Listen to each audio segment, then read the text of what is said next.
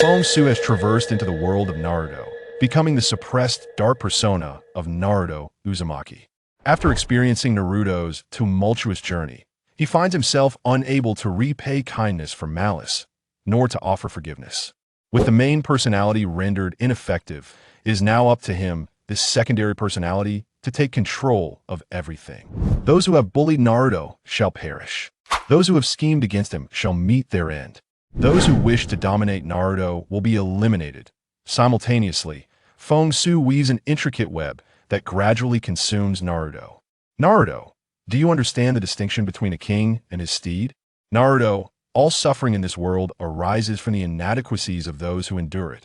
Naruto, you are incapable of safeguarding anything. Your existence only brings ruin to those around you. Thus, I shall seize your body. Chapter 1. The Dark Persona System. Ding! Congratulations, host, on your successful traversal. Searching for the chosen one of this realm for possession. Warning! Warning! Host's soul strength is insufficient. Possession failed. System intervention initiated. Intervention successful.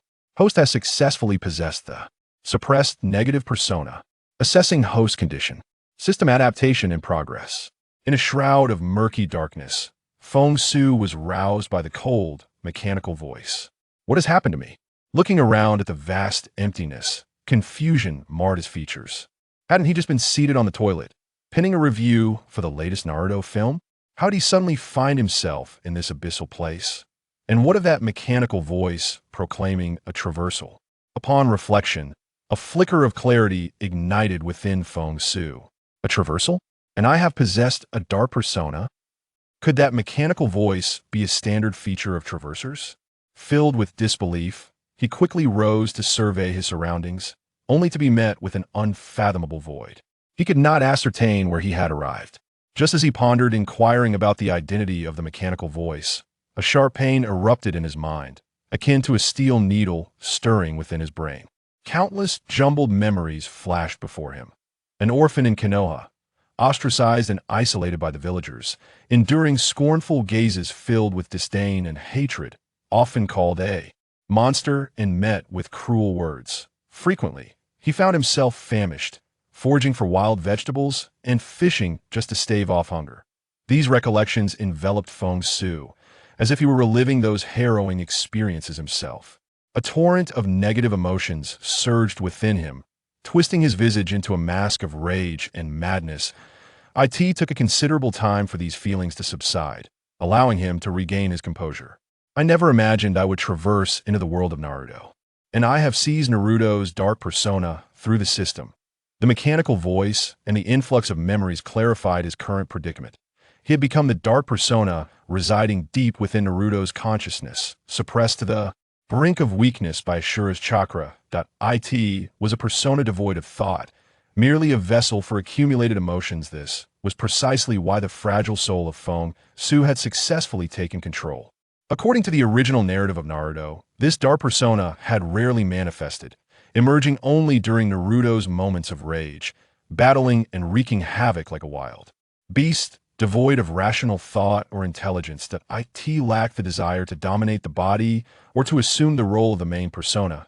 It was merely a puppet governed by extreme negative emotions, compounded by the optimistic main persona and the dual suppression of Ashura's chakra. Thus, it had been relegated to the deepest recesses of consciousness, with no opportunity for emergence. However, the situation had now changed. That thoughtless dark persona was no more.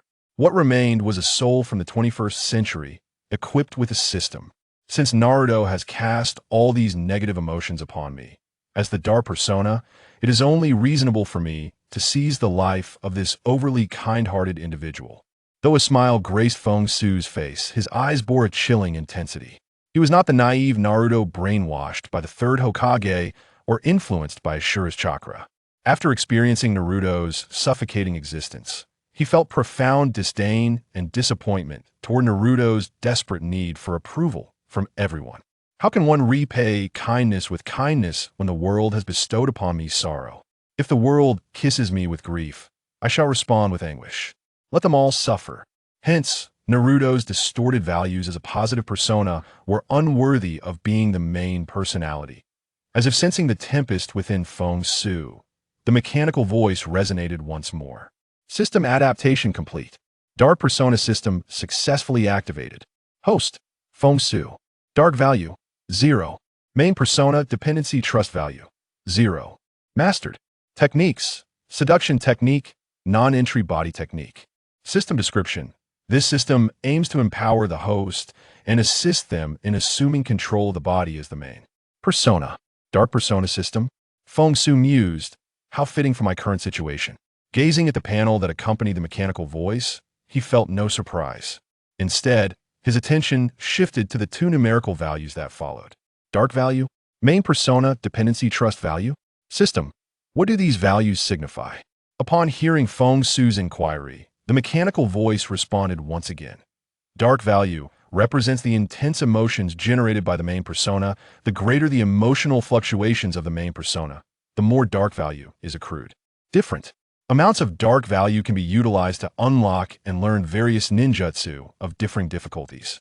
Main persona dependency trust value reflects the total degree of reliance and trust the main persona has in the host. The higher the value, the shallower the host's consciousness depth, resulting in a stronger grasp over the body. Note: upon reaching 10, the host can converse with the main persona without requiring significant emotional fluctuations. At 20, the host can hear external sounds within the consciousness space. At 30, they can perceive external visuals. At 50, the host can actively switch personalities, although this may provoke resistance from the main persona, leading to a decrease in trust. At 80, the host will become the main persona, while the main persona will transition to a secondary role. At 100, the host will become the sole persona, with the secondary persona either vanishing completely or opting for separation. Note: the host can master all abilities of the main persona without dependency, and the host's abilities will not be shared with other personas without consent. The system's explanations perfectly aligned with the preceding context, leading Feng Xu to comprehend the implications of these two values. One serves to augment strength, while the other aids him in becoming the main persona. As for the final note, Feng Xu could only remark, the system is truly remarkable. The system, basking in praise, responded in its mechanical tone. Everything is for the service of the host. Just as Feng Xu prepared to inquire further, a tidal wave of negative emotions surged forth, engulfing him in an abyss of unbridled rage and murderous intent. Simultaneously, the dark value on the system panel began to fluctuate rapidly. Dark value 10. Dark value 5. Dark value 20. When the dark value reached 120, the tempest of negative emotions that had swept through Feng Xu's psyche finally receded. He took a moment to catch his breath, brow furrowed in contemplation. Could it be that just now was Naruto's first bout of rage, the moment he unleashed the shadow clone technique upon Mizuki? That can't be right. If that were the case, the ability panel should have revealed a new technique shadow clone. Before Feng Xu could ponder further, the previously dark surroundings began to illuminate rapidly, as if he were surfacing from the depths of an inky ocean. Before him appeared a solitary figure, donning goggles and seated on a swing, cradling his head in despair. That is Naruto. Chapter 2. The First Dialogue. Outside the Konoha Ninja Academy, Naruto sat on the swing, his small frame cast in shadow under the setting sun, emanating an aura of solitude and melancholy. His shadow stretched long on the ground, while in the distance, students and parents dispersed, returning home. Despite their considerable distance, Naruto could still hear the hushed whispers. Don't get too close to that monster at school. Graduation is approaching, yet that monster still hasn't dropped out. I just wish that monster would disappear. I heard that monster defaced the Hokage rock this afternoon. It's disgusting and vile. Such mutterings and curses weighed heavily on Naruto, causing him to bury his head deeper in despair. His expression was a tumult of anguish, confusion, and bewilderment. He couldn't fathom what he had done to elicit such disdain and isolation from everyone since childhood. Even those who insulted him did so from a distance, unwilling to acknowledge any connection. However, this wave of emotion was fleeting, soon submerged deep within his heart, as if an unseen presence was silently enduring the pain on his behalf, allowing him to rise above the waves of despair and face life with optimistic vigor. With this thought, Naruto quickly transformed from his earlier despondency to a vibrant enthusiasm. The sadness and pain sank into the depths of his being. Clenching his fist, he gazed resolutely at the retreating figures in the distance and shouted, "I will definitely become Hokage. And then, all of you will recognize me." Alas, the crowd had long since vanished, leaving no one to respond to his declaration. Suddenly, a thought struck him, and he turned his gaze towards the school entrance. "Where's Iruka Sensei? Didn't he say he would punish me by making me clean the Hokage rock? Could it be that my use of the transformation jutsu this afternoon angered him?" Tomorrow marked the graduation exam for their class of Genin, prompting Iruka to conduct a pre-exam ninjutsu assessment. Naruto, whose transformation skills were abysmal, had resorted to the transformation jutsu in a bid to deceive his instructor, resulting in Iruka's nosebleed and his inability to stand upright for a considerable time. "Not that I mind. If he doesn't come, I don't want to explain myself to the cleaning crew." Though Naruto voiced this sentiment, the disappointment on his face was unmistakable.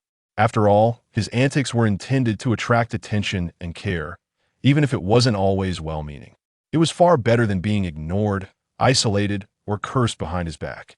In the recesses of Naruto's mind, Feng Xu observed him with a furrowed brow. "Simply being cursed by the villagers has temporarily released me from the depths of consciousness?" Feng Xu had anticipated that he would only be freed when Naruto experienced a more intense emotional upheaval. To his surprise, even minor negative emotions sufficed. If that's the case, Feng Xu called out to the surrounding void system, "I wish to switch personalities." Switching personality. Ding. Host's negative emotions are insufficient. Personality switch failed. Indeed, it seems impossible. Feng Xu felt no disappointment at the failure. It appeared he had merely gained a temporary perspective and the ability to converse with Naruto. Speaking of dialogue, Feng Xu turned his attention back to Naruto. Punished by Iruka for defacing the Hokage rock and using transformation jutsu, Naruto had never engaged in such behavior before, and given his use of the transformation jutsu on Iruka, Feng Xu could ascertain the current timeline. This must be just as the original plot begins. Tomorrow night is when Naruto attempts to steal the Forbidden Scroll and experiences his first transformation. The furrow in Feng Xu's brow relaxed, replaced by a faint smile. The timing was impeccable, not too early to wait indefinitely, nor too late to miss a crucial opportunity. At this moment, Naruto had yet to forge many trustworthy friendships, presenting Feng Xu with an opportune moment to intervene. Moreover, Naruto is me, and I am Naruto. If he cannot trust or rely on me, then who else can he turn to? Stowing away his smile, Feng Xu resolved not to squander further time. Naruto's emotions were stabilizing, and it would not be long before he submerged back into the depths of consciousness. Thus, Feng Xu needed to reveal his existence to Naruto, ensuring he understood he was not alone and that those negative emotions had a source. With Naruto's innate kindness, he would undoubtedly feel a pang of guilt upon learning the truth. With such guilt, Feng Xu should have no trouble gaining the upper hand in their discourse. With this in mind, Feng Xu reached out to touch the Naruto before him, calling out, "Naruto Uzumaki." Outside, as Naruto prepared to leave, a voice suddenly echoed in his mind, calling his name. It felt eerily familiar. He halted mid-step, glancing around in confusion. Who is calling me? The moment the words left his mouth, a look of bewilderment crossed his face. The voice was identical to his own. Even the volume was the same, as if he had called his name and heard it in return. Startled by this thought, Naruto shook his head vigorously, attempting to dispel the chilling notion. Yet the more he tried to cast it aside, the more it rooted itself in his mind. Finally, he whispered his name in an attempt to compare. "Naruto Uzumaki." Before he could make the comparison, the voice echoed again. "Yes, it's me." Upon hearing the reply, Naruto's expression shifted from confusion to sheer terror, culminating in a deafening scream and a frenzied dash. "Ah, there's a ghost!" Feng Xu sighed, watching Naruto flee in tears. "I'm not a ghost, I'm in your head. I am you, I am Naruto Uzumaki. In my head." Naruto's expression grew even more horrified, his screams rising several decibels. "Help! Grandpa Third! Uncle Iruka! I'm possessed by a ghost." Feng Xu sighed, "Forget it. You'll have to experience this for yourself." Having lost interest in further conversation with the frightened Naruto, Feng Xu opened his permissions and transmitted a portion of his memories. Outside, Naruto's steps halted abruptly as a torrent of negative emotions and painful memories surged forth, enveloping him entirely, distorting his face into a mask of madness. His eyes brimmed with boundless resentment. These memories and emotions surged in swiftly, only to dissipate just as quickly in less than the span of a breath. Naruto returned to his normal state. The anguish and darkness were once again relegated back to the realm of emptiness. Chapter 3. The initial acquisition of trust. The voice of Feng Xu echoed once more. I am the persona that bears the burden of these painful memories on your behalf. Do you comprehend now? Due to the weight of those emotions and memories, Feng Xu's tone was as chilling as a winter gale, evoking an unsettling sensation. This demeanor was one that Naruto had witnessed countless times in others, causing his expression to darken as he gasped for breath. I understand. And I am truly sorry. He had long sensed a presence aiding him in shouldering those memories and emotions. Thus, the notion of possessing another persona became swiftly acceptable to Naruto. Upon this realization, a wave of guilt and remorse washed over his features. I will no longer allow you to endure this alone. I will help you bear this pain. How do you intend to assist? Feng Xu interjected with a cold laugh, interrupting Naruto's words. You wish for me to become the primary persona while you take on the secondary role to endure these burdens? Upon hearing Feng Xu's retort, Naruto fell silent, contemplating the memories that had just been transmitted to him. It was indeed necessary for one persona to endure those torturous memories. The very thought of having to endure such dark and abyssal torment day and night made Naruto hesitate. Furthermore, he was reluctant to relinquish control of his body to Feng Xu, who radiated an aura of resentment and fury aimed at annihilating everything. Although he had experienced similar emotions in the past, this realization plunged Naruto deeper into silence and guilt. Had he not harbored such feelings, perhaps the second persona in his mind would not have conceived such destructive thoughts. Perhaps he could lend his body to the second persona for a limited time? Yet, would he be able to reclaim it afterward? Would he have to continuously suffer the torment of those memories during that time? Naruto's emotions were in turmoil, grappling with the sudden emergence of this persona, a blend of joy and trepidation, unsure of how to navigate this situation. Feng Xu, perceiving Naruto's inner conflict with clarity, found satisfaction in his guilt. He possessed a system that could restrict his own permissions, while Naruto did not. This made it easier to manipulate the situation. He aimed to elucidate Naruto's concerns one by one, dispelling them in order to gain preliminary trust. Subsequently, he would devise a strategy to elevate Naruto's trust and reliance to a level of 10, sufficient for continuous dialogue. With this in mind, Feng Xu's icy demeanor softened slightly. Naruto, I harbor no intention of contesting for control of your body. Do you recall my earlier words? I am you, and you are me. We are the opposite facets of the same entity, a mutually beneficial partnership. Our mutual distrust and lack of reliance will only lead to suffering for this body. Cooperation will ensure a better existence for us both, allowing me to endure less hardship. Moreover, you are the primary persona, even if I temporarily govern the body. You can reclaim control at any moment. The primary reason for my existence is to bear those memories and emotions. Every word Feng Xu uttered rang with undeniable truth. Though he had withheld some of his truths, he currently had no intention of seizing control of the body. He merely sought to collaborate with Naruto to earn his trust and reliance, with any potential for takeover to come later.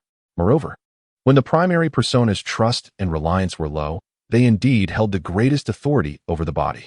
Even in moments of emotional upheaval, they could reclaim control at will. The ultimate reason for his emergence was simpler still. He was birthed from the Azura chakra, forcibly guiding Naruto onto the path of the destined child. Those suppressed emotions and memories inevitably gave rise to a new consciousness. Occupying this new consciousness, Feng Xu was, of course, that very consciousness itself. As Feng Xu spoke, he activated some permissions, allowing Naruto to sense the veracity of his words. Instantly, the shadows of doubt and unease lifted from Naruto's countenance, replaced with joy and excitement. So that's it. Then we shall be friends from now on. I will even let you out to play, as long as you do not harm others. As Naruto expressed this sentiment, the system sent a notification. Primary persona trust and reliance value. 21. Surprised by this sudden escalation, Feng Xu noted that the previously dimming consciousness space had regained its luminosity, and the subtle oppressive force had dissipated significantly. Tip: The initial acquisition of trust is both simple and inflated, and it can easily diminish. For instance, if the host undertakes actions contrary to the primary persona's wishes, the value may plummet to 0 in an instant. Furthermore, the host requires not only trust but also reliance on the primary persona. If only trust is sought to accumulate to 100, it will be a lengthy and likely unattainable process. Feng Xu understood the system's message clearly. It indicated that while the initial trust and reliance should be enhanced, they were prone to decline. Additionally, one must not focus solely on one aspect. Both must be nurtured. Accumulating trust and reliance to 100 individually would be challenging, but together, it could be achieved more easily. What do you mean by 21? Naruto 2. What are you talking about? Although Feng Xu's exclamation had been quiet, Naruto heard it distinctly, as it resonated within his mind. I am calculating certain advantageous matters for us, and it has reached 21. Also, do not refer to me as Naruto 2. I have chosen a new name for myself, Uzumaki Feng Xu. Feng Xu had initially intended to refrain from intervening in the unfolding narrative. However, given that trust and reliance are better cultivated with fewer subjects, he needed to devise a method to displace Iruka. Like the wind, ephemeral? Naruto nodded, adopting a demeanor of maturity. You truly are another me, so cultured and intelligent. After this praise, he immediately pivoted back to the matter of the 21.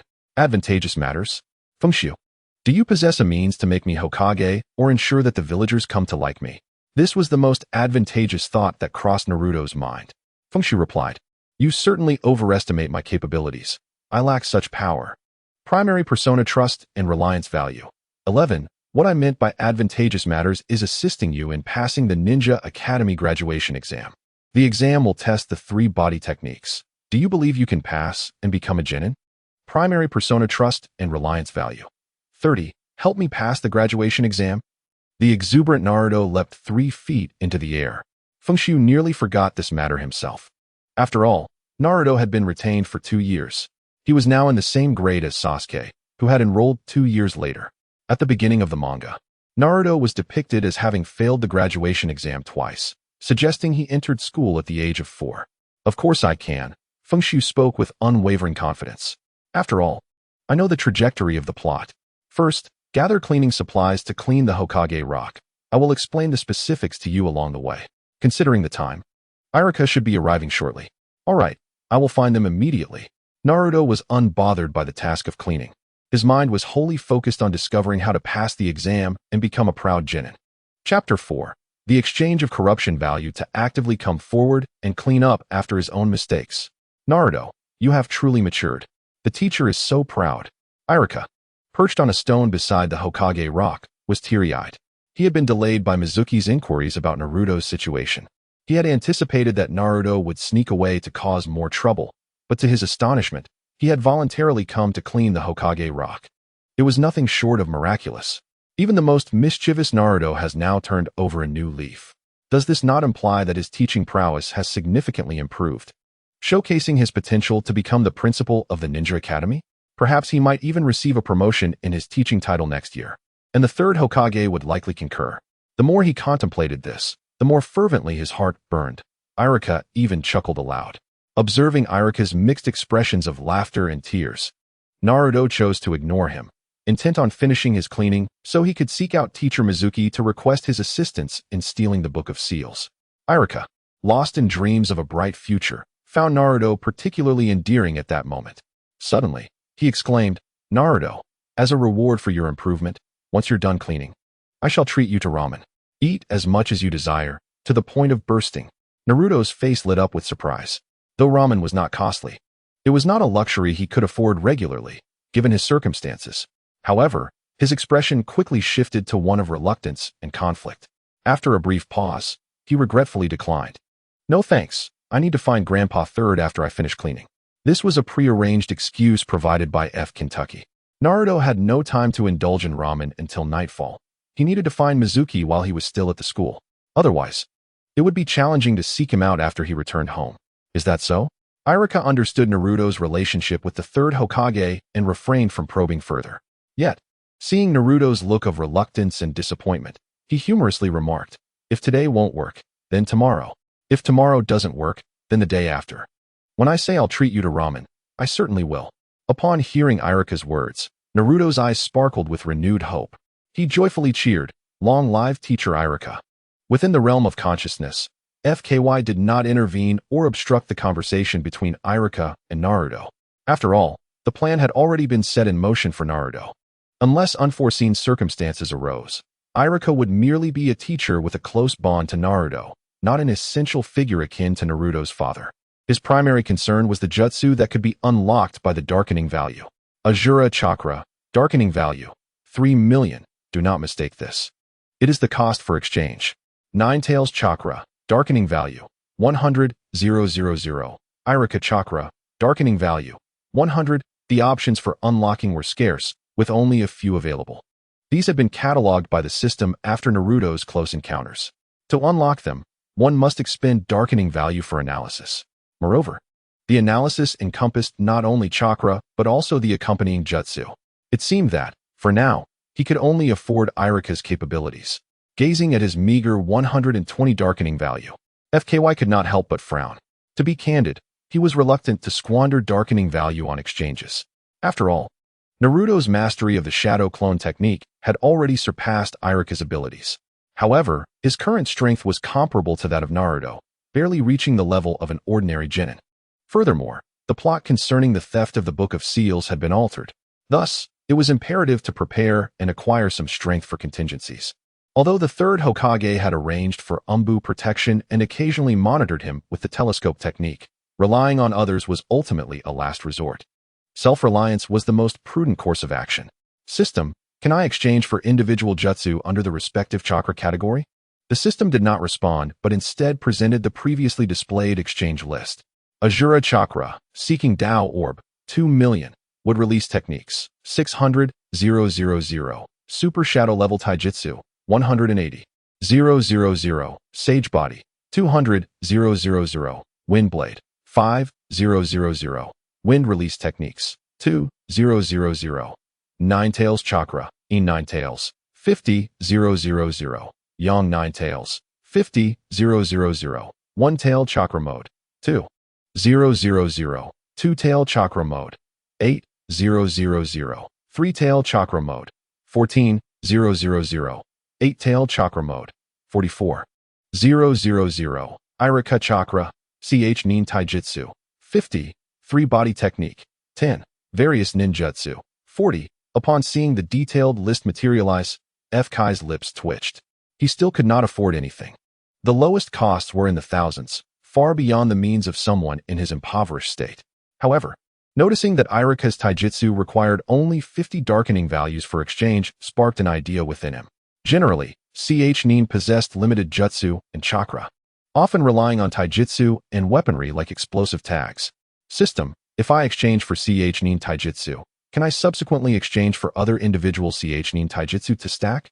Host can stack the power of the same technique from different individuals. For example, continuously accumulating exchanges of CH Nin taijutsu can elevate it to Jonin taijutsu. However, the cost will be significantly higher than directly exchanging for Jonin taijutsu. I hope the host will decide judiciously. To FK's delight, it was indeed possible to stack power.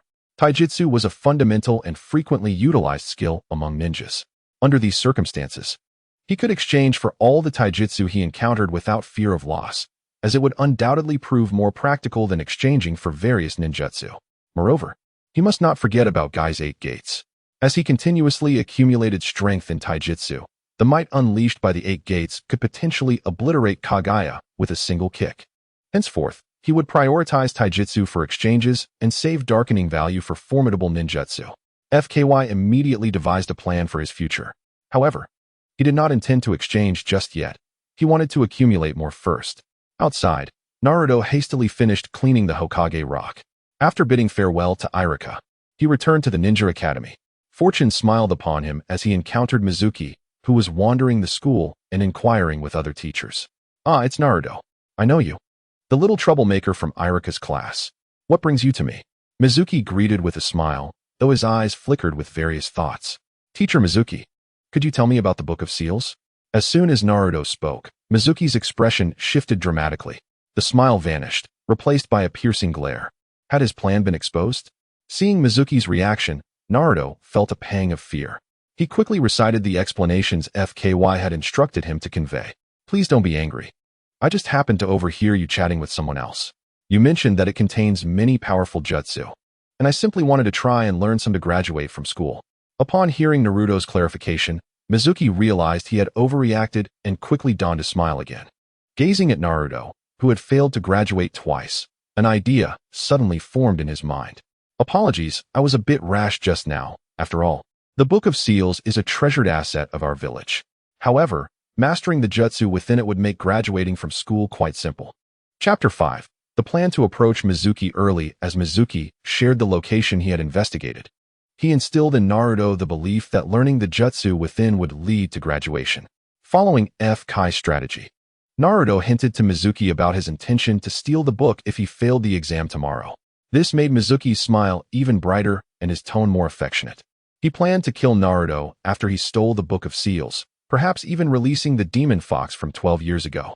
At that point, no one would have time to pay attention to him, allowing him to escape unscathed with the book in hand. Meanwhile, within the Hokage's office in the heart of Konoha, Sarutobi Hiruzen puffed on his pipe, his gaze dark and brooding as he stared at the crystal ball on his desk.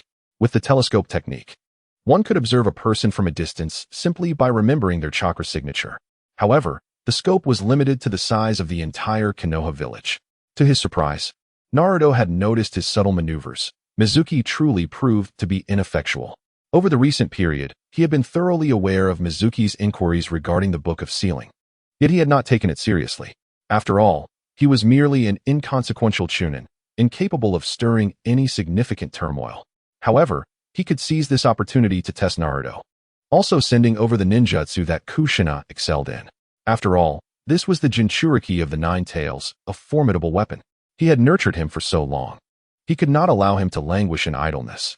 Furthermore, as Naruto's beloved grandfather, withholding any punishment would only serve to convey his affection more clearly. In the shadows behind Sarutobi Hiruzen, the direct members of the Hokage's Anbu observed as Hiruzen gazed intently at the crystal ball. One of them cautiously inquired, "Hokage-sama, shall we eliminate him?" Konoha was akin to a grand tree, and when its branches began to falter, they naturally required pruning. Sarutobi Hiruzen set down his pipe and shook his head. "No, just keep the Anbu on watch. Also, summon someone to procure a blank scroll for me." He intended to create a counterfeit Book of Sealing, simply inscribing it with the multiple shadow clone technique. Given Naruto's Uzumaki lineage and chakra capacity, he would undoubtedly learn it as effortlessly as his mother had. Upon receiving the command, the Anbu member acknowledged and vanished in an instant. Separating from Mizuki, Naruto swiftly traversed the rooftops, each step resonating with a thunderous echo, accompanied by his gleeful laughter. This commotion incited the ire of the villagers below, who erupted in vitriolic curses, especially upon realizing that the mischief maker was Naruto. Their vitriol only intensified. It was not until Naruto returned home that the cacophony of insults ceased. Upon entering his abode, Naruto sprawled onto his bed, the smile abruptly fading from his face. "Feng Xu, when shall we depart tonight?" Indeed, the notion of stealing tomorrow is merely a ruse to deceive Mizuki. This way, Irika cannot involve himself. Moreover, I am certain that the conversation between you and Mizuki was overheard by the third Hokage. Prompting you to act tonight is an attempt to ascertain the true Book of Sealing. After all, Flying Thunder God and techniques such as Impure World Reincarnation and Reaper Death Seal are highly coveted. There's no hurry. Let us continue to roam outside, cause a little mischief, and then steal that Book of Sealing. Hearing Feng Xu's words, Naruto's face contorted in confusion and resistance. Didn't we just create a ruckus on our way back? I do not wish to endure further insults, which are both unpleasant and disheartening.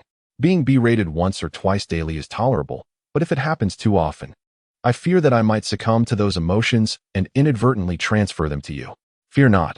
One must face such matters with positivity. It is precisely because you are berated less that you are affected. The more you are scolded, the less sensitive you will become. Having just accumulated 200 dark value points on the way back, Feng Xu was determined not to let this opportunity slip. Perhaps with a few more rounds, he could amass 2,000 and directly exchange them for a tailed beast chakra mode. As for the original 9 tails within Naruto, Feng Xu had no intention of meddling. He was not the primary persona, and should the 9 tails retaliate against his soul, the protections of Minato and Kushina's chakra were not guaranteed. Alright, you make valid points. I will set off after I finish this bowl of instant noodles. With that, Naruto grabbed the instant noodles from the table and began to boil water. Simultaneously, he retrieved half a carton of milk from the fridge. Through Naruto's perspective, Feng Xu could clearly see that all those items had long since passed their expiration dates. Cursed, ignorant villagers. They only know how to vent their frustrations on innocent children. And as for the third Hokage and Danzo, I shall settle this score with you both in due time. Feng Xu vividly recalled the memories of stomach aches or diarrhea after consuming expired items. He promptly intervened. Do not eat expired food. This body belongs to me as well. You have money, so go treat yourself to Ichiraku ramen. Naruto hesitated, but the funds are limited. I still have half a month to sustain myself. Moreover, not all of these items are necessarily spoiled. I've eaten them many times without issue.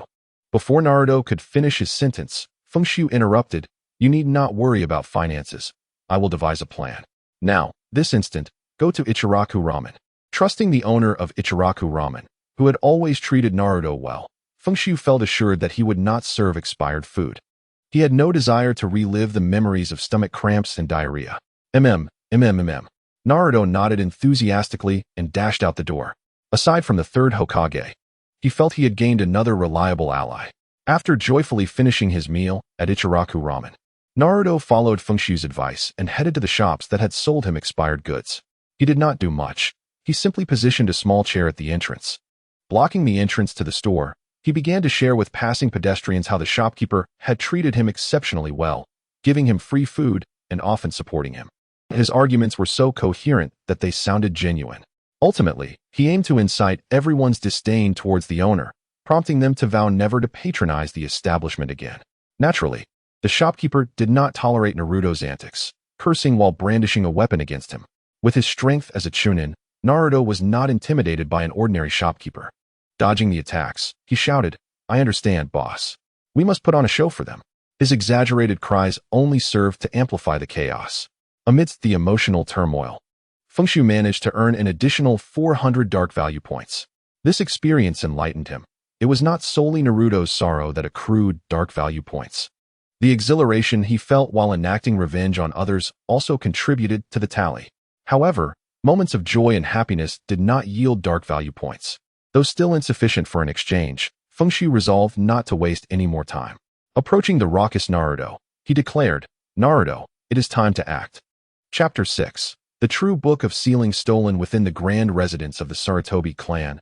Sarutobi Hiruzen observed the crystal ball with keen interest. This Naruto boy is indeed quite fascinating. He is rather impressive. Such commotion had left the shopkeeper tongue-tied, and it seemed he would struggle to conduct business in the future. Hiruzen held a high regard for Naruto's actions. He was also aware that this establishment had frequently sold expired food to Naruto, thus they were not entirely innocent. Sigh. If Asuma possessed even a fraction of Naruto's cunning, how much easier my life would be. Reflecting on his son, who had chosen to be a guardian of the 12 ninja guardians, Hiruzen couldn't help but sigh.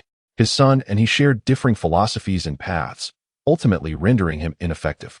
Therefore, he must be more attentive to his grandson Kinomaru, encouraging him to forge a closer bond with Naruto and learn from his clever tactics. As he pondered this, the scene in the crystal ball shifted once more, revealing Naruto's next move. This is my home. The Sarutobi estate was not far from the commercial district. Positioned in a prime area within Konoha, over the years, Hiruzen had secured numerous advantages for his family, maintaining a low profile compared to the Hyuga clan. Nevertheless, their hidden comprehensive strength had far surpassed many others. It could be said that the true first clan of Konoha is not an exaggeration. Did it not imply that the theft would occur tomorrow? Good gracious. This young lad has discerned the intentions of Mizuki and has even outwitted him. As he spoke, he utilized the telescope technique to spy on Mizuki, discovering him lying on his bed, foolishly grinning. He seemed to be fantasizing about a life of grandeur following his mastery of the sealing techniques. What a fool. It is no wonder he thinks he can exploit an ungraduated genin. With a disdainful and contemptuous expression, Sarutobi Hiruzen instructed the shadows beside him to find a way to alert Mizuki, ensuring he understands that Naruto has begun to act. He still requires Mizuki to test Naruto, probing the seal of the nine tails within him, to see if he can safely release Naruto for use. In the darkness, a white Tengu mask briefly appeared before vanishing. Sarutobi Hiruzen redirected his gaze towards the crystal ball while rolling up the partially transcribed scroll on his desk. This little rascal truly does not allow one to rest easy. I merely took a moment of respite, and yet, this preparation has become futile. Rising from his seat, he made his way out of the room. Fortunately, the shadow clone technique was recorded in the first sealing book, allowing Naruto to steal the knowledge and then have the Umbu stop him. However, I must also secure the other sealing books to prevent Naruto from mistakenly stealing the wrong one. The sealing books contain forbidden techniques, those of various levels that can significantly harm the body. There are many of these techniques, and a single scroll cannot contain them all. Furthermore, it is not that Sarutobi Hiruzen underestimates Naruto. Aside from the Uzumaki clan's Jinchuriki, who can rapidly learn the shadow clone technique, he doubts Naruto could master other techniques even with several months of practice. Sarutobi Hiruzen appeared to be in a charitable mood, though it was fortunate that Kazuki did not witness it. Otherwise, he would have wanted to retort through Naruto's mouth, calling him an unscrupulous old man who steals from his own kin while pretending to care for his juniors. Truly nauseating. What brings you to my home at this late hour? Seduction technique. Ah, after a dramatic exclamation, sounds of blood splattering and collapsing ensued. With an excited smile on his face, Naruto arrived at the bookshelf where the sealing book was stored. There it was, a large plaque labeled Sealing Techniques. I found it. Without a hint of doubt, Naruto grasped the large scroll from the grid above the plaque, slung it over his back, and dashed out of the grand residence. At that moment, Mizuki, who had just received the alert, arrived just in time to catch sight of Naruto departing with the scroll on his back. His eyes widened in rage, reaching a boiling point. That damned fox demon dared to toy with me. If Irika hadn't come to ask about you, I would have truly been deceived. The Irika Mizuki mentioned was, of course, a disguise by the Umbu, specifically to warn Mizuki. Realizing this, Mizuki rushed towards Naruto, no longer having time to notify Irika and the other ninjas as per the original plot. Moreover, fueled by anger from being toyed with by a mere child, Mizuki decided to follow him. Once they reached a secluded area, he intended to eliminate Naruto and vent his pent-up frustration. Feng Xu, where are we headed now? Home. Naruto, with the scroll on his back, was bubbling with excitement, his voice barely containing his exhilaration. Compared to this incident, his previous antics seemed like childish play. How could he practice ninjutsu at home? Let us head to the Death Forest in the northeast. It's sparsely populated. Feng Xu casually suggested a location while his eyes were glued to the list provided by the system. Shadow Clone Technique, 500. Flying Thunder God Technique, 3000. Impure World Reincarnation, Remnant 1500. Spiral Sphere, 2004 Techniques. Did I truly steal something worthwhile? Feng Xu's voice was tinged with excitement and disbelief. Although there were only 4 techniques, each was immensely powerful. Due to the lack of corresponding chakra, the required blackening value was significantly reduced. However, this was not a concern. The Uzumaki clan's chakra was abundant. Even if it wasn't enough, there was still half of the Nine Tails chakra. In actuality, chakra was a minor issue. The main challenge lay in the difficulty of learning these techniques. Were it not for Feng Xu having a system that allows for direct learning, he would never have considered attempting to learn the techniques from the sealing book. Yet, the blackening value at hand was still insufficient, tantalizingly out of reach. Feng Xu felt as if he was in a treasure trove, but returning empty-handed, guarding a mountain of gold without the means to spend it. He hoped Mizuki would be more cooperative soon, providing him with ample blackening value. Even if it wasn't enough to redeem the Flying Thunder God technique, obtaining a tailed chakra mode would suffice. Mizuki was merely a test for Naruto. Feng Xu had complete faith that Mizuki would find a way to deal with the third Hokage. Outside, as Naruto entered the Death Forest, he eagerly searched for a place to sit. He opened the sealing book and began examining its contents. Shadow Clone Technique, Flying Thunder God Technique, Impure World Reincarnation, Spiral Sphere. How difficult. The last 3 were completely incomprehensible. I'll start with the first. Once I master it, I will surely shine in tomorrow's exam, leaving Sasuke in awe. Imagining himself showcasing his skills before his friends filled Naruto with exhilaration. Even the process of learning the Shadow Clone Technique felt seamless. However, just as he was halfway through, he heard Feng Xu's urgent warning.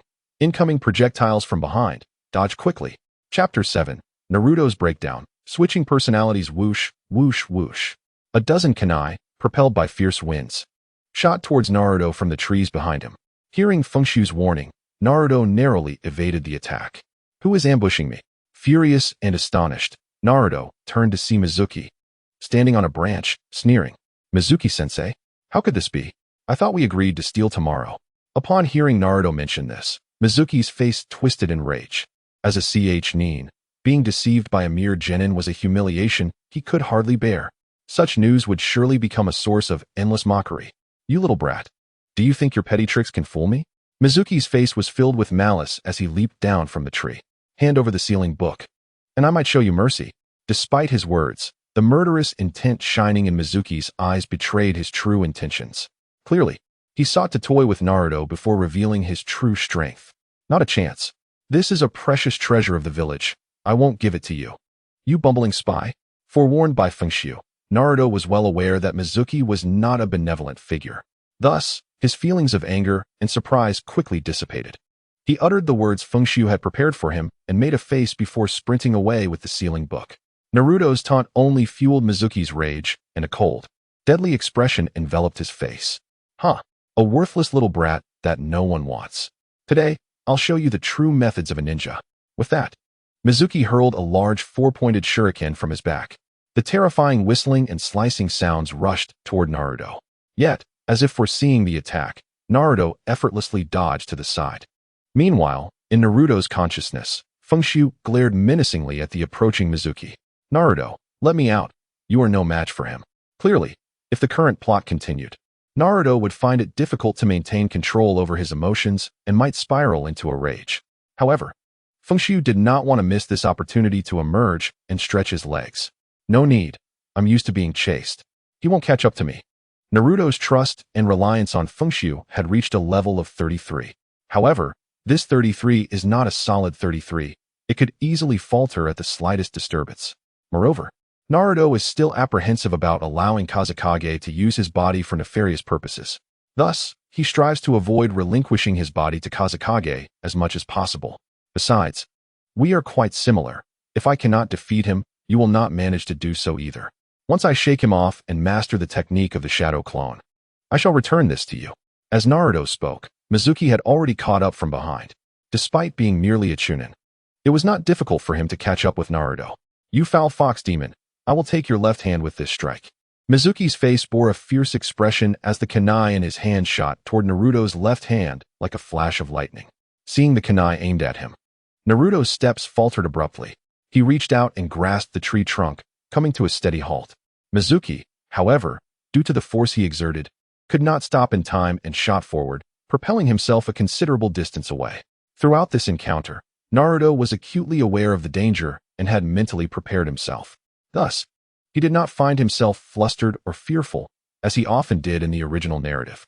Instead, he demonstrated the skills he had honed while playing pranks and evading Irika. Ha ha ha, what a big fool, a colossal donkey. Normally, it took a group of chunin to corner him, but now, with only Mizuki pursuing him, capturing him was nothing short of a delusion. Damn fox demon, repulsive fox demon. Seeing Naruto daring to mock him, Mizuki was nearly driven to fury. Fox demon, Mizuki-sensei, have you lost your mind? Unable to catch me, and now you speak nonsense? As Naruto spoke, he made a face and turned to flee. Keep coming for my tail. If you dare. This time, however, Mizuki did not grow angry. Instead, he wore a playful smile as he watched Naruto retreat. Hee Naruto. I suddenly remembered you are unaware of this matter. Do you know why I call you the repulsive fox demon, and why the villagers despise you? Mizuki's words caused Naruto's steps to falter. A wave of immense unease and fear washed over him, as if the words to follow could pierce through his very life. Oh, is it about to begin? The voice of Kazekage in the consciousness space wore a satisfied smile. Mizuki's face twisted into a sinister grin, moving like a slow, venomous serpent. It is because you are the fox demon from 12 years ago. What did you say? Naruto froze in place, his small frame trembling uncontrollably. An overwhelming sense of confusion and dread enveloped him. I am the Ninetails fox? Naruto collapsed backward, sitting on the ground with vacant eyes. He had heard of the Ninetails incident 12 years prior, where a fox demon had destroyed the village and killed many. Now he understood the disdainful gazes cast upon him. No, it cannot be. I am not a fox demon. I am Naruto Uzumaki. Mizuki, having already taken off running, wore a gleeful expression as he continued to torment Naruto. If you are not the fox demon that destroyed the village, Why does everyone loathe and despise you?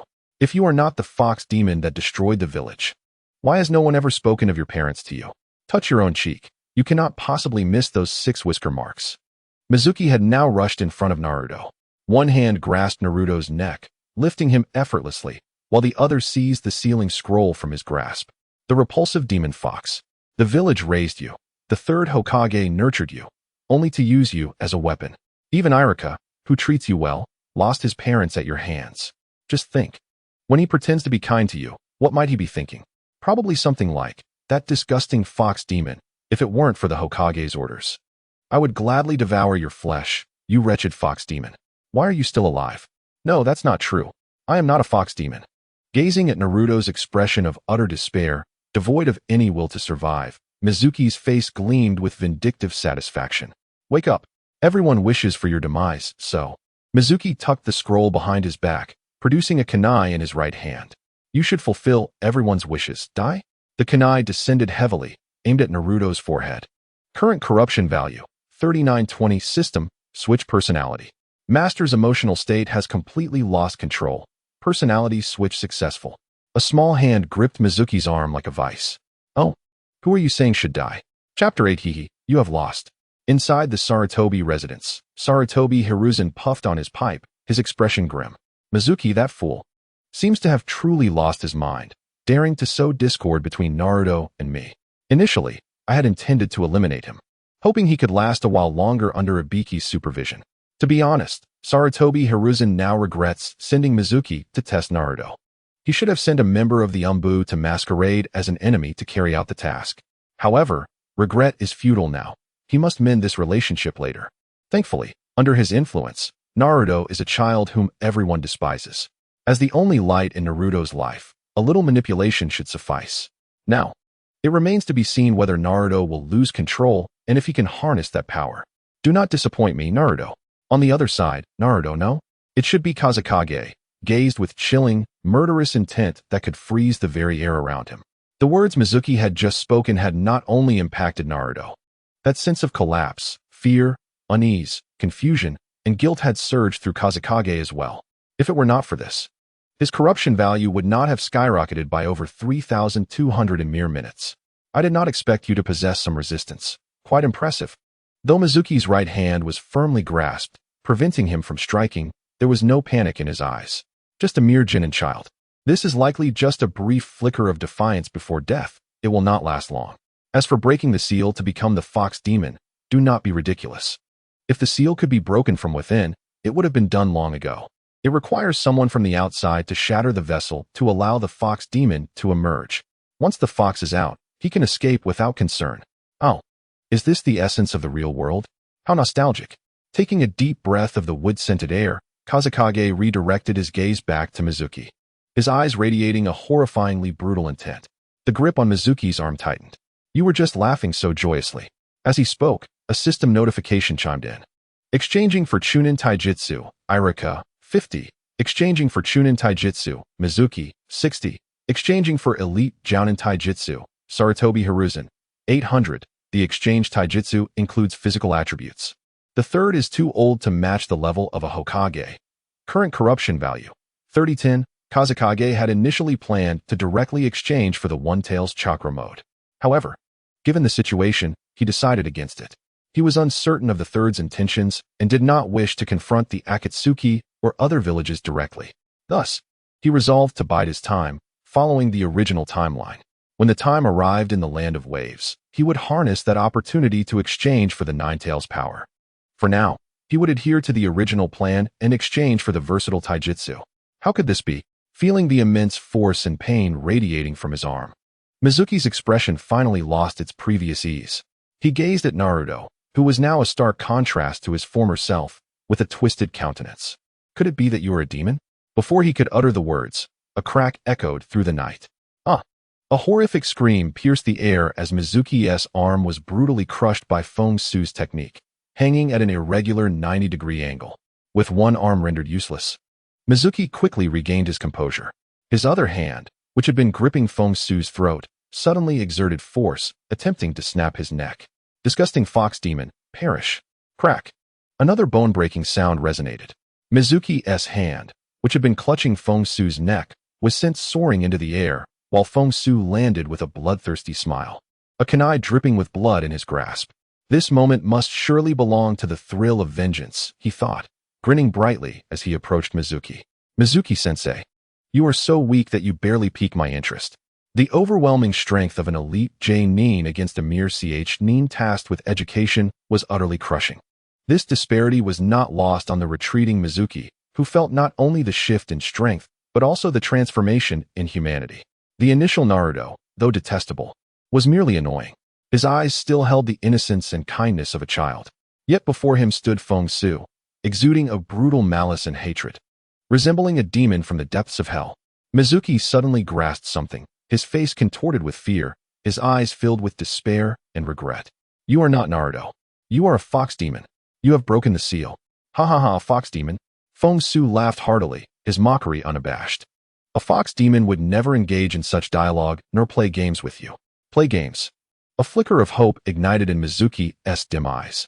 Indeed, he is not a fox demon, merely a child in need of love. I can play with you, whatever game you desire. Just spare my life.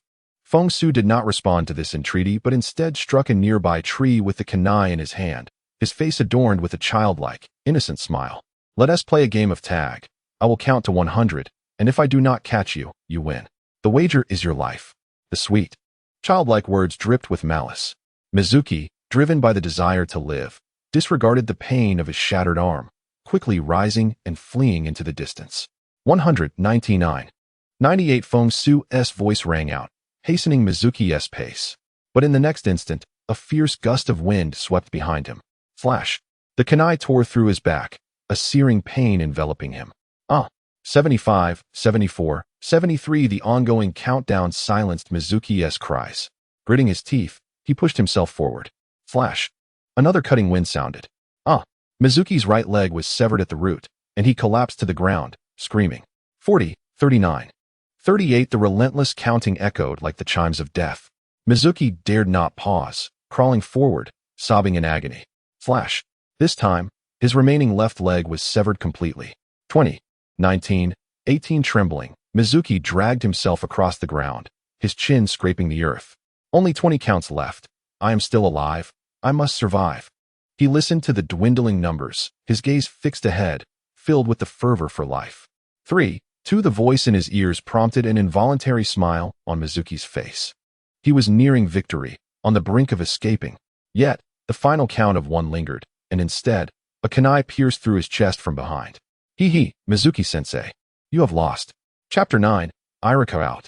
I have not lost. I am still alive. Mizuki managed to utter these words before his breath ceased. His eyes, gazing into the distance, still held a glimmer of the desire for life. The revenge against Mizuki granted Feng Xu an increase of 290 in his dark value. However, with benefits come drawbacks. In that moment, Naruto regained consciousness. He felt a rush of exhilaration at Mizuki's death, yet his inherent goodness swiftly overwhelmed that feeling. Feng Xu, you have killed. You murdered Mizuki-sensei. You promised me you wouldn't take my body to kill indiscriminately. Naruto was gripped by an unusual mix of excitement and fear. Excitement because Feng Xu's power was astonishing, overwhelming even a ch-nin teacher. Did this mean he possessed such strength too, just waiting to be unleashed? Fear arose from the horrifying scene of Feng Xu's brutal treatment of Mizuki.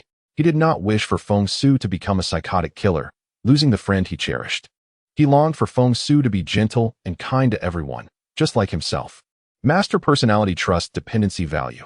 20. Feng Xu had anticipated the decline in trust dependency, but was surprised that it had not plummeted drastically, holding steady at 20. It seemed he had secured a respectable position in Naruto's heart. I did not kill indiscriminately. Mizuki, the traitor, would have been dealt with by the village regardless of my actions. After a casual explanation, Feng Xu retrieved the sealing book from Mizuki's back. Naruto reluctantly accepted this rationale. Well then, considering you saved us, I will forgive you this time. Forgive me? Feng Xu's smile faltered, and his brow slightly furrowed. However, he chose not to delve deeper into the matter, as his intentions towards Naruto were far from benevolent. Naruto remained oblivious to Feng Xu's emotional shift.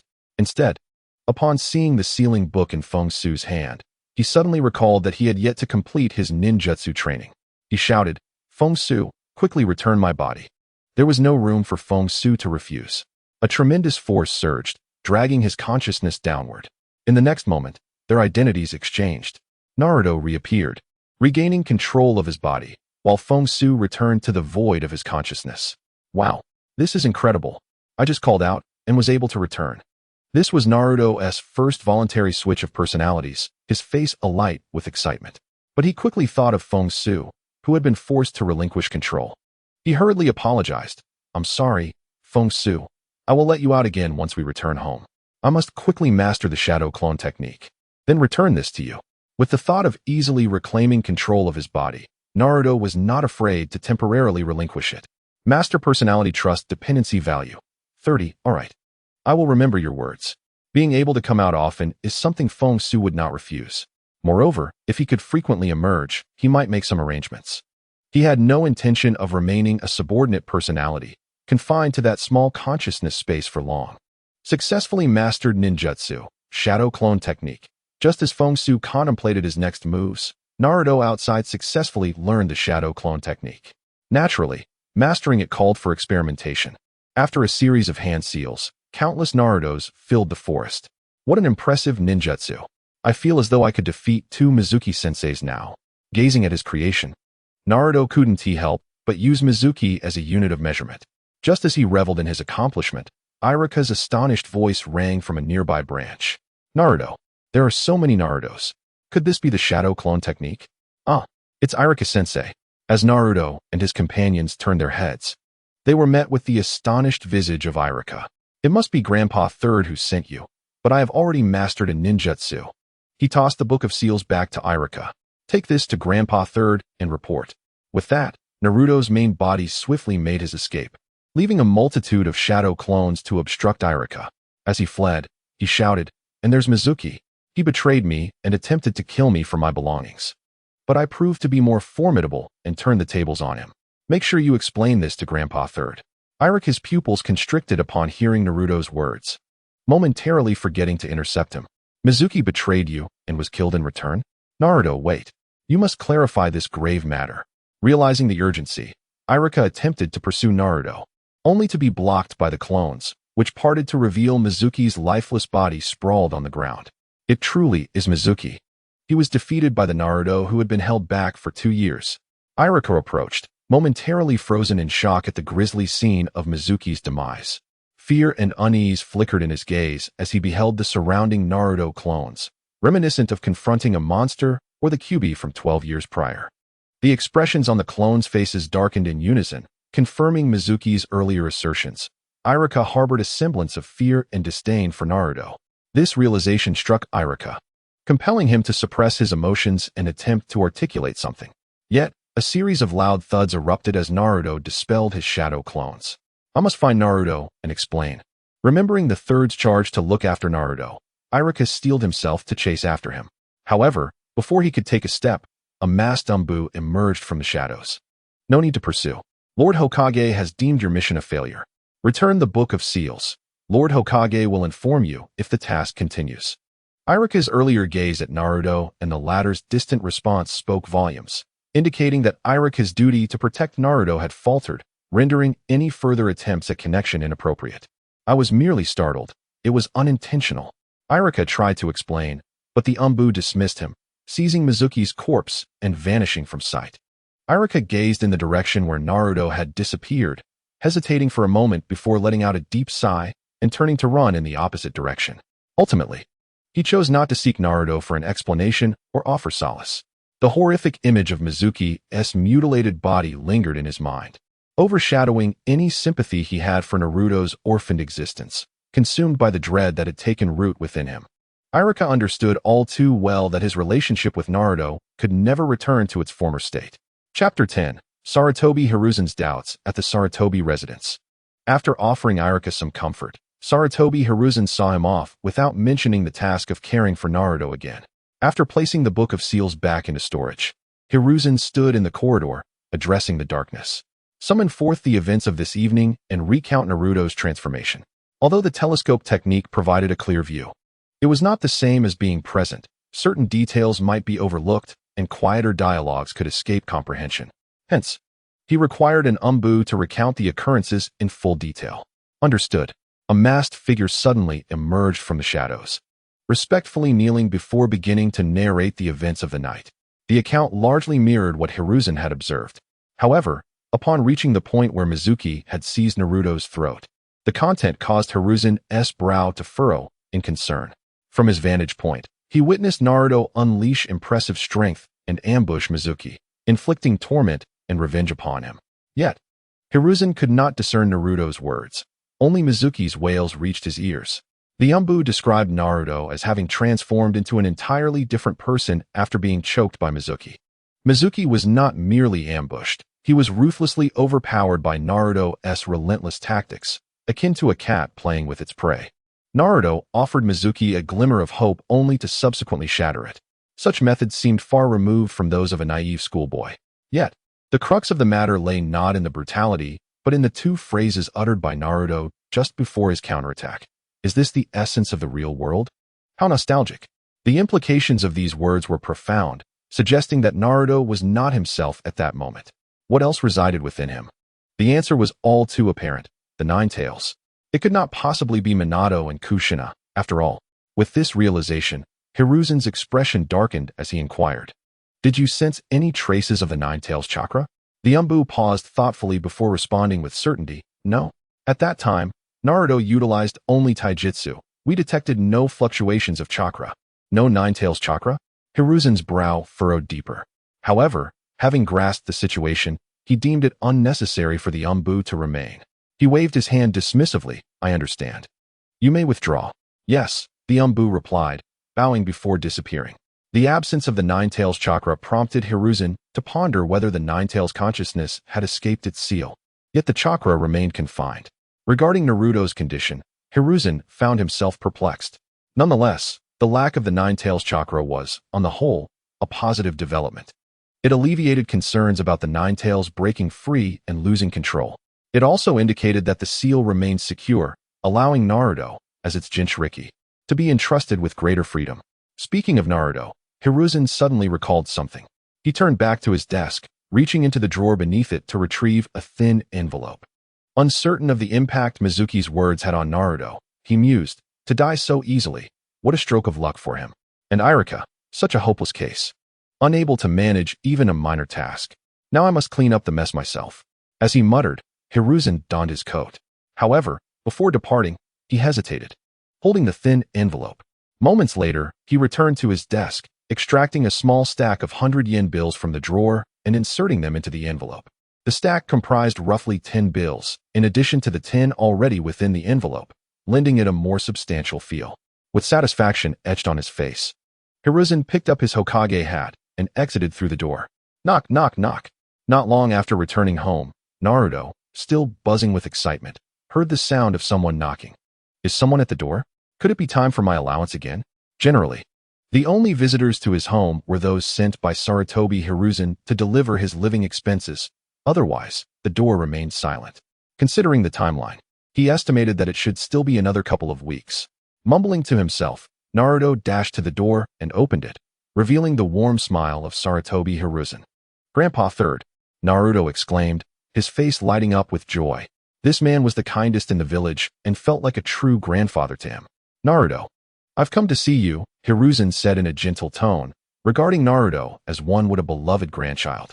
"Aren't you going to invite me in?" "Oh, of course. Please come in." Naruto quickly stepped aside, overjoyed that his beloved Grandpa Third had come to visit. It seemed that his mischievous escapade from earlier in the evening had garnered attention.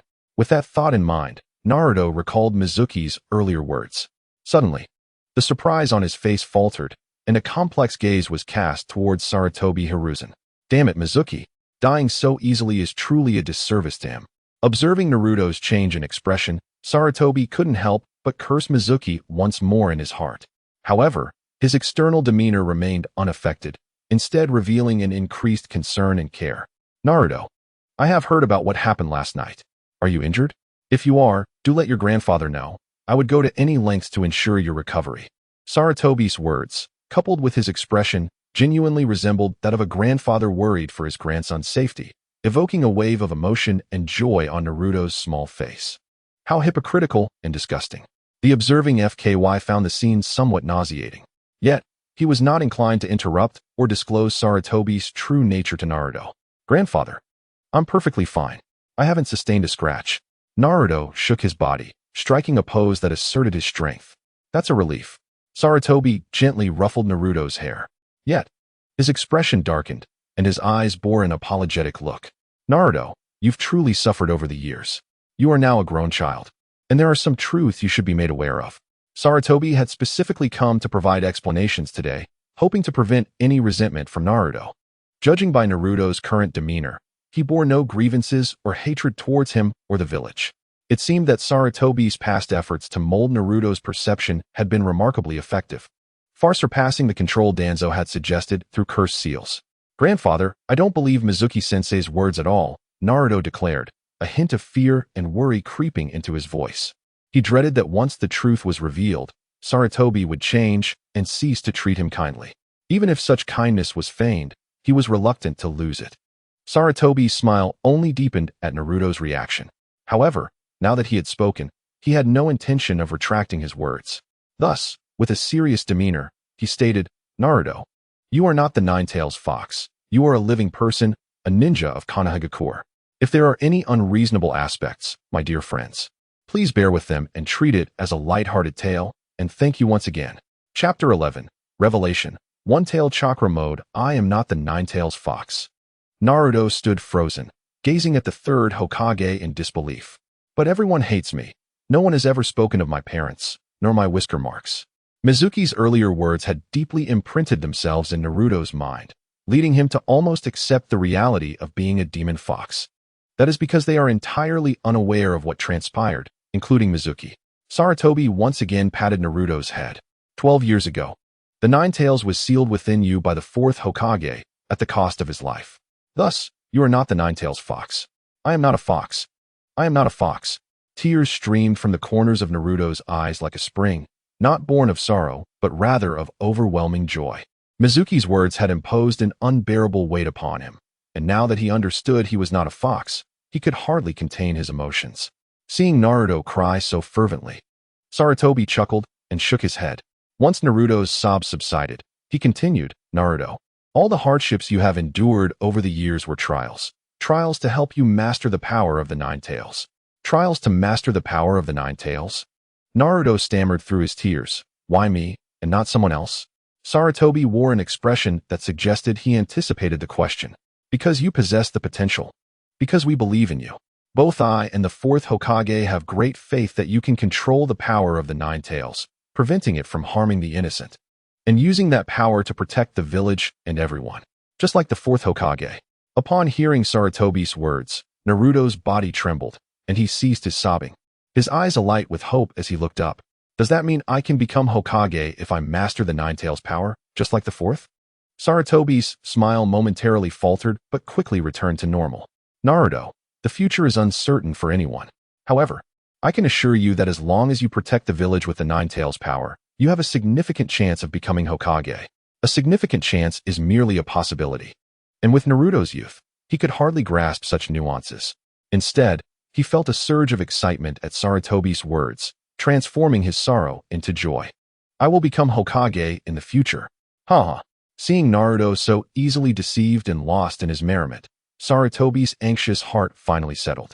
Yet, his visit was not solely to uplift Naruto's spirits. He also needed to ascertain the identity of the consciousness that had fought Mizuki within Naruto's body. "All right, Naruto. I have clarified the matter regarding the Nine-Tails. Now it is your turn to explain. Tell me, what is the entity that helped you defeat Mizuki?" Sarutobi's tone was authoritative. His eyes fixed intently on Naruto, determined not to miss a single expression. "The thing that helped me kill Mizuki," Naruto exclaimed, his face reflecting the panic of having a secret exposed. Observing Naruto's reaction, Sarutobi's heart sank. It appeared that the consciousness of the Nine-Tails had indeed broken free. With the Nine-Tails combat experience, it was plausible that it could overpower a Nin using Naruto's body. Meanwhile, Naruto was frantically imploring FKY in his mind. "FKY, what should I do now? Should I tell grandfather about your existence? Will we be seen as monsters?"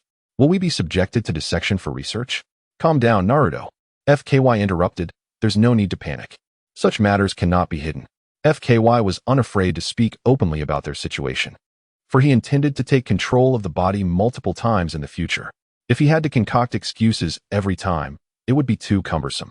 Furthermore, it was merely a case of multiple personalities, with Naruto as the primary identity. It was not a significant issue. As long as Naruto exhibited sufficient value, Sarutobi would only be pleased. As for being subjected to dissection for research, ridiculous. Would they risk damaging the Jinchuriki? You should straightforwardly share our circumstances with him. There will be no problems.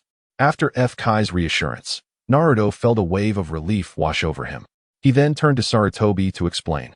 Upon hearing Naruto's account, Sarutobi was left utterly astounded. Another you, born from painful memories, strong in power and possessing a fragment of the Nine-Tails abilities, yet unable to control the body. Sarutobi's mouth gaped wider with each revelation, until it seemed he could swallow an entire fist. After the initial shock, his expression turned serious as he inquired again, Naruto, can you truly maintain control and lead the body? Naruto nodded solemnly, yes. Previously, when he was outside, I merely contemplated for a moment and regained control of my body.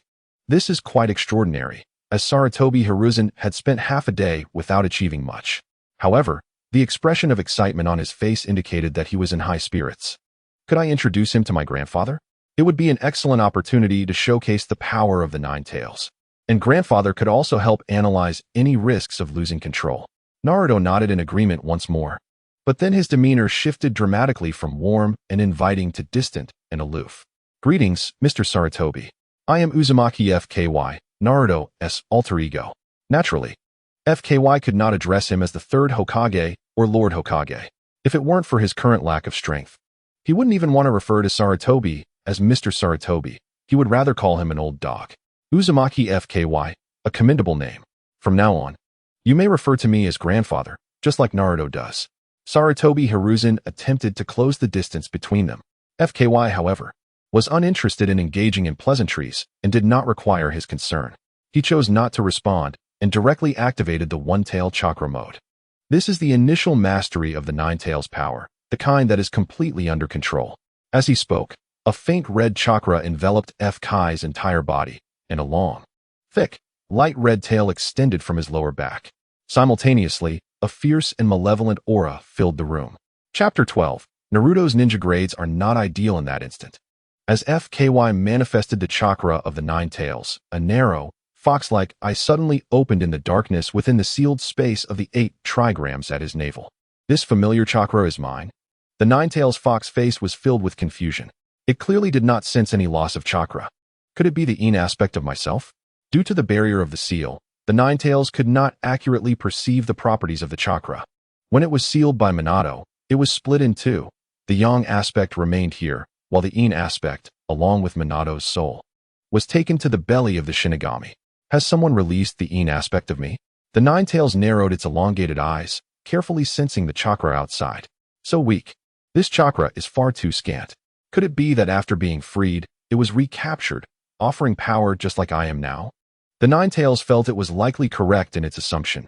Otherwise, the chakra would not be so meager, entirely devoid of the majesty of a tailed beast.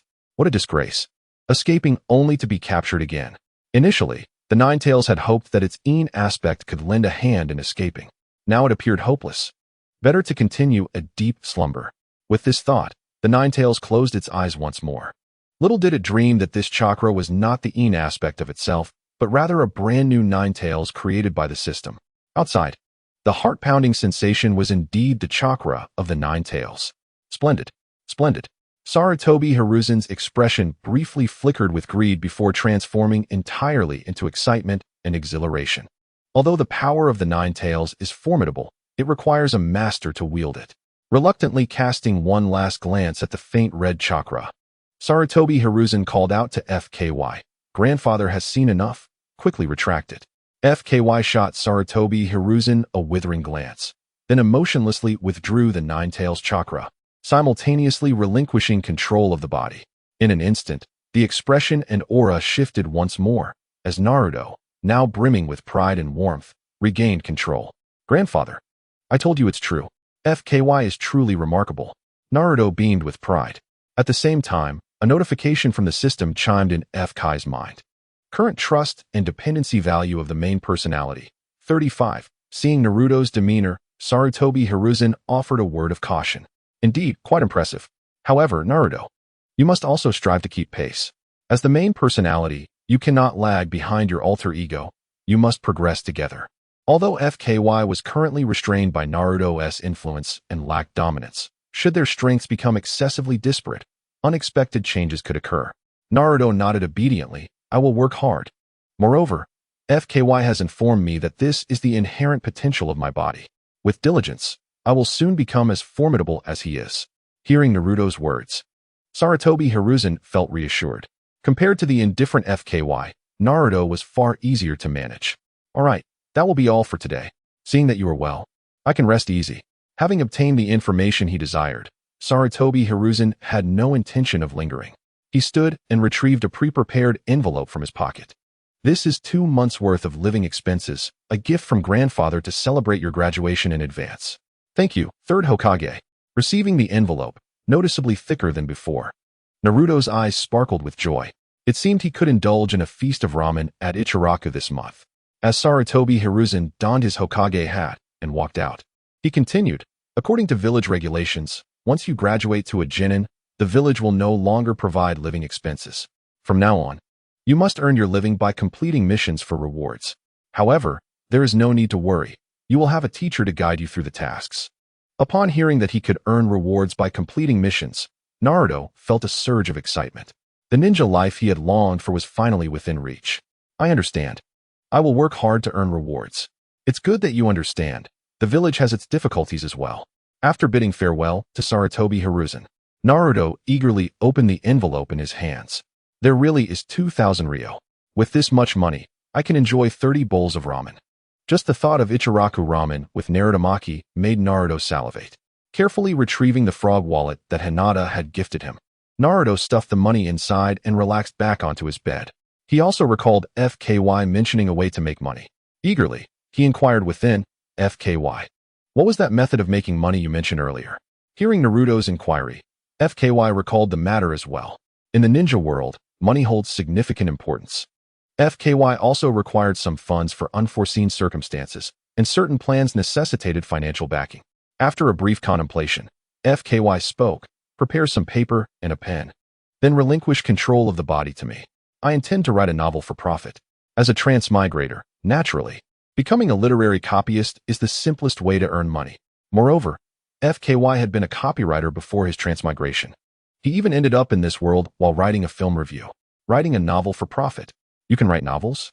Naruto's eyes widened in disbelief. He had hardly read many books. How could FKY possibly write a novel? Enough of the nonsense. Whether I can do it will be revealed in time. FKY was aware of Jiraiya's immensely popular work, Ika Paradise.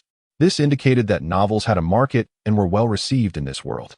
Additionally, the novel he planned to emulate belonged to the same genre, allowing him to ride the coattails of its popularity. Seeing FK's confidence, Naruto quickly retrieved paper and pen. He was eager to see what kind of story FKY could produce and was ready to mock him if necessary. Once he regained control of the body, FKY recalled the plot in his mind and began to write down the title of the novel. Young Man Abin, crossed out, Young Man Naruto. Chapter 1, The Landlady. Naruto's performance in ninja school had not been ideal. Accompanied by the sound of pencil gliding across the paper, after approximately 2 hours, FKY had composed 10 chapters totaling 20,000 words. He decided not to continue writing further, but rather to revise it later. However, Naruto, who was keenly observing, was displeased that FKY had stopped at such an exciting point. Why the delay in writing? Hurry up. I wish to see the conquest of my cousin. I wish to witness the exploits of aiming. Even the master of seduction, Naruto, has been captivated, much to Feng Xu's satisfaction. Let's discuss it after tomorrow's submission. With that, Feng Xu retreated, preparing to have Naruto seek out SHBU, the daughter of a skilled craftsman, to help deliver the novel. After all, there were only a handful of people who treated Naruto well. He had no other options. If left to deliver it himself, he would likely struggle to even cross the threshold. Chapter 13. The Examination, shocking everyone on the following morning. In the classroom of the Ninja Academy, Naruto, bearing dark circles under his eyes, languidly rested his head on the desk. The enthralling continuation of the story featuring young Aiming had kept him tossing and turning all night. Unable to sleep. Naturally, he envisioned himself as the protagonist during those restless hours. He even imagined the gentle cousin character morphing into Sakura. The mere thought of this caused a blush to rise to Naruto's cheeks, a foolish grin spreading across his face. As the sun ascended, more students entered the classroom, including Sasuke, who sat behind Naruto. Passing by, he caught sight of Naruto's foolish demeanor and sneered, "Idiot." As fellow orphans of Konoha, Naruto's antics were a disgrace to their shared plight. Upon hearing the insult, Naruto turned with a scowl, only to find Sasuke's haughty and frigid expression glaring back at him. Recalling a scene from the story, Naruto fixed a determined gaze on him and asked, "Who are you calling an idiot?" Sasuke, unimpressed that Naruto had not grasped his meaning, continued his mockery, "I'm calling you an idiot, dead last." Naruto nodded earnestly, "Indeed, the idiot is referring to me." Sasuke's expression darkened instantly. When did the dead last become so sharp-tongued? He typically left Sasuke speechless. This fool could barely articulate a sentence. A tense exchange ensued, with their glares seemingly igniting sparks. Observing the scene, Choji munched on chips, chuckling heartily, "Huh? Shikamaru, look at Naruto. He's quite amusing today." The rivalry between the top student and the underdog was commonplace, with the former typically emerging victorious. But today was different. The dead last, Naruto, had managed to retort to the top student, Sasuke, leaving him speechless. Shikamaru, his head resting in his hands, sighed in resignation. "Here we go again. Is that big-headed Haruno Sakura really that pretty?" After shaking his head, he scrutinized Naruto with curiosity. Moreover, who could say who the top student truly was? Shikamaru had heard from his father about last night's events, defeating a rogue Chunin. Naruto was not as weak as he appeared. At the very least, he had not yet mastered the ability to defeat a Chunin. Merely escaping would be commendable. Just as the atmosphere between Naruto and Sasuke grew increasingly tense, Sakura and Ino rushed into the classroom, bickering over who entered first. Behind them trailed Hinata, looking timid. She had intended to mediate the dispute, but, upon seeing Naruto confronting Sasuke, her face flushed crimson, and she quickly retreated to her seat. After exchanging a few more words, Sakura and Ino noticed the standoff between Naruto and Sasuke. They immediately ceased their quarrel and eagerly approached, praising Sasuke while reprimanding Naruto. This resulted in Naruto's growing irritation. But Sasuke's anger was even more palpable. With the others joining in the fray, the classroom erupted into chaos akin to a bustling marketplace. However, the uproar was swiftly quelled as Irika entered, accompanied by two unfamiliar Chunin teachers. "All right, everyone return to your seats. We shall commence this year's Genin graduation examination." Irika scanned the classroom, and when his gaze fell upon Naruto, a complex expression crossed his face, yet he ultimately glanced away, refraining from the usual concern. Upon hearing about the graduation examination, Naruto perked up. Finally, it was his turn to shine. He had mastered techniques that even Chunin instructors struggled with. "Sasuke, my score will undoubtedly surpass yours today." Naruto could not help but boast, only to receive Sasuke's dismissive retort, "Stop dreaming, idiot." Just as Sasuke's derisive words fell, Irika's announcement struck him like a bolt from the blue. "First up, Naruto, you are exempt from the exam for defeating a Chunin. Please come up to collect your Genin headband." The classroom erupted into uproarious disbelief. The dead last had actually vanquished a Chunin? Pinch me. I must be dreaming. Impossible. It's all a lie. Naruto must have bribed the teacher. There's a conspiracy. We demand Naruto take the exam. Sasuke's face paled, disbelief etched across his features. Seeing the incredulity in the eyes of his peers, Naruto felt a mix of anger and urgency and leaped onto a desk to fervently explain. This behavior caused Feng Xu, lurking in the shadows of his consciousness, to scowl in frustration. "Fool, explanations serve no purpose. Simply perform the shadow clone technique for them." Realizing his oversight, Naruto smacked his forehead. "Oh right, I almost forgot." With that, he swiftly formed hand seals. Shadow clone technique. In an instant, the classroom was filled with countless Narutos, even pushing Irika and the two teachers against the wall. The other students were swept away in the whirlwind of Narutos, experiencing the essence of their classmate. "You idiot. Quickly dismiss the clones. You've summoned too many," Irika shouted, veins bulging on his forehead, having witnessed the teacher's expressions darken considerably. Recognizing his blunder, Naruto hastily dispelled the clones, though a smug smile remained on his face as he surveyed his classmates. Haha, this is the advanced technique, the shadow clone technique. You all can't do this, can you? But I can. Haha. While Naruto's antics were grating, the students held their tongues, no longer questioning the alleged conspiracy. In truth, after witnessing that display, they would all have been flattened by Naruto. With the performance concluded, Naruto collected his headband and returned to his seat, while the graduation examination resumed, redirecting the focus of his peers back to their tests. Except for Sasuke, who was seething with frustration. The words advanced technique, shadow clone, defeated a Chunin pierced his heart like daggers. Coupled with Naruto's occasional smirks directed at him, Sasuke's fists clenched tightly beneath the desk, nails digging into his flesh. His expression darkened further, and when it was his turn to take the exam, he stumbled repeatedly. Had Iruka not recognized Sasuke's distress and granted him a second chance, he might have had to wait until next year to graduate.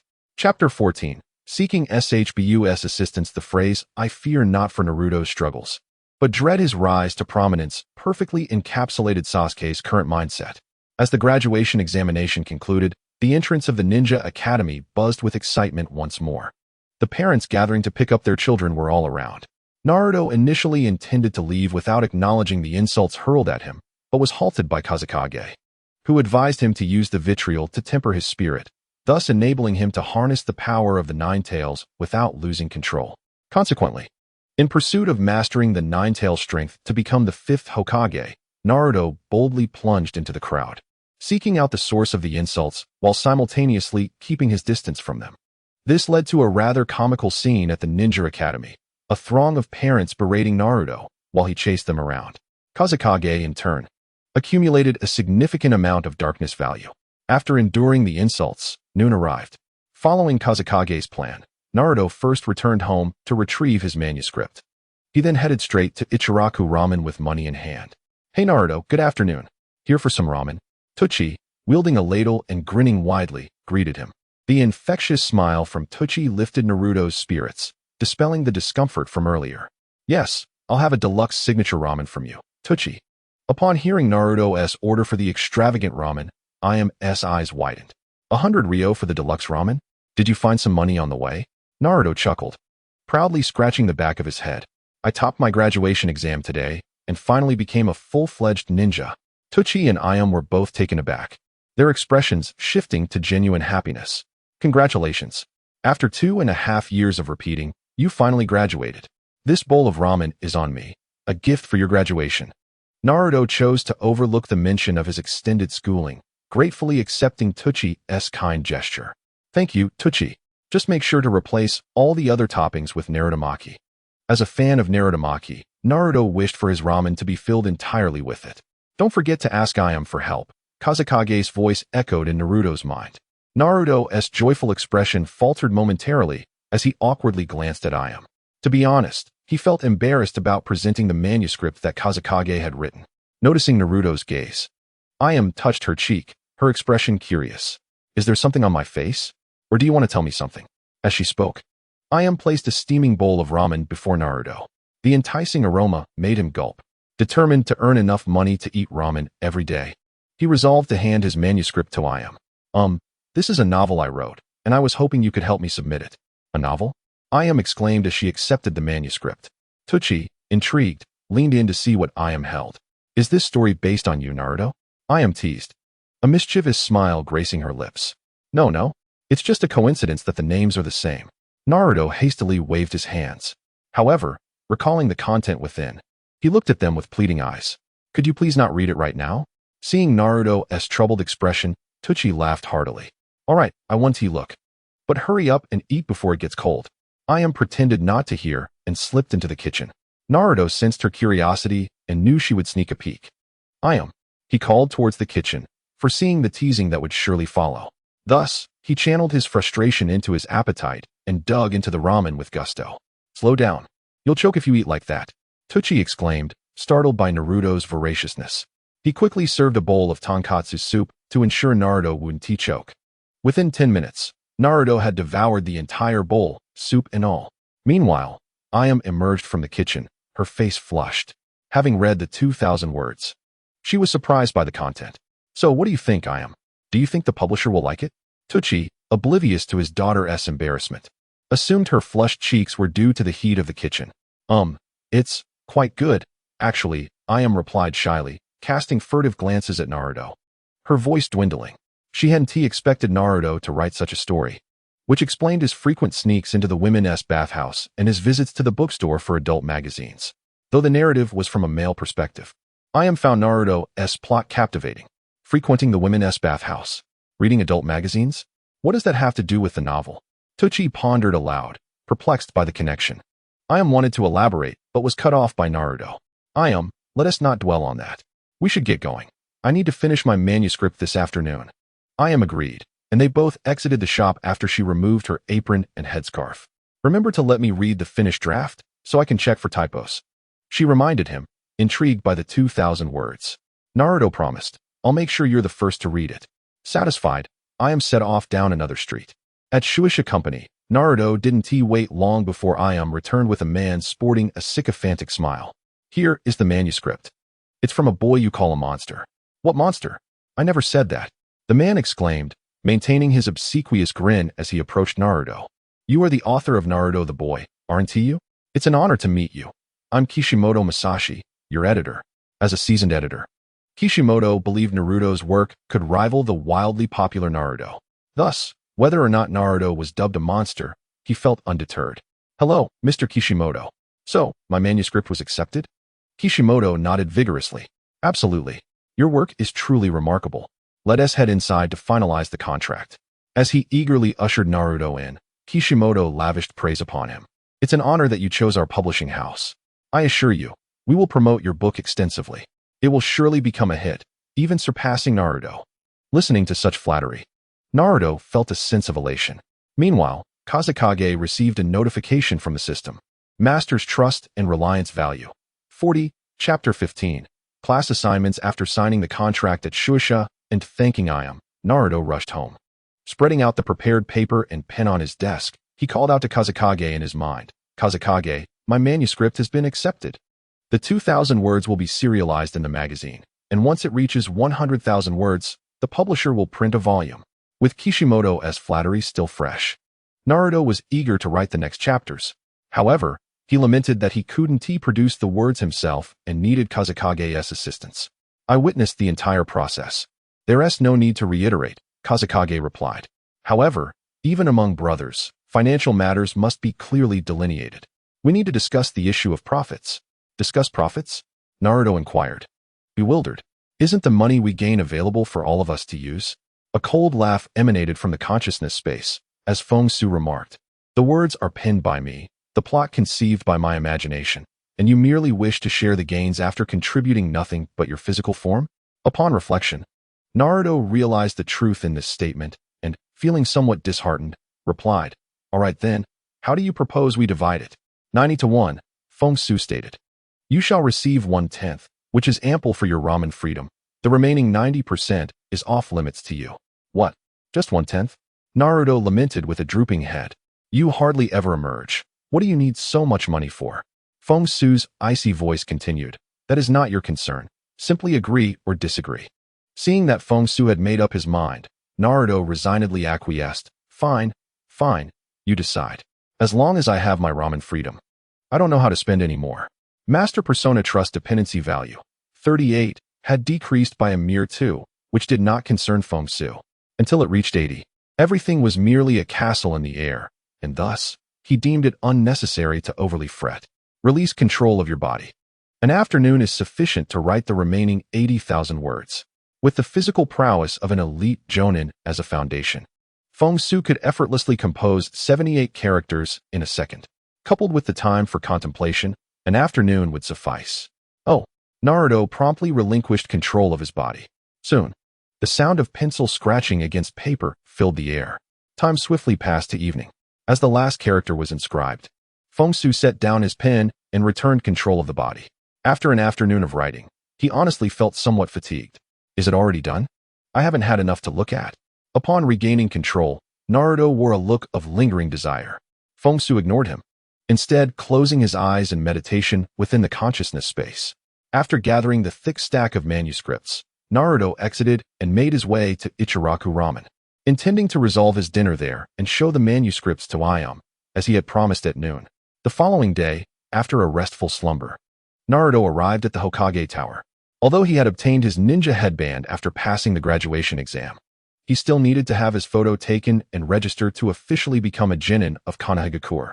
This registration and photo session was only available for today, as tomorrow would mark the gathering and class division of the new generation of genin. Given the limited time frame, many were in line for registration and photographs. But this did not deter Naruto, who, similar to the original storyline, spent 3 hours painting a large, colorful design on his face, dubbing it the art of photography. Naturally, this resulted in a reprimand from Sarutobi Hiruzen, who insisted on a retake. Subsequently, Konohamaru made his appearance and began to pester Naruto.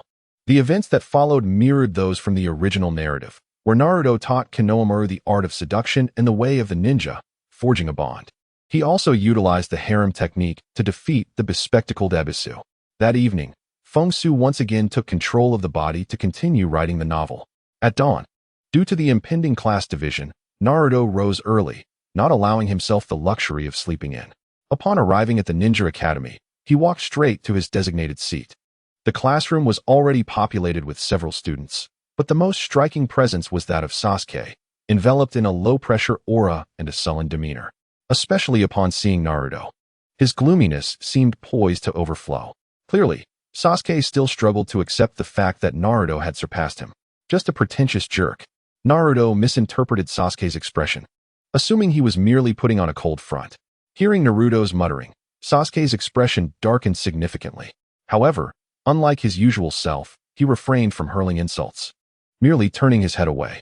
Noticing that Sasuke was not provoking him, Naruto decided against further taunting and instead pondered the upcoming class division. It would be wonderful to be in the same class as Sakura. Even if that isn't possible, I would prefer not to be in the same class as that annoying guy Sasuke. Besides, I'm no longer at the bottom. I've become the top student. Sakura should start to like me now, right? While he mused, the object of his thoughts, Sakura, approached. As she walked toward him, Naruto donned a goofy smile, believing his dream was coming true. Unfortunately, Sakura bypassed him entirely, heading straight to Sasuke's side to engage in friendly conversation. That annoying Sasuke. What does he have that makes Sakura like him? Just as Naruto was about to confront Sasuke, Iruka entered the room. The previously noisy classroom fell silent upon his arrival. From this day forth, you are all independent ninjas. After delivering a customary motivational speech, Iruka picked up the registration list to announce the class divisions. Class 7, Sakura Haruno, Naruto Uzumaki, and Sasuke Uchiha. Class 8, Hinata Hyuga, Shino Aburame, and Kiba Inuzuka. Class 10, Shikamaru Nara, Choji Akimichi, and Ino Yamanaka. Reactions varied, with cheers and groans erupting among the students. As Naruto's class was being announced, the Hokage's office was bustling with activity. Kakashi, with his deadpan gaze, held a copy of youthful Naruto, while the strikingly attractive Kurenai, adorned in a fishnet outfit and a suma, sporting a scruffy beard and a demeanor of despondence, stood before Sarutobi Hiruzen's desk, gazing into the crystal ball that displayed the classroom scene. Once the class divisions concluded, Sarutobi Hiruzen spoke up. Class 7 will be led by Kakashi, Class 8 by Kurenai, and Class 10 by Asuma. Do you have any objections to this arrangement? The three exchanged glances and shook their heads in unison. However, outside, a voice of dissent arose. They have no objections, but I do. I oppose Kakashi leading Class 7. An elderly, cold voice echoed from the doorway. Shimura Danzo entered, accompanied by his subordinates, including Karui and Mito Minyen. I believe the current Jinchuriki is highly dangerous and should not be monitored by Kakashi. It is imperative that we, from the root, take control to prevent any potential threats to the village. He then turned his gaze to his companions, Karui and Mito Minyen, advisors. You must be unaware of the changes that have transpired with the Jinchuriki, correct? If it weren't for the remnants of my root still being somewhat functional, I might have remained utterly in the dark. Hearing Danzo's insinuations, Mito Minyen and Karui exchanged looks of inquiry directed at Sarutobi Hiruzen. They, of course, were unaware of Naruto's recent transformations. They had come at Danzo's invitation, purportedly regarding a matter of great importance to the village. However, they had heard whispers about Naruto's theft of the sealing scroll the previous night. With this in mind, Karui was the first to speak up. Hiruzen, Is this related to the earlier incident concerning the stolen sealing scroll? Mito Minyan quickly followed suit. Is it possible that learning those forbidden techniques has caused issues with the seals on the Jinchuriki? The questions posed by the two startled Kakashi and his companions, who were on standby. The issue of the Nine-Tails seal malfunctioning was indeed a matter of life and death.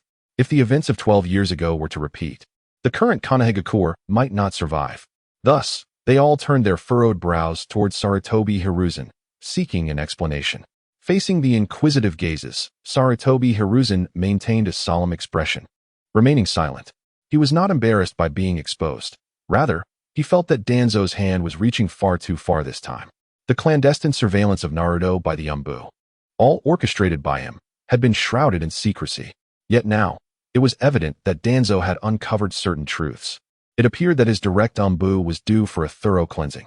Observing Sarutobi Hiruzen's prolonged silence, Danzo scoffed and took the opportunity to speak. If you won't, then I shall. The seal on the Jinchuriki faltered the night before last. The consciousness of the Nine-Tails seems to have taken over the Jinchuriki's body, resulting in the brutal murder of a Chunin.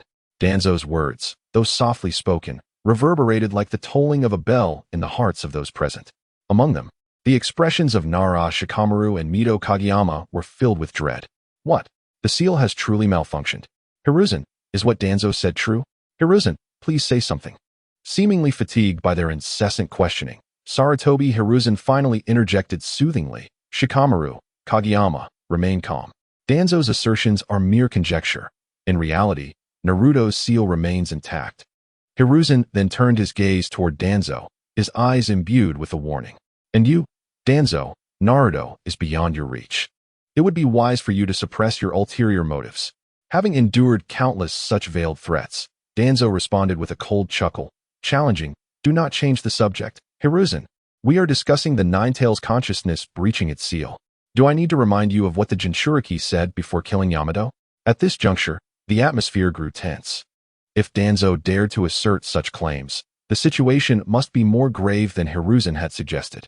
Realizing Danzo's obstinacy, Hiruzen contemplated revealing the existence of Kazekage F Gene. For deception could only last so long. After all, with Naruto being close to him, there was little risk of losing this powerful asset to others. Perhaps F Jin's control over the Nine-Tails power could even fortify his authority. Danzo's coercive approach with two senior advisors had left Hiruzen quite displeased. Despite this inner turmoil, he maintained an outward demeanor of calm. As for Naruto's situation, I had intended to address it in next week's meeting. Since you have come to inquire today, I shall not delay any further. The consciousness inhabiting Naruto's body is not the Nine-Tails, but rather his alter ego, named Uzumaki F Gene. Before the audience could fully process this shocking revelation, Hiruzen dropped another bombshell. Moreover, this alter ego, Uzumaki F Gene, has successfully harnessed a portion of the Nine-Tails power. I have witnessed him consciously manipulating and utilizing the chakra of the Nine-Tails. With these two explosive pieces of information, the room was left in stunned silence. Even Danzo was taken aback, unable to fathom such a truth. However, he did not doubt Hiruzen's honesty. To fabricate such a tale would mean Hiruzen had reached the end of his tenure as Hokage, an alter ego wielding the power of the Nine-Tails, controlled by the Jinchuriki. Our Konoha village has gained yet another trump card. The silence was shattered by the excited voices of Nara Shikamaru and Mito Kageyama. In a village currently weakened, the availability of such formidable power as the Nine-Tails was akin to a revitalizing tonic. Hiruzen, that alter ego's methods are exceedingly cruel. It hardly resembles a being content with being controlled. Perhaps this is merely a facade to deceive you. It cannot be trusted. We must immediately turn him over to the root for confinement and correction.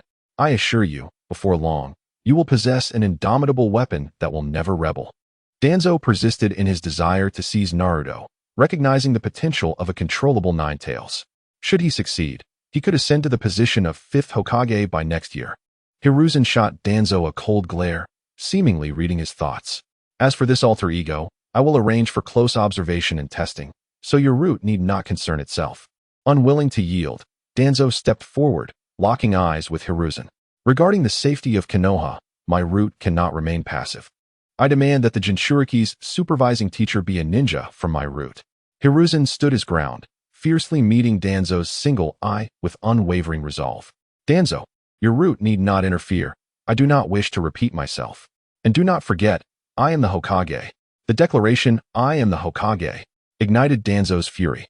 This phrase was often employed to suppress him, and he found himself unable to counter it. Hiruzen, you will regret this.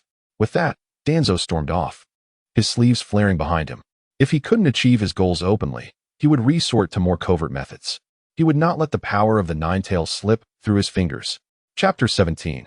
Initial plans. Once Danzo departed, Nara, Shikamaru, and Mito Kageyama also chose to leave, as they held no ambitions for the Jinchuriki or the Nine-Tails power. Their visit had solely aimed to clarify the Jinchuriki's circumstances. With the room now empty, Hiruzen signaled for Asuma and Kurenai to leave, while he and Kakashi made their way toward Naruto's apartment. He needed Kakashi to comprehend Naruto's current situation while also conveying certain matters to him. Meanwhile, in another classroom, Irika, having completed the class assignments, set down the list in his hands. The teachers for the afternoon will arrive shortly, so please do not be late. Now, you are dismissed for lunch. Upon hearing the word dismissed, many students cheered as they rushed out of the classroom. Sakura, blushing, turned to Sasuke, extending an invitation to eat together. Sasuke-kun, we are teammates now. Let us have lunch together to get to know each other better. However, Sasuke did not acknowledge her, nor did he respond, instead leaping out of the classroom window. Meanwhile, Naruto approached with a wide grin. Sakura, if you won't go, I will. We're teammates now, so we should get to know each other. Sakura glanced at Naruto, her blush and shyness evaporating instantly. Sorry, I need to find Sasuke. You should go eat by yourself. Without waiting for Naruto's reply, she hurriedly exited the classroom. Damn it, that annoying guy Sasuke again. Frustrated, Naruto followed her to the door, but the crowd was too dense, and he lost sight of her. I've already surpassed him to become first. Why doesn't T. Sakura like me? Nearby, Inuzuka Kiba, having witnessed the entire scene with Akamaru on his head, approached Naruto with a grin. It's because you're so reckless and foolish. But that is fine. I enjoy playing with fools.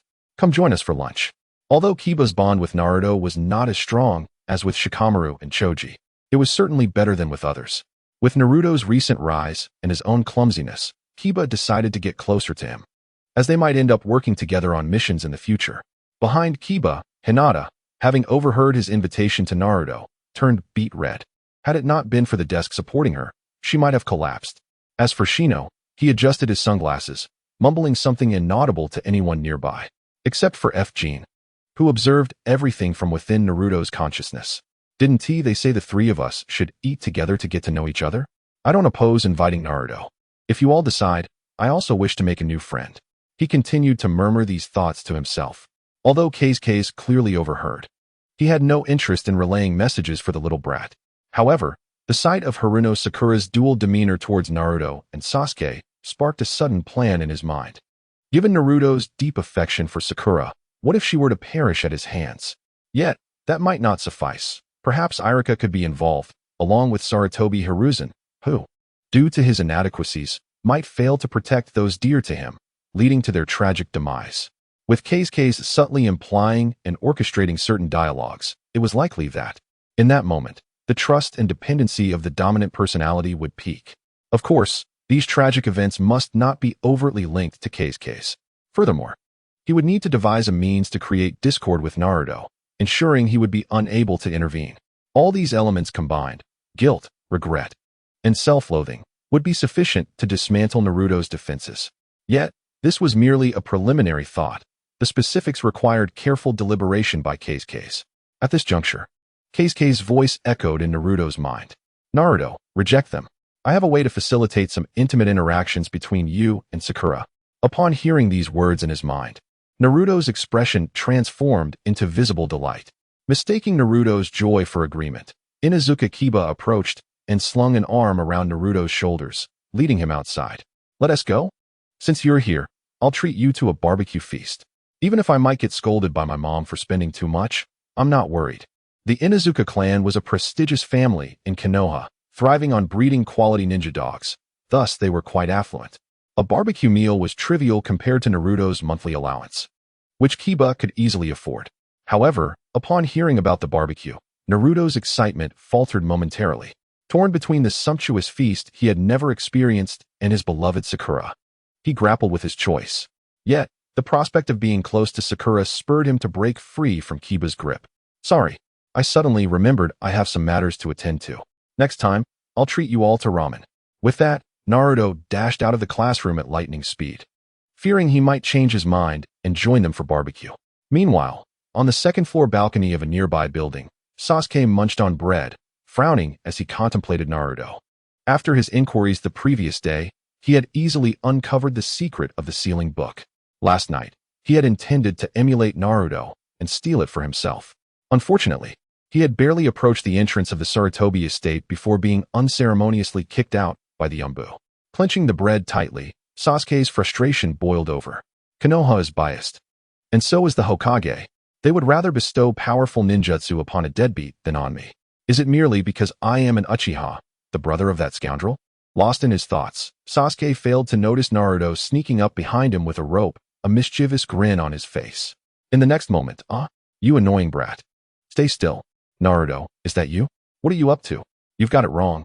I'm Shikamaru, not Naruto. Don't try to fool me. I can see your orange clothes. You're mistaken. Let us put you to sleep for a bit. As the voice faded, a smirking Sasuke leaped through the window. Dear Sakura, I am here. In the afternoon, in the ninja classroom, Sasuke walked in, nursing a slight headache. Surprisingly, Sakura did not rush to him. Instead, she sat at her desk, visibly angry. Naruto, on the other hand, sported a large bump on his head, his face adorned with a foolish grin. Although puzzled, Sasuke ignored Sakura and approached Naruto directly. Naruto, today you've won. But there is still plenty of time ahead. I will catch up and redeem myself. Without waiting for a response, he turned and took a seat. Naruto's foolish grin was interrupted by Sasuke's sudden declaration. However, since he had unintentionally kissed Sakura while in Sasuke's form at noon, Naruto felt content and planned to apologize for knocking Sasuke out. Just as he was about to speak, a man resembling Shino entered the classroom, dressed in attire that concealed much of his skin. Class 7, follow me. Chapter 18. The substitute Kakashi. The man's appearance bore a resemblance to Shino due to their similar garb, both cloaked in clothing that obscured most of their skin. The distinction lay in Shino's lack of gloves and the absence of a mask over his face, whereas this newcomer wore gloves and a mask covering the upper half of his face. Within Naruto's consciousness, Kase pondered, Yamanaka Ino? Isn't he a root ninja under Danzo's command? Why is he here? Could it be that he has taken an interest in Naruto? Kakashi, the designated teacher from the original storyline, was absent, replaced by a root ninja, which clearly indicated a deviation from the expected narrative. With Sarutobi Hiruzen still alive, it was perplexing that Danzo and his root organization had made an early appearance. Outside, are you our team leader? Upon hearing the man instruct them to follow him, Naruto tilted his head in inquiry. Idiot, of course, he is the team leader. Sakura, who had obediently stood up to follow, playfully knocked Naruto on the forehead. If he weren't the team leader, how would he know we are class 7 and where to find us? You really are an ignorant, deceitful, and annoying orphan devoid of parental guidance. Evidently, Sakura remained embittered over the earlier incident, yet in front of Sasuke, she refrained from mentioning her lost first kiss, directing her ire towards Naruto instead. Naruto, however, paid little heed to her harsh words, merely cradling his head and feigning pain, his expression one of forced amusement. Compared to the villagers' venomous curses, Sakura's remarks felt feeble and insignificant. While Naruto dismissed Sakura's barbs, they struck a chord with Sasuke, who also bore the weight of being an orphan. Noticing Naruto's lack of rebuttal and his foolish grin, Sasuke stood and confronted them. No one wishes to be an orphan. No one desires to lack parental guidance, nor does anyone wish to be despised. You cannot comprehend the solitude of having no one to guide you on what is permissible or forbidden. You only hurl insults at him for his mistakes, carelessly labeling him an ill-mannered and bothersome orphan. At this moment, Sasuke's gaze pierced through Sakura, radiating an icy intensity. You truly disgust me. His words echoed in Sakura's mind, leaving her frozen in place, while Naruto gazed at Sasuke, struck by the realization that Sasuke, too, understood his daily struggles and the feeling of loneliness. Looking at Sasuke's haughty yet handsome face, Naruto felt an unexpected sense of fondness, which he hurriedly dismissed, fearful of the implications. I am your team leader, Yamanaka Ino. Having observed the unfolding love triangle, Yamanaka Ino decided to intervene, not wishing to linger any longer. Uncertain of when Kakashi would arrive, he promptly stated, So enough with the chatter. You all need to come with me, right now? Without allowing Naruto and the others a chance to refuse, Yamanaka Ino turned and strode towards the exit. Sasuke furrowed his brow in confusion at their leader's impatience, yet he said nothing and quickly followed suit. As Naruto observed, he hastily pulled the despondent Sakura along in pursuit. However, as the trio stepped out of the school, they were immediately met with the rustling sounds of movement among the surrounding trees and buildings, accompanied by the clashing noises of combat. This was a training exercise among the Umbu, designed to ensure the village remained impervious to infiltration by foreign spies. Just as their curiosity and wariness began to rise, they were reassured by the explanation provided by Yamanaka Toryun. Although the distance rendered the details unclear, it was evident that the combatants were indeed donned in Umbu masks. They quickened their pace, mindful not to disturb the ongoing training. Seizing this opportunity, Toryun led the three of them into a sprint. As the path narrowed and the population dwindled, Naruto and the others gradually approached the forest of death. A sense of caution crept in. Naruto sensed something amiss about Toryun and advised against entering the ominous forest, which housed the base of the root organization. A wise man does not stand under a dangerous wall, and FKY had no desire to find himself in such perilous territory. Thus, he explicitly cautioned Naruto against proceeding further. Is there a problem? Naruto's heart jolted, and his steps halted abruptly. He sensed an unease, initially writing it off as a mere illusion. However, with FKY echoing his concerns, it was clear this was no mere figment of his imagination. We're almost there. Why have you stopped? Upon noticing Naruto's sudden halt, Toryun paused and stepped back to stand beside him. Naruto took several steps back, distancing himself from Toryun, his expression wary. Why are you leading us into the forest of death? Naruto demanded. What are you doing? Why did you suddenly stop and then back away? Sakura, burdened with her own worries, failed to recognize the shift in atmosphere. All she wanted was to reach their destination and wrap up the day so she could return home and cry into her pillow. Idiot, don't you see something's off? Naruto remained silent, but Sasuke swiftly appeared at Naruto's side, his face equally tense with suspicion. On our first day together, you bring us to a perilous place like the forest of death without explaining why. We've passed several training grounds that would have sufficed for our initial training or a meeting, yet you ignored them all. You criticize Naruto for not being observant, but I think you lack the qualities expected of a ninja. Sakura, feeling unjustly reprimanded, hurried to join the two boys.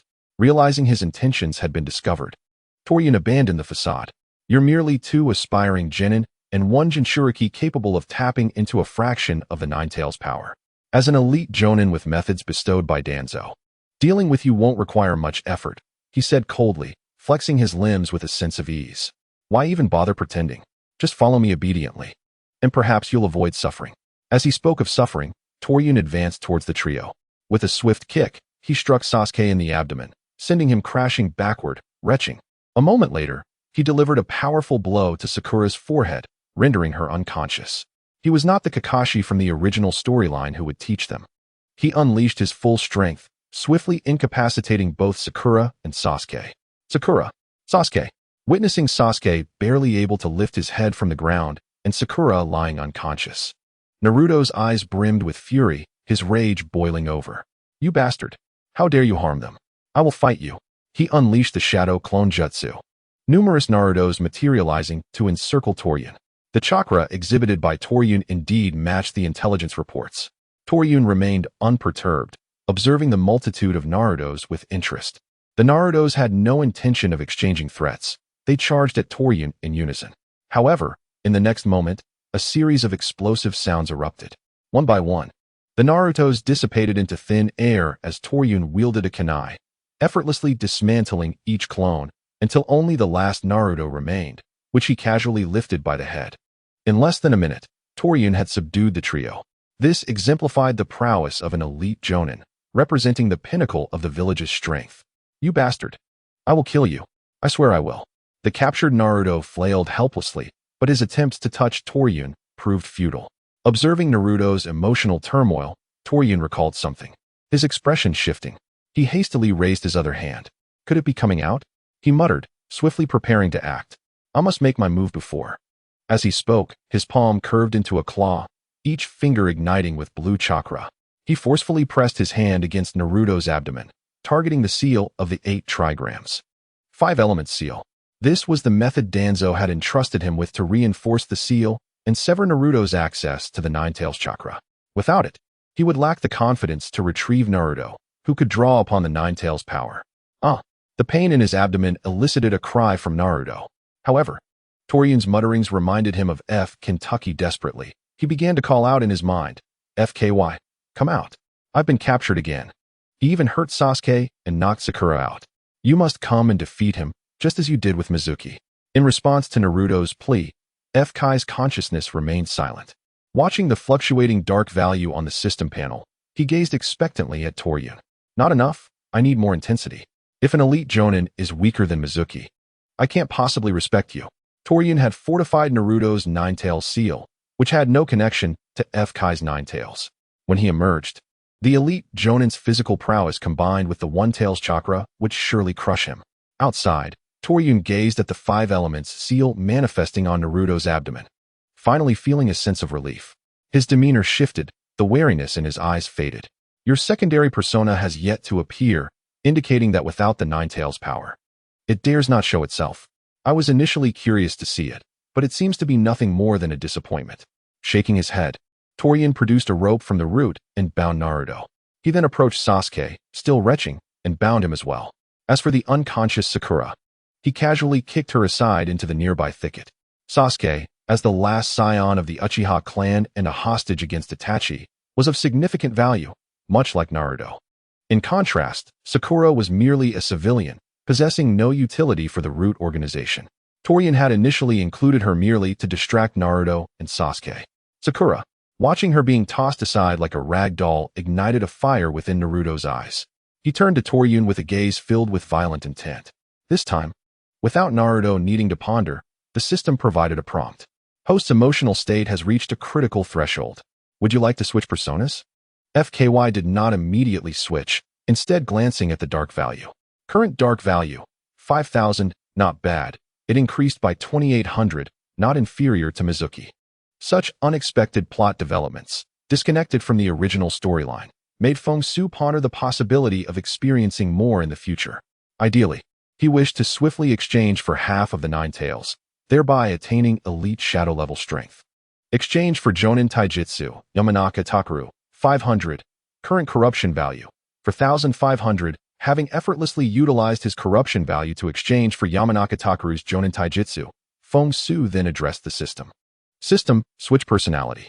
In the external world, Yamanaka Takeru, carrying Naruto and Sasuke on either side, suddenly changed his expression. In the blink of an eye, he vanished from his original position, reappearing several meters away. Truly, an elite Jonin, his reflexes were astonishingly swift. As Feng Xu, firmly in control of his body, landed gracefully at the spot where Yamanaka Takeru had just stood, he casually caught the bound Sasuke. Naruto? Wait, you are not Naruto. Sasuke sensed it clearly. The Naruto he knew had transformed into Feng Xu. The once inviting aura of kindness and purity had dissipated, replaced by a chilling coldness and terror emanating from the current Naruto. I am Naruto, Feng Xu grinned, revealing a disconcerting smile that unsettled Sasuke. With a swift motion, he severed the ropes binding Sasuke and tossed him toward the forest where Sakura had fallen. Observing Feng Xu's actions, Yamanaka Takeru refrained from making a move, instead questioning cautiously. Vortex Feng Xu, the alternate personality of Vortex Naruto? Feng Xu turned to him, his smile widening radiantly. Correct. As a reward, let me bring you closer to the Nine-Tails chakra you so desire. In that instant, a pale red chakra surged forth, enveloping Feng Xu entirely. A long, ethereal red chakra tail unfurled from his back, soaring freely in the air, while a violent and malevolent aura swept through the surroundings, instilling fear and dread. Nine-Tails chakra. Impossible. I fortified the seal to prevent chakra leakage. Yamanaka Takeru's disbelief was evident, his gaze fixed on Feng Xu as if he were a monster. Oh, since when was I sealed? A chilling voice, laced with a disquieting malevolence, echoed behind Yamanaka Takeru. So swift. Yamanaka Takeru's heart raced as he realized that the Naruto who had stood before him had become nothing more than a fading afterimage. Swish. At that moment, a piercing sound sliced through the air, leaving him no time to evade. Yamanaka Takeru drew his kunai from the side of his leg and crossed them defensively in front of his chest. Yet, A crack resounded as the kunai he had positioned was crushed against his chest by the enormous pale red tail. Blood oozed from his mouth and nose, and he sustained injury from this initial exchange.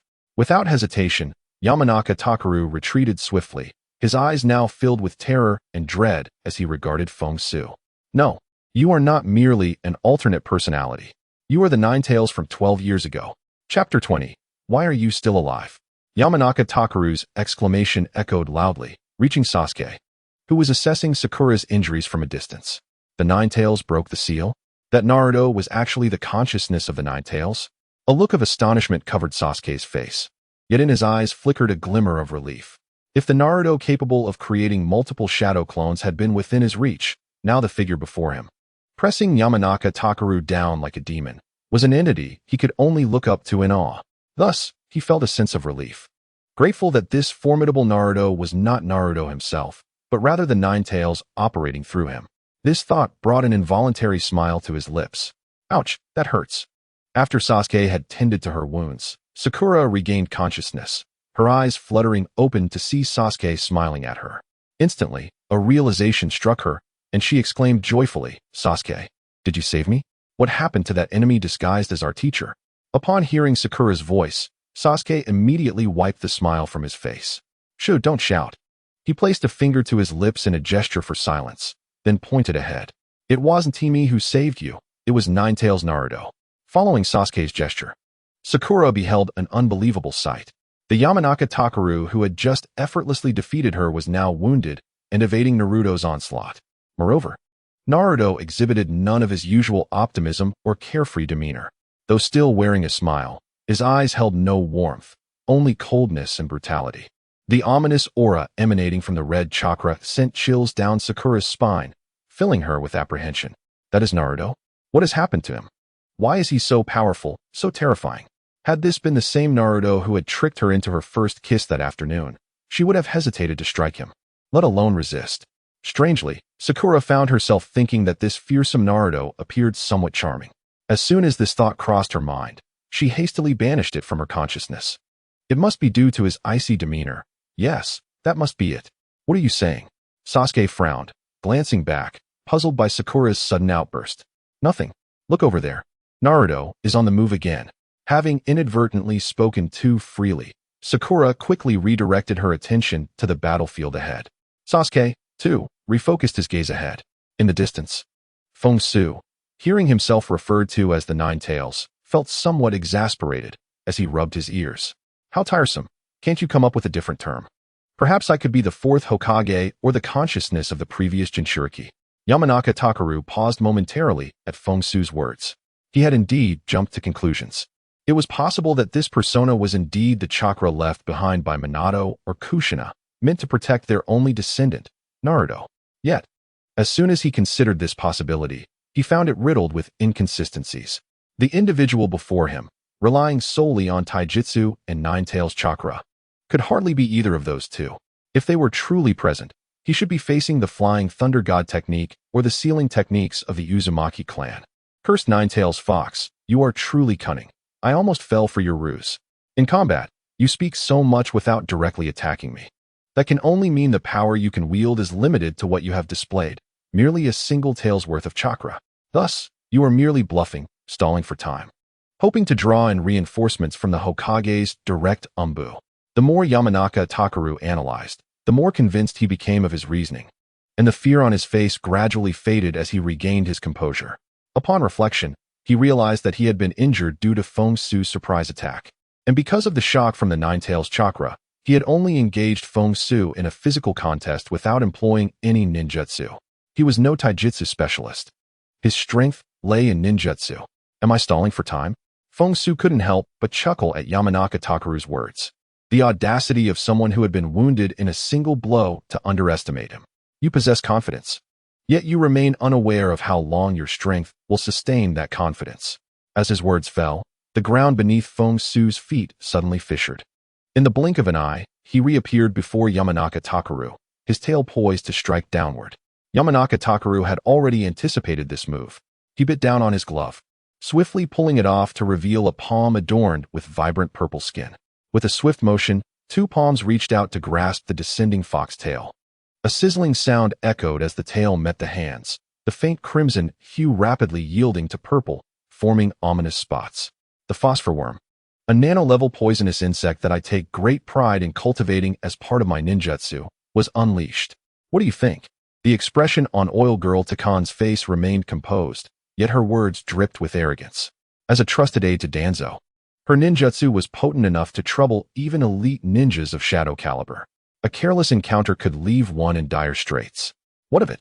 They're merely insects that can be crushed effortlessly, Feng Xu scoffed, retracting his body from the faintly crimson foxtail. The purple spots vanished at a visible pace. He was not Naruto, who borrowed the power of the Nine Tails. This was his own unmediated chakra. When enveloped in it, he became akin to a conglomeration of chakra, just like the Nine Tails.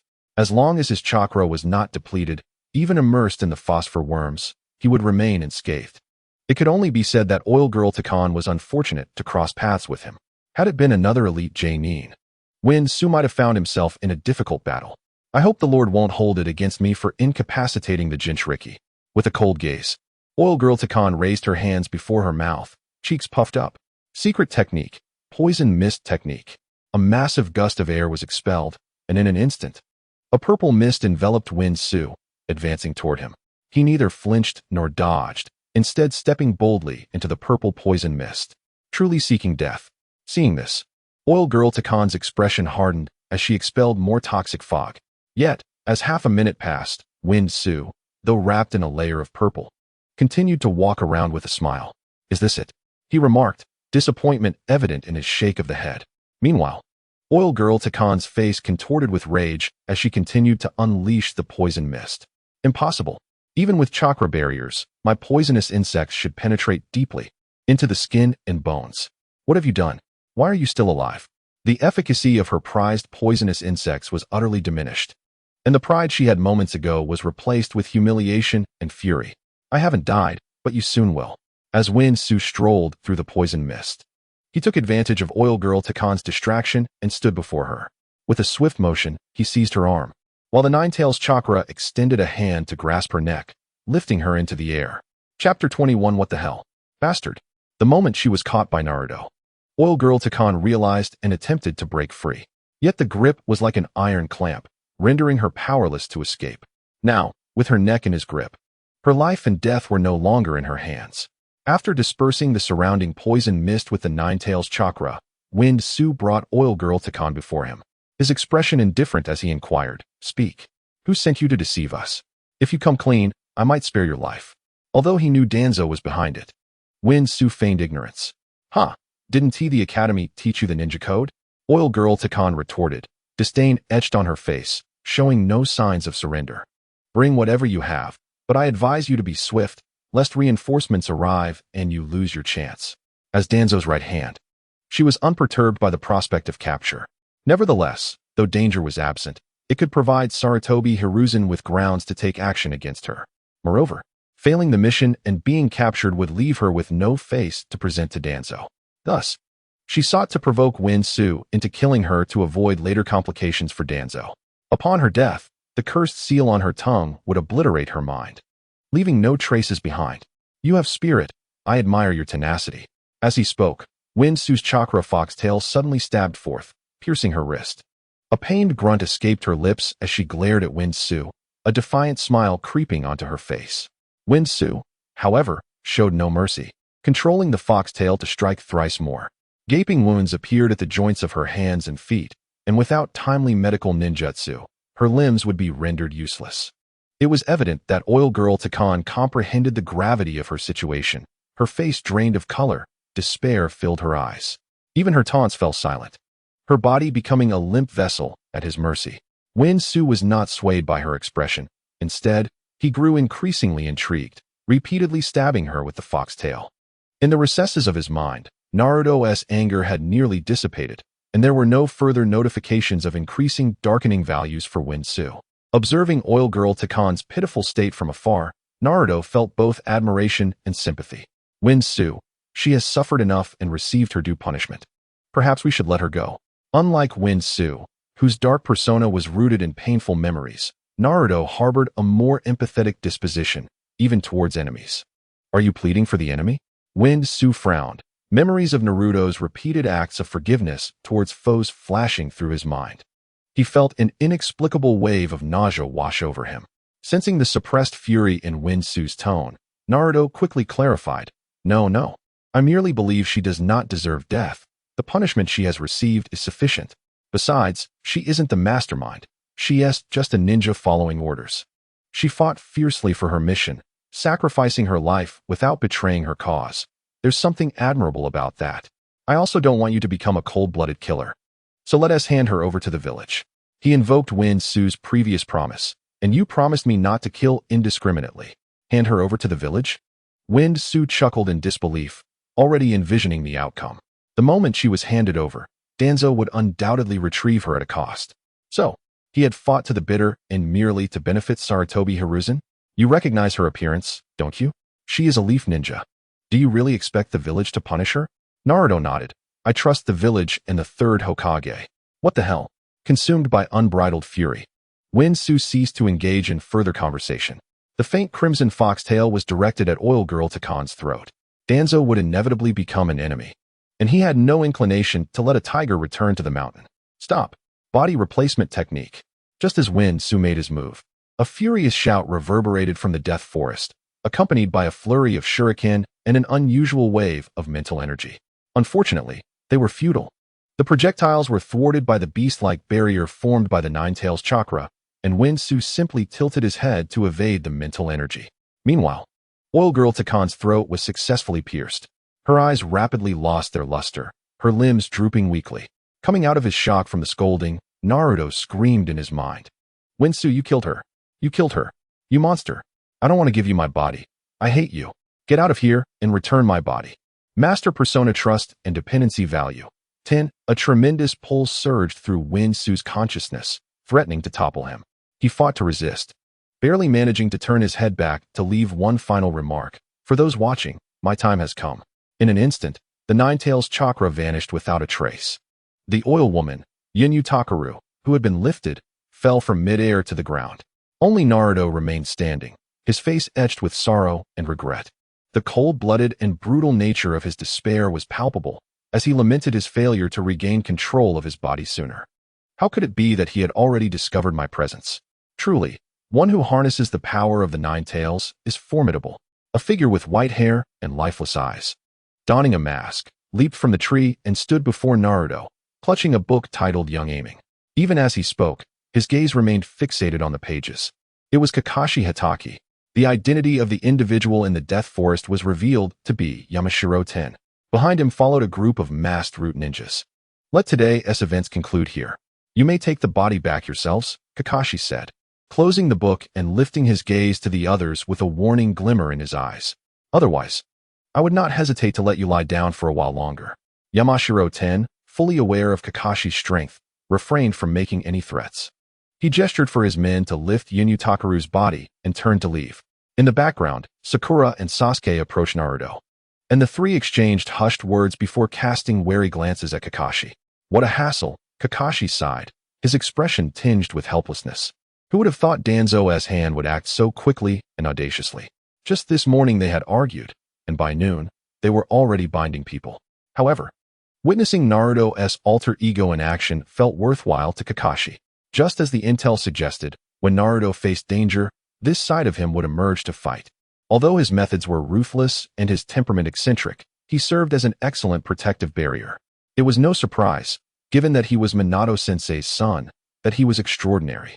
As for whether this alter ego was the consciousness of the Nine-Tails, Kakashi had discreetly used his Sharingan to ascertain that the beast remained securely sealed, even casting a glare at him for peering.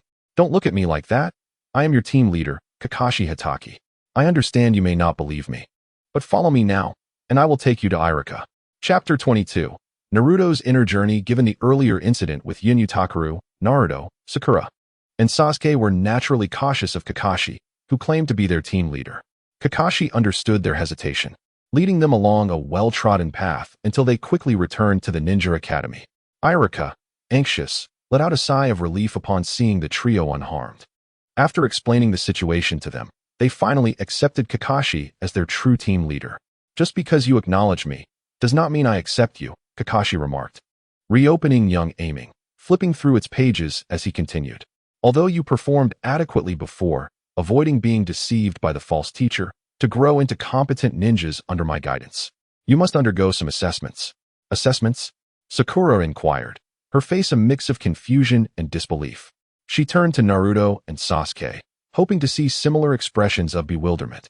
Unfortunately, Sasuke was deep in thought, while Naruto gazed blankly at the sky, an occasional flicker of regret crossing his face, evidently still affected by the earlier incident with Unitakaru. Thus, she had no choice but to voice her concern. We successfully graduated. Doesn't that count as passing the assessment? Kakashi gave Sakura a nod of approval for her inquiry and replied, that was merely the school's graduation assessment. I'm referring to your Chunin evaluations. In short, if you fail, you will have to return and repeat the Ninja Academy. At this point, a mischievous glint crossed Kakashi's face. By the way, I would like to inform you that among the 27 graduates this time, only 9 will be recognized as Chunin, resulting in a staggering 70% elimination rate. Even Sasuke and Naruto, who had been less engaged, were taken aback, their attention now fully captured. They certainly did not wish to repeat a year at the academy. To elaborate, tomorrow we will undertake a task known as the Wilderness Survival Exercise. In this exercise, your opponent will be me. As he spoke, Kakashi accompanied his words with a fearsome expression. Noticing the trio's lack of reaction, Kakashi felt a twinge of disappointment and withdrew his expression. It seemed the earlier incident with the false team leader had affected them significantly. Since that's the case, we can skip the self-introduction segment, as you have likely learned enough about one another already. Now disperse. We will meet at the training ground tomorrow morning. Kakashi rose to leave, but suddenly recalled something and added, remember not to eat breakfast. Otherwise, if you feel nauseous later, do not blame me. Until tomorrow, everyone. With that, Kakashi vanished in a flash. I'll be heading back as well. See you tomorrow. After Kakashi's departure, Naruto, still wearing a troubled expression, also stood to leave. As Naruto walked away, Sakura's face was painted with concern. She turned to Sasuke. Naruto seems off. He was unusually quiet just now, not at all like his usual self. Sasuke had noticed Naruto's distress as well, but he seemed to have guessed something. He moved his lips, but ultimately chose not to share with Sakura, simply stating coldly, Naruto is stronger than you think. Rather than worrying about him, you should focus on yourself. Given your current level of ninja skills, you should be contemplating how to avoid elimination. With that, he disregarded Sakura and leaped onto the rooftop opposite, disappearing into the distance. Sakura sighed, lies do not harm. But the truth is a sharp blade. She quickly retracted her concern and trudged homeward, troubled. Upon returning home, Naruto lay on his bed in a daze. Feeling the emptiness of his house and the silence in his mind, he rose in frustration to open the window. The moonlight streamed in, illuminating the unfinished manuscript on his desk. Reflecting on past moments, Naruto felt a pang of regret. Ever since FKY had appeared, he had treated him well, engaging him in conversation, helping him earn money, protecting him during perilous times, and even assisting in his pursuit of Sakura. Yet today, he had spoken harshly to FKY, a being who meant him no harm, expressing disdain for him. In retrospect, Naruto felt he had been ungrateful. But when he recalled FKY's defiance in ignoring his commands and brutally killing Unitakaru, a mix of anger and panic surged within him. It was an uncomfortable emotion, as if FK's disobedience had unsettled him, compelling him to vent his feelings. Should he apologize to FKY? After all, FKY had been like a protective brother to him. Naruto gazed out at the night scenery, his face contorted in conflict. However, the fact remained that FKY had killed again, acting against his explicit wishes with cruelty. If this continued, would he not pose a threat to his friends, to Sakura? The apology should be from him. Besides, it had been so long without an explanation or any words. What did it all mean? Caught in this turmoil, Naruto sat at his desk, cradling his head in despair. Main personality trust dependency level, 20. In his consciousness, FKY smiled at the system prompt he had received. By disappearing and refraining from explanation or justification for his actions, he aimed to make Naruto, who had grown accustomed to his presence, feel the discomfort of losing him. Clearly, FKY had succeeded, as Naruto's heart had begun to tilt in his favor. Although the abrupt drop from 30 to merely 10 had deprived Feng Xu of both external vision and sound, the complex emotions swirling within Naruto were perceived with remarkable clarity by Feng Xu. In essence, Naruto's intense reaction to Feng Xu's act of killing the oil woman was not solely due to the loss of life, but rather stemmed from a deeper sense of unease and panic triggered by Feng Xu's departure from his control. Perhaps unbeknownst to Naruto himself, his subconscious harbored a desire for dominance and vigilance regarding Feng Xu. This dynamic could be seen as the inherent attitude of a dominant persona towards a subordinate one, a concept Naruto had yet to comprehend. Time passed, though its measure was elusive. As the light outside waned to a point of invisibility, Naruto finally resolved to speak earnestly. Feng Xu, I apologize for my behavior this afternoon. I should not have shouted at you. Before Feng Xu could respond, Naruto continued. To prevent you from being so fierce and frightening, I will strive to master ninjutsu to protect myself and minimize your involvement in battles. However, I promise to make it up to you in our daily lives, allowing you to breathe freely. Chapter 23. To breakfast or not to breakfast? That is the question. These were the conclusions Naruto had drawn after a night of contemplation. Since he could not change Feng Xu, he would start with himself. I may be foolish and unsure of how to prevent you from taking lives, but I will do my utmost to avoid letting you engage in combat. So please, do not remain angry. I have let go of my frustration from this afternoon, considering our errors have cancelled each other out. After articulating this lengthy message, Naruto eagerly awaited a response. However, silence lingered. And just as his heart began to swell with disappointment and grievance, a soft acknowledgement from Feng Xu finally broke through. You are the dominant persona. Your word is law. Hearing Feng Xu's reply, Naruto's face lit up with a radiant smile, and he sprang from his seat, dancing with excitement. Fantastic. I knew you wouldn't be so petty, Feng Xu. With the conflict resolved, and thoughts now clear, Naruto felt his stomach rumble with hunger. The earlier discord had caused him to forget his meal. Now, with the matter settled, an overwhelming sense of hunger engulfed him, leaving him slumped on the bed. I am so hungry. I long for ramen. Glancing at the pitch-black sky and the darkened buildings devoid of light, he abandoned the idea of venturing outside and instead poured himself a cup of fruit juice. Due to Feng Xu's insistence, the expired milk and instant noodles had been discarded. Moreover, a busy schedule over the past couple of days had prevented him from visiting the supermarket. Isn't there still some dried noodles in the fridge? As Naruto took a sip of water and prepared to sleep, Feng Xu frowned, concerned about the implications of Naruto's choices for his own body. This is my body now. I cannot allow Naruto to act recklessly. Furthermore, the memory of hunger would soon be relayed from Naruto, a sensation Feng Xu wished to avoid experiencing. Dried noodles? Naruto appeared perplexed. The dried noodles in the fridge had been forgotten after a single unsuccessful attempt at cooking them long ago.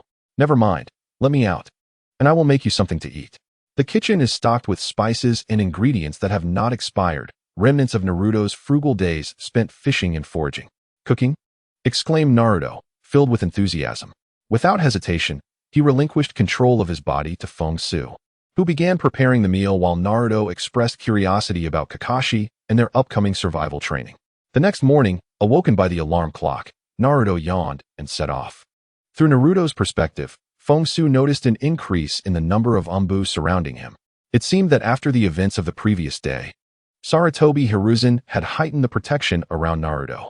However, this also suggested that Hiruzen had yet to neutralize Danzo, who remained unyielding in his pursuit of Naruto, especially given the loss of a formidable asset like Feng Xu. Naruto, do not forget to eat breakfast, Feng Xu reminded him, aware of the original narrative. He would not allow Naruto to follow Kakashi's advice of skipping breakfast, as he could vividly recall the torment of hunger that Naruto would experience. I haven't tea forgotten. I'm going to buy some now, Naruto replied, obediently entering a shop where he purchased 3 fried noodle buns and 3 cartons of milk. Due to Naruto's previous antics at another store, this one hesitated to offer expired items or scold him, fearing the damage to their reputation. At the training ground, Sasuke and Sakura had already arrived. They observed Naruto rushing towards them, munching on his fried noodle buns and drinking milk, wearing expressions of disbelief. However, they understood Naruto's behavior, especially since he was much more animated than the previous day, alleviating their earlier concerns. Good morning, Sakura. Sasuke, Naruto greeted, his mouth full of noodles, making his words somewhat unintelligible. Sakura frowned and asked, Naruto, didn't Kakashi-sensei say it's best not to eat in the morning to avoid throwing up? Best not to eat. Not that we can't eat. Whether I throw up is a matter for later, Naruto replied nonchalantly, taking a sip of milk and offering the extra portions. Would you like some? I bought enough for everyone. I want to eat. If Kakashi-sensei deems you unqualified because of this, don't come crying to me, Sakura retorted, her voice laced with frustration. She was already anxious about her own qualifications and was hesitant to disobey Kakashi's words from the day before. What about you, Sasuke? Naruto inquired. Sasuke appeared contemplative, scanning their surroundings before shaking his head. Let us see how it goes. Sasuke did not outright refuse. However, the prolonged absence of Kakashi led him to suspect something amiss. He speculated that Kakashi's warning against breakfast might have been part of a scheme to deliberately starve them. As expected, an hour passed with no sign of Kakashi. Sasuke, with an air of knowing, reached for Naruto's fried noodle buns and milk. Thanks, he said before digging in. Sasuke, even you? Sakura exclaimed, bewildered by his actions. Was he not afraid of facing Kakashi's wrath and failing? When you're hungry, you eat. If you're scared of throwing up, then don't eat. It's that simple, Sasuke replied, his brow furrowing as he shot Sakura a disapproving glance. Seeing Sasuke's lack of courtesy towards Sakura, Naruto shot him an angry look. Without hesitation, he thrust the remaining fried noodle buns and milk into Sakura's hands. Sakura, let's ignore him, just eat. It'll be fine. Yet, clutching her grumbling stomach, Sakura still hesitated. Are you sure it's alright? What if? It's absolutely fine. Besides, I've already figured out Kakashi-sensei's intentions, Naruto declared, puffing out his chest with a proud expression that suggested he was reluctant to share his insight, but felt compelled to do so for her sake. It's quite simple. If Kakashi-sensei single-handedly repelled those ninjas yesterday, he must possess considerable strength, given that he is our opponent in this task. Do you truly believe he seeks to eliminate us out of malice? There's no way. Otherwise, he wouldn't go through the trouble of setting up this mission. He is testing whether we can cooperate as a team. As for his warning against breakfast, it's merely a tactic to starve us and impair our judgment. Even during the assessment process, various traps await our missteps, hindering our collaboration. This was a direct quote from Feng Xu and Naruto yesterday. Now, Naruto has recited it verbatim in an attempt to impress. The effect has been striking. Sakura is left dumbfounded, while Sasuke wears an expression of astonishment. Chapter 24. Teamwork. It turns out to be teamwork. The two had not anticipated that Naruto, who consistently ranked at the bottom in school, could analyze the situation so insightfully. Sakura, consumed by her fears of elimination since last night, hadn't even considered analyzing the assessment. Although Sasuke had deduced a great deal, he had not anticipated the necessity of teamwork. This also clarifies why they must work in groups of 3. After exhaling deeply, Sasuke turned to Naruto with a fixed gaze. This must be knowledge imparted by that entity within you, right? Remarkably powerful and intelligent, yet I advise against relying on him too heavily. He is quite perilous. Huh. Naruto's previously triumphant laughter abruptly ceased, his expression revealing a sense of vulnerability. Defiantly, he retorted, how do you know it isn't my own insight? You're just jealous that my analysis surpasses yours. Sakura, now in agreement with Sasuke, regarded Naruto with a less shocked demeanor. Previously struggling during analysis classes, how could he suddenly articulate his thoughts so clearly after graduation? Naruto, are you trying to deceive us? Sakura vividly recalled the entity within Naruto. Strong yet brutal. He had effortlessly dispatched the imposter teacher in a mere moment. If Naruto's analysis stemmed from that entity, it would make perfect sense. Feng Xu is merely my alter ego.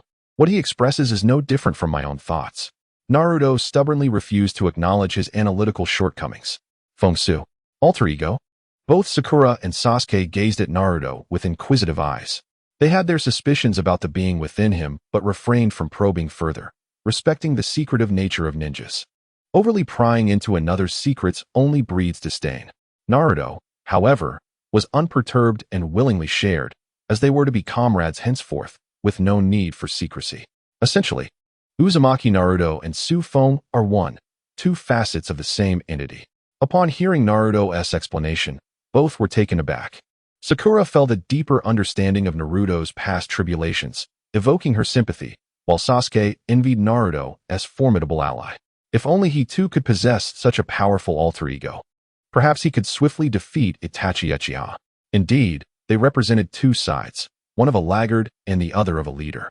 After expressing his jealousy, Sasuke shifted the topic, stating, let us pause on Naruto's matters for now.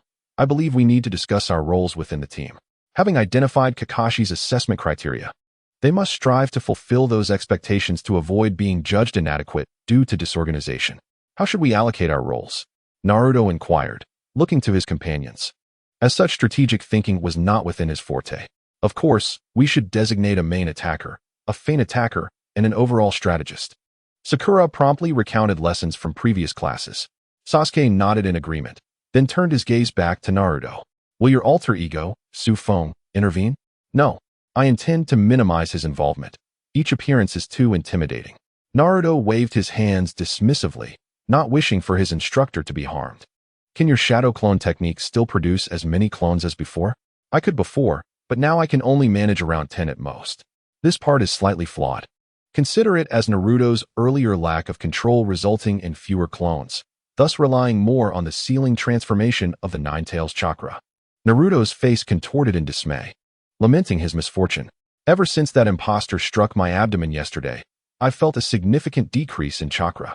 However, I can successfully perform the shadow clone technique now.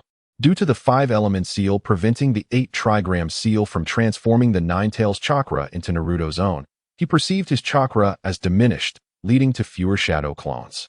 Initially, this outcome could result in chaos from the coexisting chakras, rendering Naruto incapable of controlling them. Yet, fortuitously, Feng Xu had exchanged for the Nine-Tails chakra provided by the system, which he could fully command. Consequently, Naruto's body was influenced by this control, not recognizing the untransformable Nine-Tails chakra as separate, thus avoiding chaos. The absence of chaos, combined with a significant reduction in surplus chakra, allowed Naruto to manage his chakra smoothly, successfully executing the shadow clone technique. In that case, I'll be the main attacker, you'll feint and support me, and Sakura will provide overall assistance. Sasuke swiftly outlined their preliminary tactical distribution. The remaining aspects would rely on their adaptability during the mission, as this was their inaugural collaboration. Overplanning could prove counterproductive. Impressive, Sasuke. You've organized everything so quickly. So cool. Sakura was the first to express her approval, even playfully swaying her body. Meanwhile, Naruto glared at Sasuke, convinced he was attempting to steal his spotlight to win Sakura's favor. Why are you the main attacker and not me? I want to be the main attacker. Fine. You can be the main attacker, and I'll take the feint role. Sasuke, uninterested in further debate, settled for the feint position, which would be easier. After all, this was a collaborative assessment. Any position would suffice. As the sun reached its zenith, Kakashi finally arrived, nonchalantly carrying his bag. Good morning, exclaimed Sakura, Naruto, and Sasuke, glaring at Kakashi. They had arrived at 6 in the morning, and now it was nearly noon. Thankfully, Naruto had the foresight to bring along fried noodles, bread, and milk. Otherwise, they would have been starving. Apologies, everyone, I'm not late. I merely lost my way on the road of life. I lost track of time due to reading Young Aiming, The Little Emperor. Isn't that a classic case of losing one's way in life? Kakashi, with no hesitation, shifted the blame to Naruto, unaware that Naruto was the author. Alright, everyone calm down. This is part of the assessment. With that, Kakashi produced a clock and 2 bells from his bag. Oh, it's already 11. I'll set the clock for noon. You have 1 hour to seize the 2 bells from me. Those who fail to acquire a bell by the time is up will forfeit their lunch and be tied to those wooden pillars while I eat. He gestured to the 3 wooden posts standing nearby. So that's how you intended to intimidate us into skipping breakfast. Sakura and Sasuke sighed in relief for having consumed Naruto's provisions. However, before their relief could settle, Kakashi added with a sly grin, additionally, there are only 2 bells, meaning one of you will inevitably be tied to a pillar and deemed unqualified, thus forced to return to school for a retake. The trio exchanged glances of delight. Indeed, this aligned perfectly with their earlier analysis.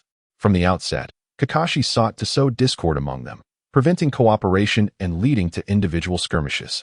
If they fought alone, they would undoubtedly fail to secure even a single bell, resulting in their collective elimination. With a click of the tongue, one might marvel at the remarkable composure displayed by the trio, as none were startled or flustered. To be candid, my anticipation for your performance has begun to swell. Observing the 3 with their calm demeanor, Kakashi regarded them with admiration. He then leisurely retrieved a book from his bag and spoke. Enough of the trivialities. Let us commence. Chapter 25. Allow the being within you to emerge. At the very moment the words "let us commence" fell, Naruto and his companions immediately distanced themselves from Kakashi, taking refuge amidst the surrounding foliage. They strategically created space, concealing their presence to observe, demonstrating that their education had not been in vain. Kakashi, remaining motionless, nodded in satisfaction. Unfazed, he resumed his focus on the book in hand. Seeing Kakashi's nonchalance, Naruto felt a twinge of indignation, sensing he was being underestimated. Does Kakashi-sensei truly think so little of us that he won't even attempt to evade? Is he not concerned that I might summon FKY to teach him a lesson?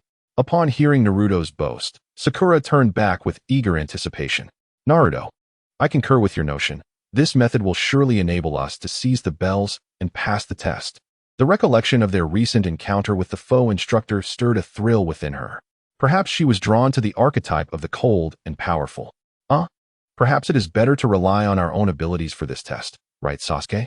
Naruto casually remarked, unexpectedly prompting a serious response from Sakura. He hesitated to refuse her, casting a pleading glance toward Sasuke. Sasuke merely shot Sakura a cold glance, his eyes brimming with disdain and disinterest. Naruto has already advised against letting the alter ego engage in battle. If your memory fails you, perhaps you should seek treatment for your mind. Feeling the weight of Sasuke's gaze, Sakura felt tears of grievance welling up. After all, it was Naruto who had initially suggested their approach. She had merely taken it a step further, yet somehow she was now at fault. I did not mean it seriously. If Naruto does not wish to, I have no objections. Sasuke, uninterested in further debate, redirected his gaze towards Kakashi, stating, as previously discussed, Naruto will take the lead, I will provide support. And Sakura will oversee the situation from a distance. Does anyone have differing opinions? No, both Naruto and Sakura shook their heads in unison. Then let me remind you once more. The assessment hinges on teamwork. Mutual cooperation is the key to scoring. With his body slightly bent, Sasuke tensed his legs. Let us begin. Whoosh, whoosh, whoosh.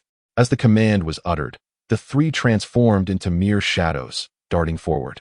Naruto led the charge, Sasuke followed closely, while Sakura positioned herself on a high branch, ready with shuriken in hand. Teamwork and collaboration? How admirable that they exhibit such awareness on their very first mission. Far superior to those who previously sought only to showcase their prowess. While Kakashi feigned indifference, engrossed in his book, his peripheral vision remained keenly attuned to the trio's performance, and he felt quite pleased. Even if they ultimately failed the ideological test of prioritizing camaraderie over the mission, Kakashi believed that their acute awareness could guide them toward a correction in mindset, sparing them from actual elimination. Unbeknownst to Naruto and his companions, they had already qualified. Their singular objective now was to seize the bells from Kakashi's waist. Naruto, once we close in, utilize the shadow clone technique. I will draw the teacher's attention, Sasuke instructed. Understood. Following their brief exchange, they advanced toward Kakashi. Suddenly halting, Naruto began forming seals, while Sasuke deftly maneuvered his wrist, sending a dozen shuriken flying toward Kakashi in a flanking assault. Uchiha-style throwing technique. Employing projectiles so overtly is futile, Kakashi remarked without lifting his gaze, effortlessly dodging the incoming shuriken with a few deft backward movements. He then bent forward, evading another shuriken from Sakura. A commendable attempt at a pincer maneuver. However, the execution of the rear attack was lacking. Otherwise, I would have had to resort to my weapons for defense, Kakashi noted with a smile as he continued his commentary. Do not get too cocky. Witness my shadow clone technique. With their distraction in place, Naruto successfully conjured 10 clones, all charging toward Kakashi. Sasuke quickly followed suit. Whispering to Naruto, Naruto, use the clones to restrain him while we keep our true selves hidden. Although uncertain of the rationale, Naruto nodded in agreement, allowing his real self to lag behind as the clones latched onto Kakashi, attempting to grasp the bells at his waist. Quantity over quality is ineffective, Kakashi remarked, drawing his left hand from his pocket without resorting to weapons. A few swift strikes of his hand dispatched Naruto's clones, forcing them to release him. However, with 10 clones persistently assaulting, Kakashi found himself temporarily ensnared. Seeing Kakashi immobilized, Sasuke's lips curled into a cold smile as he rapidly formed hand seals. Serpent, horse, monkey, pig, tiger, rat. Teacher, you have lost. With his hands firmly clasped, fingers poised at his lips, Sasuke unleashed a massive fireball. Its radius nearly a meter, aimed directly at Kakashi, ensnared by Naruto's clones. An elite ninjutsu. To think that besides the anomaly that is Naruto, there exists such promising potential in Sasuke. Kakashi's eyes widened in astonishment and delight as he was engulfed by the inferno. Kakashi-sensei? Naruto exclaimed incredulously, then turned to glare at Sasuke, grabbing him by the collar. You fool, Sasuke. You've gone too far. Just as Sasuke was about to retort, Sakura's urgent voice rang out from afar. It's a substitution technique. Be wary of above you. Above? Both boys were taken aback, and as they attempted to evade, they heard a voice from above. Engaging in infighting without confirming the status of the opponent will result in point deductions. Kakashi was perched on a branch, still holding the book, but in the next moment, he produced a length of rope, appearing before them. At that instant, several loops of rope appeared in midair. Kakashi tugged lightly, causing the ropes to swiftly constrict, binding the two and suspending them from the tree. How swift! How powerful! Is this the might of an elite jonin? Sasuke exclaimed, belatedly grasping the situation, as the earlier maneuver had been executed in the blink of an eye, leaving him no time to react. Naruto, however, was in a fervent uproar, clearly unwilling to accept defeat. You resorted to a sneak attack. It doesn't count. Have the courage to face me in a fair fight. There are no such notions of fair play in battle. Kakashi tightened the ropes, firmly binding both boys to the tree trunk. He then looked up at Naruto. What say you? Shall I summon the entity within you? Otherwise, I might just have to capture Sakura. No need. I can defeat you myself. Naruto struggled fiercely against his restraints, but Kakashi's bindings were too secure, rendering him powerless. Ah, such childish stubbornness. Merely boasting, Kakashi scoffed, refocusing on his book. Yet his words remained taunting. It would be wise to let him out. Otherwise, you shall surely fail. He would never fear you. Naruto shouted defiantly.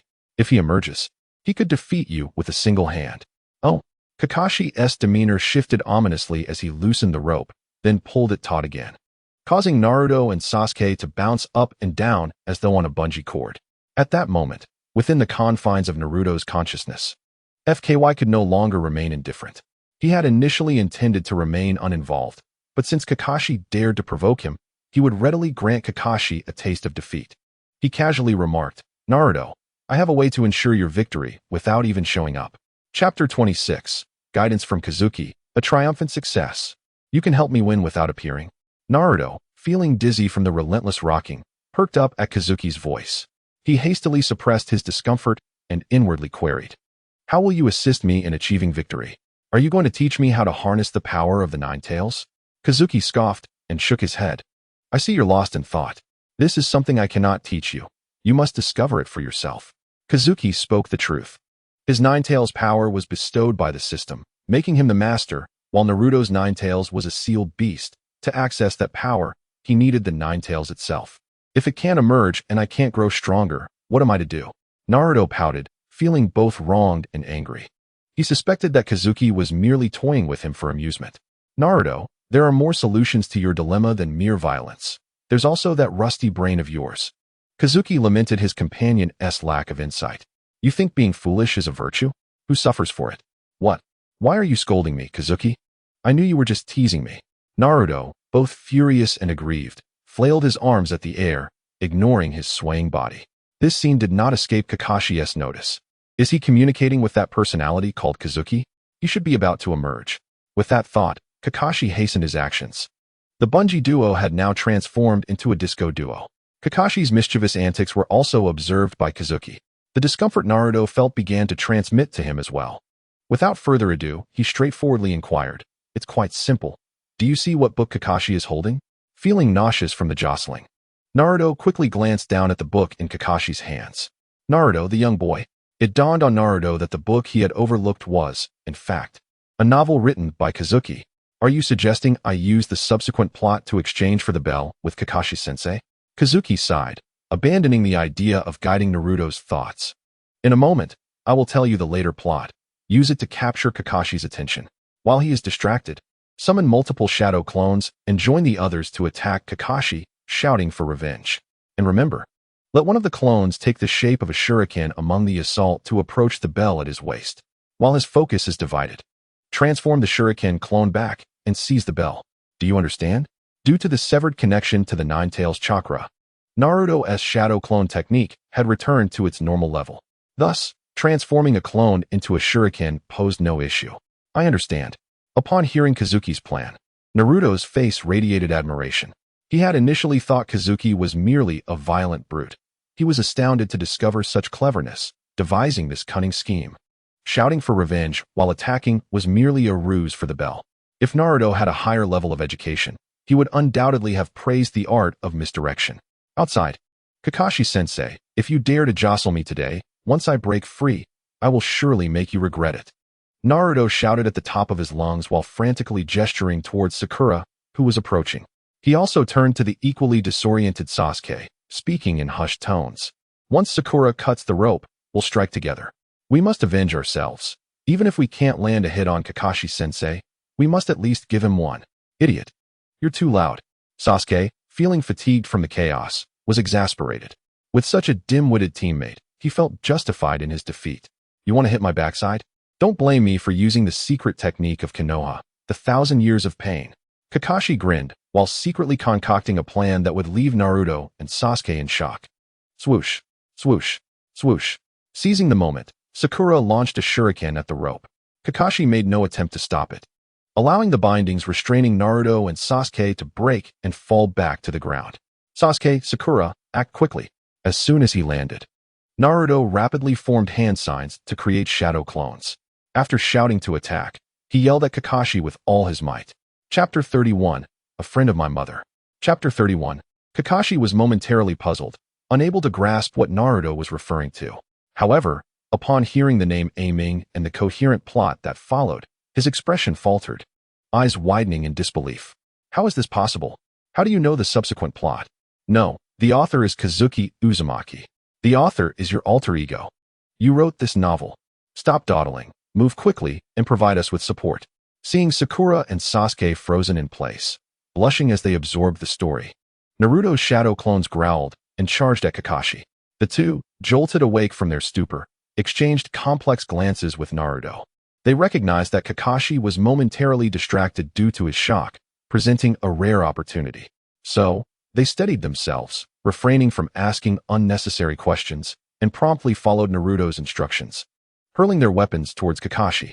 Meanwhile, as Naruto reiterated Kazuki's words, he wielded a shuriken that resembled a typical weapon.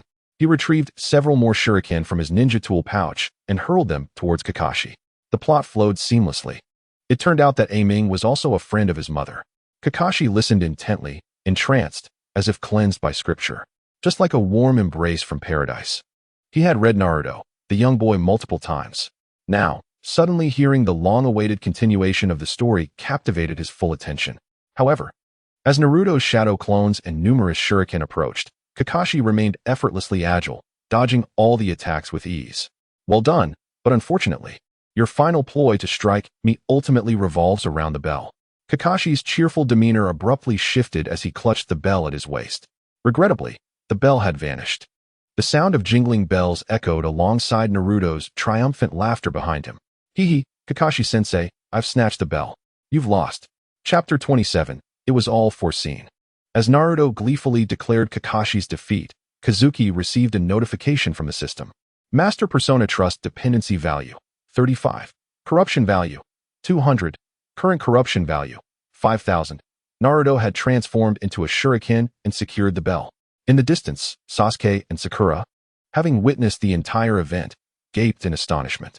Initially, they had believed the bell was unattainable, merely venting their frustrations. They never expected the situation to take a turn, with Naruto outsmarting everyone to claim the bell. Yet, this behavior was far from Naruto's typical character. This sentiment was shared not only by Sakura and Sasuke, but also by the scowling Kakashi. He approached Naruto, clapping his hands. You diverted my attention with the content of the novel, preventing me from thinking critically. Then you cleverly suggested revenge to guide my thoughts, ultimately using shadow clones disguised as weapons to steal the bell. Each step was intricately planned and executed with finesse. Indeed, you are a formidable presence, Kazuki Uzumaki, capable of crafting such a masterpiece. Kakashi gazed at Naruto's face, yet his words bore no relation to him. Vortex Wind Phantom. It turned out that this plan was conceived by Naruto's alternate personality. Now it all made sense.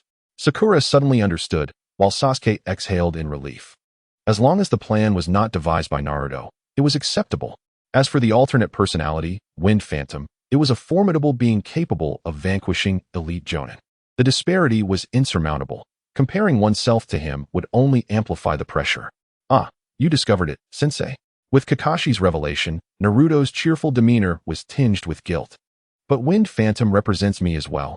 You wouldn't be so unreasonable as to deny that, would you? Kakashi averted his gaze, disdainfully retorting, a loss is a loss. I wouldn't stoop to making excuses to a group of genin.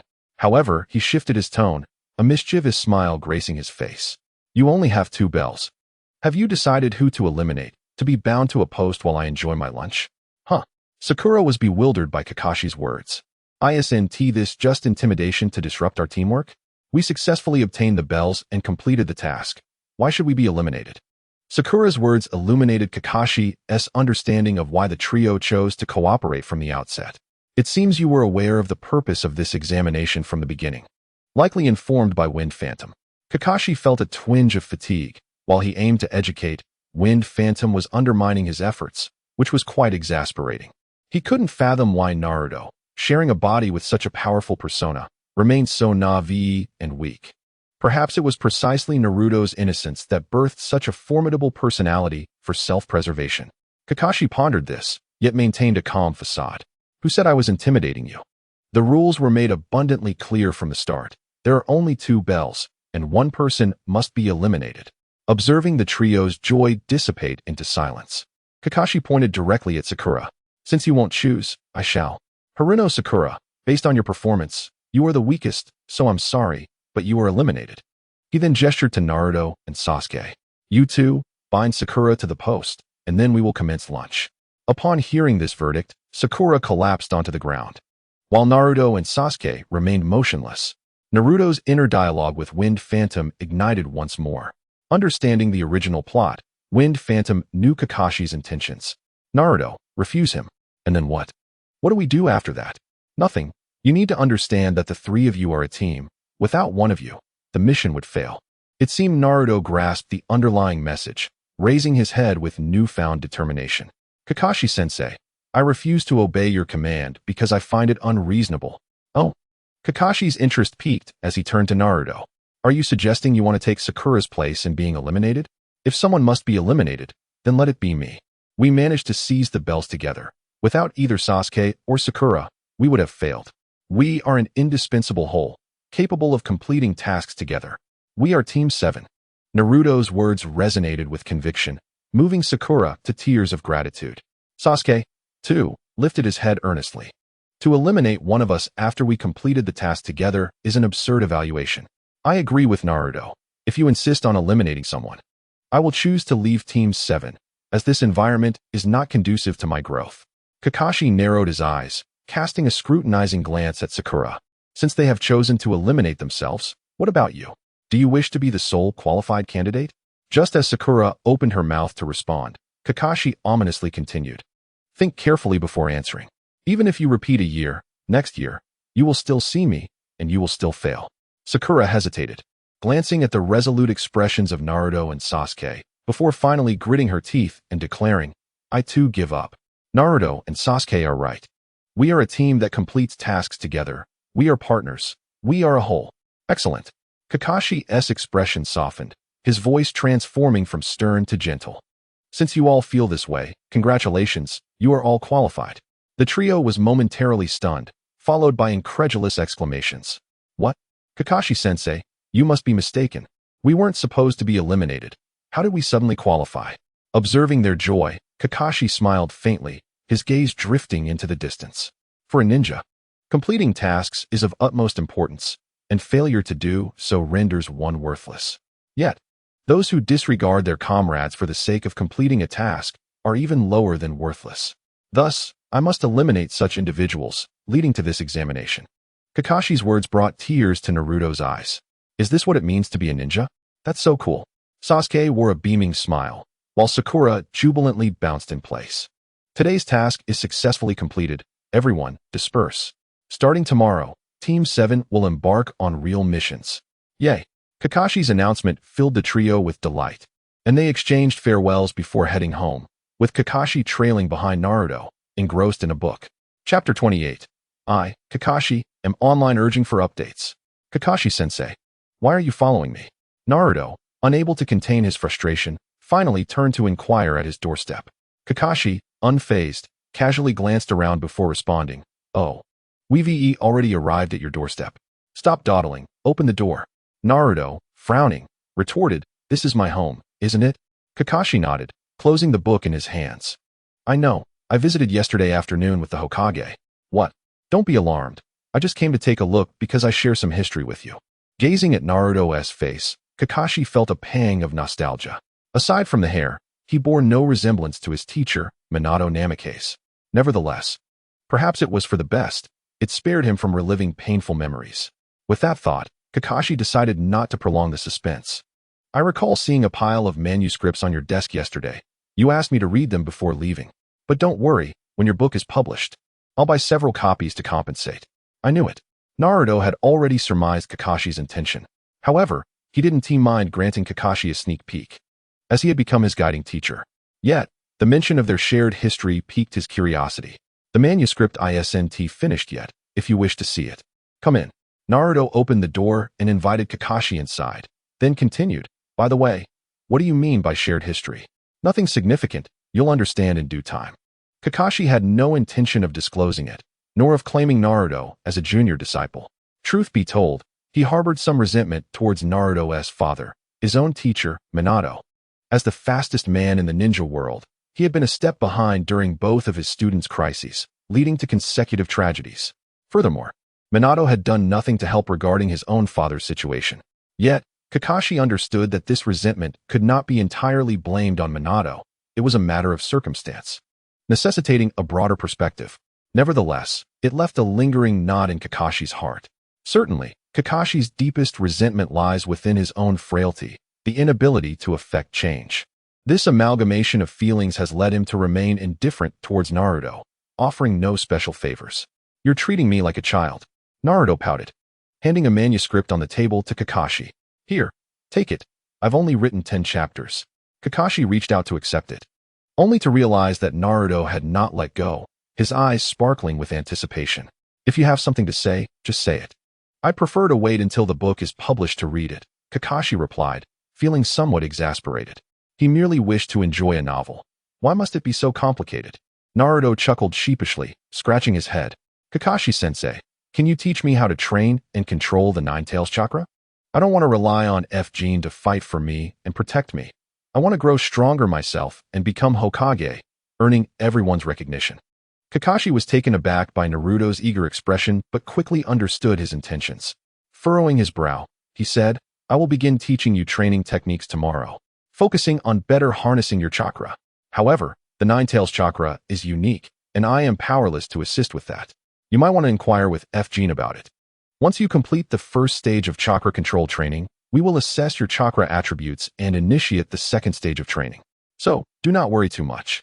Progress is gradual, and you will eventually grow stronger, gaining everyone's acknowledgement. Oh, Naruto replied, a hint of disappointment in his tone. The gradual approach felt too slow for him. He primarily wished to master the Nine-Tails chakra to become stronger quickly. Unfortunately, F-Gene would not divulge the secrets, and Kakashi was helpless in this regard. Ignoring Naruto's disappointment, Kakashi quickly scanned the manuscript. The plot was engaging. He had already begun to feel a connection to it. In this cold and numbing world of ninjas, only such fictional narratives could bring him a semblance of warmth. In the Hokage's office, Sarutobi Hiruzen furrowed his brow upon hearing Kakashi's report about Naruto's request for training in controlling the Nine-Tails chakra. Indeed, Naruto expressed his desire not to rely on F-Gene for combat, Kakashi affirmed. He speculated, perhaps he finds such methods excessively violent and harbors some resistance. Naruto's two personas were indeed polar opposites.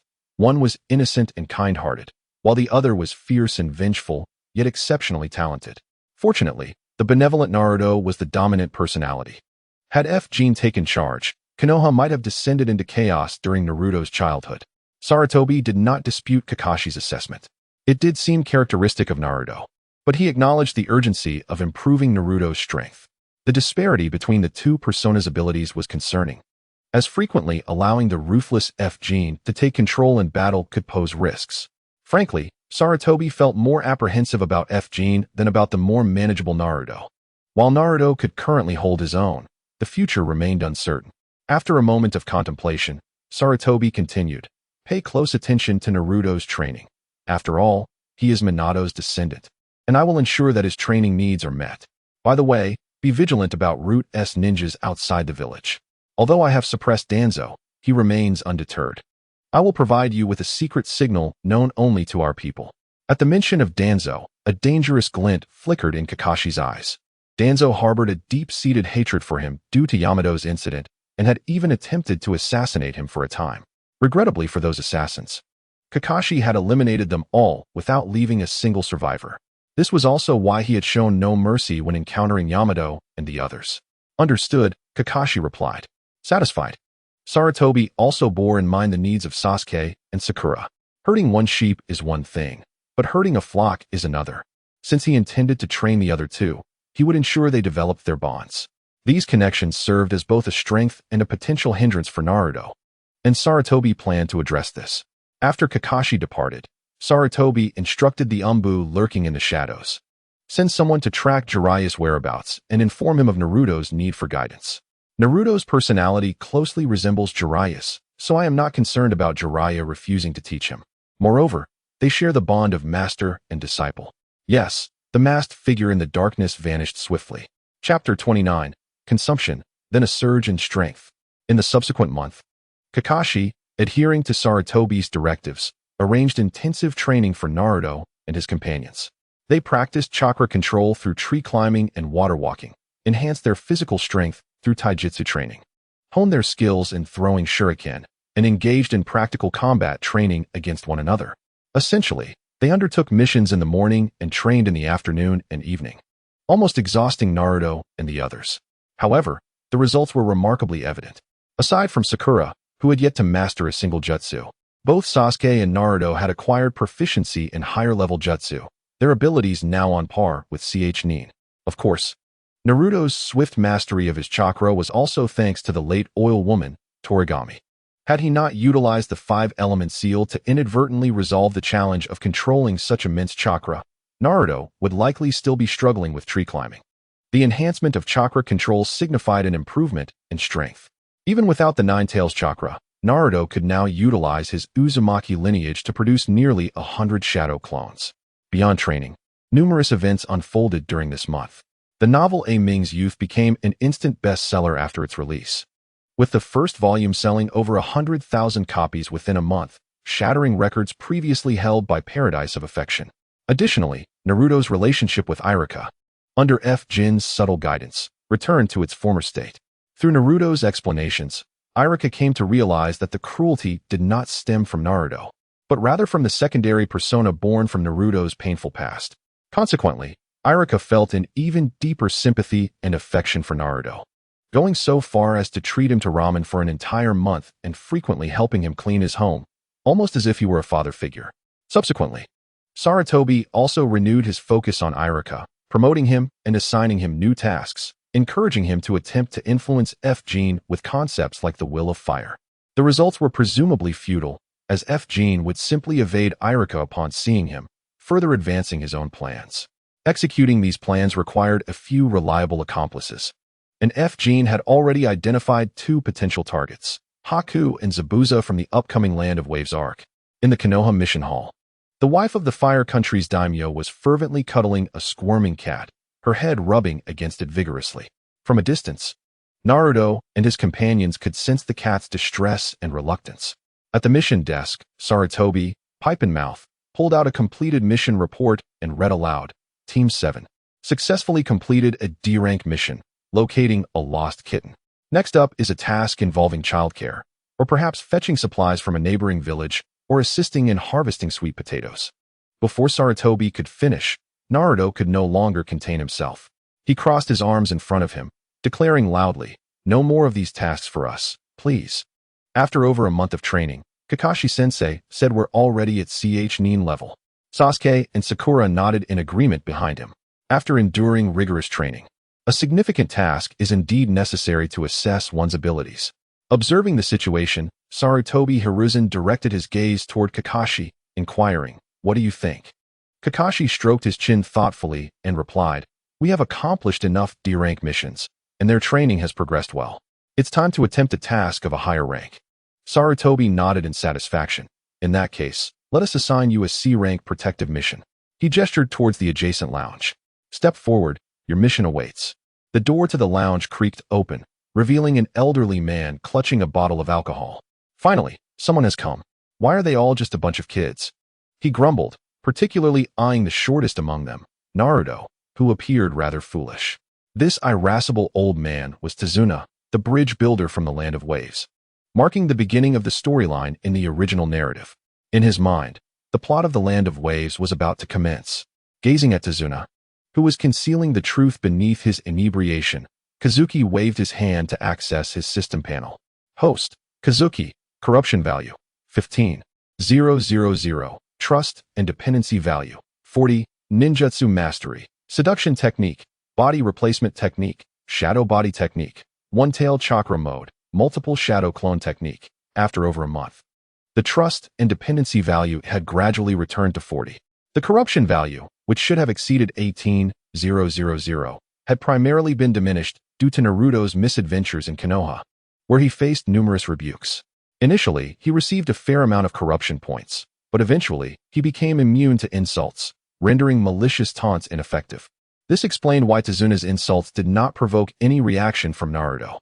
The decrease of over 3,000 corruption points had all been exchanged by Kazuki for access to physical techniques that could interact with ninjas. However, most were merely chunin on duty within the village, with only Kakashi, Asuma, and Kurenai as the elite jonin. The accumulation of experience had successfully upgraded his elite jonin physical techniques to that of a shadow level. Although possessing shadow level techniques, without activating the one-tail chakra mode, Kazuki's strength was akin to that of an ordinary elite jonin. After all, he had yet to encounter Might Guy and learn the moves of a taijutsu ninja. Otherwise, his power could have risen significantly. Moreover, he had long coveted Might Guy's 8 Gates technique. To speak frankly, with the 8 Gates technique, Kazuki's shadow-level techniques would be sufficient to unleash a power surpassing that of a shadow. Additionally, the one-tail chakra mode he had exchanged for was the yang release of the 9 tails chakra. The damage inflicted by the 8 Gates could be largely remedied by this yang chakra. Suppressing his thoughts, Kazuki turned his attention back to the corruption value. Since the plot was commencing, it was also time to redeem the corruption value. With that, Kazuki pointed towards the ninjutsu stored within the system. Exchange for 3-tail chakra mode, yang release, 12,000. Exchange for flying thunder god technique 3,000. Current corruption value, 0. Having previously redeemed the one-tail chakra mode, the 14,000 required for the 3-tail chakra mode was reduced by 2,000, resulting in a total of 12,000. The acquisition of the Flying Thunder God technique was strategic, as Kazuki intended to implement his plan and required the mobility it offered. Outside, the members of Team 7, having successfully accepted their mission, were gathered at the entrance with their backpacks, awaiting Tazuna. With Kakashi's command to depart, Naruto, Sakura, and Sasuke, who had never ventured beyond the village gates, embarked on their journey to the Land of Waves. Chapter 30. Ambushed. The roots strike again. The ninja world comprises 5 great nations and numerous smaller ones, each possessing its own ninja villages. As they traversed the uneven forest paths, Kakashi imparted knowledge about the various nations of the ninja world, information not found in textbooks but instead learned through experience as a leading instructor on missions. As they approached a small puddle, Naruto remained exuberant, while Tazuna appeared troubled. Kakashi, Sasuke, and Sakura discreetly glanced at the puddle. Just as Sakura was about to caution the oblivious Naruto, Sasuke silenced her with a glance, signaling her to stay close to Tazuna for protection. Meanwhile, Sasuke stealthily reached for the kunai in his waist pouch, while Kakashi lifted his gaze to the surrounding trees, slowly closing the book he had been reading. As they passed the puddle, 2 heads equipped with underwater breathing masks emerged. Before they could make their next move, Sasuke abruptly halted and turned around, forming completed hand seals, his cheeks puffing out. Fire release, great fireball technique. A massive fireball shot forth, hurtling towards the 2 ninjas concealed in the water. We've been discovered. Quick dodge, they exclaimed, scrambling to escape the incoming flames. Unfortunately, The sudden fire was too swift, and both were scorched in their lower limbs before they could fully evade. Before they could cry out in pain, a fierce gust followed the dissipating flames, revealing a leg poised for a devastating kick. In the next instant, both ninjas were struck in the head, collapsing to the ground, dazed. Pathetic, Sasuke proclaimed, standing proudly with disdain etched on his face. Under the blazing sun, with no signs of recent rain, the appearance of a puddle was a trivial trick Kakashi had employed numerous times during their month of practical training. It was merely a ruse that could fool only Naruto, who tended to act foolishly when overly excited. It's an ambush, Naruto belatedly realized, turning in response. Upon noticing the puddle he had overlooked, his cheerful expression instantly soured, and he angrily approached Sasuke.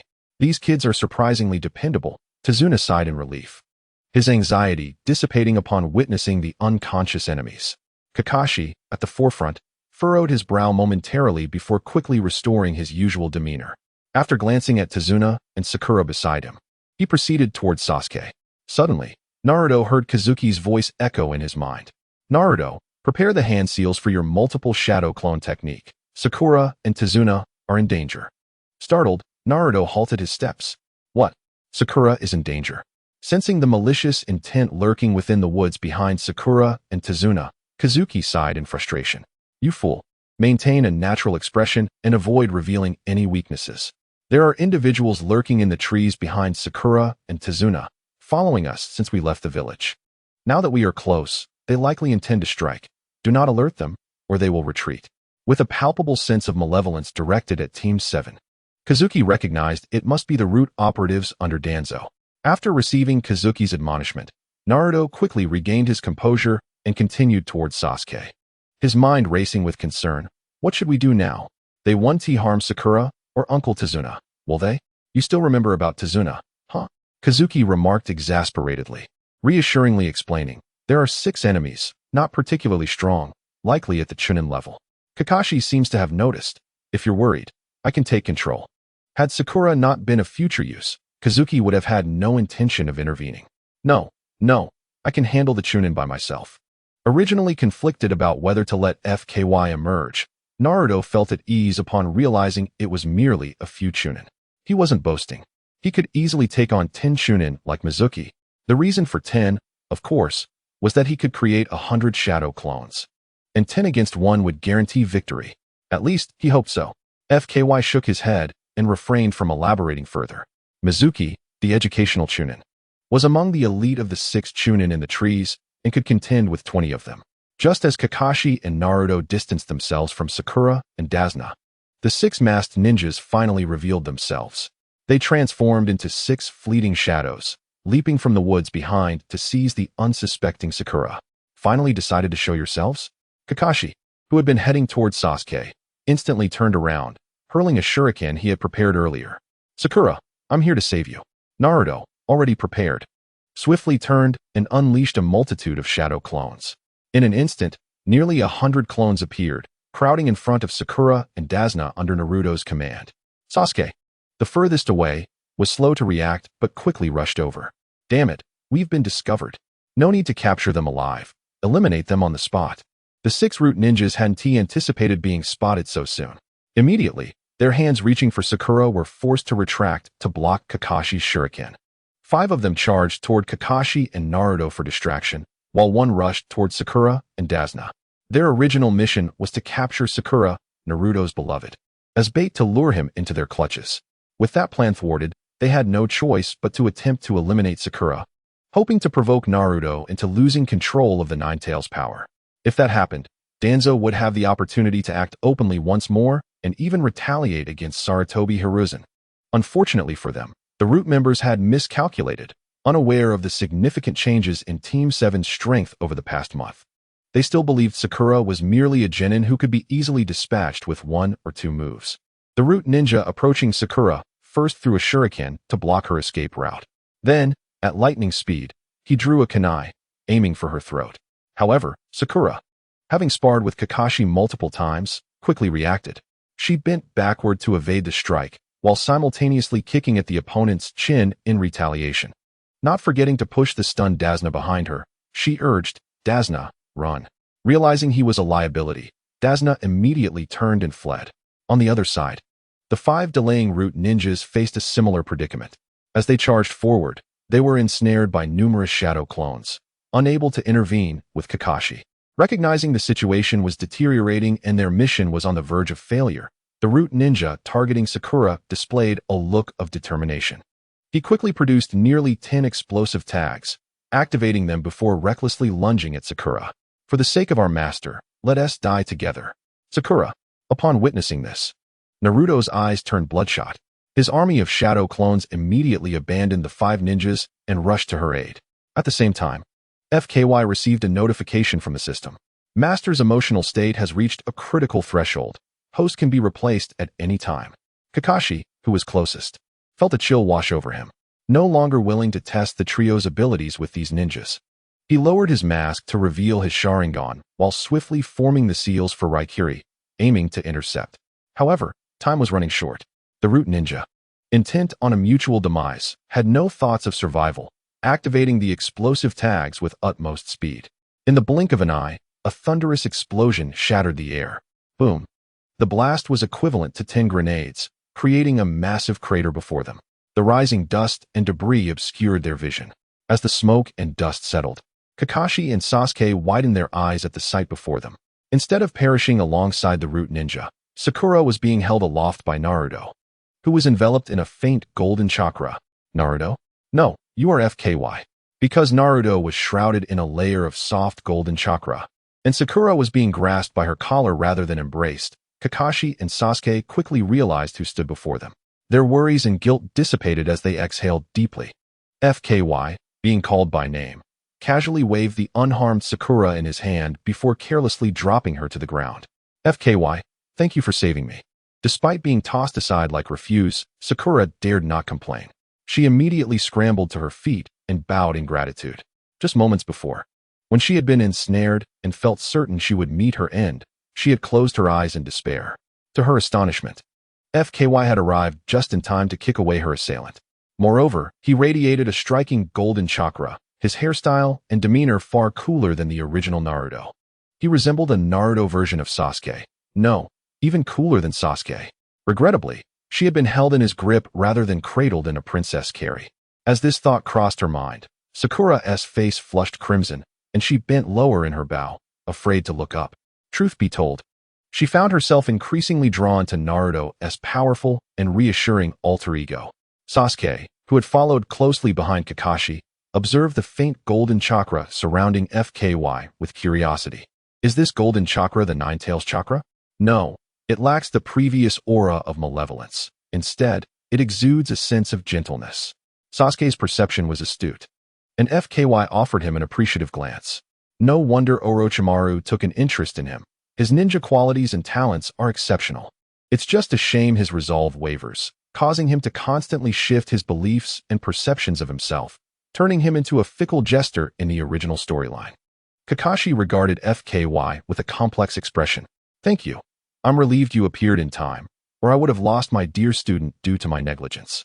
Kakashi had initially thought that Danzo's targets would only be himself and Naruto, believing he would not resort to severe measures against unrelated individuals. However, it was now clear he had underestimated Danzo, who was a mad dog unconcerned with anything. No wonder Sarutobi had warned him to be cautious of Danzo after leaving the village. Your strength and mastery of the Nine-Tails chakra have progressed remarkably in just over a month. Your talent is truly terrifying. Remembering FK's speed upon emerging, Kakashi couldn't help but be astonished. His Sharingan could barely keep up. FKY had been swifter than Kakashi when he unleashed Raikiri. If they were to spar now, Kakashi would undoubtedly be the one to lose. Meanwhile, Naruto, having been replaced by FKY in his consciousness, noticed the faint golden Nine-Tails chakra. Wow, FKY, how did your Nine-Tails chakra change like this? It's completely different from before, powerful and striking, without any negative aura. Can you teach me? If I could do this, Sakura would surely abandon her affections for Sasuke and turn to me. The barrage of questions, both internally and externally, overwhelmed FKY, who could only respond coldly. Previously, I was fighting an enemy, so I couldn't be bothered to eliminate the negative aura accompanying the Nine-Tails chakra. It's as simple as that. FKY was not being disingenuous in his explanation. The chakra of the nine tails is crimson, yet the pure chakra that expels its essence transforms into a golden hue. The reason behind this phenomenon eludes him. Perhaps it is merely a matter of aesthetics. Nevertheless, he finds greater affinity with the original nine tails chakra, as its unrestrained malevolence is oddly comforting. Noting the curiosity of his companions, Feng Xu, with a hint of impatience, gestures towards the distance. No more trivial inquiries. My temper is rather volatile at the moment, frustrated by the troubles caused by Danzo in this body. Feng Xu plans to enhance his strength upon completion of the mission in the Land of Waves. He intends to grant Danzo's wish by sending Naruto to play in the depths of Root.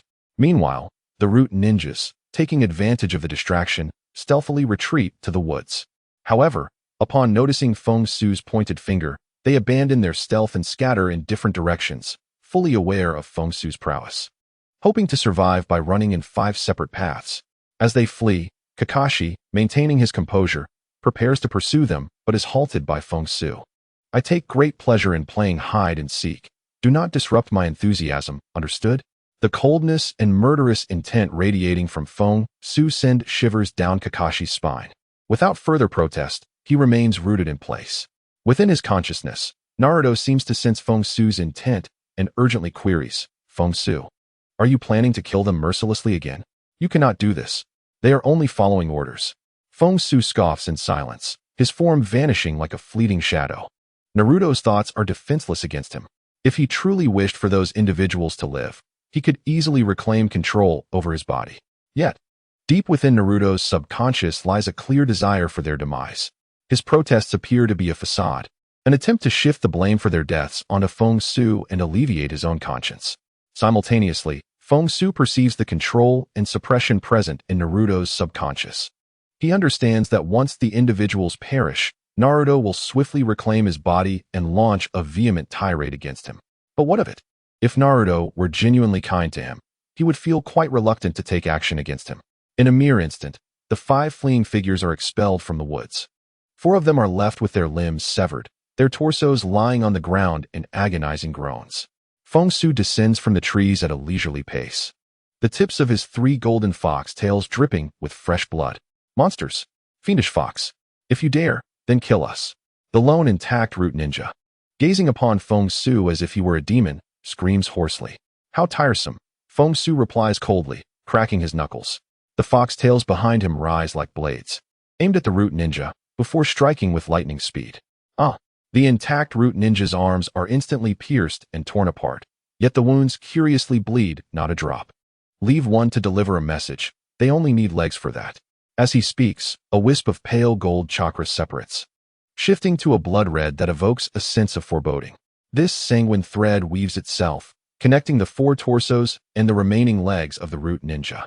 Having completed this task, Feng Xu's fox tails lash out once more, sending the remaining Root ninja hurtling into the woods, while the connected torsos are dragged through the air like kites. Go on. Upon your return, ensure that Danzo cleans himself thoroughly, lest my kicks soil my feet. Chapter 32. The petulant Naruto, how swift, how powerful, how ruthless. And this time he wields 3 tails. Kakashi and his companions gasp at the sight. Compared to the previous single tail, Feng Xu's current 3-tailed form possesses an almost inhuman speed, and his strength has clearly escalated to an entirely new echelon. His movements and tone convey a sense of retribution rather than mere messaging. This is clearly an act of vengeance against Danzo. A life taken is one thing, but sending the remains back with a message? This has forged an unyielding enmity. Kakashi can almost envision Danzo's livid expression. Realizing that soon he may no longer be the target of Danzo's ire, Naruto may take that position. Within his consciousness, as Feng Xu's actions conclude, Naruto's voice resounds. Feng Xu, you have once again broken your promise and killed mercilessly. However, considering this was to save Sakura, I shall temporarily forgive you. But you must teach me how to wield the power of the 9 tails. You have mastered 3 tails, you must know the way. Feng Xu rolls his eyes in exasperation, relinquishing control of the body. The pale gold 9 tails chakra dissipates, and the cold gaze transforms back to one of naive clarity. Seeing that Feng Xu is unresponsive, Naruto grows anxious, pleading within his mind, I do not ask for much. Just allow me to master 1 tail. I implore you, Feng Xu, I yearn to grow stronger, to protect you and everyone outside. Hearing Naruto's words, Feng Xu retorts with irritation. If you wish to grow stronger, then strive to train.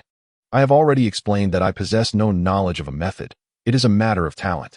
I endure the painful memories you forcibly impose upon me daily, which is why I can master it with ease, understand? At this juncture, a disdainful smirk graces Feng Xu's face. Swap identities with me for a month, becoming the secondary personality to endure those memories, and I assure you will master it instantly. What say you? Naturally, Naruto is unwilling. What if, after swapping, Feng Xu refuses to revert? He certainly does not wish to endure those torturous memories daily. That would be far worse than mere reprimands. Yet, Naruto remains undeterred in his inquiry. Is there truly no other way? Feng Xu has alternatives, but he contemplates whether to share them with Naruto. Although Naruto's mastery of the Nine-Tails chakra would indeed augment his strength, it would also diminish Feng Xu's opportunities to emerge and lessen Naruto's dependence on him. After some reflection, Feng Xu resolves to disclose a method, intending to dangle it before Naruto. There is a way. Since you mentioned it, I have been researching it, and I have made some progress. However, your previous words have left me quite displeased, so I intend to pause my research. Upon hearing that Feng Xu possesses a solution, Naruto immediately pleads, I was wrong. I take it all back. Please do not cease your efforts. In the future, I will not be angry when you wish to eliminate enemies, but you must not be so cruel. It is best if they can die painlessly. We shall see. Feng Xu dismisses him with a cold huff, reverting to silence. The notion of sparing enemies from torment is ironic, given that whenever he tortures foes, Naruto's darkening values rise. When he read the original story, how did he not realize Naruto was so hypocritical, akin to a deceptive lotus flower? Shaking his head, Feng Xu ignores Naruto's pleas and gazes at the system panel. Current trust and dependency value of the main personality, 51, 30 will not drop. 21 is excess and may drop. Current darkening value, 3,000. Upon reaching 50, he can actively switch personalities, and now there is an even more detailed display. Feng Xu is somewhat surprised, yet this surprise quickly dissipates. This more precise display signifies a higher degree of control over the body. Furthermore, the unyielding 30 indicates that even if he were to kill those close to Naruto, this value would remain intact, much like in the original plot, where Naruto's feelings for Sasuke were unwavering. He would only seek to reclaim and restore, never viewing them as enemies. Of course, he suspects that this current 30 does not quite equate to Sasuke. A doubling to 60 would be more fitting. Gazing at the recently accumulated corruption value, Feng Xu let out a cold, mocking laugh. Ah, you've truly become quite the scoundrel, Naruto, with an increase of 3,000 in both corruption and trust values. As Naruto began to engage in communication within his consciousness, time naturally slowed down within that realm. Thus, what felt like an extended exchange only transpired in mere breaths outside. Upon witnessing the return of Naruto's dominant personality, the chilling and terrifying aura dissipated. Sakura, who had been bowing, finally lifted her head, the flush on her face vanishing. Kakashi and Sasuke exhaled in relief. Compared to the imposing and unfamiliar Feng Xu, the somewhat foolish Naruto was far easier to interact with. No injuries, I hope? Kakashi surveyed the group before continuing. Though I was careless this time, you should now grasp the terrifying nature of conflicts between ninjas, right? As your guiding teacher, I cannot be your eternal protector, nor will I do so. Therefore, those wishing to withdraw from this mission may apply to do so. Living as an ordinary person isn't such a bad option. Boring, Sasuke replied coldly, turning away. Until that man is dead, any danger is inconsequential. Naruto, having concluded his internal pleas, shook his head repeatedly, indicating he feared no danger. Only Sakura remained silent, her expression one of inner turmoil. You may ponder it carefully and approach me privately after the mission, Kakashi said, casting a deep look at Sakura before striding towards the bound mist ninja in the distance. Meanwhile, a distance away, the fleeing Dasna appeared pale and trembling, akin to a leaf in the wind. The recent display of Naruto's wrath lingered in his mind. An indelible mark. Is this what a ninja is? He trembled as he wiped non-existent sweat from his brow, his gaze towards Naruto laden with fear. Even Kato, who dominated their land of waves, would not resort to such brutal methods, especially after he had berated Naruto back in the Hidden Leaf Village, calling him a fool. The secrets he had concealed from the ninjas, combined with the fact that no one was paying him any heed, made Dasna feel as if his demise was imminent. Resolving himself, he grit his teeth and charged towards Naruto and the others. Upon nearing them, he knelt without hesitation. "Noble ninjas, I apologize. I should not have spoken so recklessly nor concealed information, but I had my reasons. Our land of waves is oppressed by Kato." Dasna exaggeratedly recounted Kato's misdeeds, embellishing his tale of woe in hopes that, at the very least, they would spare him for his pitiful plight, even if they chose not to continue the mission. After listening to Dasna's account, Kakashi proceeded to interrogate the remaining Mist Ninja. However, one of the Mist Ninjas had managed to slip away during the recent chaos, and the other remained tight-lipped. Ultimately, Kakashi decided to lead the group back to the village, considering the mission's significance due to the involvement of multiple Chunin. Yet, Naruto empathized with Dasna's tragic circumstances and expressed a desire to continue the mission. Sasuke concurred, unwilling to forego this opportunity for growth. After all, peace was currently prevailing, and high-level missions were not commonplace. Eventually, they resolved to continue their journey along the path of the Land of Waves. Chapter 33. A kick to Danzo. At the root base deep within the Death Forest, the root base lay hidden underground. In this vast, silent underground facility, the sound of dragging footsteps disrupted the tranquility. Danzo, standing in the center of the open space, furrowed his brow upon hearing the noise behind him. He turned to find a root Chunin, previously disarmed, dragging a torso behind him. "Still alive?" Danzo's voice was icy, devoid of emotion. "The mission failed. The target is still alive, and that vortex Feng Xu has reappeared, now capable of harnessing the chakra of three tails," reported the one-armed root ninja, bowing his head. However, the sweat beading on his forehead revealed his inner turmoil. "I asked, why are you still alive?" Danzo interrupted the report, his eyes glinting with a chilling intensity. "Vortex Feng Xu sends a message." The one-armed ninja's voice trembled. Although he had undergone rigorous training in the root and was unafraid of death, he truly did not wish to die. "He says to clean yourself up, lest you dirty his foot when he kicks you." After delivering this message, the one-armed ninja realized there was no escaping death. He immediately turned and charged towards the wall. "For Lord Danzo, for the root." His cries and the impact against the wall did not elicit the expected intervention from Danzo. With a resounding crash, blood splattered across the wall. Watching his devoted subordinate perish, a softer expression crossed Danzo's face. "Ninjas must be willing to sacrifice themselves. How can you be the only one to live? Fear not, my dear children. I shall avenge you." Waving his hand towards the darkness, Danzo resumed his contemplation. Just as he turned, he noticed a blood-red thread emerging from the corpse of the one-armed ninja and the torso behind him. In an instant, the crimson line floated to the front of the body, transforming into Feng Xu in three-tailed chakra mode. After surveying the surroundings, Feng Xu charged directly at Danzo's unguarded back. "Jinchuriki, my lord, watch out behind you." A root ninja, having just emerged from the shadows to handle the corpse, quickly turned to shield Danzo. Yet, his speed was no match for Feng Xu, who, enhanced by the three-tailed chakra mode, appeared before Danzo in the blink of an eye. Hearing the warning, Danzo turned in anger, just in time to see a face before him. "Naruto, no, it's Vortex Feng Xu. Indeed, have you cleaned yourself up?"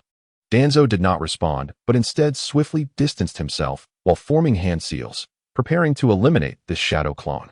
Although merely a chakra-formed clone, its speed was comparable to the original. Just as Danzo lifted his foot, he felt a powerful kick to his rear. "Damn it!" Stumbling from the kick, Danzo cursed, quickly turning to unleash a barrage of high-pressure wind bullets from his mouth, aimed at Feng Xu. S-rank ninjutsu, wind release, vacuum sphere. In response to the attack, Feng Xu showed no intention of defending or evading. With a mocking smile, he retorted, "Old dog, stay indoors this week to avoid showing your menstrual cycle to others."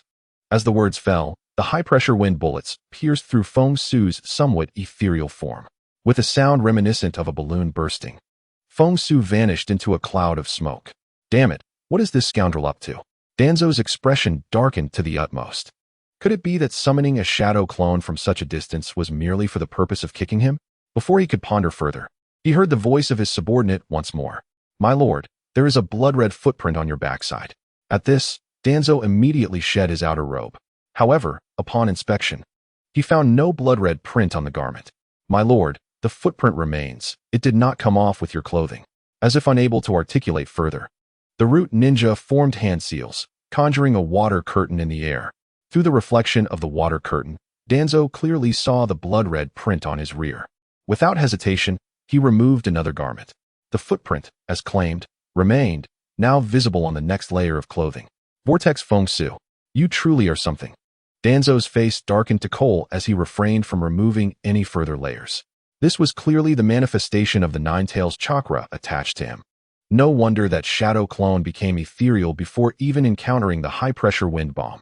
It can be said that the damage was minimal, yet the insult was profound. After instructing his subordinate to continue with the mission, he swiftly departed from the clearing. Meanwhile, within Kato's woodland cabin, the previously fleeing Mist Ninja was now respectfully reporting the situation to Zabuza. The Konoha Jonin, with white hair and a mask obscuring all but one eye, was confronted with the presence of 3 young Chunin. Based on the intelligence received, Zabuza furrowed his brow. If he was correct, this white-haired individual must be the legendary copy ninja, Kakashi Hatake. The enemy was somewhat unexpected. Zabuza believed that such a formidable opponent warranted an increase in payment. Before he could seek Kato, the door was forcefully swung open. You fool, your men have failed. Kato, flanked by 2 bodyguards, angrily pointed at Zabuza. I paid a hefty sum. You must send more capable ninjas. Upon hearing Kato's outburst, Zabuza's grip on his decapitating blade tightened, and in an instant, a blood-spraying head soared into the air. What have you done? Kato was stunned by Zabuza's swift execution. As Mist Ninjas, we either succeed in our mission or die. Even if the failure was due to erroneous information, those who fail must perish. Zabuza sheathed his blade and cast a sidelong glance at the petrified Kato.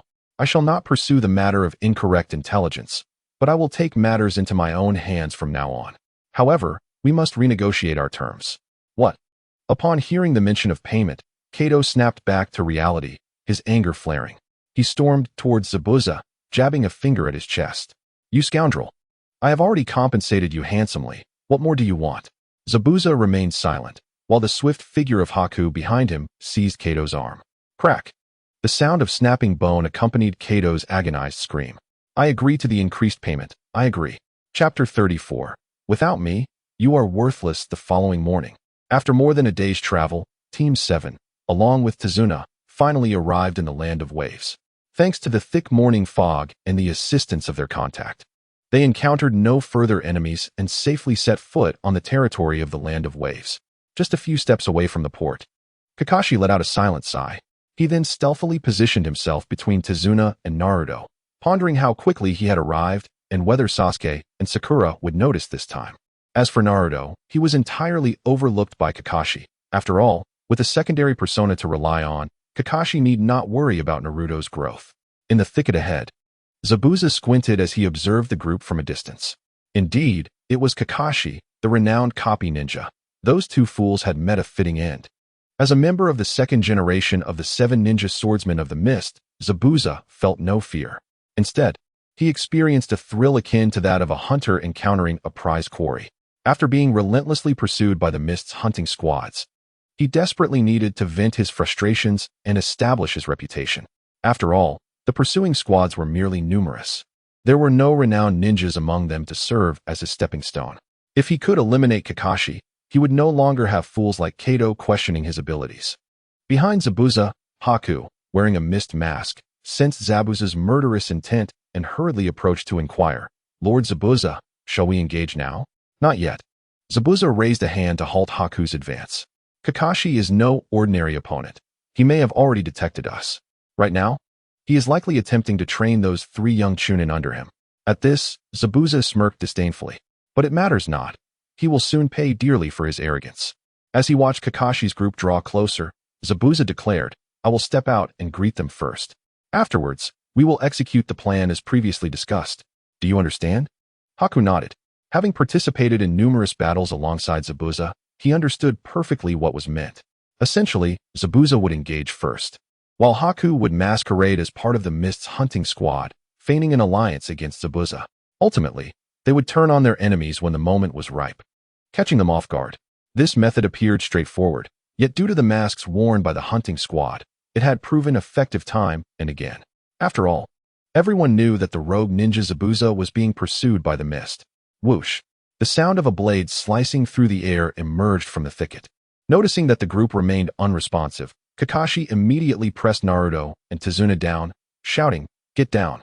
With their heightened alertness, Sasuke and Sakura instinctively ducked at the sound. Clang! The whirling, decapitating blade embedded itself into the trunk of a tree, narrowly missing their heads. In a flash, Zabuza stood on the hilt of his blade. "It's you." The rogue ninja of the mist, known as the demon, Zabuza Momochi. Kakashi's brow furrowed. He had not anticipated that this mission, which had escalated from a D rank to a C rank, would now reach an A rank level. To think the illustrious Kakashi is aware of my identity. I shall extend you a courtesy. Hand over that old man, and I will let you go. Before Kakashi could respond, Naruto erupted in fury. "No way. Not only did you ambush us, but you also dare to demand we surrender our poor Uncle Tazuna. You villain." While scolding Zabuza, Naruto inwardly cursed Wind Phantom. "Wind Phantom, why didn't you warn me earlier when it was so dangerous?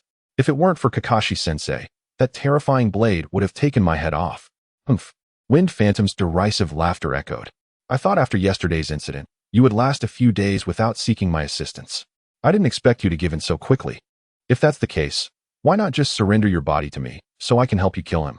The mocking and sardonic tone in Wind Phantom's words caused Naruto's face to flush with embarrassment.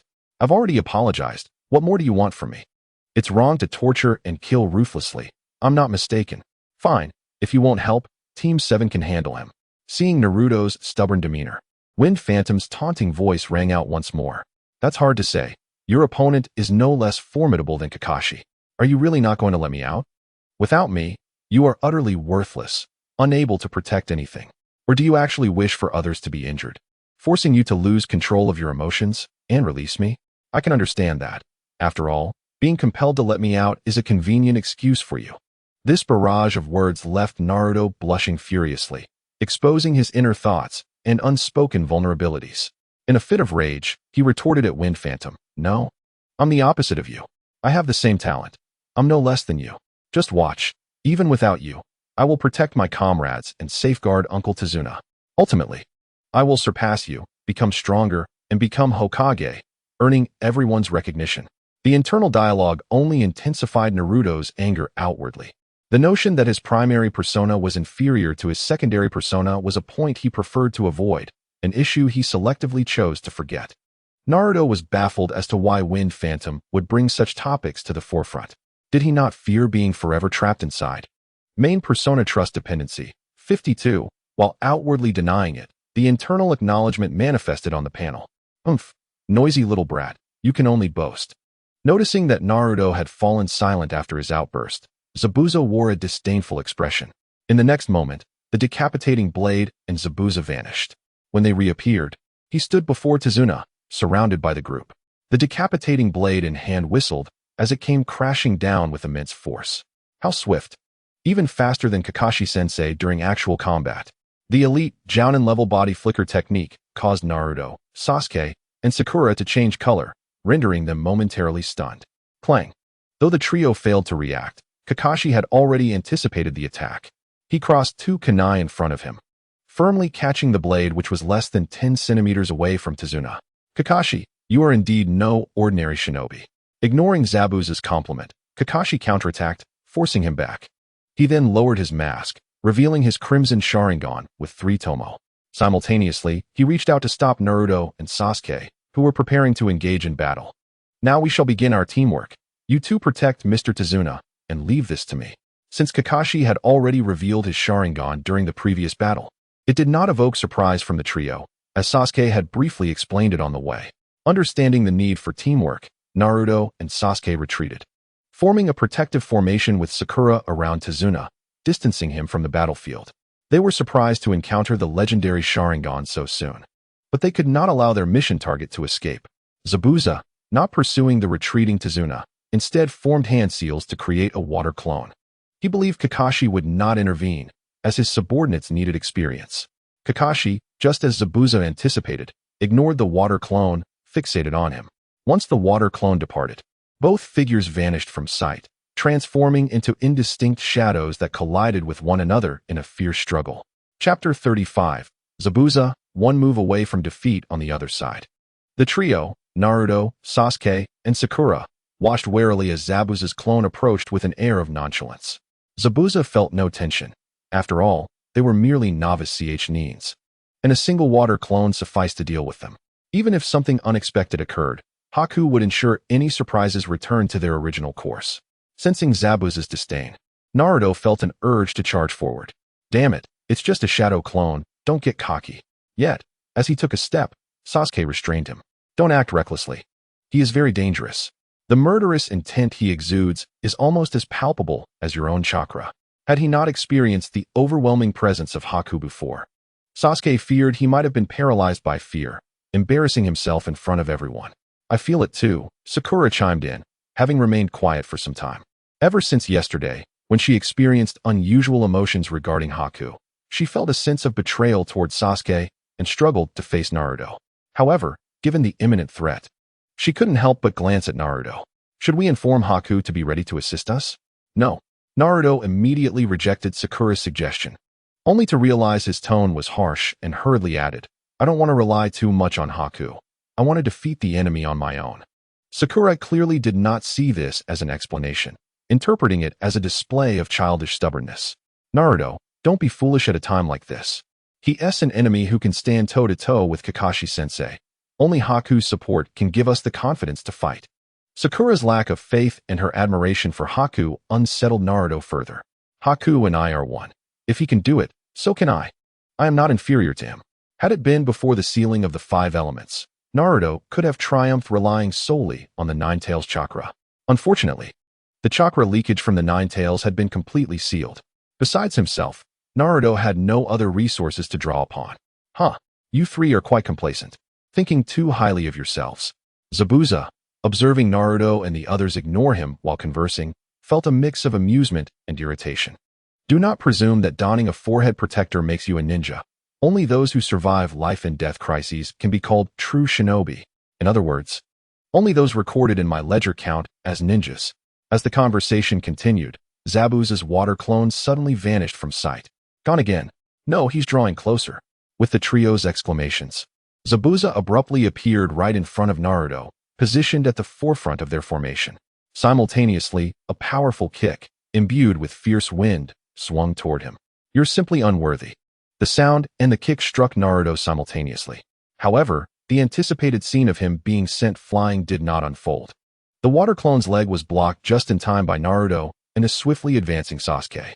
Meanwhile, Sakura quickly reacted, pushing Tazuna away for safety. Using Naruto and Sasuke's backs as leverage, she leapt high, hurling a shuriken toward the water clone's head with pinpoint accuracy. I may have underestimated you brats, Zabuza remarked. Slightly surprised, though still only mildly so. His kick intensified, forcing Naruto and Sasuke back. Simultaneously, he grasped the decapitating blade behind him and swung it skyward, knocking down all incoming shuriken. You still underestimate us, asserted Naruto, undeterred despite being easily repelled, his face brimming with newfound confidence. As he shouted, he whispered to his companions, remember our cooperation when we snatched the bells? I'll use the multi-shadow clone technique to entangle him, and then Sasuke will act just like before. Time was of the essence. Naruto's words were cut short. However, after over a month of practical teamwork, Sasuke and Sakura instantly understood. Upon hearing Naruto's boastful statement and dismissing him to discuss strategy with the others, Zabuza's forehead veins bulged, and the playful glint in his eyes vanished. You little punks playing ninja games are truly arrogant. You think you've become ninjas just because you passed such a lenient graduation exam? He seemed to reminisce about that time, his face displaying a twisted excitement. What do you mean? We became ninjas only after passing a brutal exam with a mere 30% pass rate. Naruto's retort ignited Zabuza's fury. Their graduation exam had been challenging, after all. 30% pass rate. Zabuza laughed, bending over in amusement. Ha. My graduation exam required me to eliminate all 100 candidates to earn my ninja status. What? The trio gasped, visions of gruesome scenes flashing in their minds. Hearing their shocked reactions, Zabuza lifted his head, his face devoid of mirth, replaced instead by a chilling aura of murderous intent. The pass rate. No, the survival rate is less than 1%. As his words settled, Zabuza charged forth at a speed nearly imperceptible to the naked eye. Meanwhile, Naruto had prepared his hand seals during their exchange. Multi-shadow clone technique. Nearly 100 Narutos erupted into existence, surrounding the diving Zabuza. Faced with such overwhelming numbers, Zabuza showed no sign of retreat. His decapitating blade whirled in the air like a fierce windmill. Ha ha ha. Numbers alone cannot compensate for the disparity in quality. True ninjas vastly exceed your imagination. In the blink of an eye, the vast majority of the shadow clones were obliterated. As Zabuza's true form was revealed, Sakura, wielding an enormous four-pointed shuriken, hurled it at him with tremendous force. Wind release, shuriken, windmill. The massive shuriken sliced through the air with a deafening whistle. Zabuza squinted, expertly catching the screeching shuriken in his grasp. Incorrect. There is a shuriken hidden in the shadows. Though it was grasped, another one immediately separated and sliced toward Zabuza's body. Zabuza, unable to retract his beheading sword in time, could only leap up in a desperate attempt to evade. Yet, before he could catch his breath, a chilling voice from behind him reached his ears. Fire release, great fireball technique. Damn it, it's a transformation technique. Zabuza's expression twisted with rage as he turned around. The beheading sword in his hand swung out, cleaving towards the massive fireball. However, this was not the real body. Even a mere graze from the fire release would cause his water clone to shatter. How could I possibly fall prey to these brats? Where's Haku? Zabuza's peripheral vision caught sight of the distant jungle, his heart swelling with anger. However, the barrage of Sunban needles, accompanied by Haku's voice, eased his furrowed brow. The ninja pursuit unit has come to eliminate the rogue ninja, Zabuza Momochi. Chapter 36. Haku's ambush. The swiftly flying Sunban needles outpaced Sasuke's great fireball. Almost simultaneously with Haku's voice, Zabuza's water clone was struck, transforming into a puddle of water that splashed upon the ground. The trio of young ninjas, filled with shock and curiosity, quickly congregated, gazing intently at Haku, who wore a mist village mask perched atop a tree trunk. Do you know what this ninja pursuit unit is? Naruto quietly inquired of Sasuke and Sakura. Sakura shook her head, but Sasuke, his expression grave and cautious, responded. Kakashi-sensei mentioned it. It's a special unit from the Mist Village tasked with hunting down rogue ninjas and retrieving their bodies. Both the ninja and the corpse yield a wealth of information, necessitating their retrieval. Compared to Sakura and Naruto, Kakashi was particularly attentive to Sasuke's innate talent, imparting more knowledge during their individual training sessions. Upon hearing Sasuke's explanation, Sakura let out a sigh of relief. Kakashi-sensei just said that the one named Zabuza is indeed a rogue ninja from the Mist Village. So he must be here to hunt down rogue ninjas, not our enemy. Otherwise, that sudden ambush would surely have harmed one of us. In such a scenario, if the Senbon had ambushed them, it would have been difficult for Sasuke and Naruto, who were farther away. But Sakura, being closer to the jungle, would have had no time to react. If she were lucky, she might have escaped with minor injuries. But a critical hit would likely have led to her demise. After facing death twice in 2 days, Sakura felt her limbs weaken. Her gaze instinctively shifted to Naruto, inwardly wishing for her alternate persona, Kazekage, to emerge and protect her. Sasuke and Sakura's conversation eased Naruto's guard. Then shall we not collaborate? A spark of excitement danced on his face as he glanced at the battlefield shrouded in thick fog. Kakashi-sensei must be embroiled in a fierce battle. If we join forces, we can surely turn the tide. As soon as Naruto finished speaking, a crisp voice interjected. Though it may seem presumptuous, I genuinely wish to collaborate with you. In the blink of an eye, Haku appeared before the trio. While they had anticipated Haku's strength, the sheer swiftness of his body flicker technique left them astounded. The speed of the technique hinges on the mastery of physical prowess and chakra, surpassing even their Chunin level. He must be at least a special Jonin. You appear to be of similar caliber to us. I never expected you to be so fast. Naruto approached with a friendly demeanor, but Haku took a cautious step back. My mission is to eliminate rogue ninjas, so please do not waste any time. Haku's retreat and vigilance allowed Sasuke and Sakura, who observed from the sidelines, to relax. If he were truly an enemy, he would have seized the opportunity to strike. Haku's actions indicated a genuine desire for cooperation. With this realization, Sasuke spoke. Then let us not waste any more time. We shall accompany you to assist Kakashi-sensei. What about old man Tazuna? Sakura questioned. Don't mind me. Just hurry and defeat the enemy. Tazuna, peering from the nearby bushes, chimed in. With Tazuna's approval, the trio, concerned for Kakashi's safety, nodded and dashed into the fog. Haku immediately followed, his hands concealed behind his back, forming hand seals. Though Naruto, Sasuke, and Sakura were not particularly strong individually. Their combined efforts could take down Zabuza's water clone. Thus, Haku opted not to ambush one of them beforehand, but rather aimed to strike down two, or even all once they entered the mist. As the four plunged into the fog, Sasuke, trailing behind, silently activated his Sharingan, gripping a kunai tightly. Haku swiftly approached the trio, his hands poised behind him, ready to strike. Suddenly, Sasuke pivoted abruptly, thrusting his kunai towards Haku's shoulder, which was concealed behind his back. Clang! Haku's other hand, gripping a Senbon needle, blocked the incoming kunai. When did you notice? I thought I had concealed it well. The clash and ensuing conversation drew the attention of Naruto and Sakura, who rushed to join them, eyes fixed on Haku with suspicion. What is happening? Sasuke, why are you fighting him? Sasuke ignored their inquiries, chuckling lightly. I didn't notice. You merely got too close, and I caught a glimpse of your hand concealed behind you, so I acted to test you. I didn't anticipate you would indeed have ulterior motives. Upon recognizing the crimson and black tomo in Sasuke's eyes, Haku's voice took a hint of surprise. You possess the Sharingan. No wonder you could detect my subtle movements even with the mist technique obscuring you. Despite being discovered, Haku remained calm and composed.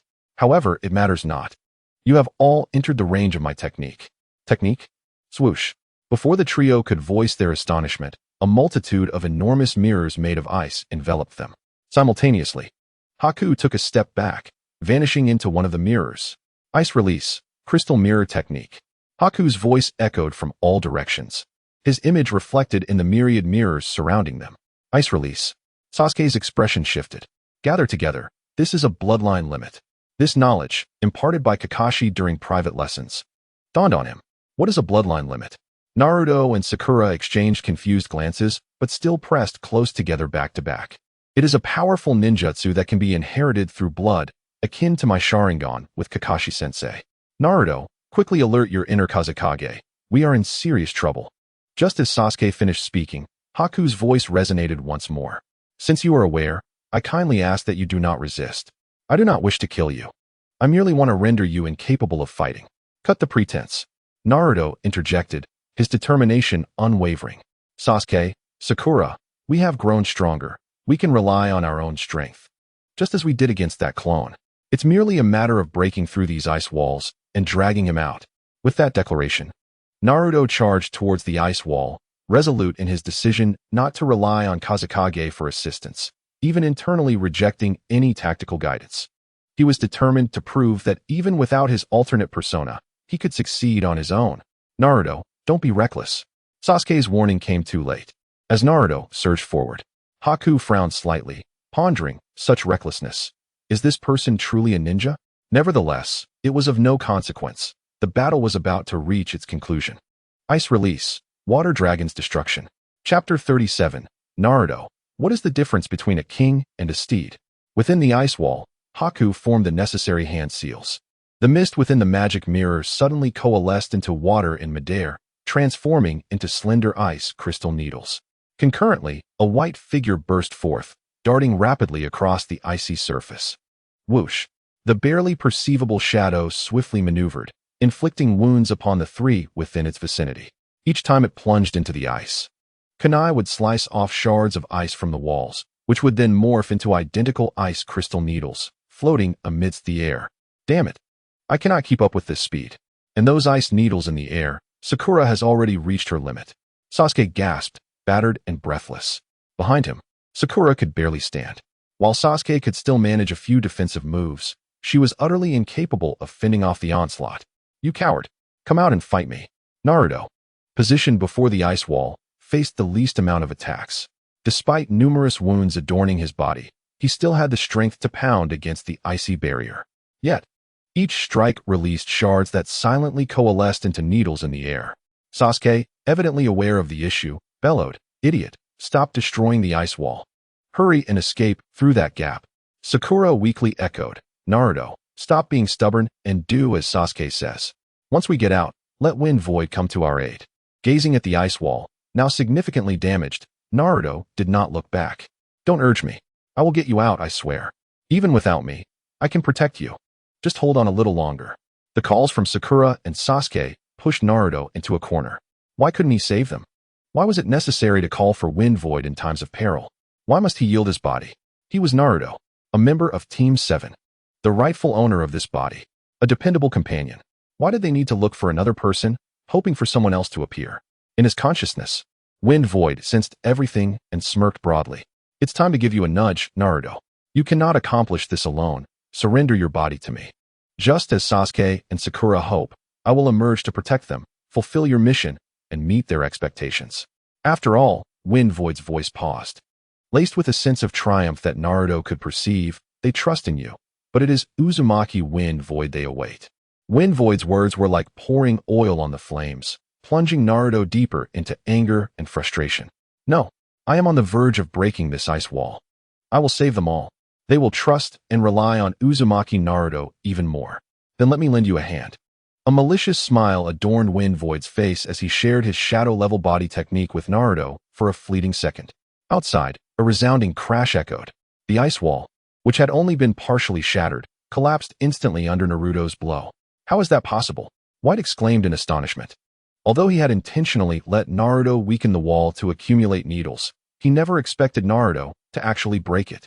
What kind of terrifying force was unleashed in that moment? Though insufficient, there was no time for hesitation. The sky had not yet gathered 1,000 needles, but the moment the ice wall shattered, they all shot down simultaneously. Most aimed at Sasuke and Sakura, with only a few targeting the edge where Naruto stood. At that moment, seeing the outside world, Naruto turned back with excitement, shouting, "I did it! I will get you out!" Before Naruto could finish his sentence, the barrage of needles interrupted him. All of them struck at the vital points on his body, inflicting pain and weakness that rendered him unable to stand. More painful than the physical torment was the anguish in his heart. Sasuke and Sakura, who had faced even more assaults, now lay crumpled on the ground. Their bodies riddled with ice needles. Blood flowed profusely, staining the ground crimson. Naruto could clearly see the needles embedded in their necks and chests, their eyes dull and lifeless, reminiscent of the fallen Shimizu, the oil girl, and those root ninjas. This is not how it should be. It cannot end like this. With Naruto's anguished howl, the system's notifications followed. Corruption value, 25,000. Current corruption value, 28,000. Master's trust and dependency value, 55. Non-droppable, 30. Master's emotional collapse. The host can switch personalities at will.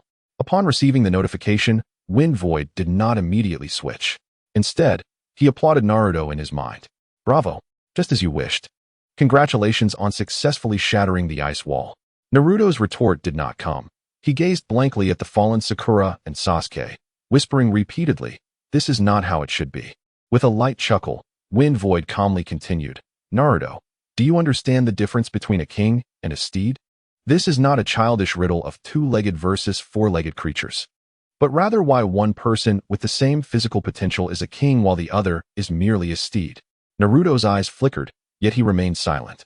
Wind Void, undeterred, elaborated, "The answer is singular. The king possesses greater talent, intelligence, and capability than the steed. Therefore, the king leads, while the steed serves. The king can better harness his abilities, protect those he cherishes, and defeat all foes at any cost. The steed lacks such attributes, existing only to support the king in his pursuits. Then, why should I bear the burden of a weaker you in battle?" Chapter 38. I am your master. The question echoed incessantly in Naruto's mind. He could not refute it, retaliate, or even speak. Wind Void had been present for nearly 2 months, always stepping in to protect him during danger, solving problems that arose. Meanwhile, he, the ordinary one, could only seize control of the body. So why should the weaker version of himself be the one to claim dominion over the body? Master's trust and dependency value, 60. Non-droppable, 35. Gazing at the increasing non-droppable trust and dependency value, Wind Void smiled with satisfaction. Ahead, White had emerged from the ice wall, holding 4 ice crystal needles between his fingers, approaching slowly. He murmured softly, "Don't be sad. They will be fine. Once they wake up from their slumber, they will be safe. Had you not shattered the ice wall prematurely, this sorrow would not have befallen you." As he spoke, White's needles shot down like lightning, targeting Naruto's vital points. He disliked fighting and killing. Thus his intentions were simple: to injure Naruto and his companions, inducing a state of pseudo-death to deceive Zabuza. Many seemingly innocuous enemies had been spared through this method. But then snap. What? White stared in shock and fury at Wind Void, who had grasped his descending arm. Your earlier breakdown and sorrow were all an act. In his anger, White drew another needle from his waist and thrust it violently towards Wind Void's head. However, thud. The needle was repelled by a barrier of crimson chakra. What manner of malevolent chakra is this? Without hesitation, I sought to retreat. Yet, the hand gripping his arm was unyielding. In the next instant, a sound echoed as fingers made contact with skin. Feng Xu, kneeling on the ground, rose and seized by the throat, lifting him effortlessly. You performed admirably just now, and I assure you, I did not deceive you. Feng Xu raised his gaze, his crimson vertical pupils mesmerizing. The frenzied and violent chakra emanating from him sent chills down my spine, as if the figure before him were a demon risen from the depths of hell. You are not him. Who exactly are you? I gasped, struggling like a fledgling chick in midair, finding it difficult to utter any words. Who am I? Feng Xu grinned, revealing his pearly gums. I am, of course, your future master. Swish. The decapitating blade sliced through Kakashi's back before vanishing into the thick mist. Kakashi, can your eyes still replicate my jutsu? Kakashi, sensing Zabuza's intense resentment, felt somewhat speechless. He had merely replicated a water dragon jutsu and a great waterfall technique, yet had driven Zabuza to desperation. Moreover, with the clash of jutsu, he had not gained any advantage, and now his chakra was depleting rapidly. I cannot replicate it, but I can see you quite clearly now that you are close. He shook off the torn fabric on his back, revealing no trace of injury or blood. You may hold your own, but your subordinates are doomed. Zabuza's voice dripped with anger and mockery.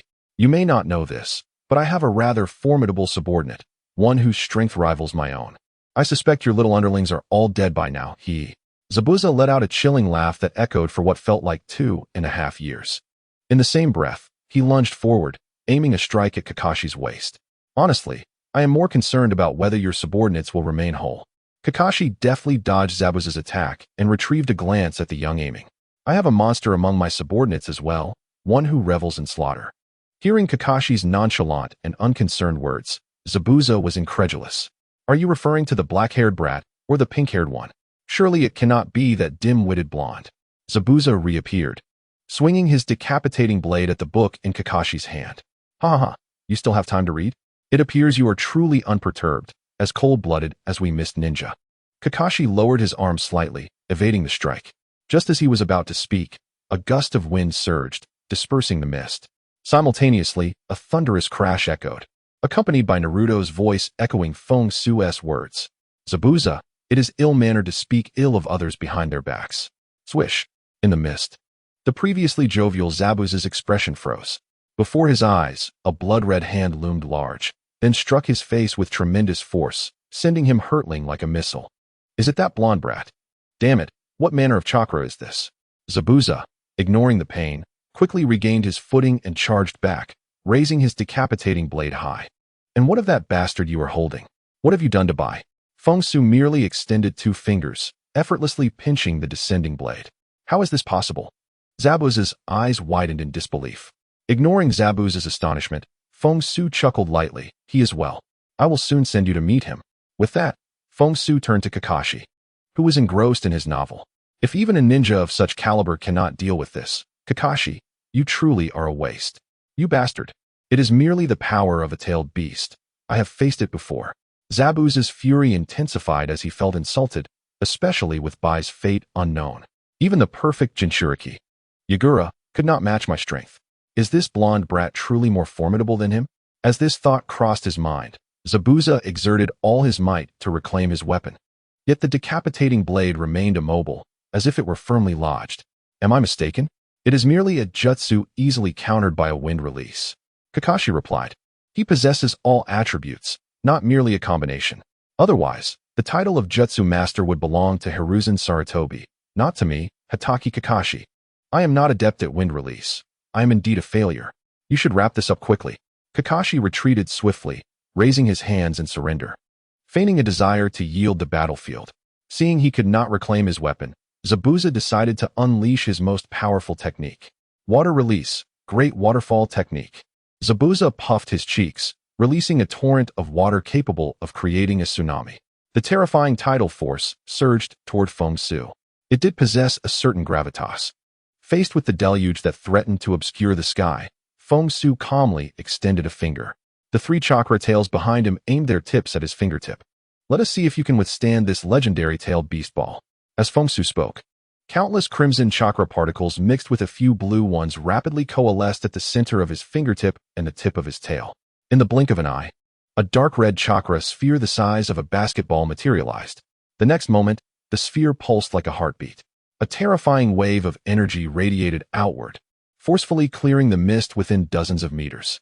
The sphere then began to shrink rapidly, in an instant becoming the size of a marble. Its color shifted from dark red to an ominous black. An aura of annihilation enveloped the surroundings. What is this? Kakashi, not far off, furrowed his brow in alarm. A profound sense of panic and danger surged within him, urging him to flee. Zabuza, positioned behind the waterfall, also sensed the impending threat of death. Even his furious and wild expression faltered, and he began to retreat hastily. Now you wish to escape? It is too late. The moment Feng Xu uttered those words, he hurled the unconscious Bai forward. Simultaneously, the tailed beast ball shot forth like a bullet, trailing closely behind Bai. Buzz. In an instant, silence enveloped the world, and the sky darkened. The black sphere carved a terrifying path through the air, causing the earth below to fracture and splinter outward. As the black sphere made contact with the towering waterfall, the torrent's momentum halted abruptly, as if the scene had been paused. Then, as if hot oil met cold water, it erupted violently, sending countless steam clouds into the sky. The splintered water surged to the sides, akin to fleeing soldiers. The cracked black sphere maintained its relentless charge, enveloping Bai's body as it pursued the panicked Zabuza. Damn it! I have yet to fulfill my ambition to revive the hidden mist village. I cannot die yet. Exhausted from the drain of chakra and stamina, Zabuza felt despair over his dwindling speed. Before he could linger in despair, he felt a sudden impact against his back. It was Bai? The familiar presence prompted Zabuza to swiftly turn and embrace Bai. All his previous panic, regret, and fury transformed into tranquility. It seemed that dying alongside Bai was the final act of mercy from that blonde brat. With Zabuza's final thoughts, the cracks on the black sphere suddenly widened, revealing the terrifying golden-red energy within. In the next moment, the golden-red energy erupted violently, surging forth from the fissures with a thunderous explosion. In an instant, this intensely expanding golden-red energy enveloped the surrounding land for hundreds of meters. The earth was torn apart, trees toppled, and rivers flowed backward.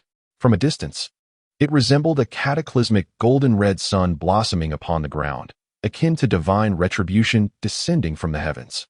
The explosion continued to radiate for a full 10 seconds before dissipating. The original forest and water bodies vanished without a trace, leaving behind only a bottomless pit several hundred meters deep. Bai and Zabuza, along with everything they encompassed, were reduced to nothingness beneath that great sun. Witnessing the immense pit before him, Kakashi felt a cold sweat trickle down his back. He turned to glance at Wind Void, who resembled a deity, with chakra tails billowing behind him. Kakashi felt both powerless and terrified. The third Hokage's intentions seemed destined to fail. Attempting to balance and control such power solely through Naruto would be akin to grasping at fire. Kakashi would not voice these thoughts to Sarutobi Hiruzen. He could only describe what he had witnessed. As for Zabuza, even in the face of true strength, he could not leave behind even a corpse. Kakashi sighed and shook his head. Considering the situation, if he were Zabuza, he certainly would not have escaped the blast radius given such immense expenditure of energy. Moreover, it had been less than 2 months. Wind Void's mastery over the Nine-Tails chakra had surged from 1 tail to 3. If he were to confront him, he might only be able to unleash the uncontrollable power within his Sharingan. Kakashi's mind was awash with thoughts. He was so preoccupied that he failed to notice Wind Void approaching him with a comatose Sasuke and Sakura in tow until Wind Void tossed them over, rousing him from his reverie. Sasuke and Sakura, what has happened to them? Kakashi rushed forward to examine them. Although their appearances suggested they were gravely injured, a meticulous inspection revealed not a single wound, and their breaths were steady, as if they were merely asleep. They looked so battered, yet not a scratch on them. Kakashi raised his gaze to Wind Void, who chuckled lightly, evidently in high spirits.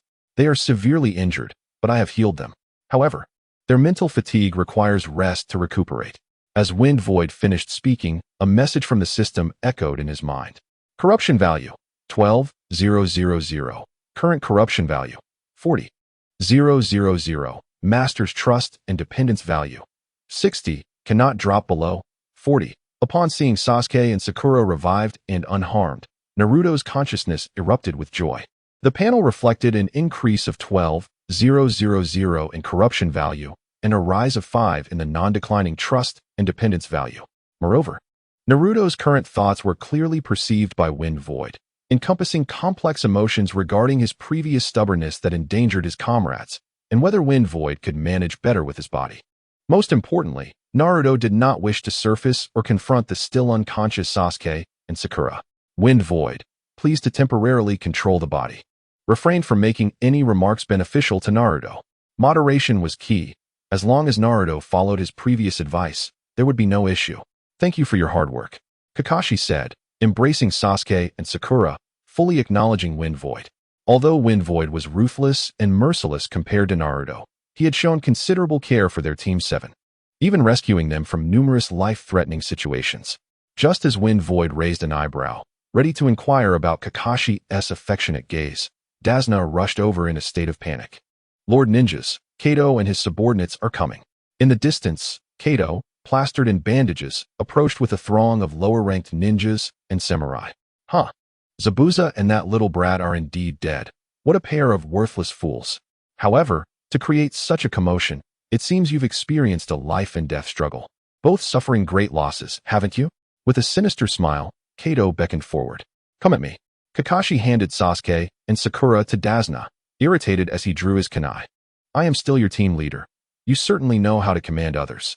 Chapter 40. Subduing Zabuza and Bai in the wilderness, a cold wind swept through. And Zabuza abruptly opened his eyes, startled. He sat up with a gasp, clutching his chest. Am I still alive?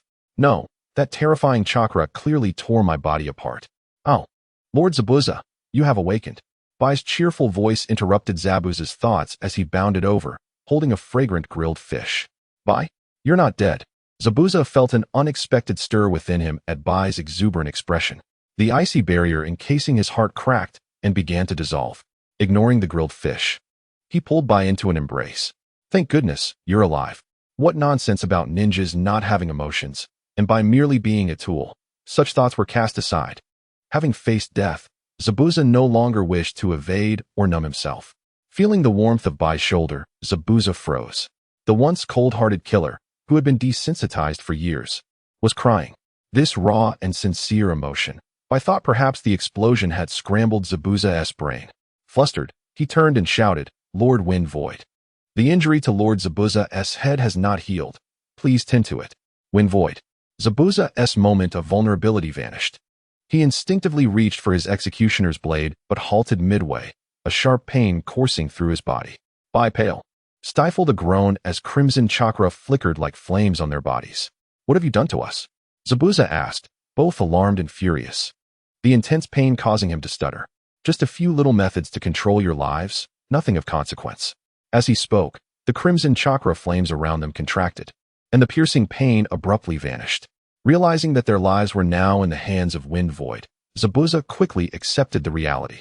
This time I concede. Consider it a new boss to work for. But don't expect me to call you master. That is not happening. Wind Void smirked, suppressing his rising nausea. The act of calling out to me would only result in futile cries. With your appearance, if you are not disgusted by yourself, you certainly incite my revulsion. Humph. Feng Xu's evaluations were of no concern to me as long as he refrained from demanding servitude like a master over a slave. After subduing with a heavy hand, Feng Xu revealed the prepared sweet dates. I am unable to intervene directly, hence I require your assistance on my behalf. However, rest assured, I only ask for 3 years of your service. After that, you shall be free. Of course, should you choose to be perfunctory or insincere, prepare for a lifetime without freedom. 3 years from now, Feng Xu could hardly fathom the extent of his own growth. By then, the presence of Nabu Zhan and Bai would be inconsequential. Upon hearing of the prospect of freedom, Nabu Zhan's countenance brightened considerably. Humph. As long as you honor your promise, we shall certainly devote ourselves. That is well. After nodding, Feng Xu continued.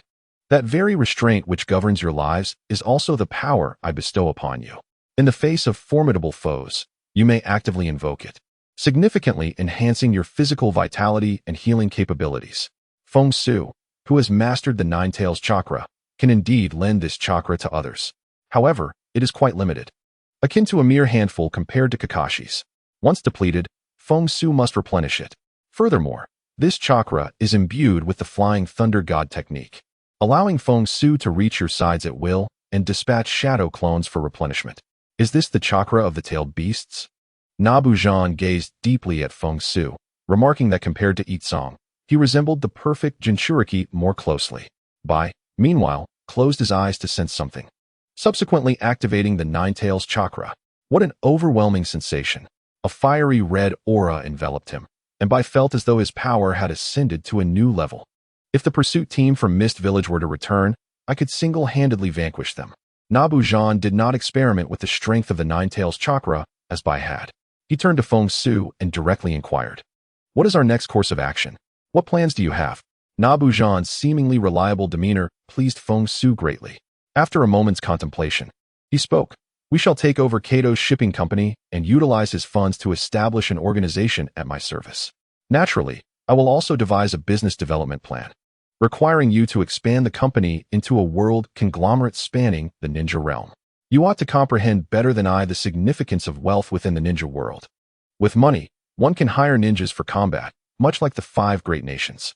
While these nations maintain their own ninja warriors, they typically resort to hiring ninjas from the 5 great villages during conflicts. They may even engage other forces like the Akatsuki for a ninja village to develop. Financial resources are imperative. Otherwise, they cannot amass essential consumables such as shurikens, explosive tags, or food pills. Thus, the relationship between ninja villages and the major nations resembles that of business partners. Should a partner fail to meet their expectations, they may reduce funding or hire alternative partners. Sunagakure serves as a prime example of this. Of course, these villages do not dare to rebel. There is no necessity for insurrection. Should they attempt to revolt, they would first face the other villages employed by the state. Even in the event of a successful rebellion, these ninjas would merely engage in combat without the capability to govern a nation. Ultimately, in the ninja world, wealth is paramount. It allows one to hire ninjas for battle and even finance the establishment of ninja villages. Unless one provokes widespread outrage, akin to the land of whirlpools being overwhelmed, or encounters an individual capable of decimating an entire nation, financial resources can resolve most issues. I understand. Nabu Zhan nodded. His thoughts aligned closely with Feng Xu's. Both aimed to seize Kato's company to expand their influence. However, unlike Feng Xu, who sought to further develop the company, Nabu Zhan merely envisioned forming an organization to undertake missions for profit. Chapter 41. The sensation of controlling one's body is truly delightful. Feng Xu's ambition to transform his company into a conglomerate was straightforward. He aimed to create an organization capable of rivaling Konoha. Easily annihilating them would be far too lenient. He intended to reduce Sarutobi Hiruzen and Konoha to a state akin to Sunagakure, if not worse. Simply slaying them would not suffice. He needed to witness the rich descend into poverty and the highest powers reduced to utter insignificance as retribution. Moreover, he possessed the ability to swiftly cultivate capable subordinates. After all, one cannot undertake every task personally, can they? In Dazna's humble abode, Sasuke, having been unconscious for a day and a night, finally regained consciousness. His expression bore no trace of relief at having survived. Instead, he wore a solemn countenance. He sensed that the foe had no intention of killing them. During his unconsciousness, Sasuke dreamt of Itachi Uchiha, reliving those harrowing nights multiple times. Consequently, his mood soured, and he was quite dissatisfied with his rate of growth. Alas, he lacked the rapid growth that Feng Xu exhibited. Otherwise, he might have avenged himself within 2 months. Clang! The sound of a metal bowl hitting the ground echoed. Sakura rushed to Sasuke's side, her voice laced with tears. "Thank goodness, Sasuke, you've finally awoken after a day and a night." Due to Sasuke's assistance in fending off a significant number of Senbon needles, Sakura's injuries were much lighter, allowing her to regain consciousness earlier. What transpired after we fell unconscious? What about Kakashi-sensei and Naruto? Sasuke turned his head to survey the surroundings. Apart from Sakura, there was only a small figure peeking through the door. Who is that little one hiding behind the door? Sakura offered a brief introduction, then answered Sasuke's earlier query. After we lost consciousness, Feng Xu emerged and eliminated all the enemies. I heard Kakashi-sensei mention that Feng Xu utilized 3 tails, creating a massive crater spanning hundreds of meters. Upon hearing of the immense crater, Sasuke's pupils dilated, and his expression darkened further. However, recalling Naruto, whom he considered a hindrance, his mood improved slightly. Unbeknownst to Sakura, she continued to recount the events animatedly. After the battle, Kato appeared with a group of lower and middle ninjas, attempting to take advantage of the situation. Then, he was soundly defeated by Kakashi-sensei and fled in disgrace. Since Kato had not been entirely dealt with, Kakashi-sensei was busy safeguarding Dazna while he constructed the cross-sea bridge. As for Naruto, no, it should be Feng Xu. He ventured to the marketplace for a leisurely shopping spree. The mention of shopping at the marketplace caused Sakura to display a hint of concern. After this battle, Feng Xu did not return, nor did Naruto re-emerge to reclaim control of his body. Although Sakura secretly wished for the cool and powerful Feng Xu to remain outside longer. Naruto's unusual behavior was indeed worrisome. Naruto had not emerged to regain control of his body. Reflecting on yesterday's events, Sasuke began to piece things together. He cast a disdainful glance at Sakura and turned away. Yesterday, Naruto had explicitly expressed his desire for Feng Xu not to emerge. He understood Naruto's inner turmoil. Thus, he merely allowed Naruto to escape without mentioning the need to call forth Feng Xu. Yet, the selfish Sakura remained oblivious to Naruto's feelings. Or perhaps she simply did not care about Naruto's thoughts. Ultimately, their injuries led to Naruto's guilt and regret, even resulting in a psychological breakdown, which compelled him to relinquish control of his body, hiding away rather than emerging. Confounded by Sasuke's sudden aloofness, Sakura was equally perplexed. However, she had long since grown accustomed to such unpredictable behavior. She turned back to the kitchen, bringing forth the meal that had been prepared in advance. Outside, Naruto, having strolled about, entered through the door, leisurely carrying a plate of takoyaki. One cannot deny, the sensation of controlling one's body while savoring delicious food is truly delightful. On Naruto's side, only painful memories lingered. However, the delightful recollections of savoring delicious cuisine were exclusively reserved for the primary personality. Kazuki, you've returned. Upon seeing Kazuki with his headband casually draped around his neck and his hair neatly combed back, Sakura's eyes sparkled with excitement. After placing the food in front of Sasuke, she eagerly rushed over. How was the land of waves? Was it enjoyable? Kazuki glanced at Sakura, then quickly adjusted his expression to reveal a cheerful smile. It was just a casual stroll, but this place is indeed impoverished. There are hardly any food stalls. Nevertheless, the flavors are quite delightful. Here, this is what Naruto specifically asked me to bring you. Kazuki had not forgotten to tease Naruto and Sakura, planning to give Naruto a good-natured jab in the end. Naruto, I truly hope this is from you. Just for me, Sakura said, her cheeks flushed with shyness as she clutched the hem of her clothes, her voice barely audible.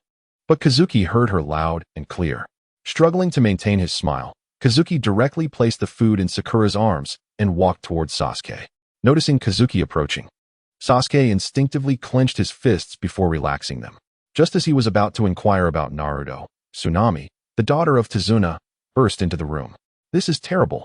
The Kato Shipping Company has signed a contract with the daimyo to invest in establishing a ninja village in our land of waves. They've even sent numerous workers to help construct the bridge. He will become one of our great nobles. What? Tazuna's grandson, Inari, rushed out from within, his small face filled with rage and disbelief. That villain Kato has bullied us for so long. I cannot believe the daimyo would agree. Inari, the daimyo's office has already posted a notice. However, most people, like us, disagree and are currently protesting outside the daimyo's residence. Perhaps, upon hearing our voices, the daimyo will reconsider his decision, Tsunami said, her face reflecting both anger and helplessness. Over the past year, many had perished in their resistance against Kato, including Inari's father. Now, with Kato attempting to rehabilitate his image, it was a truth no one could accept. Amused by the naivete of the mother and son, Kazuki shook his head with a smile. The daimyo will not retract his decision. He has grown fearful of poverty and desires a better life. Furthermore, offering financial support to establish a ninja village is a temptation no small nation would refuse. Having just returned from a brief excursion, Kazuki summoned one shadow clone and dispatched another. Thus, he was acutely aware of the situation. Kato, under the influence of his nine-tails chakra, had barely uttered this proposal before the daimyo of the Land of Waves eagerly consented, neglecting the humiliations endured over the past year, all the while wearing a smile. The noble status was forcibly conferred upon him by the daimyo, eager to bind them to his cause. I refuse to accept this. I will confront the daimyo, Inari shouted. Charging out of the house, Tsunami shot Kazuki a resigned glance. It is merely the truth. Deceiving oneself does not alter reality. Kazuki shrugged indifferently and then inquired, "Do you have any available rooms along with paper and ink?" He intended to outline the future development plans for the shipping company. Chapter 42. The complete nine tails inside the room. Kazuki swiftly drafted a preliminary plan. As the largest shipping company in the ninja world, he would not forsake this advantage. While shipping ensured a respectable international standing, it remained limited to that. It merely allowed them to bully small, remote, impoverished nations like the Land of Waves. After expending considerable time, they had achieved little. If one sought to genuinely partake in the power struggles among nations and gain their recognition, they must delve into the realms of food and energy. As for technological research, to be frank, most of the technological products from Kazuki's past life already existed in the ninja world, albeit not widely disseminated, with varying levels of technological advancement across regions. The crux of the matter was that technology demanded significant time and encompassed a multitude of projects, yielding slow results. In contrast, focusing on food and energy would yield swifter outcomes.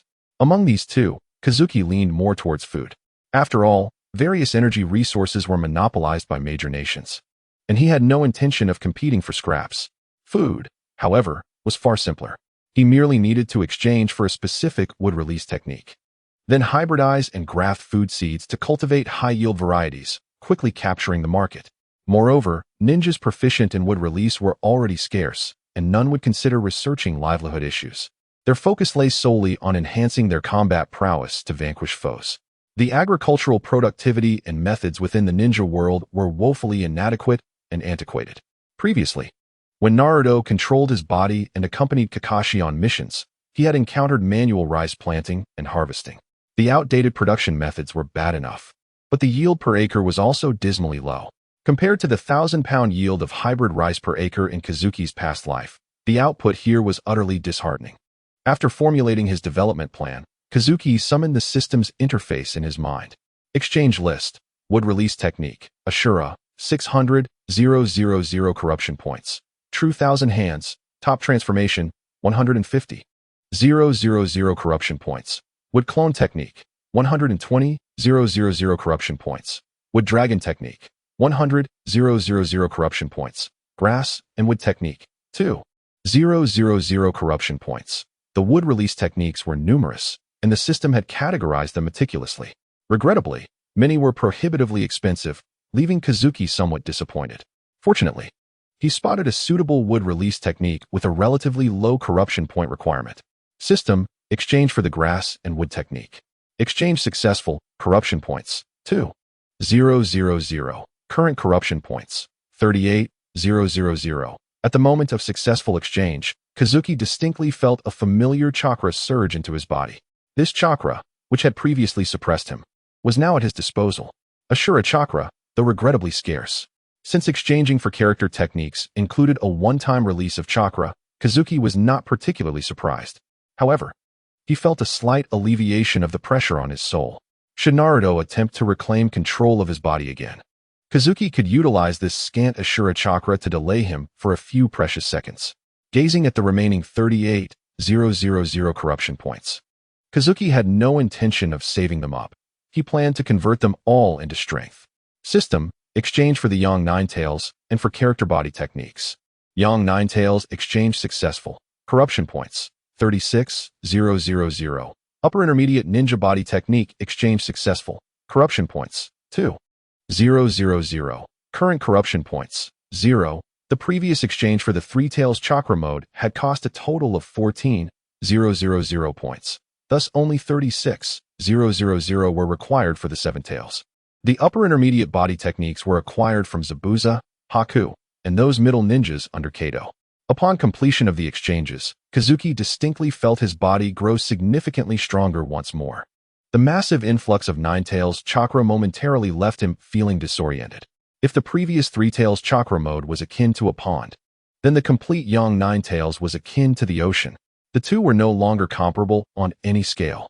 Without hesitation, Kazuki believed that should he recreate the tailed beast bomb, he could produce a multitude at once, each the size of a basketball, unlike the previous small marbles. Coupled with the shadow-level body techniques, Kazuki felt confident that he could easily overpower those weak shadow-level ninjas like Sarutobi, Hiruzen, and Danzo. He had genuinely acquired the capability for self-preservation within the ninja world, no longer needing to fear that the Akatsuki would come after him prematurely following a plot twist. The commotion from Kazuki's side quickly captured the attention of Sasuke and Sakura downstairs. Thud, thud, thud. Two individuals hastily ascended the staircase and burst through the door. What transpired? Why did the entire house tremble? At the very moment they entered, Feng Xu retracted the overflowing Ninetales chakra enveloping him. The wooden house ceased its quaking. It was nothing. Merely a momentary lapse in controlling the chakra of the Ninetales. Surveying the chaotic room, the two held no excessive suspicion. Yet, Sasuke could not help but clench his fists, his expression darkening. He sensed clearly that Feng Xu had grown stronger. Merely standing there, he felt an overwhelming sense of dread, as if confronting a terrifying beast. This sense of trepidation and fear he had only previously experienced with Uchiha Itachi. By the way, please tidy up the room. I have matters to attend to. Having completed his plans and exchanges, Feng Xu had no intention of lingering. After notifying the two, he leaped out the window, swiftly disappearing into the distance. It was evident that Feng Xu had become even more formidable, despite the chaos he had caused. Sakura, about to voice her complaints, was startled by the speed at which Feng Xu departed. Upon hearing Sakura's words, Sasuke turned with a cold expression and descended the stairs. You clean the room. I will go train. Sakura gazed at the disarray and felt tears welling up. Suddenly, she found herself missing Naruto. If he were still here, he would undoubtedly help her clean, or rather, he would do it all by himself. Nightfall. At the base of the shipping company, Zabuza, Haku, and Kato were respectfully kneeling in the room. Due to the unique identities of Zabuza and Haku, Feng Xu had refrained from having them eliminate Kato, instead utilizing him as a puppet in plain sight. Initially, Kato vehemently opposed this arrangement. However, after being subjected to Zabuza's relentless treatment and having acquired immense power, he eventually complied. The trio did not wait long. Feng Xu, adorned with a mask depicting 4 stars, suddenly appeared before them. After a brief glance, he scattered a multitude of seeds. I have cultivated rice seeds. You will register the seed company tomorrow. Upon hearing this, Zabuza and Haku nodded vigorously, while Kato cautiously cast a glance at Feng Xu and quietly inquired, "Is this the rice you mentioned that can yield 1,000 jin per mu?" Seemingly fearing Feng Xu's misunderstanding, Kato immediately bowed his head to the ground after speaking. No. I do not wish to question you. It is just that this quantity seems rather insufficient, and shouldn't it be sent to the laboratory for the next generation's modification? Chapter 43, 4-Star Village. 4-Star Consortium, the shipping company, was the culmination of Kato's lifelong effort. Although it had been seized, he still did not wish for it to fall into the hands of those who lacked business acumen. After all, he had already invested a substantial amount of money into the Land of Waves and the establishment of the Shinobi Village. If he were to create a seed company that could not capture the market and generate profit, relying solely on shipping would not suffice. Feng Xu shot a glance at Kato, causing him to break out in a cold sweat, his forehead pressed firmly against the ground. Suddenly, a swift motion occurred. Kato let out a piercing scream as a golden-red fox tail pierced through his arm, blood gushing forth. I have no tolerance for dissenting voices, nor do I appreciate being questioned. I demand that within this organization, only one voice prevails. Feng Xu's eyes transformed into crimson vertical slits, and an aura of lethal intent surged forth, enveloping the room in an icy chill. Do you understand? In response, Kato disregarded his pain and repeatedly prostrated himself on the ground, pleading for mercy. I understand, master. Please spare me this once. Beside him, Zabuza and Haku were also gripped by fear, their bodies tensed and motionless. In just one day, they realized that Feng Xu's strength had escalated to an unprecedented level. If they had previously dismissed the shadow clone, believing they could easily defeat it, they now felt uncertain about their chances against it. The magnitude of this power shift was truly terrifying. Let this be a lesson. The chilling aura and foxtail retracted, restoring the room's temperature to normal. From now on, the shipping company shall be renamed the 4-Star Consortium, with the logo based on the design of this mask. After delivering his admonition, Feng Xu produced the mask he had commissioned earlier that afternoon and placed it on the small tea table before him. Then, he gently pressed his hands together and, in a tone audible only to the three, murmured, "Would release, with technique." In an instant, the pile of seeds before Feng Xu sprouted and grew. Within a mere breath, towering rice plants, taller than a person, filled the majority of the room. Is that what release? Faced with the scene before him, Zabuza could no longer maintain his composure, his eyes widening in astonishment. This was the legendary bloodline limit of the god of shinobi. How much hidden power does the Nine-Tails Jinchuriki of Konohagakure possess? As these thoughts raced through his mind, Zabuza gazed at Feng Xu with growing reverence and trepidation. He had no doubt that with Feng Xu's current strength, he could easily overpower the 5 Kage of the great shinobi villages. On the other hand, Haku and Kato were oblivious to the renown of wood release. However, upon witnessing the enormous rice ears and the stalks towering several times above the others, they too stared in disbelief, mirroring Zabuza's astonishment. Is this really rice? Kato, lacking in memory, voiced his question once more. Yet, as soon as he spoke, he realized his folly. Hastily, he began to slap his own face with his remaining functional hand. This is undoubtedly rice. Only a ninja as powerful as the master could cultivate such divine crops with godlike methods. Endless flattery poured from Kato's lips. Yet, he was genuinely excited. This rice could provide shade. If truly planted, the yield per mu would surely exceed 1,000 jin. The impact on the current food market of the shinobi world would be akin to a war. He could leverage this high-yield rice to engage in a price war, driving farmers from various nations to their knees, thereby seizing control of their food supply and emerging as a new world hegemon.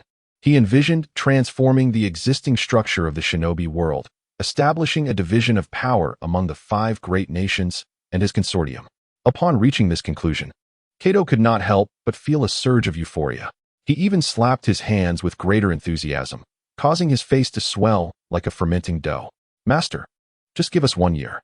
In a year's time, we will utilize the massive quantities of rice produced to dominate all nations at incredibly low prices, forcing their farmers to either grow other crops or change professions, making them reliant on our inexpensive rice. If Kato had been coerced before, now he was a willing participant. The choice between being an ordinary world tycoon and a high-ranking member of a 5-nation-level organization was evident to anyone. You truly are not a fool for establishing a world-class company, Feng Xu remarked, casting a commendatory glance at Kato. In contrast to Zabuza and Haku, who were left bewildered and unable to comprehend the implications of cheap rice, Kato was indeed a valuable commercial asset. However, selling rice takes too long. We are a seed company, so we shall sell seeds directly. This batch of seeds has been tampered with, allowing the first generation of rice to be used as seeds for continued planting. The second generation, however, can only be used for consumption and cannot sprout or bear fruit. Go and have someone harvest the rice here. This quantity is sufficient to establish your market presence and reputation.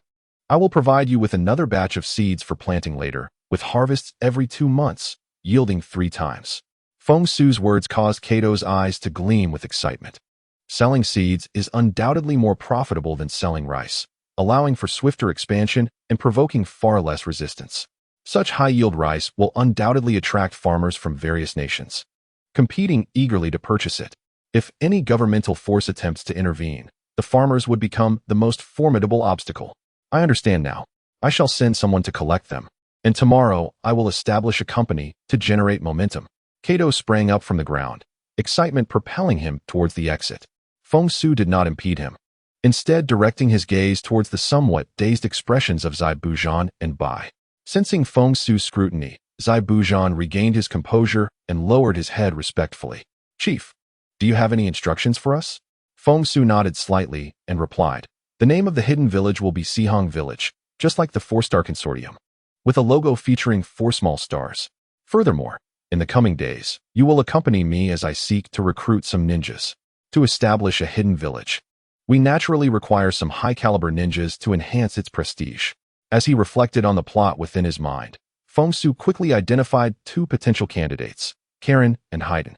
In the original narrative, Karen first appeared during the Chunin exams, representing the grass village, making her relatively easy to find.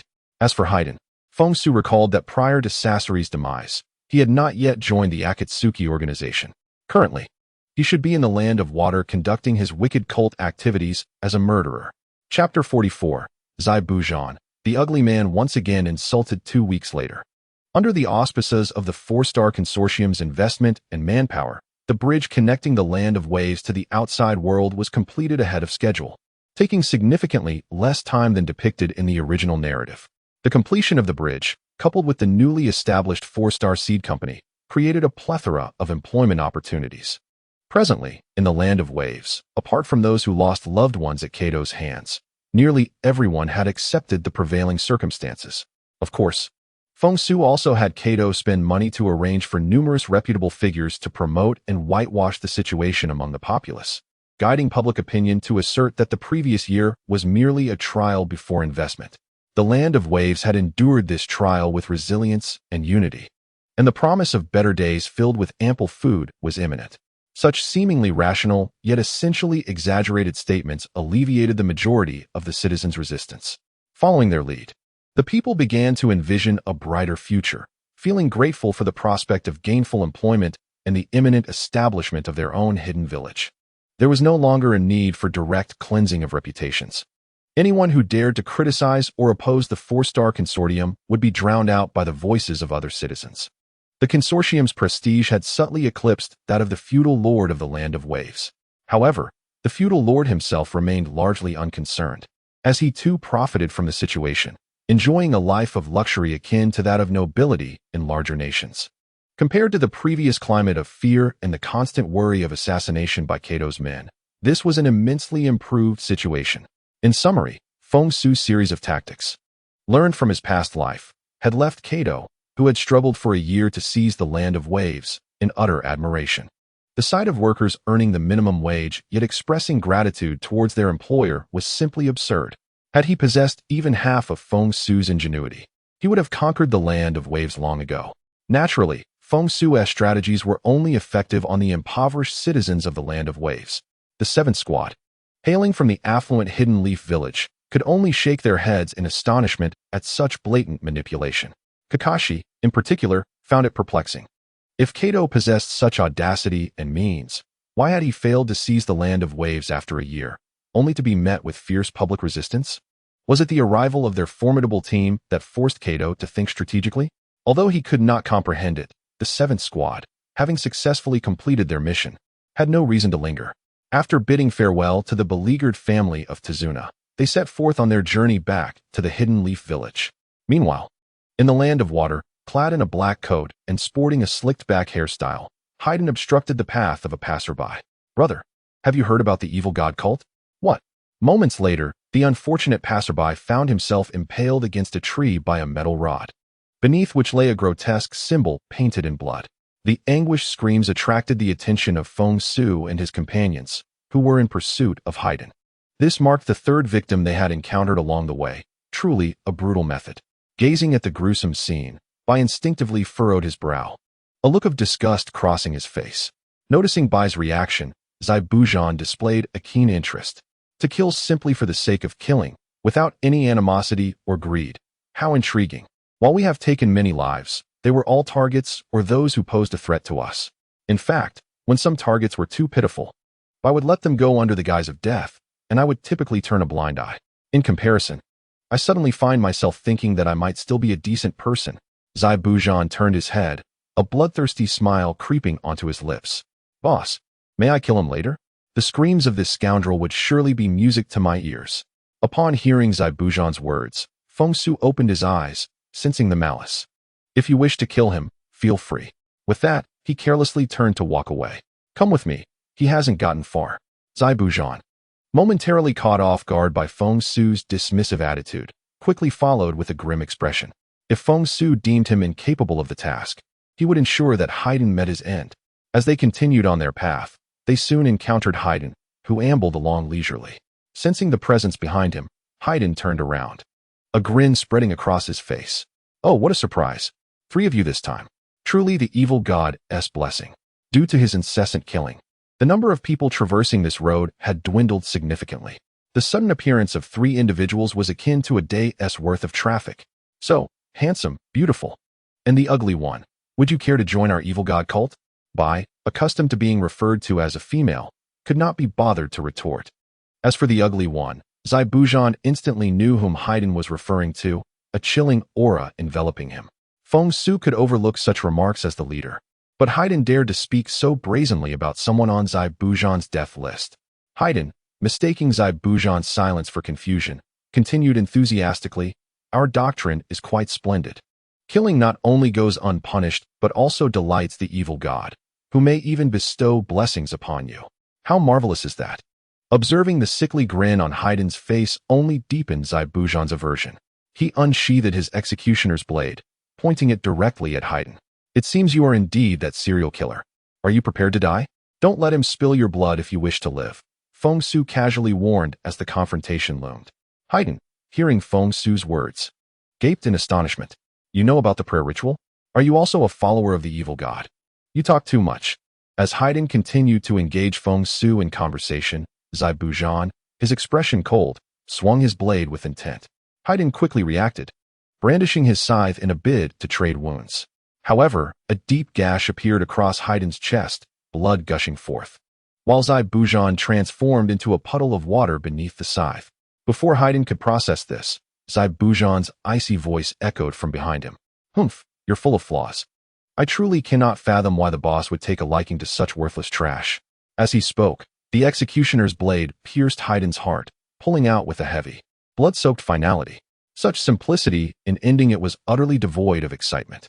Zai Bujan disdainfully withdrew his decapitating blade, preparing to retreat when his arm was suddenly seized by the bowed figure of Haydn. "Do you have any idea how much pain I am in?"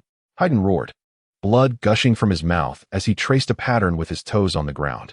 To Zai Bujan's astonishment, Haydn's other hand, wielding a scythe, swept towards him with ferocity. "What the hell? You're still alive!" Zai Bujan exclaimed, confusion etched on his face. He swiftly brought his blade back to guard his chest and kicked out forcefully, escaping Haydn's grasp. Watching Zai Bujan retreat, Haydn showed no signs of discouragement. Instead, laughing triumphantly, he lifted his fingers, stained with Zai Bujan's blood, to his lips, savoring the taste. Prepare to face the wrath of the evil god. The ritual begins. In that moment, Haydn's body was shrouded in darkness as thick, white lines resembling bones emerged. Cursed technique, blood of the dead. Zai Bujan, sensing the ominous energy, felt a chill run down his spine. In his effort to break free, Haydn had scratched Zai Bujan's left arm, causing blood to spill, blood that Haydn had now claimed. The warning from Feng Xu echoed in Zai Bujan's mind, urging him to act swiftly. Water release, great waterfall technique. Zai Bujan began to form the hand seals, ready to unleash his jutsu, but Haydn interrupted him by stabbing his palm with a massive iron spike. Zai Bujan's hand was pierced, blood erupting from the wound. "How is this possible?" he gasped, disbelief flooding his senses as he realized the nature of Haydn's technique, an undying form, coupled with a requirement for shared suffering. Zai Bujan, white, who had been calmly observing from a distance, could no longer remain passive. He activated the body flicker technique, instantly appearing behind Haydn, thrusting 1,000 needles towards him. Haydn, sensing the attack, made no attempt to evade. Instead, he laughed maniacally, bowing his head to meet the incoming needles with his brow. "Huh, excellent, send him to his death." At that critical moment, White hesitated, pulling back much of his force. The needles only grazed Haydn's cheek. Meanwhile, the bandages on Zai Bujan's face were soaked in crimson. "Damn it, undo your jutsu," White shouted, realizing the gravity of the situation as Zai Bujan was wounded once more. Haydn's deranged laughter filled the air. "My curse is inescapable. Revel in the blessings of the evil god, and savor the exquisite pleasure that surpasses pain." Haydn thrust the iron spike towards his own heart. Uft! The sound of flesh piercing echoed, just as Zai Bujan's chest erupted with a wound, blood soaking through his bandages. "Stop screaming, little beauty. It will soon be your turn." Haydn withdrew the spike from his chest, aiming his scythe at White. But before he could strike, Zai Bujan moved with astonishing speed. Flames of pale red chakra igniting around him as he raised his decapitating blade high. "I didn't expect to have to use the power my master granted me so soon. It consumes much of my energy. You truly have embarrassed me. Zai Buzhan's voice dripped with fury. Haiden's initial surprise mirrored that of Zai Buzhan's. You're not dead. But ecstasy quickly replaced his shock. You too possess the gift of immortality. You are a believer of the evil god. As Zai Buzhan's blade descended, Haiden's grip on the iron spike faltered. Zai Buzhan caught his own falling hand, pressing it against the gaping wound. Pure, sunlight-infused nine-tails chakra surged forth, visibly closing the wound at an astonishing rate. It healed so quickly, Haiden, initially stunned, was soon consumed by rage. How dare you receive more of the evil god's favor than I? Evil god, you are a fool. Zai Buzhan sneered, retreating swiftly. White, sever his limbs. I wish to see how he fares without them. Zai Buzhan's wounds remained unhealed, and he dared not continue tearing them open, fearing he would falter first. Understood. White, relieved to see Zai Buzhan unharmed, prepared to act.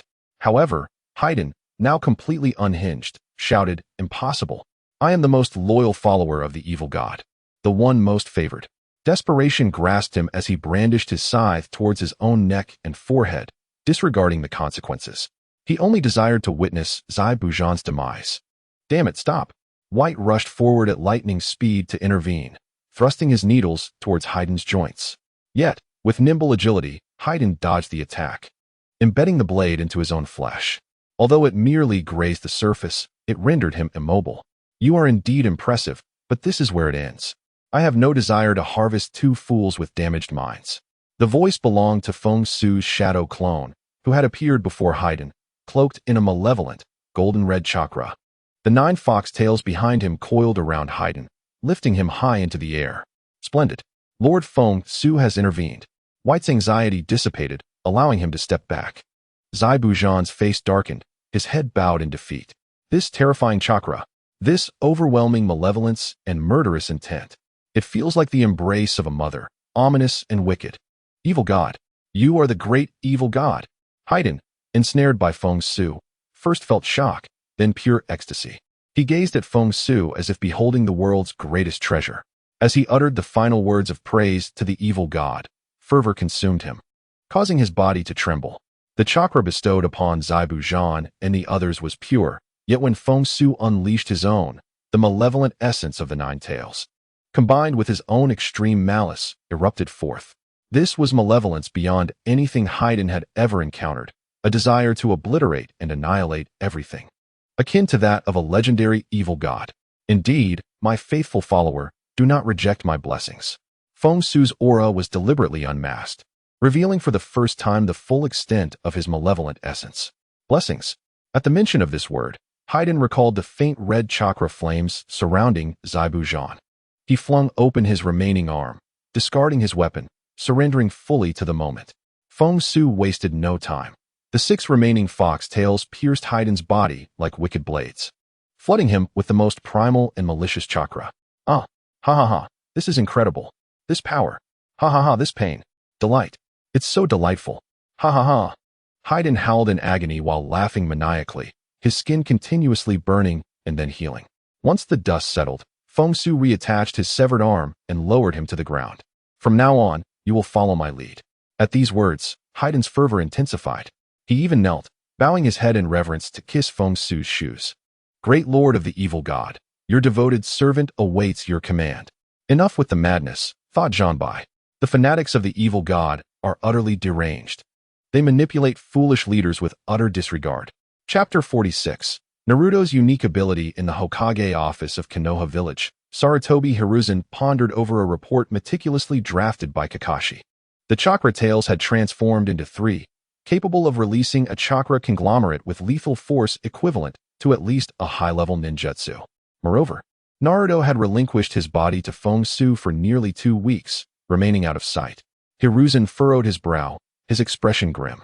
He had great confidence in his ability to manage Naruto, who had been indoctrinated with belief since childhood.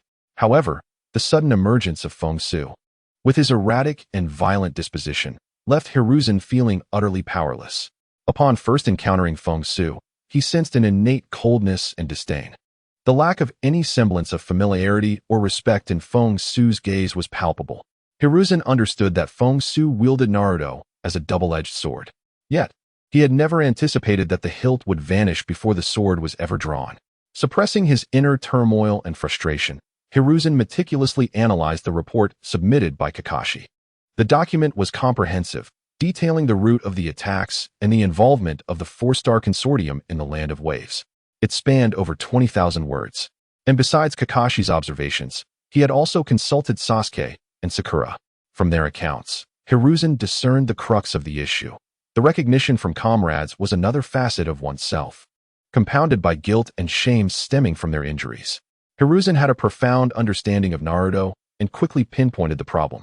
It seemed imperative to bolster Naruto's strength and to reassure him. With that thought, Hiruzen relaxed his furrowed brow and lightly tapped his desk. Knock, knock, knock. A figure clad in a mask, a member of the Hokage's elite Umbu, appeared. Have we located Jiraiya? The Umbu shook his head. Not yet. However, we have received eyewitness reports from the Land of Soup and will require additional time for further searches. Continue to deploy more personnel. I expect concrete news within the week.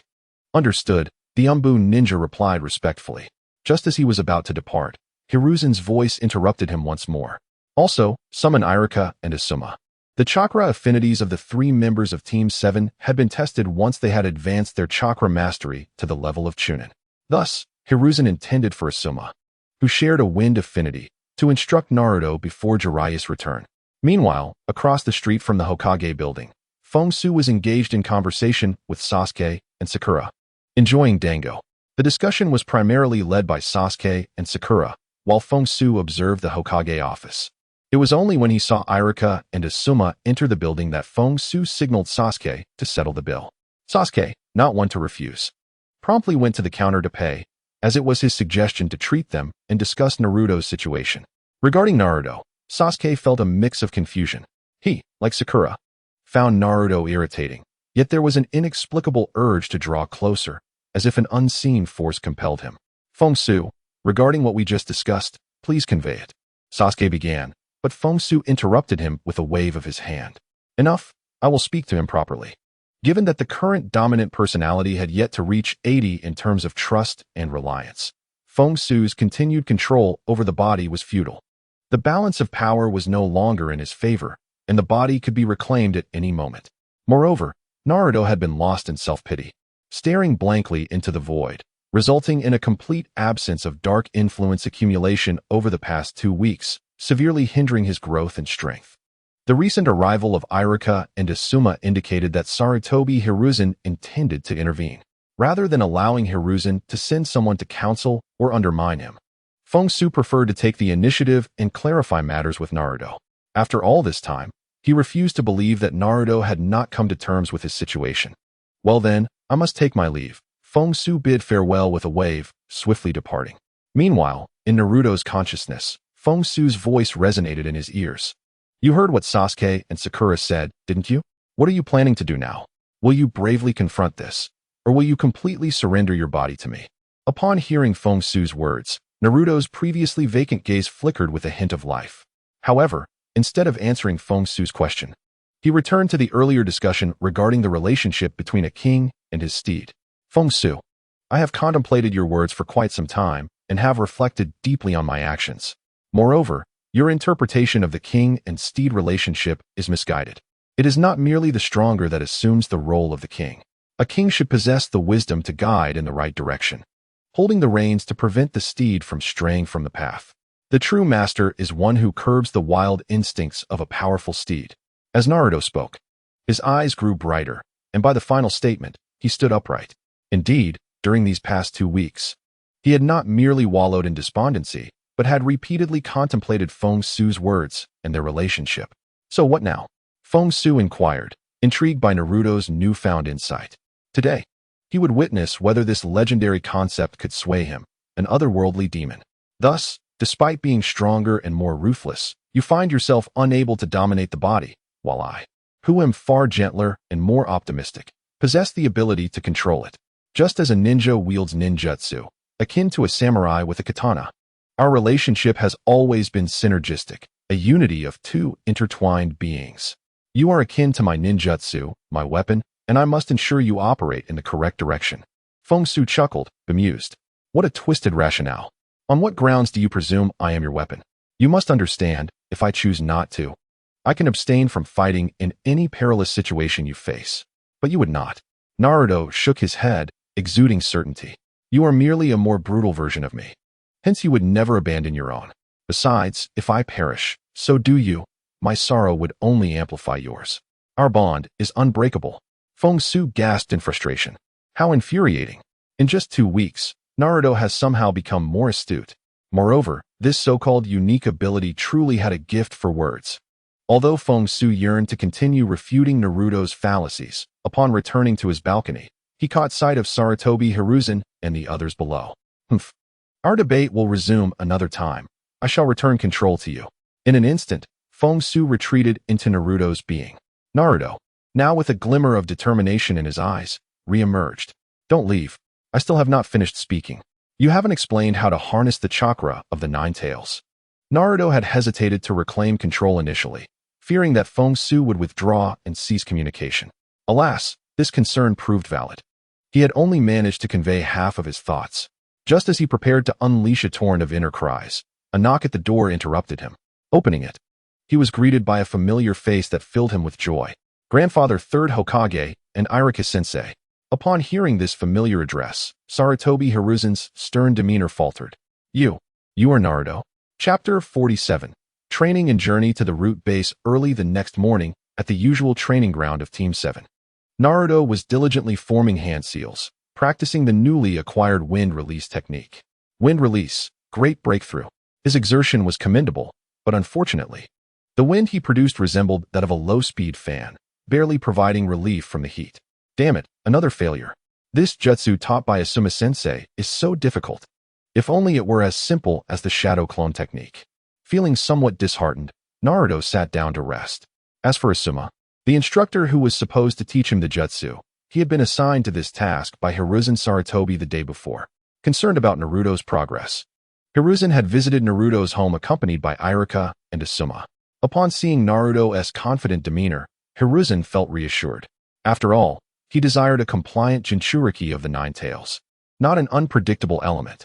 He proceeded to provide encouragement and emphasize Naruto's significance before introducing Asuma as his new teacher for wind release, aiming to aid in Naruto's growth. Reluctantly accepting the teaching assignment, Asuma brought Team 10 to the training ground of Team 7 the following day. He and Kakashi had arranged for a joint training session. As Team 10 had been lacking in enthusiasm, and Team 7, having reached the level of Nin, could serve as a motivation. Meanwhile, Asuma, smoking a cigarette, noticed Naruto's dejection and approached him. Naruto, pay attention to the chakra you need to generate during the hand seals and the amount you must output. You didn't create enough chakra just now. He continued, controlling chakra for ninjutsu requires greater precision compared to tree climbing or water walking. A novice ninja must release the optimal amount of chakra as specified. Even a slight deviation can lead to failure. Only when you are proficient can you afford to add more chakra for increased potency. Too little? Naruto looked up, puzzled. I generated enough chakra when I released it. Kakashi-sensei said my control is at the level of an average Nin. With that, he climbed a nearby tree to demonstrate his chakra control. The trio of Ino, Shikamaru, and Choji, who were observing, were left in awe. That fool Naruto can actually gather chakra with his feet to climb that high? Ino exclaimed in disbelief, shaking her head at Shikamaru. They had only recently completed their tree climbing training, yet Naruto seemed to have mastered it long ago. Naruto is not a fool. Choji, munching on chips, rebutted earnestly. He is quite clever, having mastered advanced ninjutsu. Reflecting on Naruto's performance during the graduation exam, Ino felt a pang of insecurity but stubbornly insisted. He was always at the bottom. His success must be mere luck. As their argument continued, Shikamaru quietly slipped away from Ino's grasp. This was troublesome. If Naruto had such mastery, the other two must surely be equally capable, if not better. Shikamaru, using his keen intellect, foresaw the arduous training ahead. Knowing Asuma would no longer tolerate a lackadaisical approach. As anticipated, upon witnessing Naruto's seamless execution, Asuma was momentarily taken aback. Previously, the teams had trained in separate locations, so he was unaware of their actual progress. Given Naruto's current level of control, it was likely that the more challenging water walking had also been successfully completed. Sighing, Asuma took a deep drag from his cigarette. Based on the current situation, Naruto was indeed a remarkably talented ninja. Why then did his father imply that Naruto was somewhat foolish and advised him to be more patient? Was it a matter of differing philosophies causing a rift in their relationship? Asuma's thoughts became increasingly convoluted, yet he maintained his focus on instructing. Kakashi's training merely introduced you to chakra control, it did not perfect it. To master powerful ninjutsu, you must practice diligently.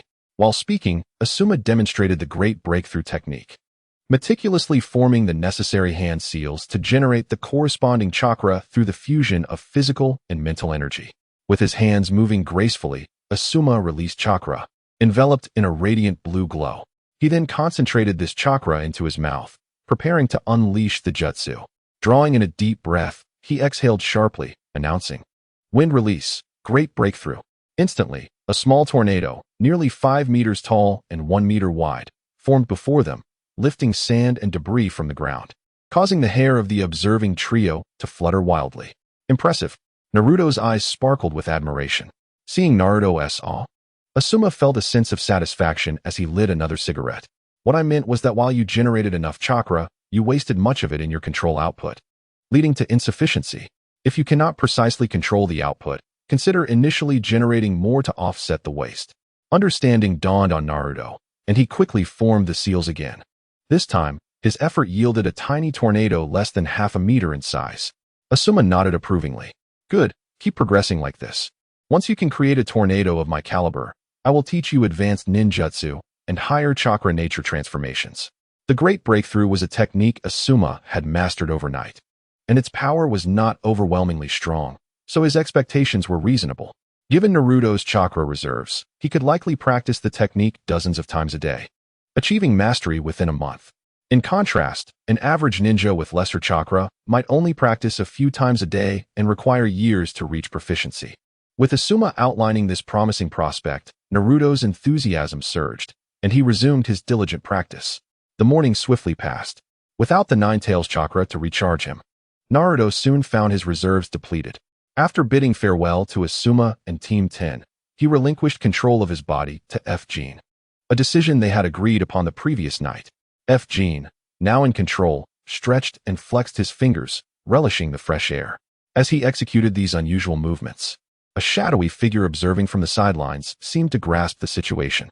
In the blink of an eye, a dark figure appeared before F-Gene. Lord F-Gene, I will now escort you to the root base. Chapter 48. Danzo's schemes against Hiruzen lead the way, F-Gene replied calmly, nodding without any inquiries, leaving the guiding Umbu momentarily taken aback. However, recalling the orders given by Sarutobi Hiruzen, he couldn't help but tentatively ask, "Don't you wish to inquire about anything?" The Hokage had instructed him that if you wished to know something, there was no need for concealment. F-Ma remained silent, casting a cold glance at the Umbu operative. An overwhelming aura of murderous intent surged forth, making the Umbu feel as though he were staring into the gaping maw of a fearsome beast. His back was instantly drenched with cold sweat. Without further ado, he gritted his teeth and divulged everything that Sarutobi Hiruzen had instructed him to convey. Uchiha Sasuke and Haruno Sakura had been taken to the root base this morning. The Hokage asked me to inform you and expressed a desire for you to keep things from escalating too much. After speaking, he paid no heed to F-Ma's response and turned his somewhat stiff body, hastening to lead the way. F-Ma retracted his murderous intent and followed quickly, maintaining an impassive expression. Yet, within Naruto's consciousness, chaos erupted. Sasuke and Sakura had been captured and taken to the root base. This was a ploy by that old villain, Danzo, to threaten me, wasn't it? No wonder I hadn't seen them at the training ground today. I thought everyone was simply taking a day off. Reflecting on the diligent training Sasuke had undertaken in the past, Naruto belatedly grasped the gravity of the situation. F-Ma, with a cold sneer, spoke with scorn. I noticed you were quite cheerful in your training this morning, yet failed to notice your teammates were absent. Naruto's face flushed crimson as he yearned to retort, but found himself at a loss for words. Truth be told, he had been reveling in his secret training, feeling proud of his progress. While Sasuke and Sakura were nowhere to be found, F-Ma could clearly sense the exhilaration radiating from Naruto, which prompted his mockery. Ultimately, Naruto could only channel his frustration toward Danzo. It was all that detestable villain Danzo's fault. F-Ma, you must give him a good beating later. Remembering the multiple times Danzo had targeted him and his friends, a fiery rage ignited within Naruto. Beat him? Fma scoffed derisively. He could easily deduce that this was a scheme orchestrated by Sarutobi Hiruzen. If Danzo truly wished to capture someone, it would likely be Sakura or perhaps even Iruka. After all, Sasuke had Itachi Uchiha backing him, a fact Danzo would not dare to challenge. Moreover, the root had been suppressed by Sarutobi Hiruzen before, and it was hard to believe they could now act independently to kidnap people. As for Sarutobi Hiruzen's intentions, Fma could surmise. Given Danzo and his root's recent surge in activity, Sarutobi Hiruzen likely sought to use this incident to instill fear and exert control, simultaneously demonstrating his authority over the Nine-Tails Jinchuriki. However, Fma had no intention of fulfilling the desires of this unscrupulous politician. Sensing Naruto's unease, he quickly cautioned, Fma, remember they are still villagers. Please, do not harm the innocent. I aspire to become Hokage one day, not merely the shadow behind the Hokage. Yesterday, Sarutobi Hiruzen had briefed Naruto on Danzo's actions, explaining that Danzo had done many morally questionable things for the sake of the village, leading to his paranoid and dark demeanor. He had also imparted the responsibilities a Hokage should uphold for the village. It was evident he intended to cultivate Naruto as the next generation Hokage. Naturally, Naruto was drawn into this narrative, growing closer to and placing greater trust in Sarutobi Hiruzen. Of course, Sarutobi Hiruzen also attempted to bond with Fma through Naruto. But unfortunately, Fma paid him no mind and did not engage. Do not harm the innocent? Fma laughed at Naruto's earnestness. But your Hokage grandfather does not share that sentiment. As they conversed silently in their minds, the Umbu had already escorted Fma to a massive iron stone deep within the Forest of Death. A slight push revealed a grand entrance leading underground. Lord Fma, we have arrived. The Umbu ninja respectfully gestured toward the opening before swiftly retreating.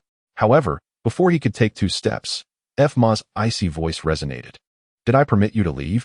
Accompanying his words was a massive, golden-red fox tail that extended and retracted like a bolt of lightning, swiftly ensnaring the unprepared Umbu ninja entirely.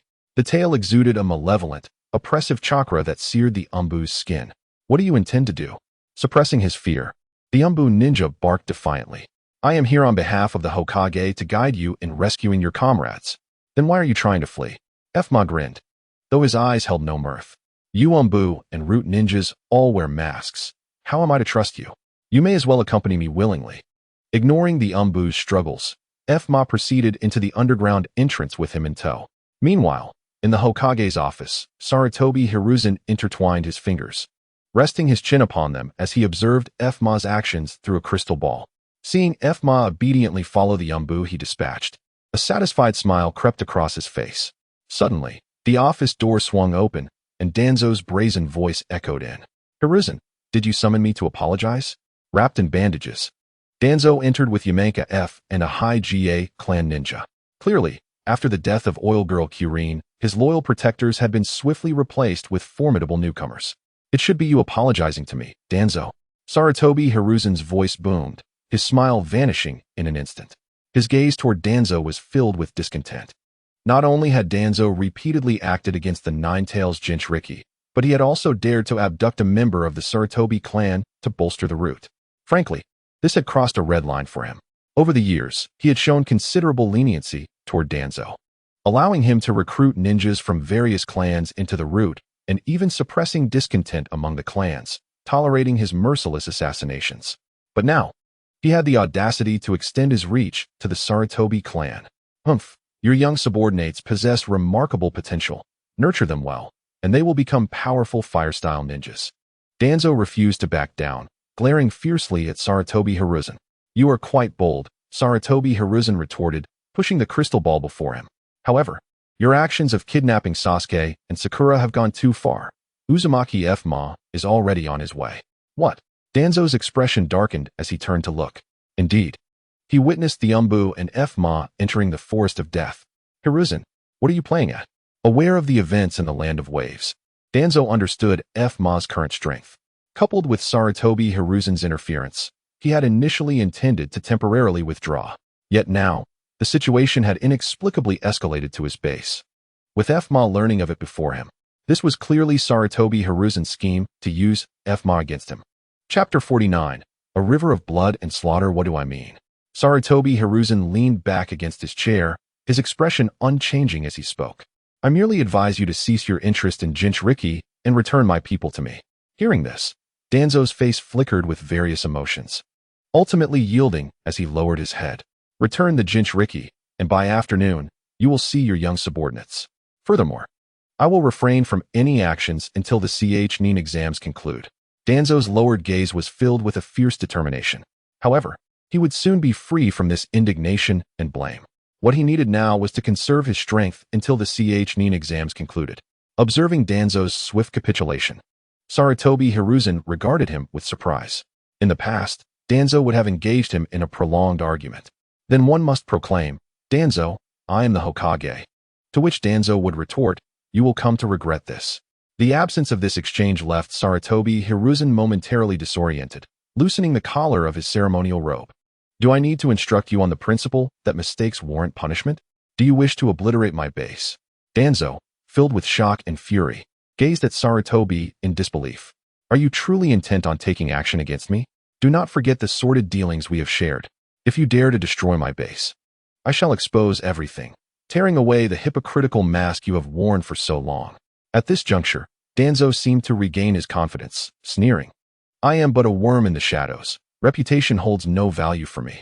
The reason Sarutobi had tolerated him for so long was due to the myriad of nefarious deeds Danzo had committed on his behalf, bearing the blame for many unsavory actions. Should these truths come to light, Sarutobi's position as Hokage would be untenable. Thus, he had always held Danzo high, only to set him down gently. In response to Danzo's threat, Sarutobi's expression darkened as he spoke slowly. Under the shrine of the Shimura clan, 10 kilometers west of the village, lies merely a base in the Death Forest. Danzo, I do not wish for us to engage in a mutual destruction. After all, you have committed many wrongs, and I simply need a scapegoat for the Jinchuriki. Your base shall only suffer a loss of personnel. Each location Sarutobi mentioned was a root base, and Danzo, being inherently suspicious, would never place all his eggs in one basket. Hiruzen, what a clever ruse you have devised. Have you been investigating for long? Danzo laughed in fury, slamming his palm against the table. They say the barking dog does not bite. Today I have witnessed this firsthand.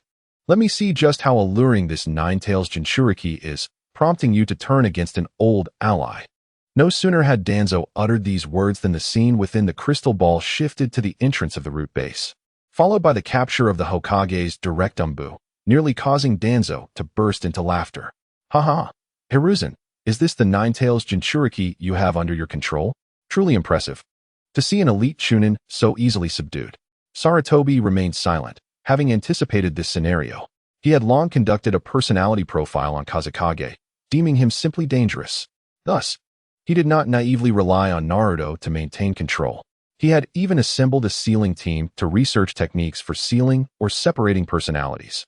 Meanwhile, he had temporarily relieved Yamato of his duties as Umbu captain, focusing on how to better seal the Nine-Tails chakra using wood release. Now, he awaited Naruto to master the Nine-Tails chakra before addressing the perilous persona of Kazekage. Shifting back to the root base, Kazekage hoisted an Umbu ninja and swiftly traversed the lengthy corridor, arriving at a spacious underground plaza. With a mere glance, he discovered the unconscious forms of Sasuke and Sakura in the center of the plaza, flanked by several similarly unconscious masked Umbu. How intriguing, a setup for scapegoating.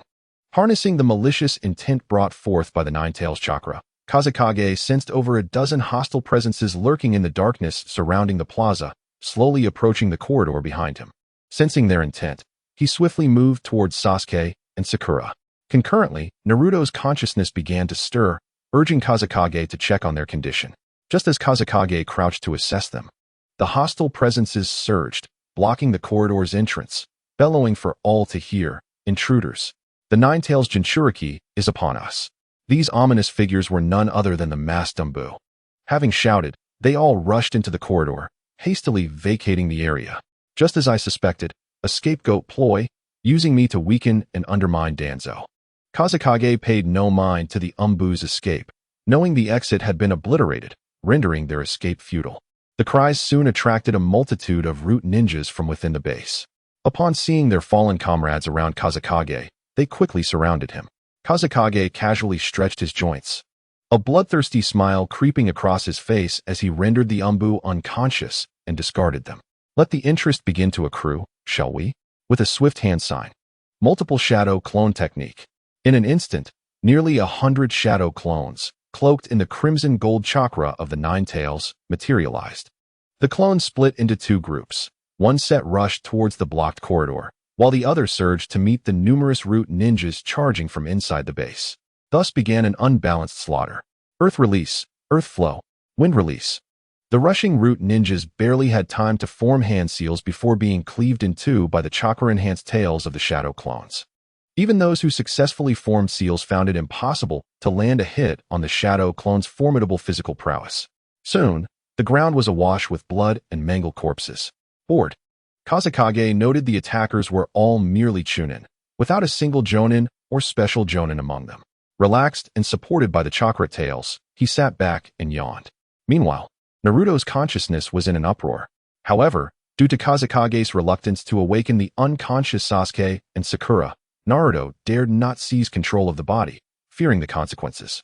Instead, he resorted to verbal persuasion, attempting to compel Kazekage to take them away from this place.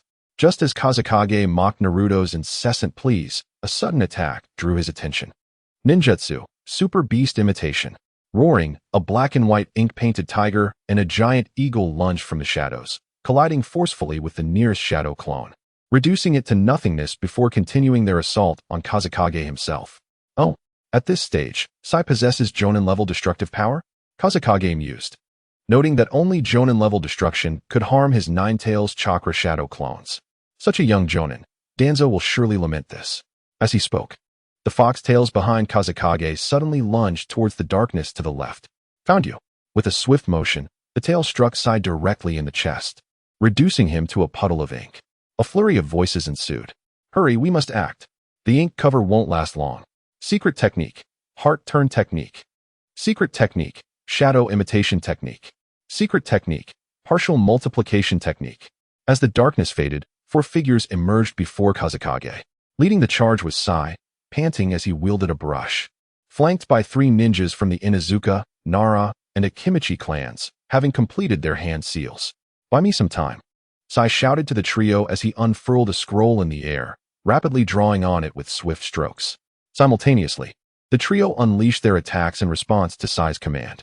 The Nara clan ninja, with his hair tied back, commanded his shadow to spring forth like a venomous snake, swiftly merging with Kazekage's shadow in an instant. An invisible binding descended upon Kazekage, ensnaring him in an unyielding grip akin to tough spider silk, rendering him immobile. In the midst of the mountains, a ninja from the Yamashiro clan formed a triangle with his hands, channeling an invisible mental energy that surged forth with blinding speed, akin to a bolt of lightning, and instantly penetrated the mind of Case. The last to act was a corpulent ninja from the Akimichi clan, whose hands, after forming a series of seals, rapidly swelled like balloons. In mere moments, they transformed into colossal palms that obscured the sky, crashing down towards Case with a deafening whoosh that split the air. All 3 were elite members under Danzo's command, and their seamless combination of attacks had even bested J-Nin before. Unfortunately for them, they faced Case, a being empowered by a system beyond comprehension. The first to perish was the Yamashiro ninja. As his consciousness entered Case's realm, he was met with a towering figure resembling Case himself, adorned with crimson-slit pupils. And a roar of unbridled fury echoed, "Get lost." The sheer force of the shout unleashed a tempest that swept through the Yamashiro ninja's very essence, obliterating him in an instant. Outside, the remaining Yamashiro ninja, freed from the mind transfer technique, collapsed to the ground, blood spewing from his orifices. His face a mask of terror, devoid of life. Before the remaining 2 could comprehend their impending doom, the Akimichi ninja let out a wail of despair. Before them, Case remained motionless, ensnared by the shadow imitation technique. Yet behind him, 9 ethereal fox tails surged forth like blades, puncturing the massive palm with 9 gaping wounds. In a swift motion, the tails tore outward, causing the gigantic hand to explode as if struck by a devastating beam. Chunks of flesh and blood rained down upon the clearing. Damn it, are you still not ready? The Nara ninja, drenched in sweat, exerted all his chakra. realizing his shadow imitation technique was nearing its limits. Almost there. Zai, equally drenched, hastened the strokes of his brush. In the distance, Case, overhearing their exchange, chuckled disdainfully. Ignoring the constraints of the shadow, he stepped forward, materializing before the Nara ninja. What has emboldened you to think you can control me? With a cry of shock from the Nara ninja, one of Case's foxtails swept across his neck, sending his massive head, adorned with a topknot, soaring into the air. His blood-soaked face frozen in disbelief. The last remaining Zai was pushed to his limits. His eyes glowed crimson as he conjured an illusion with his brush. Finally, as Case's gaze fell upon him, his ultimate technique was completed. Super divine foe painting, wind god and thunder god. With ink-stained brush in hand, he swept it forward, resulting in two colossal figures, each towering over 10 meters, their muscular forms bulging like mountains. Upon their emergence, the deities swung fists comparable in size to small hills, crashing down towards Case's head. Boom, boom. The sounds resonated through the heavens. The massive fists were thwarted by the 9-chakra foxtails. Yet the ground beneath Case trembled and cracked under the immense force, fissures extending to the very walls of the base. Remarkably, Case stood unscathed. This is untenable. Our strengths are leagues apart. We must retreat. Seeing his most potent attack easily countered, Zai fled towards the exit without a backward glance. The abandoned Akimichi ninja quickly followed, enduring the pain in his hands as they both dashed away. Thinking you can escape? Case arched an eyebrow as the foxtails sliced through the deity's hands, rendering them useless. Just as he intended to pursue, the deities, now armed only with their bare arms, swung at Case, forcing him to evade and halt his advance. After preparing for so long, it was evident that this super divine foe painting had its merits. The stronger Zai became, the more Case reveled in it, envisioning the twisted visage of Danzo upon Zai's demise. Disregarding the fleeing duo, Case unleashed his full 9-tailed chakra, which swiftly transformed into a claw as formidable as the divine figures before him. In the next moment, the massive claw struck, resonating with a thunderous sound as the two deities were cleaved in half, collapsing to the ground. Yet, even in their fragmented state, they persisted in obstructing Case's path. With another swipe, the remnants of the divine figures dissolved into a mixture of ink and blood upon the ground. As Case concluded his battle, the sounds of destruction echoed from the tunnel. Before he could even move, his shadow clones surged forward. Moments later, a throng of clones emerged, escorting over 10 injured Umbu ninjas and Zai. The Akimichi ninja with a severed arm had succumbed within the tunnel. Upon their emergence, the leading Umbu ninja hurriedly approached Case. Bowing as he explained, "Lord Uzumaki Case, we are the Hokage's direct Umbu. We are not your enemies. We have come to protect your comrades, Uchiha Sasuke and Haruno Sakura. Please, show mercy, or you will find it difficult to account to Lord Hokage." The veiled threat in his voice elicited a cold glance from Case, whose icy demeanor left the Umbu leader feeling as though he had plunged into an icy abyss, rendering him momentarily rigid. After a prolonged silence, Case finally averted his gaze, saying indifferently, "You do not determine whether you are my enemy. Come, let us meet the third Hokage." As he spoke, a familiar crimson chakra thread appeared, piercing through the hands of all present, once more staining the base with blood. The air was filled with cries of anguish. "Ah, Lord, what are you doing? Are you not afraid of Lord Hokage's wrath?" Case scoffed, uninterested in their pleas. Grasping the thread as if leading a herd of livestock, he surged toward the tunnel, crashing through the debris and into the open air. The sudden jolt elicited further cries of pain. Following closely behind, his shadow clones bore Sasuke and Sakura into the light. Case pointed towards the root base, extending his index finger. In an instant, crimson and azure chakras converged, forming a terrifying black sphere imbued with the essence of annihilation. Gazing upon the completed tailed beast bomb, Case softly uttered, flicking his finger, "Danzo, Sarutobi Hiruzen, this is the first installment of your interest." Whoosh! The tailed beast bomb carved a path through the air, plunging into the subterranean tunnel. In the next heartbeat, a blazing sun descended upon the earth. Chapter 51. The shadow once again bears the burden in the Hokage's office. Sarutobi Hiruzen and Danzo observed the crystal ball, which displayed the obliteration of the entire base by the golden red sun. Both fell into a profound silence. After a considerable pause, Sarutobi exhaled a breath of despair. The tailed beast bomb. the pinnacle of ninjutsu reserved for tailed beasts, the ultimate technique of a perfect jinchuriki. Uzumaki Kei's has grown far too quickly. Were it not for multiple confirmations, I would surely mistake him for the liberated Nine Tails. He had encountered perfect jinchuriki before, such as Yagura from Kirigakure and Killer Bee from Kumogakure. Yet none had wielded such devastating power with such nonchalance as the Kei's before him. Meanwhile, Danzo's expression darkened, his heart bleeding with regret. 1/3 of his subordinates and his wealth have now vanished. Furthermore, his most talented and nurtured young ninja, Sai, has also been captured like livestock by Kentucky. However, it is fortunate that Sarutobi Hiruzen's direct Umbu forces have also been apprehended. It seems that FKY has discerned the mastermind behind this chaos, so there will undoubtedly be an engaging spectacle to witness shortly.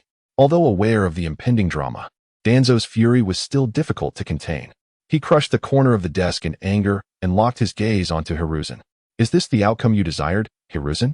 For special Jonin and elite Jonin, alongside more than 200 capable Chunin and countless innocent Genin, all have perished under the supposedly righteous methods of the third Hokage, dying at the hands of their own comrades. Is this what you call the will of fire, Hiruzen? The more Danzo spoke, the more his fury escalated, and the more his heart ached.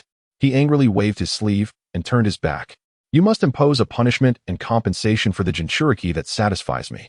Otherwise, I would not hesitate to use this incident to ally with the advisors and impeach you. After all, he had already established a bitter enmity with Kentucky. Instead of mending relations, it was more advantageous to undermine the connection between the jinchuriki and Sarutobi Hiruzen. Forcing Hiruzen to administer punishment would create a rift between them. Moreover, the personality that could harness the power of the Nine Tails seemed quite displeased with Hiruzen as well. Gazing at the infuriated Danzo before him, Hiruzen felt a similar ire brewing within himself. To be honest, he merely intended for FKY to rescue people while eliminating some elite root members as a warning. He never anticipated that FKY would be so deranged as to eradicate everyone within the base. He even completely obliterated the facility, sparing not even a single ant. Additionally, the fact that Naruto did not intervene left Hiruzen incensed. Despite instilling so much of the will of fire and the ideology of prioritizing the village above all else in Naruto, he allowed FKY to slaughter so many of the village's ninjas. Even the direct Umbu he dispatched to protect a few were rendered powerless, bound like livestock. I will restore your position as Hokage's advisor and also reinstate the funding for Root. Furthermore, I will ensure that the surviving young subordinate of yours is released from the Jinchuriki's grasp. After speaking, Hiruzen cast a cold glance at Danzo. Then, with a seemingly inquiring yet unequivocal tone, he asked, "Is this compensation sufficient?" "Humph, certainly not enough." Danzo snorted in dissatisfaction. "Given that you have nurtured such a cruel individual with no sense of belonging to the village as a Jinchuriki, I demand that you hand them over to us en route for re-education to prevent irreversible harm to the village." After witnessing Kai's display, Danzo was even more unwilling to part with the immense power of the Nine Tails. If he could leverage this excuse to obtain the Jinchuriki, using that eye's capabilities. Danzo's words caused Hiruzen to look at him with suspicion. "You believe you can control a Jinchuriki with power on par with ours?" Danzo wore a cold smile, naturally unwilling to reveal the details. "You need not worry about that. Root will undoubtedly manage it far better than you, the hypocritical Hokage, and will ensure that the Jinchuriki remains under control." Hiruzen's brow furrowed again at Danzo's unwavering confidence. Could it be that Danzo had experimented with the first Hokage's cells and created a would-release user? Or perhaps his research on the Sharingan had reached a level where he could manipulate tailed beasts. This necessitated further investigation. With that thought, Hiruzen decisively rejected Danzo's proposal. "I have my own arrangements for the Jinchuriki. There is no need for your Root to interfere." As soon as Hiruzen finished speaking, Kai's voice rang out from outside. "My arrangements? Might I ask the third Hokage to elaborate?" With a flourish, FKY entered the office, flanked by a group of ninjas. His smile wide yet lacking any warmth in his eyes, conveying no respect. "Ah, Danzo the old dog, you are here too. No wonder I couldn't find you in your lair."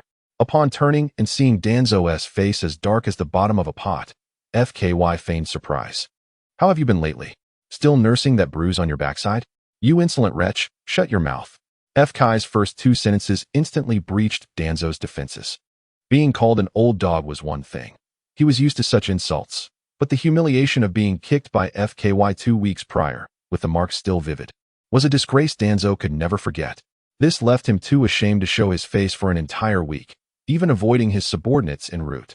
Forcefully suppressing his fury, Danzo shot a glance at Hiruzen before coldly stating, attacking high-ranking officials, murdering and kidnapping fellow villagers, and destroying village facilities. FKY, do you not owe us an explanation? Otherwise, this act of treachery may lead our Hokage to purge the ranks. Explanation? FKY scoffed, utterly unconcerned. Root secretly colluding with rogue ninjas, assassinating the Nine-Tails Jinchuriki, abducting the Jinchuriki's companions, attempting to recreate the Nine-Tails disturbance from 13 years ago. Do you believe that explanation suffices? What did you say? Danzo nearly choked on his own breath in rage. The audacity of such slander was more outrageous than Hiruzen's. Moreover, how did FKY know about his collusion with Orochimaru? Do not fabricate accusations. My root operates with a clear conscience and has never engaged in such actions. FKY ignored the raging Danzo and turned his attention to Hiruzen. What does the Hokage believe the truth is? Surely it cannot be that these Umbu directly under the Hokage kidnapped my companions to frame this old dog? Hiruzen regarded FKY thoughtfully before responding.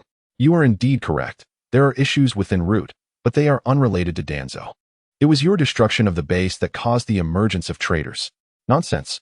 My Root has no traitors. Seeing the two quickly assign blame in mere moments, Danzo was both shocked and furious. So he had endured a beating, suffered financial losses, and now had to bear the weight of his subordinates conspiring with the enemy? Furthermore, the ninjas in his root were restrained by the cursed seal of tongue severing. If his subordinates were traitors, did that not make him the traitor's leader? Do you have an objection, old dog? FKY turned to Danzo with a malevolent smile. I stated that my root has not yet been heard from regarding Danzo's claims. Suddenly, enveloped in crimson chakra, FKY appeared directly before Danzo and delivered a resounding slap. Slap. As the sound echoed, two bloodied molars flew from Danzo's mouth, leaving him in disbelief. Chapter 52. Slapping Hiruzen's face. You bastard you. FK's speed was astonishing. By the time the blow landed, Danzo and the two ninjas from the Yamanaka clan behind him had only just begun to react. Protect the Lord. Swish. The two Yamanaka swiftly positioned themselves in front of the bleeding Danzo. What? I am merely disciplining a dog. Are you all still dissatisfied? Seeing Danzo cowering behind his subordinates, glaring at him with a face full of malice, FKY narrowed his eyes and raised his leg to deliver 3 swift kicks. Swish, swish, swish. With the combination of shadow-level taijutsu and the Nine-Tails chakra mode, the 3 could barely see FK's movements. They were all sent flying, crashing into the office wall. You two, do not engage. Lying on the ground, curled up like a shrimp, Danzo spat out blood and restrained his subordinates who were ready to retaliate. Gritting his teeth against the pain in his abdomen, he managed to rise. FKY, do not go too far. This is the Hokage's office within the Hokage building. You cannot run rampant here. After speaking, he noticed that Hiruzen had not supported him for quite some time, prompting Danzo to turn in frustration and plead. Hiruzen, say something. Upon hearing the call of Danzo, Sarutobi Hiruzen finally emerged from his reverie. The recent remark by F. Sure regarding Danzo's collusion with Orochimaru had instantaneously unraveled many mysteries surrounding Danzo in Hiruzen's mind. For instance, the wood-release abilities of Yamato, the research on the Sharingan, and so forth. If the genius scientist Orochimaru were involved, everything would indeed fall into place. Moreover, Danzo's recent mention of the Nin exams sparked a premonition in Hiruzen, suggesting that some plot was awaiting him. However, such matters would be addressed later in his clandestine struggle with Danzo. For now, he needed to focus on the immediate issue at hand involving F. Sure. Hiruzen raised his head and gazed at the disheveled Danzo before finally speaking. Cease this nonsense. F. Sure, the farce ends here. I shall ensure justice is served on your behalf. With that, Hiruzen donned a benevolent demeanor, reminiscent of a grandparent forgiving a wayward grandchild. Considering your intentions to rescue your comrades, I shall overlook the private execution of those traitors and the destruction of base facilities. However, these Umbu are not traitors. They were dispatched to protect you, so release them at once. As for the remaining traitor, simply hand him over to Danzo for disposal. Upon hearing Hiruzen's decree, Danzo was dumbfounded. Hiruzen, have you lost your senses? He publicly assaulted and insulted senior leadership, and you dare call this a farce? Without lifting his eyelids, Hiruzen merely nodded. It was an impulsive act born of anger. There is no need for excessive reproach. Are you truly going to hold a grudge against a mere child of 12 or 13? Danzo's suppressed blood surged forth from the corner of his mouth, evidently incensed by Hiruzen's words. After a moment of struggling against his fury, he grimly growled, I concede. Release the hostages at once, and I shall depart. Witnessing this theatrical exchange, Feng could not contain his laughter. Hiruzen, who do you think you are, calling yourself a grandfather? You expect me to release them? I might as well be your grandfather. Feng was disinclined to continue feigning innocence with these two old dogs. He had brought the Umbu to humiliate Hiruzen. There was no way he would do so without paying a price. Hiruzen's benevolent expression faltered, his countenance swiftly mirroring Danzo's ironclad demeanor.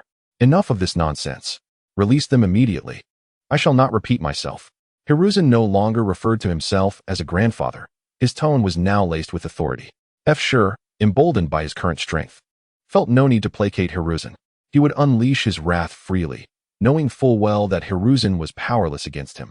Danzo was momentarily taken aback by this sudden shift, then sneered mockingly.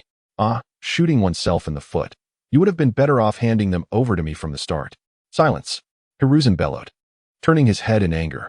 He then refocused on Feng, his brow furrowed in an unprecedented seriousness. I shall ask you one last time as a grandfather, will you release them or not? At these words, Feng's smile faded, and he met Hiruzen's gaze with calm resolve. He understood that if he did not comply, Hiruzen would undoubtedly call upon Naruto to exert pressure on him. But what of it? Having dared to bring his men to vex Hiruzen, he was prepared for the consequences. Your hypocritical facade is truly nauseating, Feng remarked, shaking his head with contempt and malice. Nevertheless, since you wish for their release, I shall grant it. Just know that I hope you do not live to regret this. As he spoke, Feng swiftly drew his hand, causing the crimson chakra threads to fly from the hands of the Umbu. Hiruzen sensed impending doom and commanded with urgency. Naruto, occupy your body. Yet, his plea came too late. The nine-tails chakra that Feng had surreptitiously implanted within the bodies of the Umbu erupted forth. The Umbu let out wails of agony. Fire. It burns. It hurts. My body is about to explode. Hokage-sama, kill him. Avenge us. As the chakra threads dissipated, it was as though a switch had been flipped. The scarlet chakra of the nine tails poured from their very pores, igniting like malevolent flames. Blood gushed from the 7 apertures of the white masks, staining them with a faint crimson hue. Although Hiruzen's call had come too late, Feng reacted swiftly. A tremendous force surged within him, threatening to destabilize his consciousness that had taken over the body. Yet, Feng was quick-witted. Drawing upon a sliver of Ashura chakra acquired from the system, he desperately delayed the inevitable. I will return it shortly. Cease your cries. In his self-talk, only half of Feng's face retained its contempt and malice, while the other half was marred by panic and regret, accompanied by Naruto's frantic screams. Feng, you deceived me. You said if I did not interfere with your lesson for Danzo, you would spare these innocent Umbu. I referred to the innocent Umbu, not those pawns you care for, such as Sasuke and Sakura, employed to manipulate me. Feng's gaze turned icy as he fixed it upon Hiruzen and Danzo. Danzo ignored Feng's remarks, seizing the opportunity amidst the standoff between Feng and Naruto to send his 2 guards to rescue Sai. However, the moment they touched Sai, whose body was nearly charred, they were met with excruciating burns. The Hyuga ninja quickly activated his Byakugan, his expression grim as he shook his head at Danzo. Lord, the volatile chakra of the nine tails has completely invaded every vein in Sai's body. We cannot control this chakra unless... The Hyuga ninjas remained unspoken, merely casting a glance at Feng, whose expression fluctuated. It was evident that only Feng could retract the nine-tails chakra to save these individuals. Meanwhile, Hiruzen had heard the Hyuga ninja's conclusion. He did not respond to Feng, but urgently urged Naruto. Naruto, reclaim your body at once. Do not let these protectors perish unjustly because of you. Consider their families and children. They would resent you just as the villagers did when the nine-tails harmed them. In the realm of Konoha, as the leaves danced, flames also flickered ceaselessly. The Hokage sacrifices himself for the village, not the village for himself. Hiruzen's incitement intensified Naruto's internal struggle. Initially, Feng's Ashura chakra allowed him to delay for approximately 6 or 7 seconds. Yet, after merely 5 seconds, his consciousness began to plummet, retreating significantly into his body. However, witnessing the Umbu gasping for breath on the ground, Feng realized his objectives had been achieved. He ceased his resistance, relinquishing control of his body to the eager Naruto. As Feng Xu withdrew within, the rampaging chakra of the Nine Tails also vanished. The moment Naruto regained control, he urgently shouted at Hiruzen, "I've forced Feng Xu back. Third Hokage, quickly save them." Seeing Naruto reclaim his body, Hiruzen exhaled in relief and gestured toward the waiting Umbu. "Fetch the medical team for immediate aid." Yes. Several Umbu vanished in a flash, hastily departing from the Hokage's office.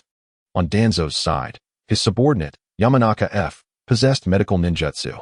Upon witnessing the disappearance of the Nine Tails chakra, he rushed forward to employ healing techniques on Sai. Yet, as he brought his palm, imbued with healing chakra, close to Sai's body, the previously fluctuating chest pain of Sai has ceased. His pupils lost focus, becoming scattered and dim. Not only Sai, but the scattered group of Umbu ninjas lying nearby also shared the same fate. All succumbed to death following the disappearance of the Nine Tails chakra. Yamashiro Wind, who failed to save him, returned to Danzo's side, his head bowed in shame as he spoke softly. "I was a moment too slow, resulting in Sai's grave injuries and demise. I beseech you to impose punishment, my lord." "It is not your fault," Danzo replied, wiping the dried blood from the corner of his mouth. He then turned to glance at Naruto, whose expression was filled with regret and reproach, before finally fixing his gaze upon Sarutobi Hiruzen. "Hiruzen, with so many of the village's living forces lost, are you finally satisfied?" Not only had he inexplicably lost his base and numerous subordinates, but he had also endured a beating from Wind, losing face in the process. Danzo naturally concentrated all his resentment on Sarutobi Hiruzen, the architect of this calamity. Thus, he refrained from addressing him by name, opting instead to refer to him solely by his surname. "By tomorrow at the latest, I expect to see your funding. Otherwise, prepare to face impeachment by my advisors and the daimyo." With that, Danzo did not wait for a response and swept out of the office, flanked by his two companions. As soon as Danzo departed, the medical team, alerted by the Umbu, rushed to the scene. The healing process was swift, as there were no survivors requiring treatment. At this moment, Naruto was overwhelmed with remorse and guilt. Unfortunately, his internal inquiries received no response from Wind. Gazing at Sarutobi Hiruzen, whose face was devoid of its usual warmth, Naruto gritted his teeth and knelt, pressing his forehead firmly against the ground. "Grandpa Third, I am sorry. I am willing to take Wind's punishment. I will accept any punishment." Upon hearing Naruto's words, Sarutobi Hiruzen's grim expression softened slightly. "You are you, and he is he. There is no need for you to bear his punishment, nor should you allow his influence to sway you. You must follow your own ninja way." Naruto had taken quite some time to emerge, causing Sarutobi Hiruzen considerable concern. He feared that Naruto might have heeded Wind's words and deliberately delayed his return. However, judging by Naruto's current demeanor and expression, it seemed that his fears were unfounded. Naruto appeared to be the same foolish child he had trained. He continued to inquire, "Why did it take you so long to regain control of your body just now? I recall that previously, you were able to seize control instantaneously." Naruto had sensed this issue himself and had his speculations. "Grandpa Third, it must be due to the vast disparity in strength between Wind and me. Ever since Wind gained control of the Nine Tails chakra in the Land of Waves, I have felt that he can dominate my body at will. However, the initiative still lies with me. I can resist to some extent if Wind refuses to relinquish control, unlike before when I was utterly powerless." Naruto's relentless pursuit of strength stemmed from Wind's constant enhancement of his physical dominance. Furthermore, his own inadequacies had led him to entertain numerous dangerous thoughts of allowing Wind to live his life for him. Hearing this, Sarutobi Hiruzen frowned. "You still cannot harness even a single tail?" With shame, Naruto lowered his head. "I cannot sense the Nine Tails chakra, and Wind refuses to teach me." Due to the five-element seal, Naruto was entirely unable to utilize the Nine Tails chakra. Is this truly the descendant of Minato? Such a waste. Sarutobi Hiruzen chastised inwardly, comparing Naruto unfavorably to Wind's genius. He resolved to send more individuals to seek Jiraiya's assistance in teaching Naruto. "Do not worry, Naruto. Your grandfather will find you a better teacher to help you wield the Nine Tails power. For now, focus on training diligently under Asuma to solidify your foundation." Upon hearing Sarutobi Hiruzen's contradictory, comforting words, Naruto, oblivious to the underlying meaning, felt tears welling in his eyes. "Thank you, Grandpa Third. I will not disappoint your expectations. I will become Hokage." While outside, the grandparent and grandchild shared heartfelt sentiments. Win's consciousness turned its gaze toward the system panel. Corruption value, 3000. Current corruption value, 3000. Master persona trust dependency value, 42. Non-droppable, 42. Chapter 54. The Chunin exam plot commences. The recent incident of saving Sasuke and Sakura yielded a long-awaited increase in corruption value. Although the trust dependency value had plummeted due to the killing of the Hokage's direct Umbu and the scorn directed at Sarutobi Hiruzen, it did rise by 2 as a result of saving lives. This was significantly better than the previous droppable values. Naturally, Win's greatest gain from this episode was a sense of vindication. After all, most of the painful memories transmitted from Naruto were inflicted by those two insidious old men. Aside from a handful of ninja clans within Konoha and a few ordinary villagers, everyone else was included in Win's vengeful plans. Time swiftly passed, and nearly 2 months flew by. During this period, Danzo remained conspicuously quiet, refraining from any further disturbances. Meanwhile, Team 7 and Team 10, due to Naruto, underwent a rigorous regimen of all-day training. They undertook multiple D-rank missions and even one C-rank mission. Ultimately, Naruto succeeded in mastering the Wind Release, Great Breakthrough in the Wind Release, Vacuum Sphere, along with the Shadow Clone technique, officially stepping into the realm of elite Chunin. In comparison to Naruto's rapid progress, Sasuke also made significant strides. Within these 2 months, he learned Kakashi's C-rank lightning release, Chidori, and his Sharingan successfully evolved to a 2-tomo state during a C-rank mission. Lastly, Sakura, through her diligent efforts, managed to catch up, mastering medical ninjutsu and jinjutsu. This astonishing speed left Ino, who trained alongside them, utterly incredulous. As for Jiraiya, who had been found by Sarutobi Hiruzen, he used the excuse that Naruto still needed refinement and did not return immediately to instruct him. Within his consciousness, Wind opened the system panel. Current corruption value, 10,000. Master persona trust dependency value, 60. Non-droppable, 45. Mastered ninjutsu, Yang Nine Tails, Shadow Clone technique, Shadow level taijutsu, Flying Thunder God technique, Wood release technique, Wind release ninjutsu, etc. Since the missions did not encounter any extraordinary troubles, and the villagers' insults had gradually become bearable for Naruto, he accumulated 7,000 corruption value over the 2 months. Wind chose not to expend this corruption value, as he still coveted Gai's taijutsu and the 8 gates. Considering the time frame, the joint Chunin exams should be approaching soon. After all, the 4-star village he controlled had sent personnel yesterday to prepare for participation. He was also certain to encounter Team 3 and Gai, who would return to participate in the exam after completing their missions. As for the trust dependency value, it had rebounded since that day when he had humiliated Sarutobi Hiruzen and Danzo. Although Naruto had sulked for a few days, the non-droppable trust dependency value was substantial enough to restore it swiftly to its original state. While Wind was deep in thought, a sudden notification from the system interrupted him. Corruption value, 10. The corruption value began to rise unexpectedly. What could have transpired? Shifting his focus to the outside world, Wind beheld Naruto confronting Gaara, Temari, and Kankuro from Sunagakure. It appeared that the plot of the Chunin exams was indeed commencing. Outside, Naruto shielded the injured Konohamaru, while Gaara stood in front of the wounded Kankuro. Due to the excessively rigorous training, Naruto did not find himself in a position where he required Sasuke to intervene, as had happened in the original plot. Instead, it was Kankuro who found himself at a disadvantage against Naruto. Hey, Dark Circles, make that hefty fellow behind you apologize to Konohamaru. Naruto boldly pointed at Gaara, with Konohamaru and his 2 companions gazing at him in admiration. I am Gaara of the Sand, not Dark Circles, Gaara replied, crossing his arms, a glimmer of intrigue flickering across his face. Your strength is quite impressive, rather amusing. What is your name? Flattered by the compliment, Naruto rubbed his thumb across his nose, proudly responding, I am Uzumaki Naruto, a ramen enthusiast, and I aim to become Hokage. Behind him, Konohamaru's trio was starry-eyed in support. Big brother is so cool, I adore him.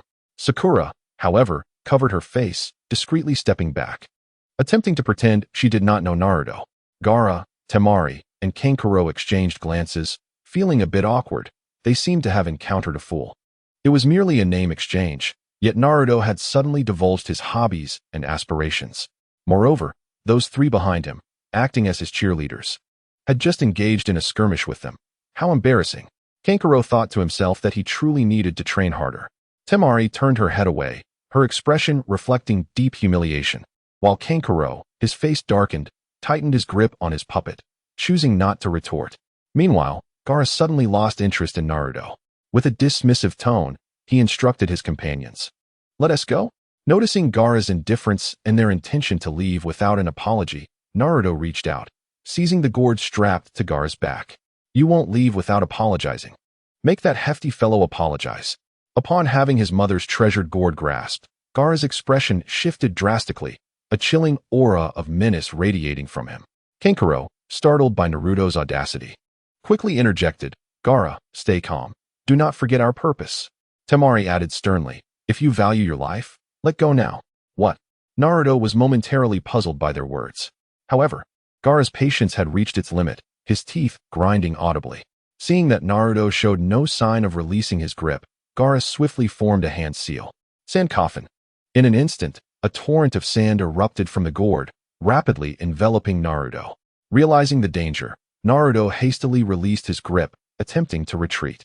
Yet the sand had already ensnared his ankles, immobilizing him in place. Almost immediately, the sand from above descended, encasing him entirely. Naruto. Sakura gasped at the sudden turn of events. "Stop." Sasuke, perched in a tree, was taken aback. He quickly formed the Chidori seal and dove down at incredible speed. Gaara ignored their pleas, his palm clenched as he commanded, "Sand funeral." More sand surged upward, pressing inward. Just as Naruto's life hung in the balance, a familiar voice rang out. "Ice release, ice rock dome." With a resounding crash, the encroaching sand was instantly repelled. Even the sand that had ensnared Naruto shattered into ice crystals, cascading to the ground. As the dust settled, a striking figure with an enchanting visage appeared before Naruto. "Are you all right, blonde-haired boy?" "I'm fine, who are you?" Naruto, still shaken, released the hand seals and brushed off the sand clinging to him. He gazed at the concerned face of the beautiful individual, feeling an odd sense of familiarity. "Have we encountered this jutsu before?" Staring at the captivating face, Naruto quickly shook his head, blushing. "It must be my imagination. A beauty like you would certainly be unforgettable." Witnessing Naruto's bashful demeanor, contrasted with the formidable presence of the figure, the newcomer couldn't help but stifle a giggle. "I'm not a beauty, I'm a boy. Besides, we have met before. You remind me of someone I once knew." Both he and Zabuza were aware of Naruto sharing a body with F-Gene. Thus, upon witnessing Naruto under attack, instinct propelled him to intervene. "A boy." Naruto's eyes widened in shock, his complexion draining of color. To be honest, he had just imagined a stunning senior arriving, only to learn that his senior had transformed into a senpai involved in swordplay. Meanwhile, Sasuke and Sakura rushed over. "Naruto, are you hurt?" Sakura inquired, her palm glowing with healing chakra. "Ready to assist." "I'm fine. He saved me." Naruto pointed at the figure before him. Sakura and Sasuke exchanged glances, recognizing the individual. Particularly, Sasuke's face went pale upon seeing the ice walls encircling them. He stepped forward, brimming with caution. "I remember this ice release Kekkai Genkai. I can't believe you survived that incident in the Land of Waves." Sasuke had formulated a rule over the past few months. If F-Gene intervened, the enemy would surely perish. The mere fact that the individual before them had survived spoke volumes of their terrifying strength. The figure simply smiled gently, causing Naruto to flush once more, though he quickly turned pale, unable to process Sasuke's implication. Sakura, however, grasped the situation and drew a kunai, adopting a defensive stance. Facing the unscathed Naruto and the protective figure, Temari and Kankuro exchanged incredulous glances. How could he have blocked Gaara's sand funeral? Which village does this shinobi hail from? They seem our age. Gaara regained his composure, furrowing his brow as he scrutinized the newcomer. The sand from his gourd surged forth, swirling around him, seemingly preparing for another attack. "You are strong and dangerous, but your ice shards just splashed onto my gourd." Before he could act, a figure suddenly appeared beside Gaara, an arm draped casually over his shoulder.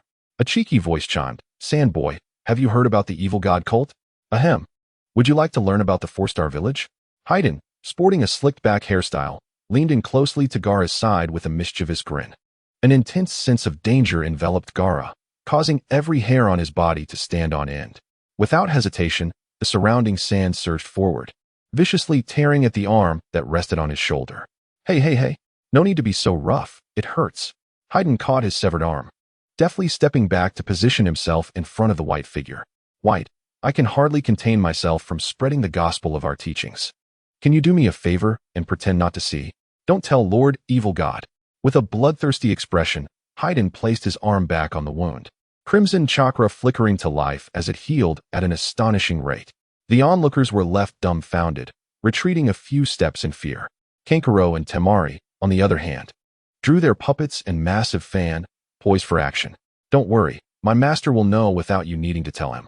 Casting a fleeting glance at Naruto, he then turned his disdainful gaze towards Hayden.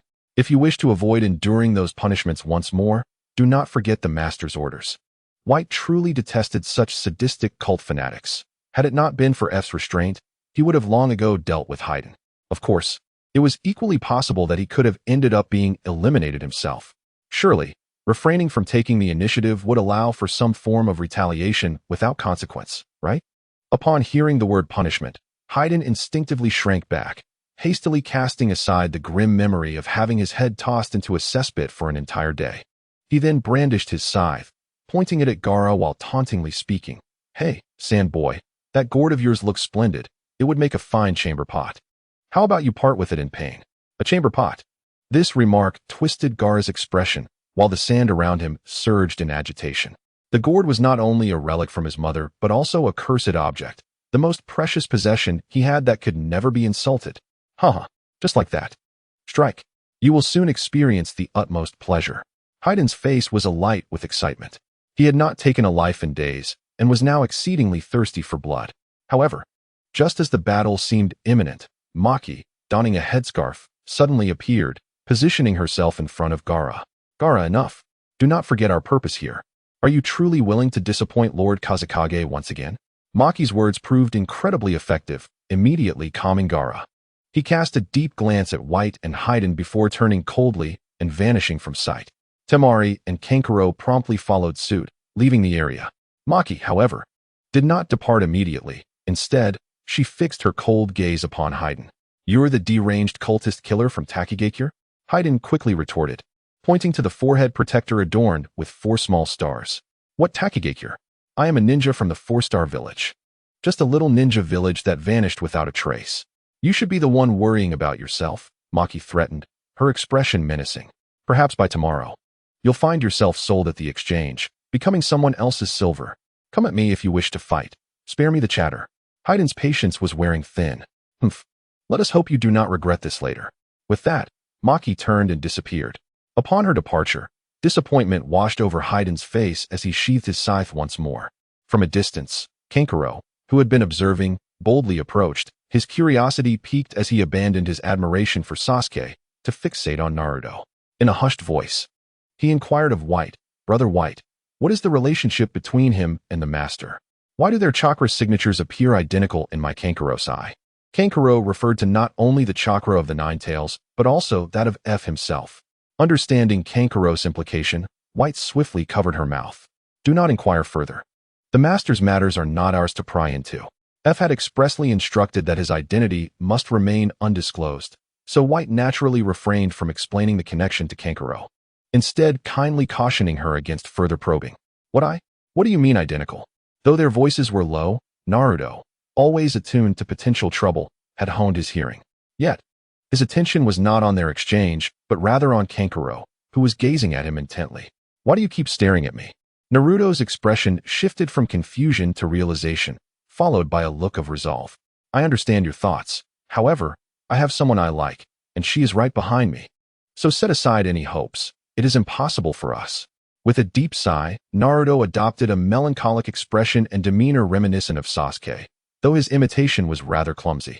Kankuro exclaimed, Brother White, this fool certainly has no ties to the master. I must have erred. Quickly retracting his gaze with a look of disdain, Kankuro hid behind White. Naruto, came Sakura's furious shout from behind. You're spreading rumors again. I tell you, it's utterly impossible unless you transform into F forever. Transform into F, become F. The words echoed in Naruto's mind, leaving him frozen in place. Meanwhile, Sasuke furrowed his brow and shot a cold glance at Sakura. Another thoughtless remark. I truly detest you. Stunned, Sakura belatedly realized her blunder and hurriedly attempted to explain to Naruto. Naruto, I didn't mean it that way. What I meant was that F is superior to you. No, I simply don't like him. No, wait, I only see you as a comrade. Yes. That's it. After Sakura's flurry of explanations, Naruto felt even more disheartened. White found Naruto amusing, pondering how such a vibrant personality could harbor the terrifying entity that was F within. However, with matters resolved, he decided it was time to depart. We hail from the 4-star village in the land of waves and have come to participate in the joint CH exams, so please take care of us. With a smile, he turned and coldly called out to Haydn, cease your staring. None of them are to be touched unless you wish to face the master's wrath. Finally, he donned a gentle smile as he addressed Kinkaro. Let us go. It is time to head to the accommodations arranged in Konoha. This dramatic shift in demeanor left the onlookers astounded. The land of waves? Could it be? Just as Naruto was about to voice his inquiry, the group had already vanished from sight. Resigned, he turned back to Sasuke and Sakura. Before he could ask, Sasuke nodded, affirming Naruto's suspicions. It's the 4-star village established with Kato's funding. That guy named White is the ice ninja who made us feign death earlier to escape FS clutches. He must be quite powerful, likely even stronger than the deceased Zabuza. The trio remained oblivious to the fact that Zabuza was not dead and had also joined the 4-star village. Sakura chimed in, indeed. Had he truly wished to kill us then, we might have perished in an instant. Recalling the multitude of sunbond needles aimed at them, Sakura felt an eerie ache in her acupuncture points. However, having studied medical ninjutsu for 2 months, she understood that White's actions were primarily to make their feigned deaths more convincing. After their discussion, the three made their way to the training ground. Meanwhile, in a different location, Shikamaru and his team had long arrived. Upon seeing Naruto and the others arrive late, Ino pouted her lips, her expression sour. Why are you all so late today? We arrived early, yet you didn't show up. After that, Ino looked dreamily at Sasuke. Sasuke, I wasn't talking about you. It was Sakura and Naruto. Originally, the trio of sluggards in the plot had become unusually diligent due to their joint training with the hard-working Sasuke and Naruto, leaving them somewhat dazed. Of course, the primary reason was Asuma's supervision and the complaints from their parents. With such diligent children from other families, even Shikamaru had faced reprimands from his mother several times. You ugly pig, Ino, stop slandering us. We were delayed because of the ninjas from other villages participating in the CH exams. Upon hearing Sakura strike a nerve, Ino instantly exploded. You despicable broad with a wide forehead. You ugly pig. Wide forehead. Ugly pig. Seeing the two quarrel again, Naruto and the others instinctively distanced themselves, huddling together. After surveying the surroundings, Naruto curiously asked, it is one thing for Kakashi-sensei to arrive late, but where is Asuma-sensei? They must be attending a meeting in preparation for the upcoming CH exams. Shikamaru, cradling his head in his hands, replied, this time, we should be able to register, as our abilities have surpassed those of the CH. Nearby, Choji, munching on chips, nodded in agreement. I've heard from my father as well. He expressed gratitude towards Naruto and the others for motivating us to train harder. Do you know which villages will participate? Sasuke suddenly interjected. Shikamaru glanced at Sasuke with curiosity, but proceeded to respond to the inquiry. Primarily, it will be villages that have amicable relations with us from Konoha, namely Sunagakure, Amigakure, Kusagakure, Takagakure, Odo, and the newly established Yatsukigure. The latter is unique, as it is participating for the first time this year. It is said that they had to threaten the daimyo with food supplies to gain permission to join. We should be cautious if we encounter them. Just as Shikamaru finished speaking, Asuma's voice resonated from behind them. Shikamaru is correct. The intentions of the Yatsukigure ninjas are unclear, and 2 of their shinobi are particularly dangerous. You must all exercise caution. With that, Asuma and Kakashi descended in front of the group. By the way, Kakashi and I have already registered you for the CH exams. Please come forth to fill out the application. Chapter 57. The Information of Kabuto. Orochimaru's shock outside Konoha Hospital. After a day of work, Kabuto was briskly heading home. However, halfway there, he suddenly halted. After surveying the area to ensure no one was around, he turned and walked towards a tree by the roadside. Lord Orochimaru, Kabuto stated respectfully, bowing his head to the figure leaning against the tree. How is the information gathering on Sasuke and Naruto? Have you made contact with Danzo yet? Orochimaru, arms crossed and smiling, exuded an unsettling aura reminiscent of a predator lurking in the shadows. 2 months ago, the base where I frequently communicated with Danzo was destroyed, and I've had no news since. While speaking, Kabuto produced a scroll from his pocket and handed it over. I have documented Sasuke's development and the information regarding the Jinchuriki here. Orochimaru received the scroll, excitement gleaming in his eyes as he licked his lips, emitting a hissing sound. You have done well. As he praised Kabuto, he unfurled the scroll to examine its contents. Sasuke has awakened the two-tomo Sharingan and has even learned Kakashi's advanced ninjutsu, right, Kiri? Truly, he is Itachi's brother, a genius in his own right. At this rate, it seems the transitional vessel I prepared may not be necessary. Orochimaru's laughter, sharp and almost feminine, was soon interrupted by the intelligence regarding Naruto. His expression shifted to one of confusion and shock. He has mastered the Nine-Tails chakra and eliminated elite shinobi such as Oil Girl and Zabuza. No wonder Danzo sought me out 3 months ago for a sealing technique capable of containing the Nine-Tails chakra. Given the current intelligence, it was evident that Danzo had failed and faced retaliation. Orochimaru's curiosity was piqued by Danzo's request for sealing techniques, prompting him to have Kabuto gather information on Naruto as well. In truth, Orochimaru and Danzo had maintained a cooperative relationship, with Danzo funding much of Orochimaru's research. Of course, some of Orochimaru's research into bodily modifications was cleverly presented to Danzo, ensuring he felt it was worth the investment. Observing Orochimaru's bewildered and astonished demeanor, Kabuto hesitated before interrupting Orochimaru's laughter. Adjusting his glasses, he spoke. Lord Orochimaru, the information regarding the Jinchuriki is tightly concealed by the village. What I have provided is merely surface-level information that I have personally verified. There are additional speculations based on recent events within the village that remain unconfirmed. Orochimaru held Kabuto's talent and intellect in high regard. Although Kabuto's speculations were unverified, they were undoubtedly the result of extensive investigation and inquiry. Even if there were deviations from the truth, the discrepancies would likely be minimal. Thus, Orochimaru nodded, intrigued, and encouraged him to continue. Kabuto wasted no time, stating plainly, Naruto is likely the perfect Jinchuriki, capable of harnessing and utilizing most of the Nine-Tails power without losing control. The base in the Death Forest, where Danzo operated, was probably destroyed by him using tailed beast techniques. I personally observed it. The chakra residue was reminiscent of the aftermath of the battle in the Land of Waves, and even more terrifying when he obliterated Danzo's base. Orochimaru's eyes widened in shock, his vertical pupils beginning to blur. He narrowed his gaze, a dangerous expression crossing his face. Are you certain? I cannot be certain, as the village has tightly sealed the information, making it impossible for me to investigate further, Kabuto replied, shaking his head. He reiterated that his assertions were based solely on existing intelligence. However, the village had resumed funding to the root organization, and Danzo had regained his position. This clearly appears to be a means of appeasement and compensation for the damage inflicted by Naruto. Having analyzed the situation so clearly, Orochimaru was inclined to believe a significant portion of Kabuto's findings. Continue to monitor Sasuke and seek contact with Danzo. As for Naruto, I shall personally investigate and complete what Danzo could not.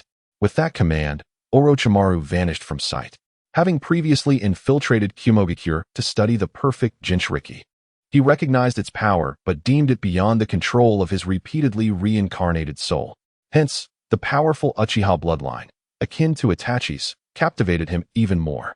Naturally, Orochimaru needed to devise a plan to eliminate or mitigate the threat posed by Naruto. Otherwise, the collapse of Konoha and his plans to elevate Danzo could be thwarted by this unpredictable variable. The following day, after completing their applications, the group arrived at the registration point to submit them. In Naruto's mind, a voice resonated, clear and direct. Naruto, relinquish control of your body to me. The first exam is a written test, and I shall take the lead. To achieve a closer connection with Might Guy for an extended period, allowing the system to analyze and acquire the target's abilities, K's intended to seize control under the pretext of assisting with the examination. What? The first exam is a written test.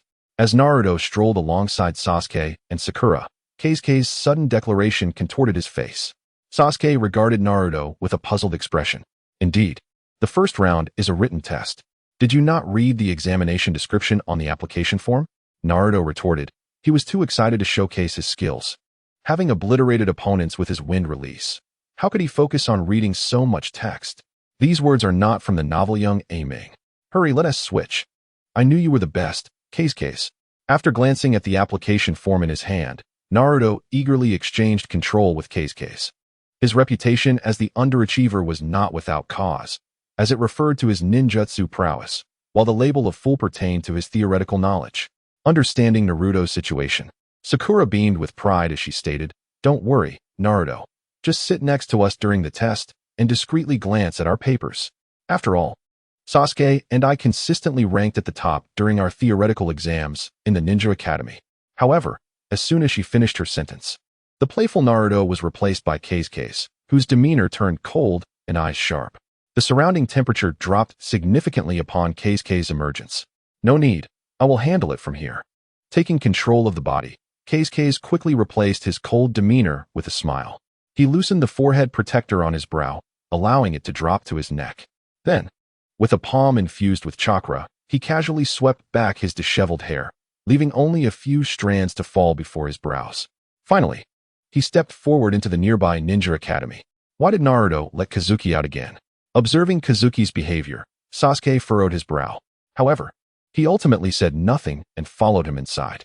Behind them, Sakura wore a rosy complexion and a silly grin, evidently enchanted by Kazuki's cold demeanor and his striking hairstyle reminiscent of a certain blue-haired figure.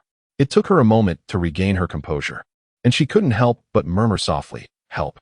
How can one person look so much more handsome in such a short time?" Chapter 58. Women only affect the speed of hand seals upon entering the registration building. Kazuki and his companions swiftly ascended to the second floor. As they arrived, they were met with a loud thud, the sound of a heavy object hitting the ground. Thump! There sat Lee, clad in a tight green outfit, attempting to conceal his strength, clutching his bruised face. In front of him stood two special jonin who had transformed into youthful appearances, Kamizuki Izumi and Kinetsu Tetsu. The term special jonin refers to those who excel in a particular field but possess overall strength slightly beneath that of a jonin, yet superior to that of an elite chunin. Observing the fallen Lee, the duo from the Hidden Leaf Village began to mock him in unison. Hey, no way. I barely exerted any force, and you've already fallen? With such weakness, you might as well head home and seek comfort in your parents' embrace. Ha ha ha." Their boisterous laughter elicited displeasure from the surrounding crowd. Yet, given the duo's recent display of power, no one dared to speak up. Behind Lee, Tintin, sporting her hair in a bun, sighed upon witnessing the scene. She approached with a pitiful demeanor and softly pleaded, "Please, let us in." Smack! Before she could finish her sentence, Kinetsu Tetsu slapped her across the face. "Don't tempt me. Women only slow down my hand seals." Beside him, Kamizuki Izumi nodded vigorously, adopting a villainous expression. However, he soon realized his error, turning pale as he stepped back, covering his rear. Noticing Izumi's reaction, Kinetsu Tetsu also recognized the ambiguity in his words and growled in explanation. "You idiot, it's not what you think." After chastising Izumi, the glares from the other ninjas further incensed Kinetsu Tetsu. "Humph. Even we, who are powerful, failed the Chunin exam 3 times. You softlings should just go home and wash up before you sleep. The tasks of a Chunin are not child's play. Failure or death is beyond what you can bear." To be frank, Kinetsu Tetsu hadn't intended to be so harsh. Yet, with so many onlookers present, he was frustrated that not a single one could see through his shallow illusion technique. At this level, there was no need to participate in the exam and waste their qualifications. While this sentiment was accurate, the reprimand silenced the surrounding lower ninjas, who hardly dared to voice their objections. In the distance, Kazuki and his companions reached the door marked 301. Notably, Kazuki's distinct attire sparked whispers among the crowd. "That blonde hair is so ostentatious."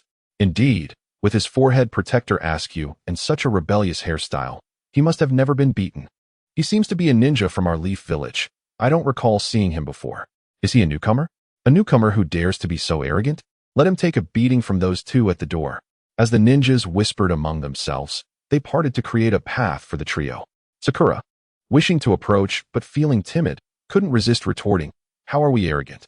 You're just jealous that our team has 2 handsome guys." Before the surrounding crowd could respond, she hurriedly leaned in to whisper to Kazuki, "It's an illusion. We're actually on the 2nd floor." "Ha, you figured it out?"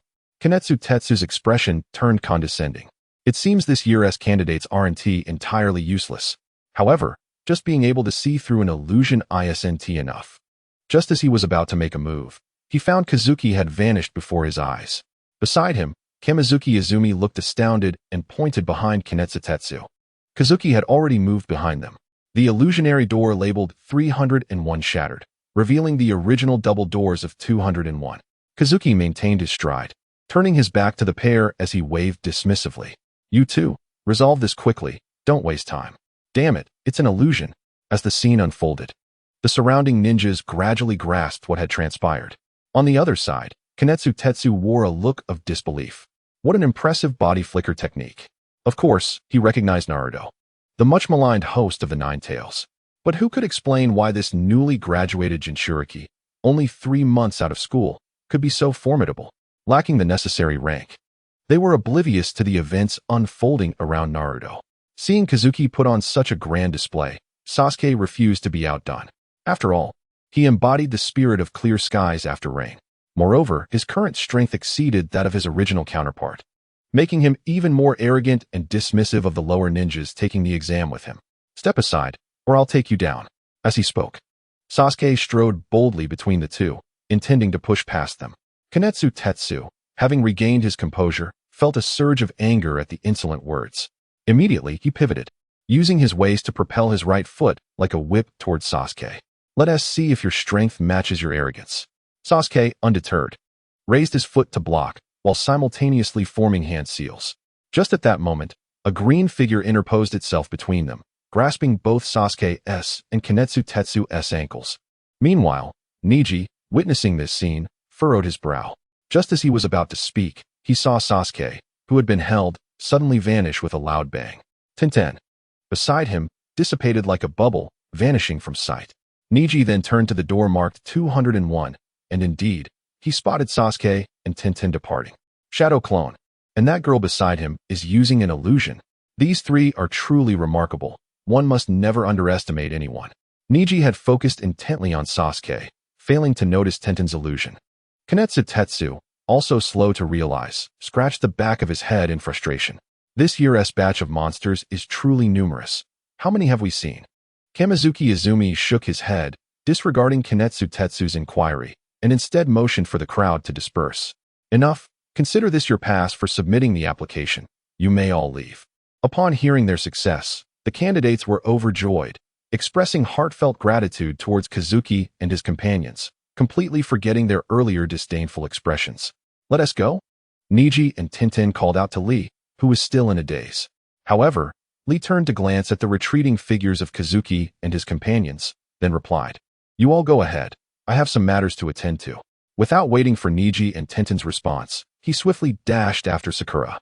As Lee sprinted out of the corridor, he discovered Kazuki and his companions standing in the lobby below, seemingly waiting for someone. Yet, before he could ask, Kazuki spoke up, Bring out Guy-sensei. You're not worthy to spar with me. Chapter 59. Forcing Might Guy to show himself. Do you know Guy-sensei? And how did you know I wanted to challenge you? Shaoli wore a perplexed expression, his thick eyebrows furrowing together in confusion. However, unable to decipher the matter, he swiftly abandoned his thoughts. He leaped from the second-floor corridor and landed in the hall below. Please wait a moment. I have one more thing to do before we spar. With that, Shaoli swayed gracefully before Sakura, giving her a thumbs up and flashing a confident grin, complete with a flirtatious wink. Sakura, will you go out with me? I, Rock Lee, vow to protect you with my life. Sakura, taken aback, exclaimed, No way. Absolutely not. Your expression is far too greasy, and I cannot accept those bushy eyebrows. Not to mention your drooping eyelashes and that shiny watermelon hairstyle. No, absolutely not. As her discomfort grew, Sakura doubled over, retching. She quickly turned her head, casting a fierce glare at Feng Xu and Sasuke, as if seeking solace in their attractiveness to cleanse her eyes. Unfazed by the rejection, Shaoli shifted his gaze to the duo beside him. With his bandaged hands raised palm up, he declared, I understand now. You must be the reason for my rejection. If I can bring them all down, you must agree to my request for a relationship afterward. His self-assured chatter infuriated Sakura. With her arms crossed over her chest, she shouted in exasperation, Hey, please listen to me. This is impossible for us, now and forever. Shaoli nodded solemnly, I understand. I will defeat them and then pursue you. Ah, Sakura exclaimed, clutching her head in frustration. Meanwhile, Naruto, aware of the situation, was also seething with anger. Feng Xu, you must teach that bushy eyebrow a lesson. Sakura is mine, and I won't let him win her over. The clamor in Naruto's mind did not disturb Feng Xu. He shook his head and was about to step forward when Sasuke suddenly moved ahead, eager for action. He is not worthy of your effort. Leave this to me. His strength is just right for me to gauge my training. Seeing Sasuke eager to confront him, Xiao Li's expression turned serious. The first opponent is the renowned genius of the Uchiha clan? Very well, I shall defeat the weaker one of you before challenging the one behind you. Weaker? Sasuke's face darkened, his eyes glinting with malice.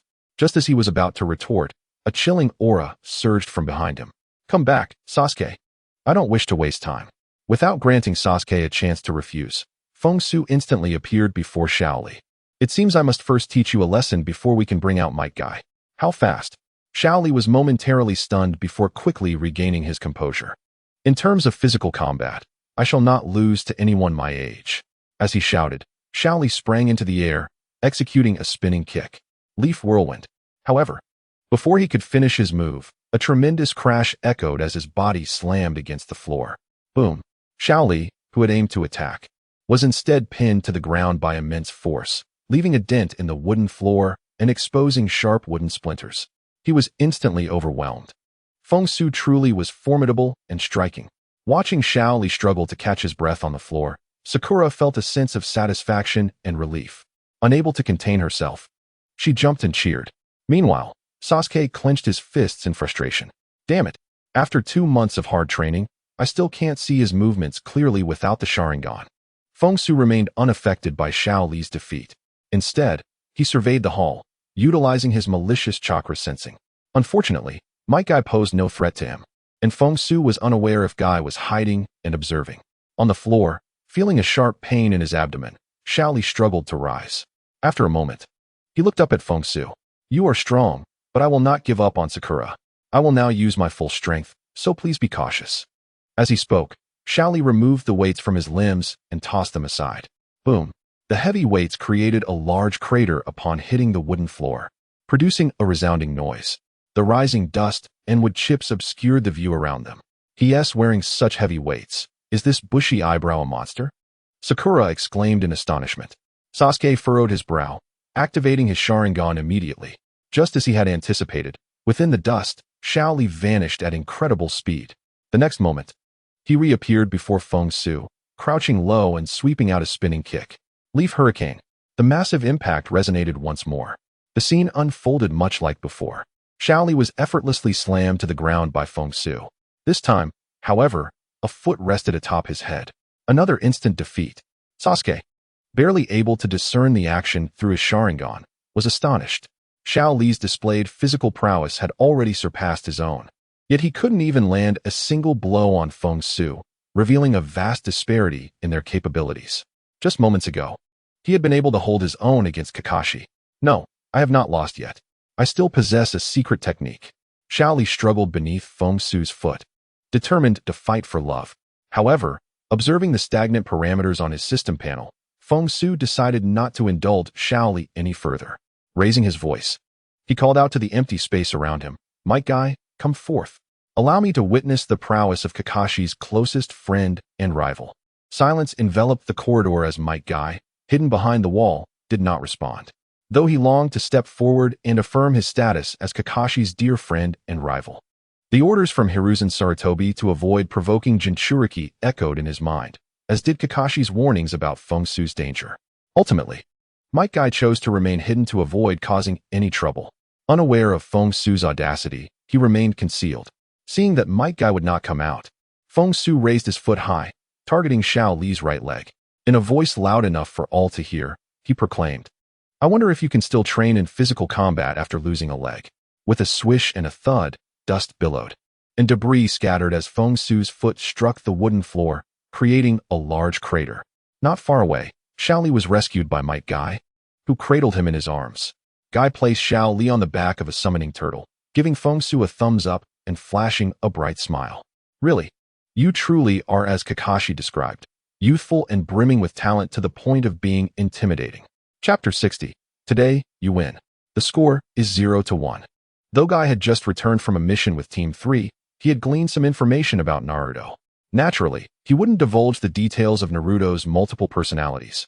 Adhering to Hiruzen Sarutobi's confidentiality orders, he merely indicated that Naruto had harnessed the power of the Nine Tails, causing his personality to become volatile and erratic, advising Guy to keep his distance. Recognizing that this danger-laden quagmire was not a situation he could afford to be involved in, it was evident that Guy held a slightly higher regard in Kakashi's eyes than his other peers. Guy-sensei, upon witnessing Kai's sudden appearance and his timely rescue, Shaoli displayed an expression of guilt so profound that tears welled in his eyes. I have not yet lost. I still possess the secret techniques taught by Teacher Kai.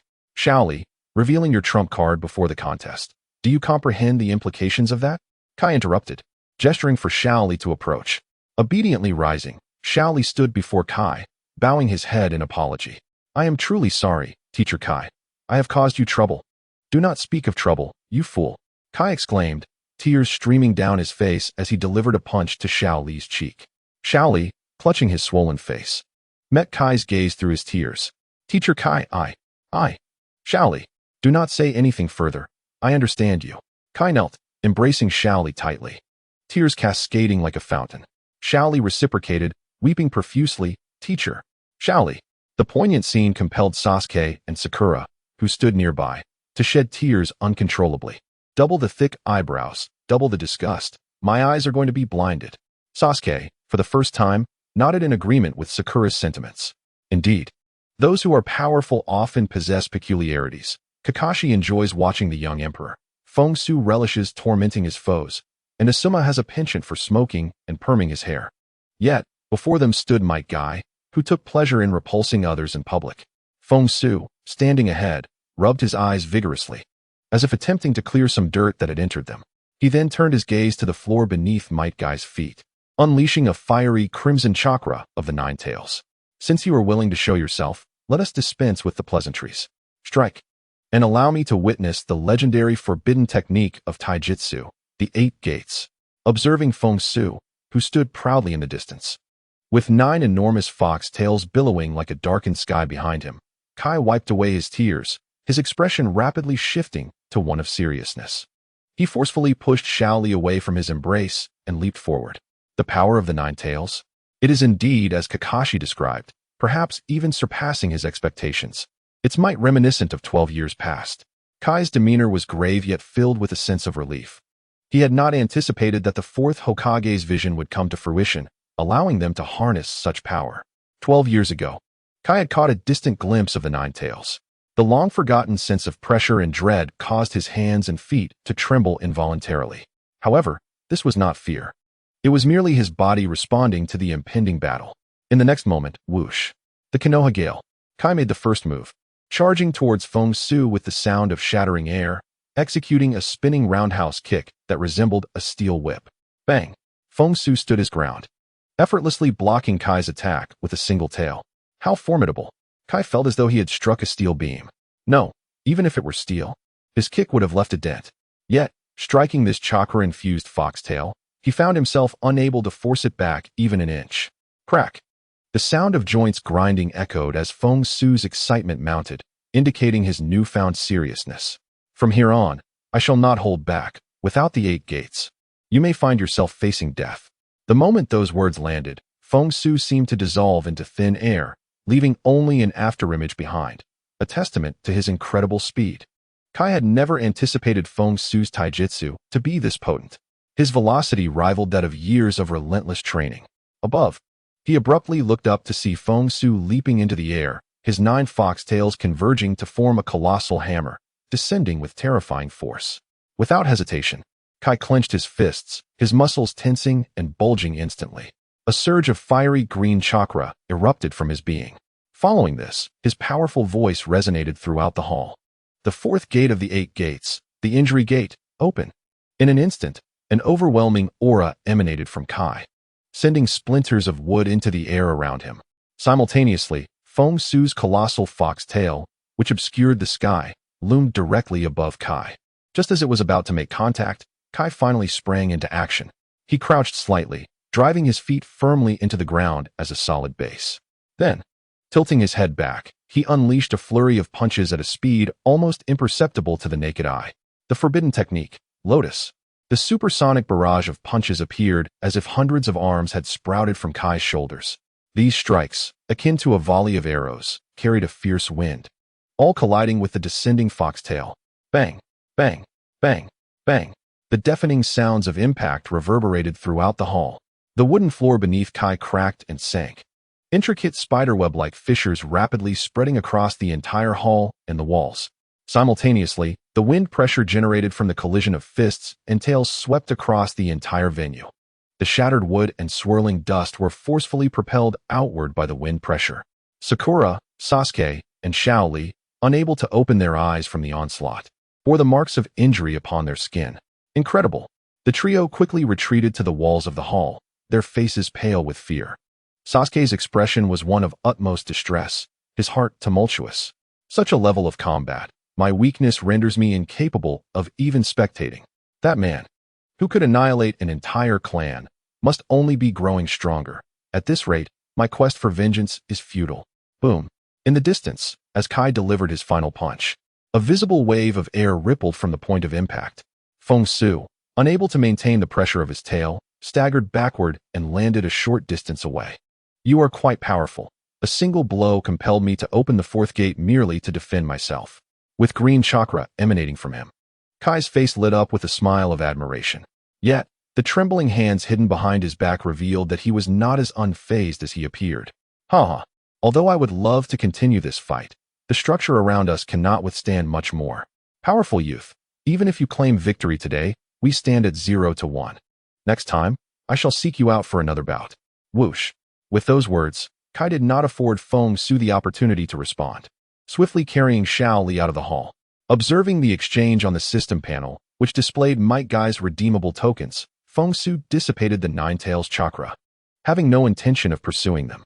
It soon became clear to Feng Xu why Kai had chosen to flee. Damaging public property? You are required to pay a fine.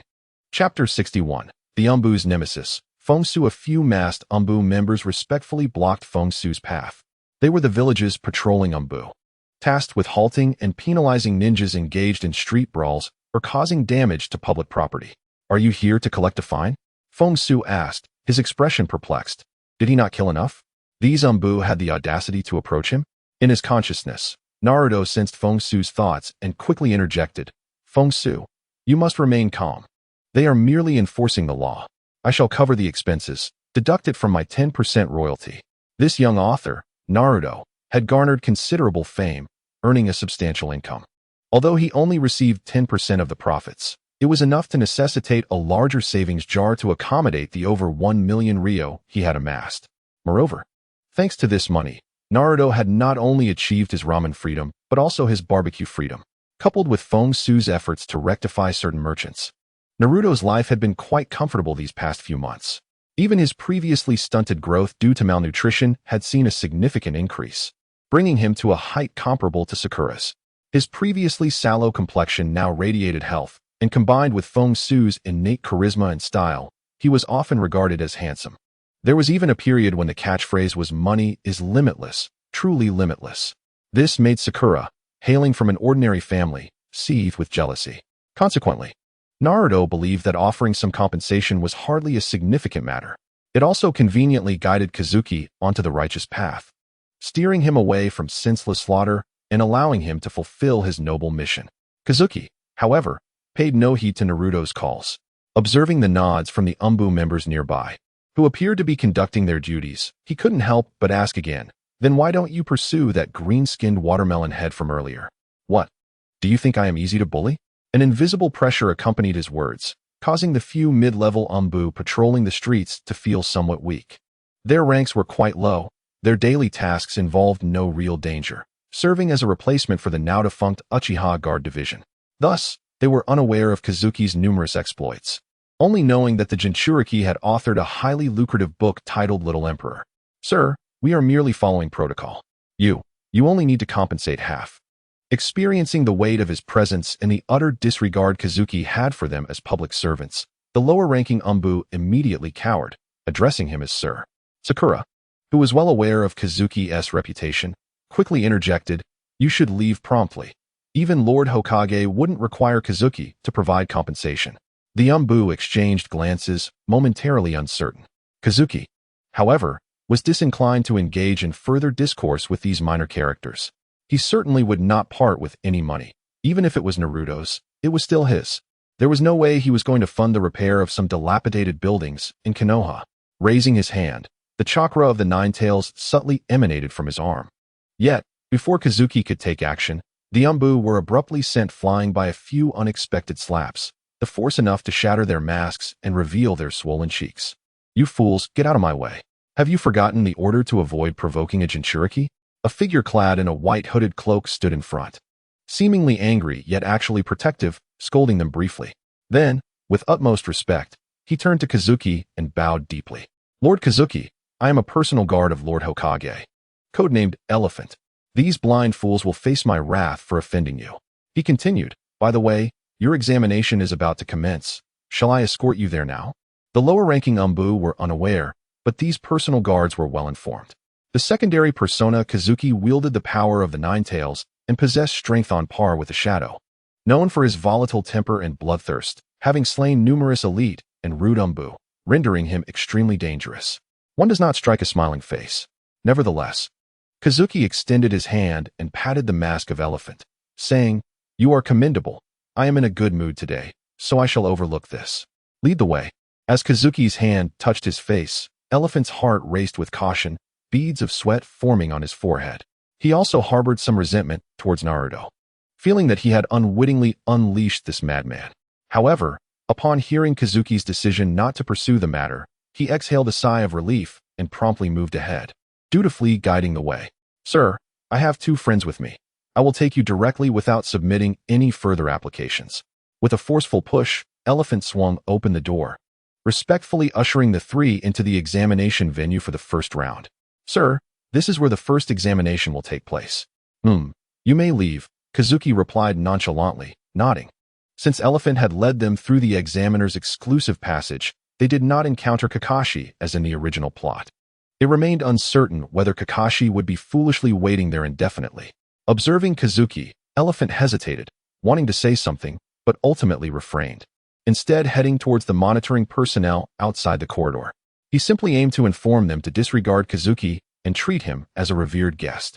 Kazuki and his companions not only arrived last, but were also escorted respectfully by the Umbu, instantly attracting attention. Which young master are these 3? Sarutobi, Shimura, or Hyuga? Envy radiated from their whispers. Indeed, they are here merely to show face and bask in glory. Within the murmurs, there was admiration, disdain, and even curses. You fools, cease your idle chatter. They are all my friends, just ordinary ninjas. Kiba shot a fierce glare at the crowd before striding over. However, as he approached, he was taken aback by Naruto's appearance and demeanor. Good grief. You mustn't tell me you're Naruto. Kazuki ignored him, casting a glance before finding a seat. Sasuke followed suit, adopting a cold demeanor as he sat beside Kazuki. Sakura, meanwhile, vigorously nodded towards Kiba, affirming, It is Naruto, yet not quite. Just consider him as Naruto. Kiba. Behind Kiba, Hinata was blushing profusely, nearly fainting from the sight of such a handsome Naruto, clinging to the wall for support. This version of Naruto was simply too striking. The trio from Team 10, Shikamaru and his companions, also approached, casting dubious glances at Kazuki. In particular, Ino shifted her gaze between Sasuke and Kazuki, mired in self-doubt. For the past 2 months, Kazuki had remained hidden, his presence never felt due to the absence of danger. Upon seeing Kazuki and Sasuke arrive, a previously waiting Kabuto quickly approached, attempting to engage them as a senior. He even pulled out some character information cards. Unfortunately, Kazuki and Sasuke ignored him, while the others eagerly examined the cards. Chapter 62. The nuclear piece is complete. Gather intelligence. Kazuki disregarded the ill-intentioned Kabuto, as his focus was entirely on the system within his mind. Corruption value, 5,000. Current corruption value, 15,000. Master persona trust and dependency value, 62. Cannot drop below 45, with the trust value surpassing 60. Kazuki could now acquire corruption points from Naruto more easily. For instance, just moments ago, his display of bravado garnered admiration, and following his transformation, He received compliments and envy from many. Additionally, he had dealt with the rough-browed Lee, who had confessed to Sakura, and his teacher, Guy. This sense of vanity and the satisfaction of being praised unexpectedly contributed to his corruption value. Rather than solely deriving from negative emotions or the thrill of vengeance against specific targets. However, Kazuki found this quite normal. After all, the amount of corruption points required to exchange for powerful ninjutsu was exorbitant.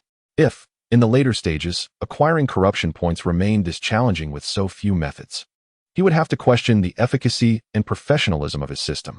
A single instance yielding 5,000 corruption points. Was it the act of showing off that triggered Naruto's emotional surge?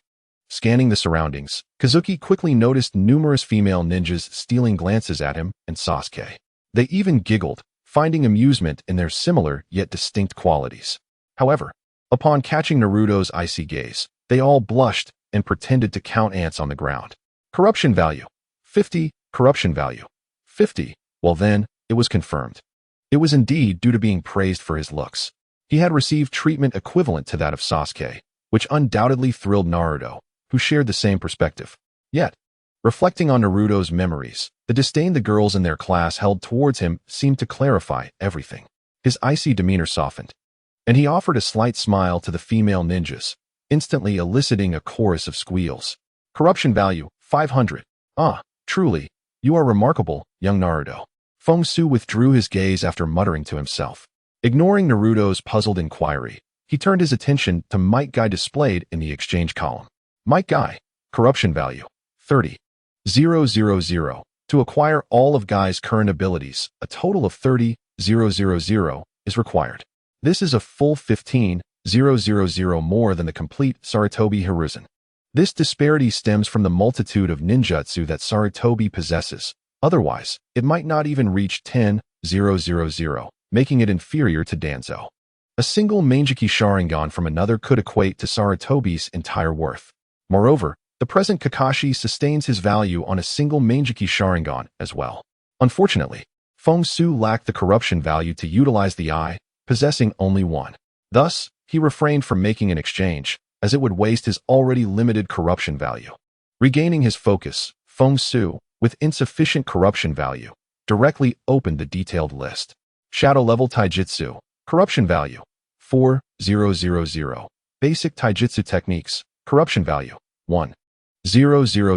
Summoning technique, Ninja Tortoise, 8 gates, corruption value, 24,000. Opening gate, corruption value, 3,000. Rest gate, corruption value, 6,000. Death gate, corruption value, 24,000. The exchange method resembled that of the previous Nine-Tails chakra, but the 8 gates were significantly cheaper, with each stage only increasing by 3,000. The death gate necessitated the opening of all preceding 7 gates, thus encapsulating the corruption value required for the 8 gates. If he had exchanged for the opening gate beforehand, the cost for the death gate would automatically deduct the value expended on the opening gate. Feng Xu glanced at his corruption value. Current corruption value, 16,000, recently increased by 1,000 from selling a smile. After a brief calculation, he decisively clicked to exchange. Exchange successful. Shadow level Taijutsu 4,000. Basic Taijutsu techniques 1,000. Fourth gate. Injury gate 12,000. Current corruption value, 0. The instant the exchange was complete, Feng Xu felt a warm current flow through his limbs and bones. Simultaneously, his seated body jolted, rising several centimeters into the air. The muscles concealed beneath his clothing swelled, displaying a perfectly streamlined outline. Sasuke, seated nearby, seemed to sense something, abruptly turning his head to scrutinize Feng Xu. Although Feng Xu sat upright, making it difficult to discern any change, Sasuke felt that Feng Xu was somewhat different from before. Before he could voice his inquiry, a loud bang echoed as Marino Ibiki, draped in a black coat, arrived with the examination team at the front of the classroom. Silence. Everyone return to your seats and prepare for the exam. Ibiki's voice, though not loud, resonated with authority, imbued with a heavy aura that instantly subdued everyone in the examination room. Consequently, they all obediently found their seats. I am Marino Ibiki, your examiner for the first round, he announced, and upon everyone's seating, he began to explain the exam rules. Essentially, fighting and killing were prohibited during the exam. There were 10 questions worth 10 points. Answering incorrectly would deduct 1 point, while being caught cheating would incur a 2-point penalty. If any member of a team had their points deducted to 0, the entire team would be eliminated, and so forth. Since Naruto was replaced by Feng Xu, Sasuke and Sakura did not unleash their murderous intent towards Naruto, as in the original narrative. As the supervising ninja distributed the test papers, the examination officially commenced. Curious, Feng Xu glanced at his test paper. The first question asked to decode a code. Excellent, he couldn't do it. The second question required calculating the trajectory of a concealed weapon's shadow and detailing the potential characteristics of enemies within range, as well as the weapon's effective range and reasoning. Wonderful, he couldn't do that either. Within his consciousness, Naruto observed the questions and shook his head repeatedly. Feng Xu, thankfully you're here to help me answer these questions. If it were up to me, we might end up disqualified. Before Naruto could finish his sentence, Feng Xu tossed his pen aside and stood up. What are you doing? Feng Xu, you can't do that. You're trying to cheat, aren't you? That's going to cost points. Be quiet. Feng Xu retorted, somewhat irritated. He indeed couldn't answer the questions, but this examination wasn't genuinely about testing knowledge. It was an assessment of intelligence-gathering capabilities, essentially, the ability to cheat. Yet, given his strength, did he need to cheat to gather intelligence? With tailed beast transformation and a dozen tailed beast bombs, he could obliterate the troublesome source without needing to gather any trivial intelligence. Thus, Feng Xu intended to approach Ibiki to request some food. Perhaps something like a fist-sized pot or nine-tails chakra. However, before he could leave, the candidate beside him swiftly passed him a completed test paper along with a note. Sir, here is your perfect score test paper. Upon reading the note, Feng Xu looked up at Ibiki, who bore a face marred by scars, managing to force a rather unpleasant smile. It was evident that the person who handed him the note was intentionally seated beside him to assist with answering the questions. He wondered why Hinata had been placed at the back, diverging from the original plot.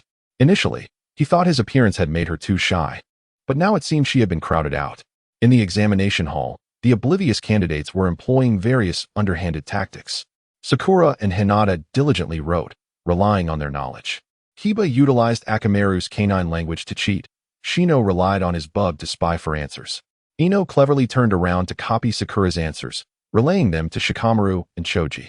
Tintin had rigged a mirror to the ceiling with a hidden weapon, directing it towards Lee, while Niji utilized his Byakugan to plagiarize.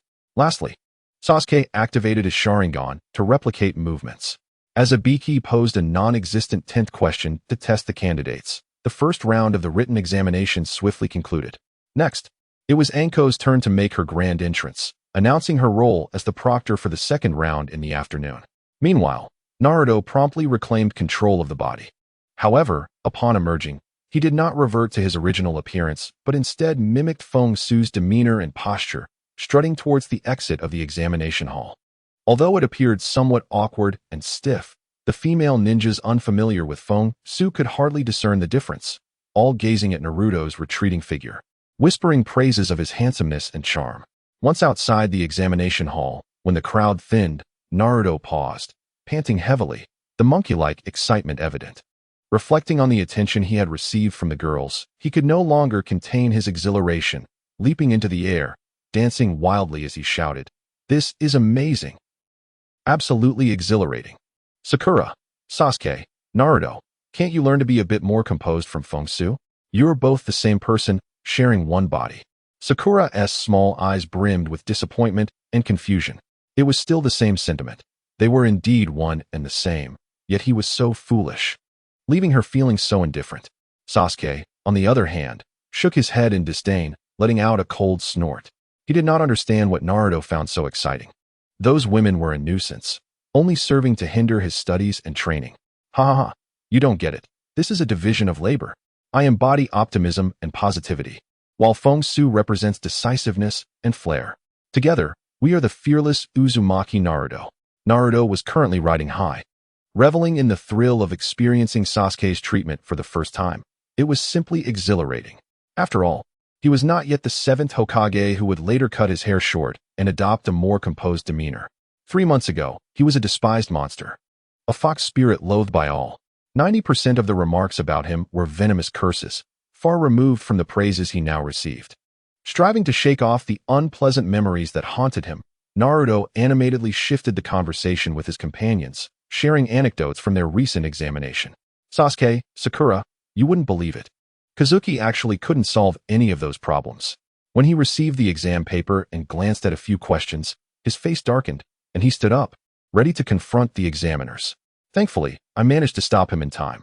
Otherwise, we might have been disqualified. Naruto recounted with fervor, wearing a look that seemed to implore them to commend his capabilities. Sakura rolled her eyes, clearly unconvinced that Kazuki could be deterred by Naruto.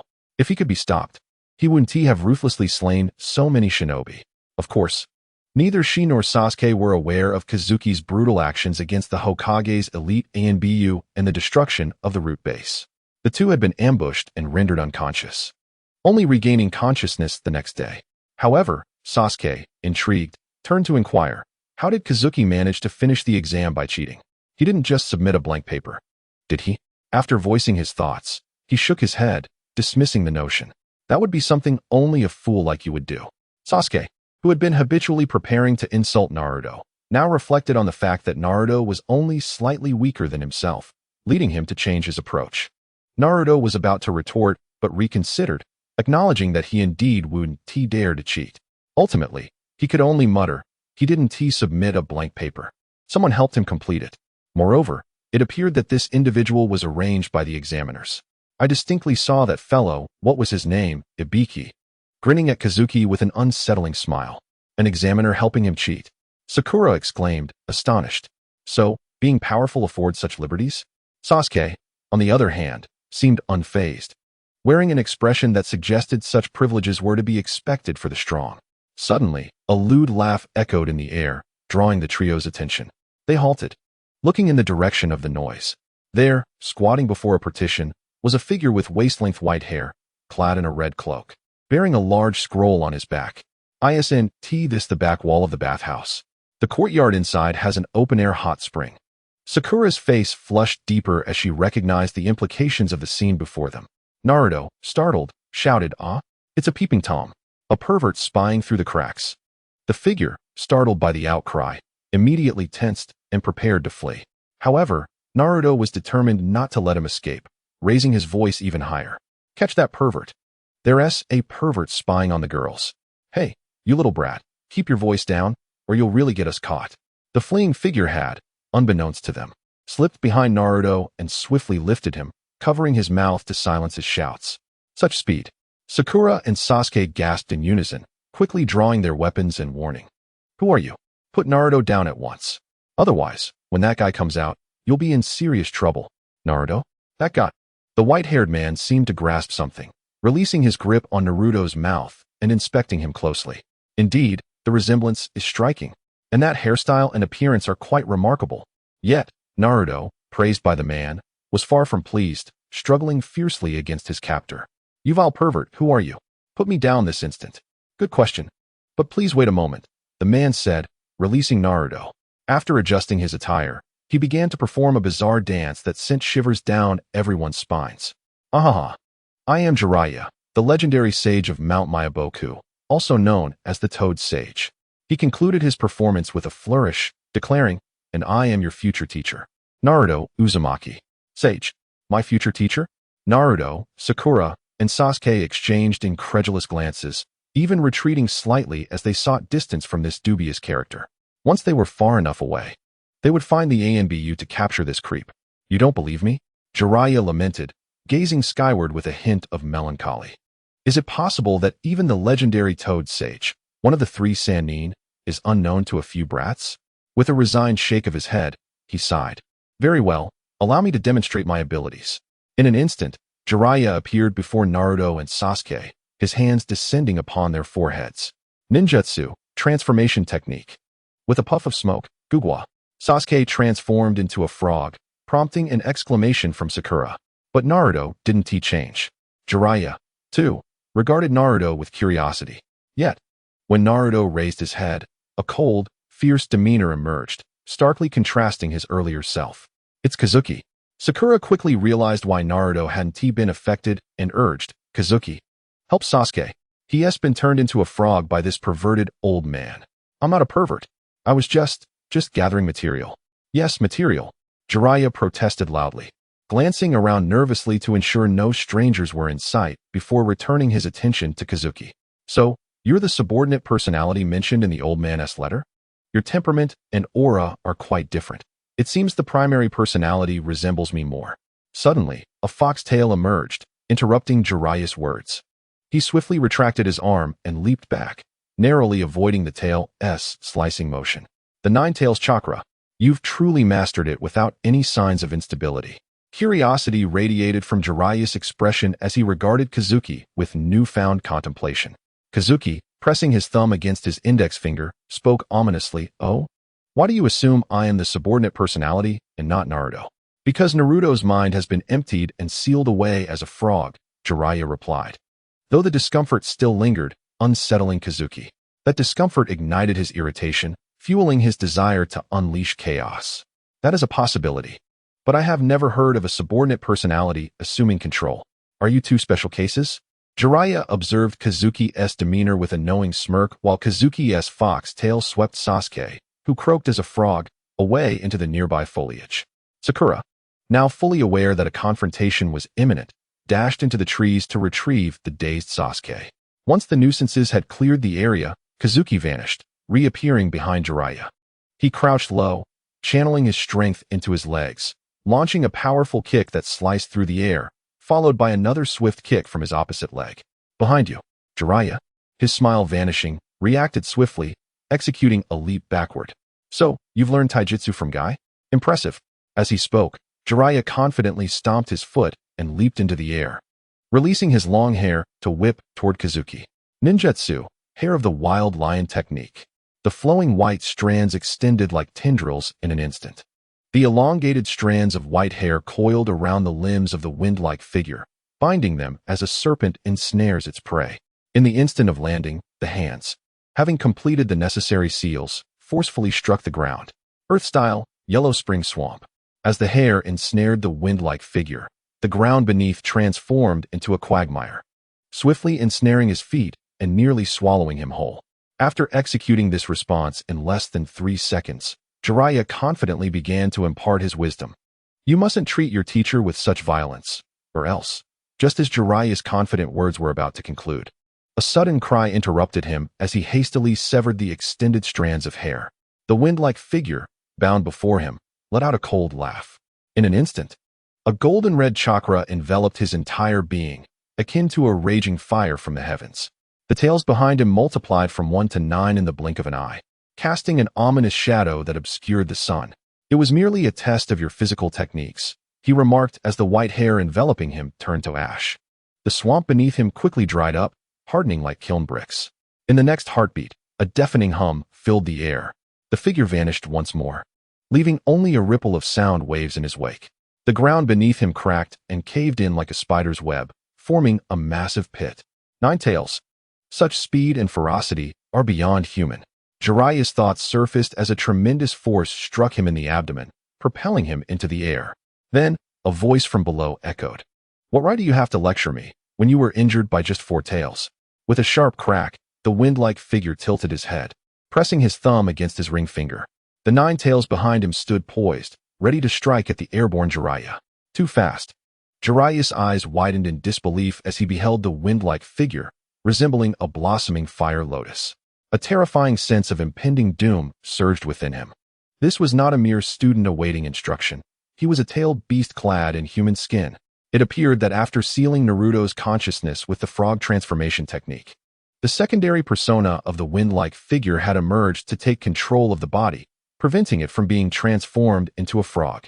Furthermore, Jiraiya had been overly arrogant in their earlier encounter. Had he been more serious, he would not have found himself in such dire straits so quickly.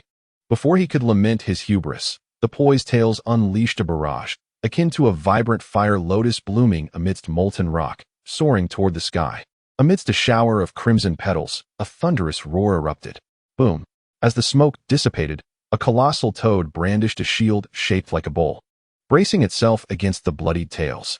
Only then did Jiraiya's weak voice emerge, summoning technique. Frog transformation, release. Simultaneously, the wind-like figure's expression shifted, and a tremendous pull emerged. Moments later, the tails dispersed, and the golden-red flames enveloping him vanished. Naruto, with his clear yet foolish gaze, looked around and exclaimed, "Huh? Didn't I turn into a toad?" Chapter 65, Jiraiya. Thankfully, Naruto is a fictional protagonist. Phew, that was a close call. I nearly met my end. Seeing the bloodied Naruto return, Jiraiya finally sighed in relief. He was not some perverted character from a game, but rather someone who could barely handle half of the Nine Tails' power. Being able to leave with his life was fortune enough. The massive toad, Gamabunta, gazed down at the injured Jiraiya, his head drooping in disappointment. "I'm sorry, it's my fault for being so useless." "It's not your fault. I was too slow to react." Jiraiya weakly waved his hand and continued, "Thank you for your help. You can return now." As his words fell, the gigantic toad vanished with a resounding thud. What happened to you, you big pervert? Did you get caught peeping and end up severely injured?" Ha. Naruto, witnessing Jiraiya's sorry state, found it exceptionally amusing. He appeared to relish the idea that a voyeuristic figure like Jiraiya deserved such a fate. Beside them, Sakura, with a rosy complexion and a somewhat awkward Sasuke, approached Naruto. As Naruto regained his senses, Sasuke followed suit, prompting Sakura to shift her embrace from the toad to Sasuke. The atmosphere grew awkward, and to alleviate it, a beaming Sakura redirected the conversation toward Naruto. "That pervert didn't get caught for nothing.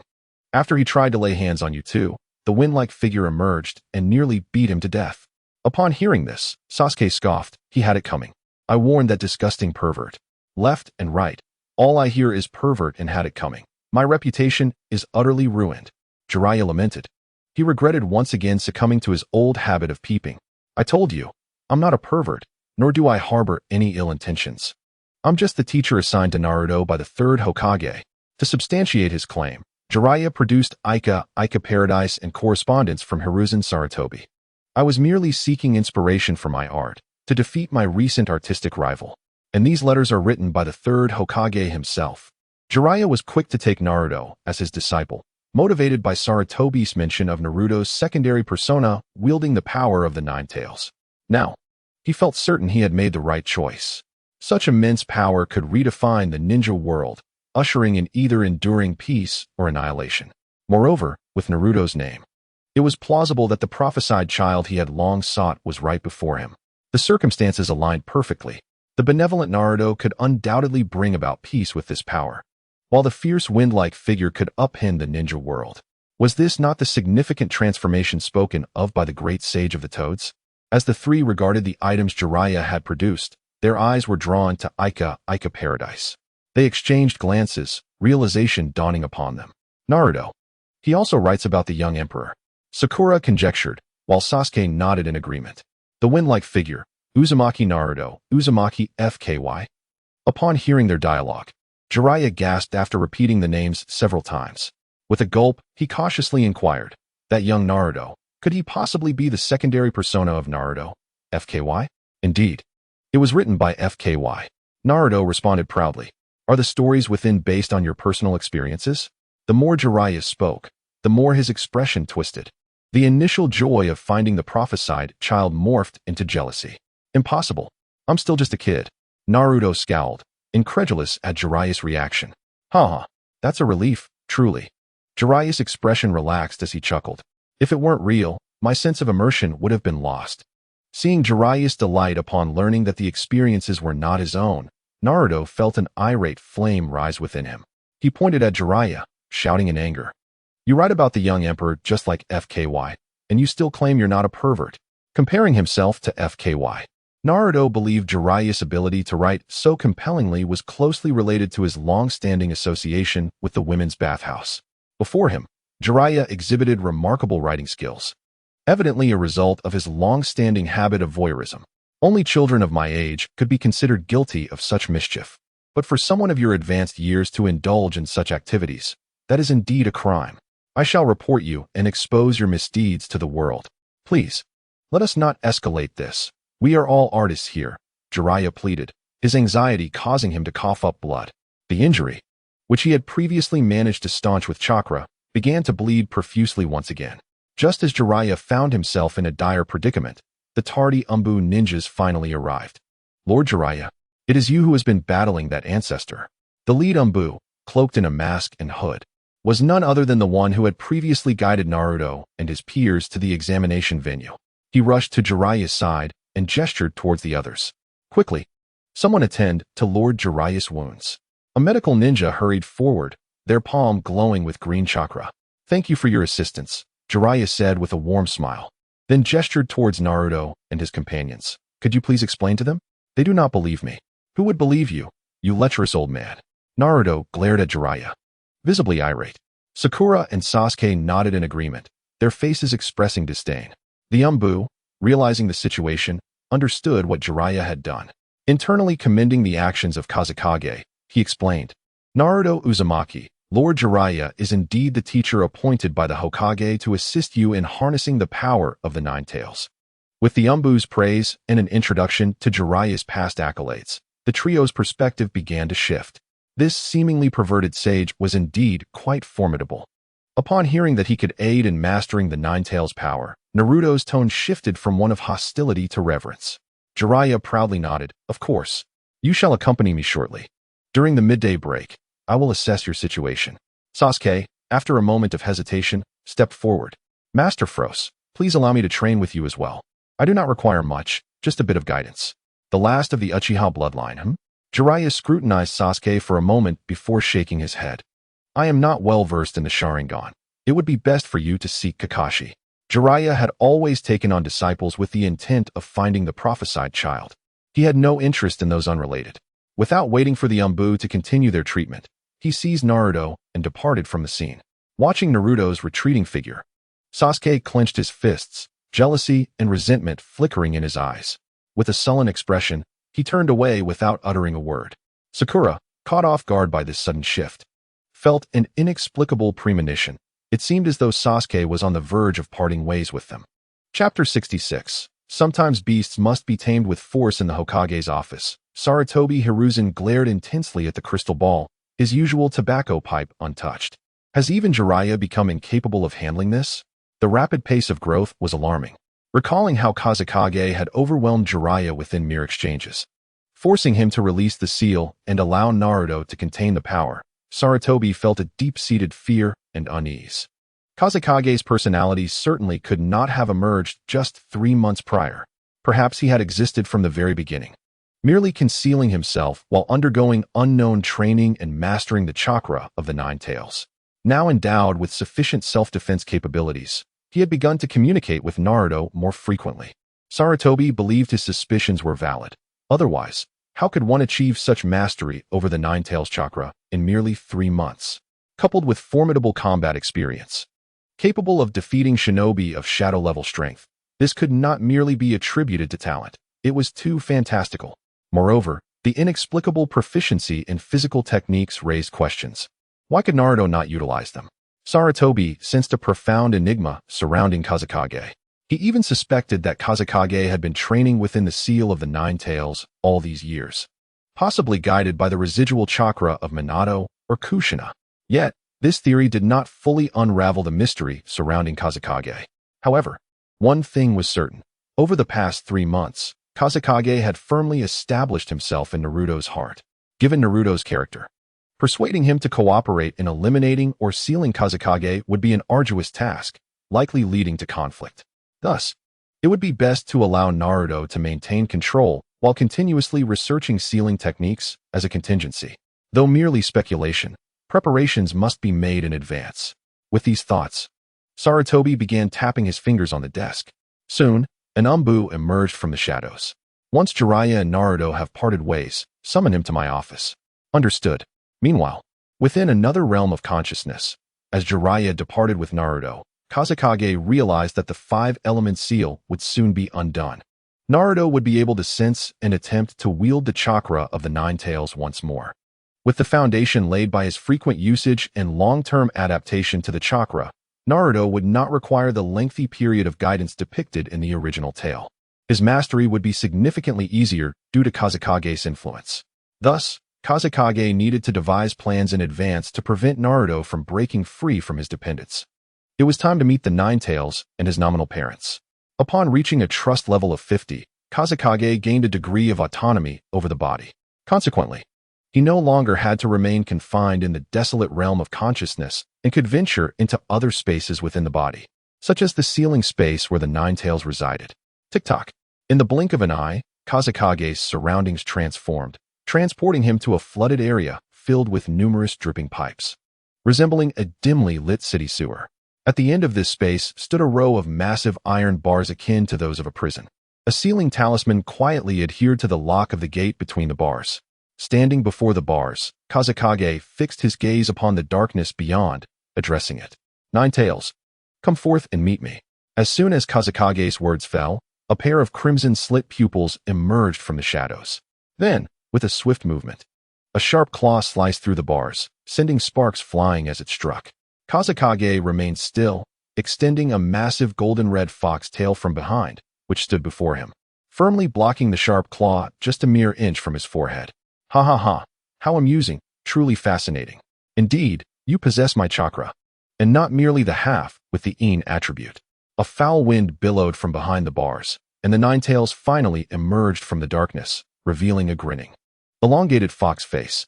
You are not merely the external child's alter ego, are you? The Nine Tails retracted its claws, denying Kazekage the chance to retort. You need not argue. I have lived long enough to have witnessed more than you have consumed in meals. With those extreme negative emotions and your ability to generate and perfectly manipulate my chakra, you are clearly a tailed beast cloaked in human skin. Furthermore, you are a newly formed tailed beast birthed from my chakra. The Nine Tails grew increasingly excited as it spoke, its conviction solidifying with each word, until its entire fox form stood upright. Surely, something must have gone awry on the other side of the Shinigami's belly to allow you to be born and solidify chakra. Although I am uncertain as to why it is categorized as a yang attribute, it is highly probable that it has been influenced by my own attributes. After some analysis, the Nine Tails begins to furiously batter the barriers. Ah, splendid. My dear brother, hurry and release me. From now on, I shall protect you, and I can even lend you my chakra for your use. I do not comprehend the foreign celestial demons or the Nine Tails of the system. Thus, I can only forcibly rationalize the power of the chakra emanating from Feng Xu. Feng Xu listens to the Nine Tails as it deceives and self-seducingly speaks. Caught off guard, he hesitates to articulate his prepared response. After frowning for a considerable while, Feng Xu finally speaks. Unfortunately, you are mistaken. I am not the consciousness born from your chakra, but rather the original owner of this body. If one must insist, the entity outside is the consciousness that emerged later. This statement from Feng Xu is not directed at the Nine Tails, but rather intended for the absent Minato and Kushina's chakra. Moreover, he has no inclination to treat a fox as a brother, particularly one that is imprisoned and slightly deranged. What do you mean? The Nine Tails smile stiffens on its face. It then presses against the railing, baring its vicious teeth with a sinister grin. It roars angrily at Feng Xu, spewing forth a foul stench. Do you dare to question my words? The rancid breath accompanies a torrent of saliva. Feng Xu, with a cold expression, sidesteps, his eyes filled with icy disdain. Initially, he intended to engage in a civil dialogue and perhaps allow the consciousness to emerge and relax. However, it seems that a beast is a beast, indeed. It requires a good beating to heed its master's commands. Chapter 67. Releasing the Nine Tails, Minato and Kushina make their appearance. Damn, that little brat. If you have the courage to free me, I shall devour you whole, and you will no longer call me Kai-Bai. Infuriated by Feng Xu's insult, the Nine Tails bristles with rage. By accident, it reveals its true thoughts. Brothers and new-tailed beasts born from chakra are merely a ruse to deceive Feng Xu, allowing it to escape and subsequently consume Feng Xu to reclaim its full power. Feng Xu, grinning, instantly appears before the ceiling barrier. Thank you for the reminder. I indeed had such intentions. Compared to negotiating or controlling the Nine Tails, devouring it to absorb its power is undoubtedly the most prudent choice. However, I wonder if the system's half Nine Tails can merge with the half from the ninja world to form a complete entity. If that is feasible, then I need not expend 50,000 darkened points to exchange for the Nine Tails. While contemplating, Feng Xu reaches out toward the ceiling talisman before him. Concurrently, a gust of wind brushes past him, accompanied by a gentle yet deep male voice. Halt! A golden-haired man, strikingly similar to Naruto, adorned in ceremonial robes, materializes. He swiftly extends his right hand towards Feng Xu's elevated arm. Bang! Without turning his head, Feng Xu's tail pierces the railing beside him, firmly halting the approaching hand. Finally, with a screeching sound, the iron door swings open. Hee. The Ninetales, clawing at the inner door, slowly crawls forth, emitting a chilling, maniacal laugh. One paw rests on the door's railing, its face twisted with hatred and delight as it gazes at the golden-haired man. You have finally chosen to show yourself. The Ninetales growls with a voice full of malice. Wave. Wind. Minato. Hearing the Ninetales' wrathful roar, Minato narrows his eyes and cautiously responds. I certainly did not wish to appear now, nor did I desire to see you, Ninetales. However, since I can witness my grown son, let us consider it even. With that, Minato steps forward, placing one hand before Feng Xu. He then speaks calmly, without looking back. Naruto Feng Xu. I do not understand why you have changed your name, nor do I comprehend your actions. However, we shall discuss this later, once your mother and I have resealed this. As Minato speaks, another gust of wind sweeps by. With her disheveled red hair, yawning and bleary-eyed, Kushina appears beside him. Huh, Minato? How come you haven't vanished, but instead woke me up? Is there something wrong with the seal? As she speaks, Kushina notices the menacing Ninetales before them. Her eyes widen in disbelief as she rubs her eyes, then looks up again. Oh no, it's the Ninetales. The seal has truly malfunctioned.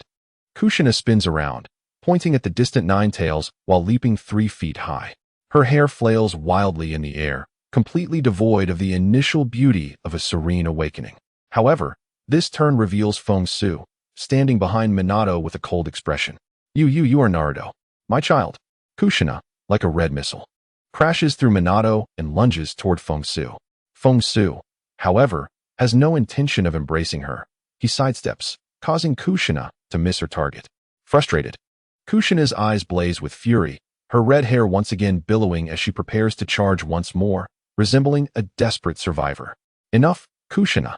Once we handle the Ninetales, there will be ample time for you to embrace him. Minato continually attempts to pacify her. Yet, all he receives is Kushina's colossal fist, which lands a resounding blow on his head.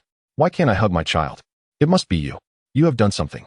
In the distance, the Ninetales, simmering with rage from past humiliations, witnesses the sudden gathering of this family trio who ignore it in their quarrels. Fury surges within the fox's mind, and it angrily gathers its 9 tails before its mouth. You truly are leisurely and arrogant. Allow me to send you on your way, so that you may reunite in hell.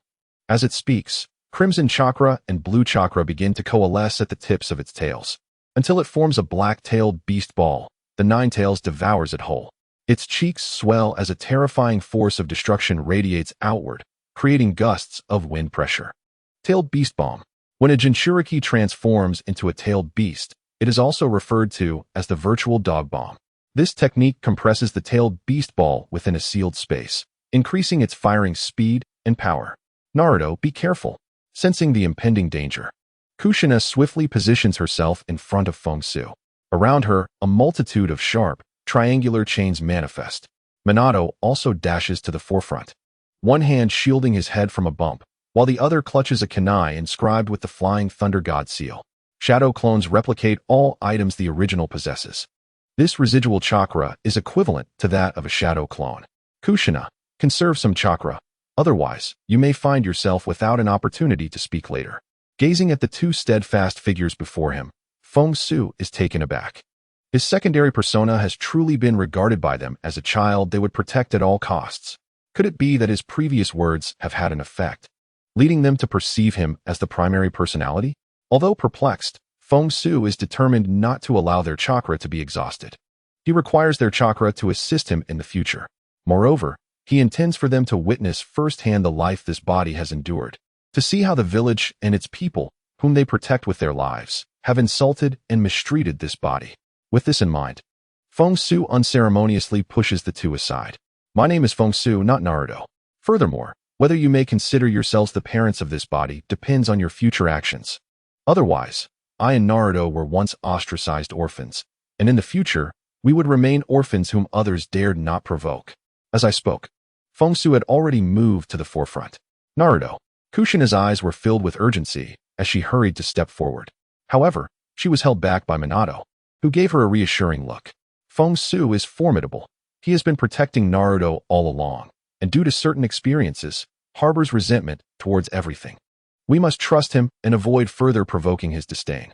Ahead, a discontented Feng Xu was soon enveloped in a terrifying blaze of golden-red chakra. With each step he took, the flames would swell in intensity.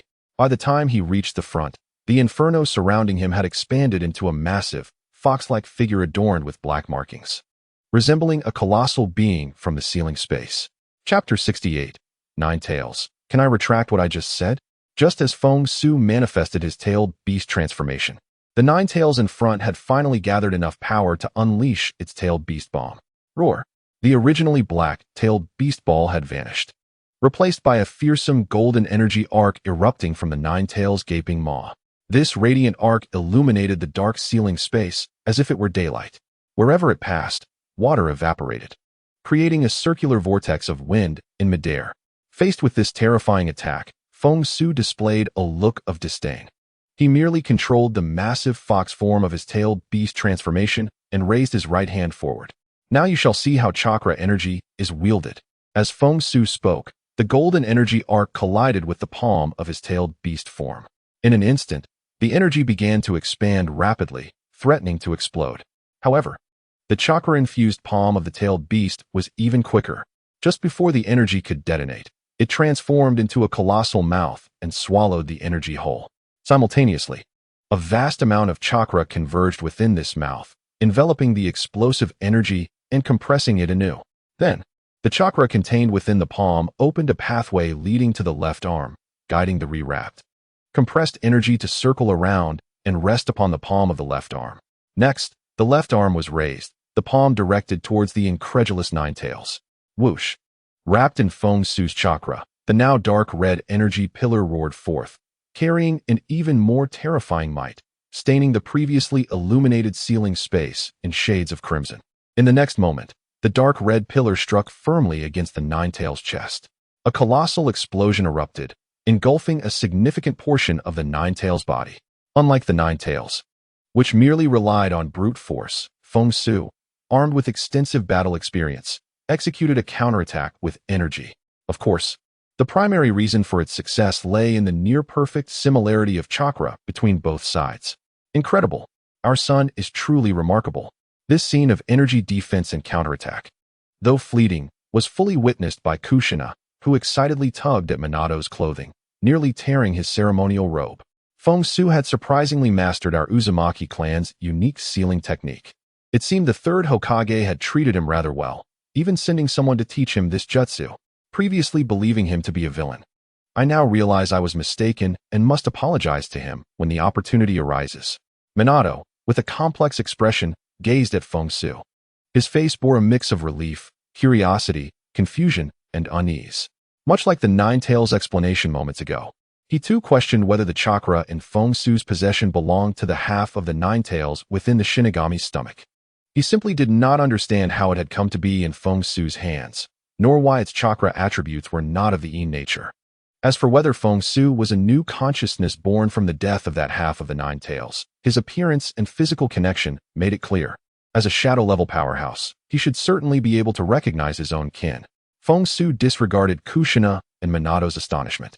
Instead, he swiftly appeared above the injured and fallen Nine Tails. What do you intend to do to me? The Nine Tails, stripped of its previous arrogance and pride, braced itself on its forepaws, its face filled with fear and wariness.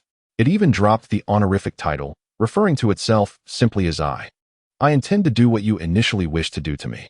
With a cold smile, Feng Xu unleashed a multitude of ethereal chains that surged forth. These chains, akin to spiritual serpents, swiftly coiled around the Nine Tails' body, binding it tightly to the ground. Diamond Sealing. Release me at once, I yield. Upon witnessing the diamond sealing, the Nine Tails cried out in surrender. With Feng Xu's chakra enabling this sealing technique, it was far stronger than Kushina at her peak.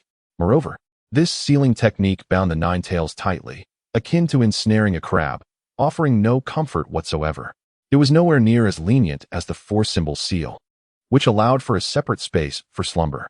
Seeing Feng Xu deploy the overwhelming diamond sealing, Kushina became even more exhilarated. She frantically tugged at Minato's robe, nearly tearing it apart. Feng Xu has actually learned our Uzumaki clan's unique sealing technique. It seems the third Hokage treated him quite well, even sending someone to teach him this jutsu. I previously thought he was a bad person. I was wrong to judge him, and I must apologize when the opportunity arises. Minato opened his mouth, hesitating to reveal the truth. He had more questions for Feng Xu and did not wish to be overshadowed by Kushina's excitement. Ignoring the Ninetales' pleas for mercy, Feng Xu released his tailed beast transformation and stood atop the Ninetales' forehead, placing a hand upon it to begin extracting its chakra. Damn you, little brat, are you serious? Without my consent, you cannot endure this chakra filled with hatred. It was evident that the desperate Ninetales had completely forgotten that Feng Xu harbored equally extreme emotions. As the Ninetales' chakra flowed into him, Feng Xu's brow furrowed gradually. He could utilize it to become stronger through accumulation, yet could not merge it into a singular entity. This was due to the Ninetales' will embedded within its chakra, while the chakra granted to Feng Xu was infused with his own will. Unless the Ninetales voluntarily erased its own will and integrated into Feng Xu's chakra, they could only rely on their similarities for accumulation and borrowing. Feng Xu sensed this condition, and the Ninetales below shared the same awareness. With a deep breath, it erupted into boisterous laughter. Ha! Stupid brat, you cannot possibly consume me. Release me, and I may even lend you some strength. To this loquacious fox, Feng Xu narrowed his eyes. Do I truly require your strength? I originally intended to establish a mutual connection through chakra links and use shadow clones to allow you some respite. However, your incessant chatter is vexing. Perhaps I should simply eliminate you instead? Upon hearing Feng Xu's musings, the Ninetales froze momentarily before bursting into laughter, tears streaming from its eyes. Ha! You wish to link chakra with me like that old man sage of 6 paths to achieve a shared consciousness? You fool. My chakra is filled with hatred. I am a tailed beast of the yang attribute. The Ninetales' mocking laughter gradually diminished, and it awkwardly fell silent. Its previously malicious expression quickly transformed into one of hopeful submission and appeasement. Feng Xu, my young friend, can I still retract what I said earlier? Chapter 69, Chakra Link Technique. It was not that the Ninetales lacked resolve. Rather, Feng Xu's proposal was simply too enticing. Even the previously aloof demeanor had been discarded, replaced by an overwhelming sense of anticipation. Anyone who had been sealed away for decades, if not centuries, confined to a minuscule space, would undoubtedly exhibit similar behavior. If the connection to chakra could indeed be established, it would align perfectly with the description given by Feng Xu. He could fully project his will onto the shadow clone and emerge from the seal to frolic freely outside. There would be no fear of being captured again, and he could even mingle within the human realm. The mere thought of this caused the nine-tailed fox to beam with delight. Observing the nine-tailed fox, whose expression had suddenly transformed into one of mirth akin to a red-haired husky, Feng Xu couldn't help but smirk in resignation.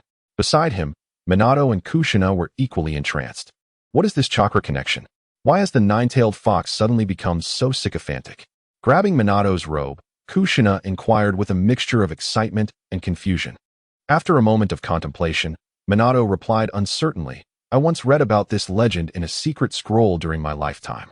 It is said that the original purpose of chakra was to connect people, fostering mutual understanding to eliminate war and injustice. Unfortunately, Kushina understood without needing Minato to elaborate. The intended goal was never achieved. Instead, chakra became the catalyst for even more brutal conflicts and entrenched social disparities, leading to an increase in loss of life. In a world where everyone was relatively equal, the emergence of ninjas had forever relegated commoners to their status.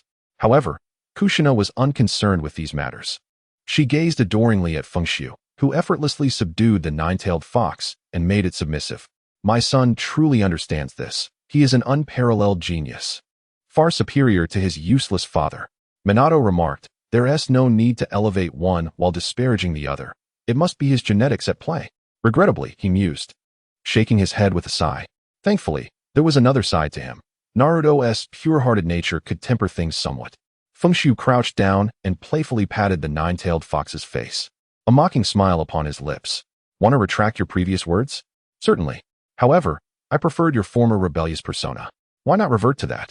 Upon hearing this, the nine-tailed fox's expression stiffened, only to quickly morph into fury, its massive jaws opening wide to unleash a roar. You insolent brat. I am not requesting, but informing you. Do not take me lightly. Quite satisfactory, Feng Xu nodded in approval. He then waved his hand to lift the diamond seal, liberating the tightly bound nine-tailed fox. Immediately, the fox flipped over and settled comfortably on the ground. Upon witnessing Feng Xu's act of release, Minato and Kushina rushed forward, flanking him protectively. Casting a disdainful glance at the anxious couple, the nine-tailed fox snorted derisively. Humph, I am not human. I am beyond your deceitful games, and will not betray my word. With that, it turned its serious gaze back to Feng Xu. Little one, are you truly intent on linking your chakra with me? Although I know not how you learned of this method, I must caution you beforehand. This connection of consciousness will reveal all your thoughts and secrets in my mind. Do you truly not care? Prideful as the strongest-tailed beast, the nine-tailed fox elucidated the pros and cons of this chakra link. Partly out of concern that knowing Feng Xu's secrets might lead to dire consequences for itself. It matters not. I harbor no secrets worthy of concealment. However, you should not be intimidated by the extreme emotions within me, Feng Xu shrugged nonchalantly, with the assistance of a system to shield him. Even the most profound connection of souls could not breach his defenses. A mere chakra link was trivial. Feng Xu could choose what the nine-tailed fox perceived. Huh, what a joke. I am a being of hatred. How could I be frightened by you? After being sealed for so many years, the nine-tailed fox's animosity towards humanity had long surpassed any limits. Would it truly be intimidated by a mere child who had harbored resentment for over a decade? With a scoff, the nine-tailed fox lowered its head and declared, "Since you are unperturbed, let us commence. I have grown weary of this cramped and suffocating space." The thought of finally being free and unafraid of capture made the nine-tailed fox involuntarily grin. All right, then initiate the connection. Feng Xu extended his fist towards the nine-tailed fox. Wait, you do not know the method? The nine-tailed fox was taken aback, realizing it had been speaking in vain. You merely need to do it. I know that the Sage of Six Paths has connected with you. Feng Xu maintained his calm demeanor, devoid of any embarrassment. Impressive. I yield to you. For your audacity is unmatched. The nine-tailed fox thought to itself, recognizing that Feng Xu's boldness surpassed its own, though it dared not voice this. Was this not a form of prideful stubbornness? As they exchanged words, the nine-tailed fox clenched its paw into a fist, meeting Feng Xu's fist. In that instant, a darkness as deep as ink surged within the nine-tailed fox's heart, leaving it breathless. It was a memory of being isolated, marginalized, and rejected by the world. A sensation of suffocation. All around, there was only malice and hatred. Yet, the owner of this memory was compelled to confront them daily, unable to flee like the fox had done. If the fox had only harbored hatred for humanity during its years of sealing, the owner of this memory had been steeped in this cauldron of animosity for over a decade. A bunch of bullies and beasts. Upon regaining its senses, the nine-tailed fox regretted not obliterating this wretched place with a tailed beast bomb. Experiencing it firsthand was far more impactful than merely observing from afar. Was this a failure of connection? Would the nine-tailed fox spiral into rage once more? Kushina felt the golden chains of sealing re-emerge around her. They must resolve this swiftly, ensuring Feng Xu's mind remained unscathed.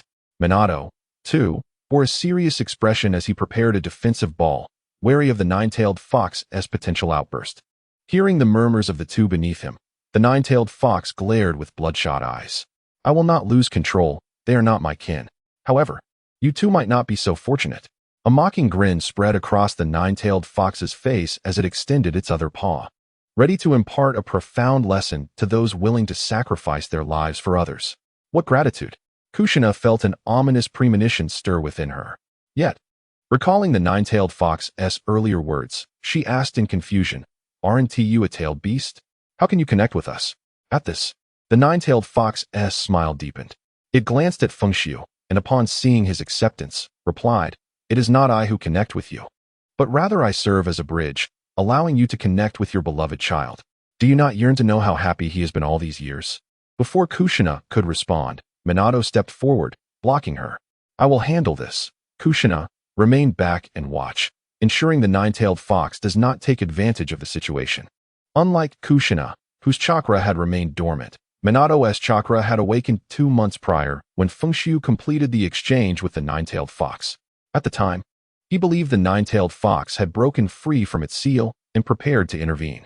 However, upon entering the sealing space, he discovered the nine-tailed fox was simply asleep, the seal intact, with an extra layer added. Since then, he had refrained from falling back into slumber to preserve his chakra. Instead, she quietly observed Naruto from outside, yearning to discern whether he was faring well.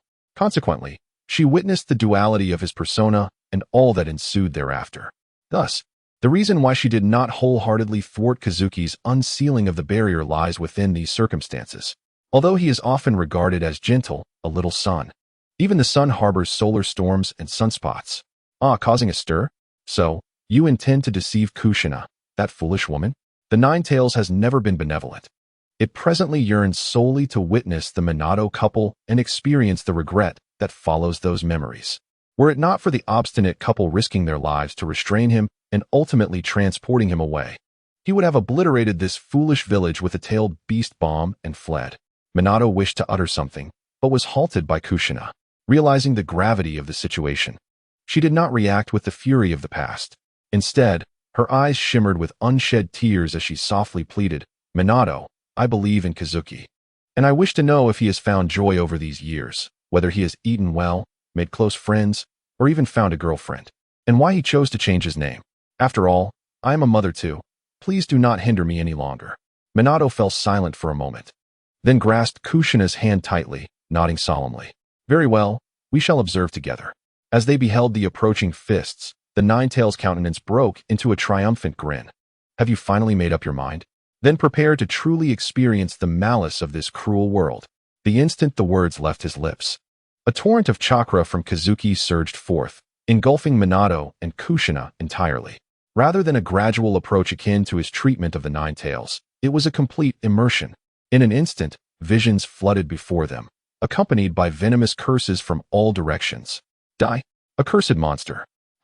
Look, the forsaken creature is scavenging trash. Beat him, strike him again. The Umbu will be here soon. There is nothing here for you. I will not sell to you, begone. I will only sell you expired food for double the price. A creature like you deserves only this.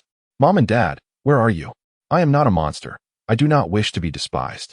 Why do I lack parents? Why am I a monster? Can I not simply live? I am a monster. I want to kill everyone, but I am not a monster. I need their acknowledgement. Why must I be born? I wish to die, but I cannot perish. I must live well and earn their acknowledgement. I despise everything here. They all deserve to die. They must all perish. I cannot think this way. It must be my fault. I must strive to be liked and accepted by everyone. Why does no one pay me heed? I am unafraid of scorn. I beg you, do not ignore me. The third Hokage's will of fire. As long as I become Hokage, they will surely acknowledge me. Yes, that is it. I shall become the flickering flame of Konoha. I shall become Hokage." The duration of the memories felt both interminable and fleeting. Long was the endless agony and torment, yet short was the reality that merely a few seconds had elapsed. Tick-tock. The silence was shattered by the sound of water droplets striking the ground.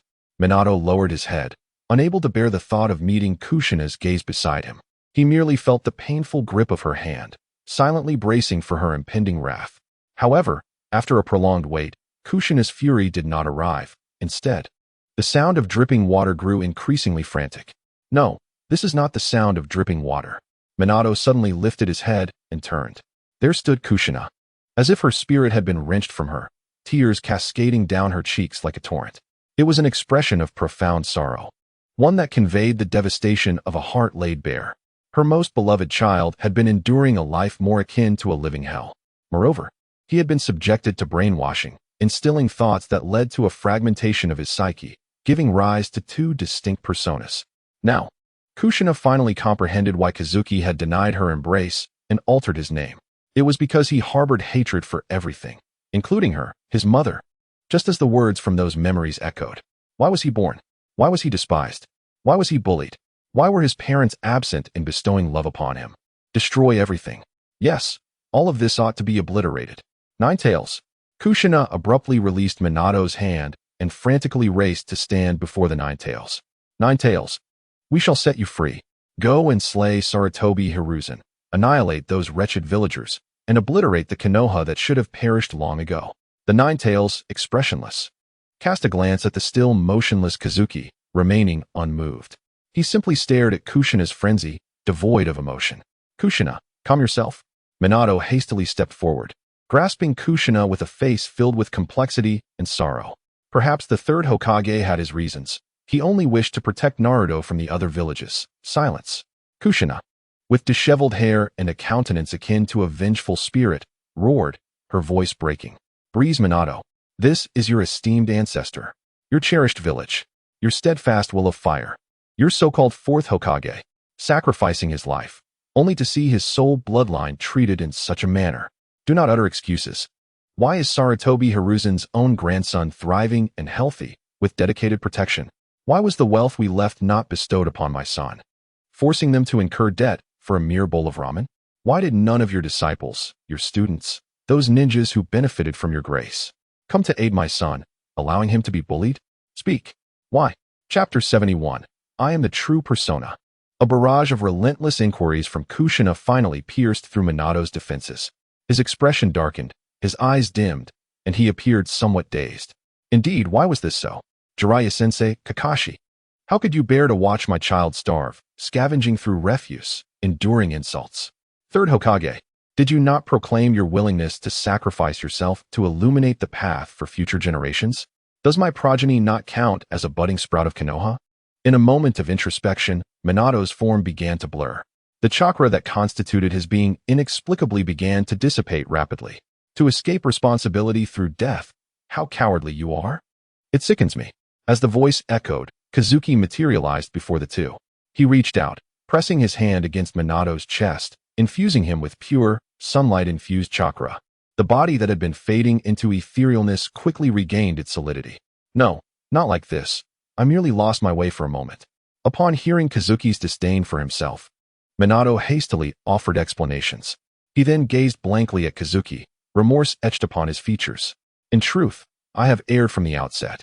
I should not have burdened you with such a heavy load, expecting you to be the prophesied child, hoping you would resolve the issues with that masked man, imposing upon the next generation the aspirations I failed to fulfill, especially upon a next generation devoid of parents. I am a derelict father.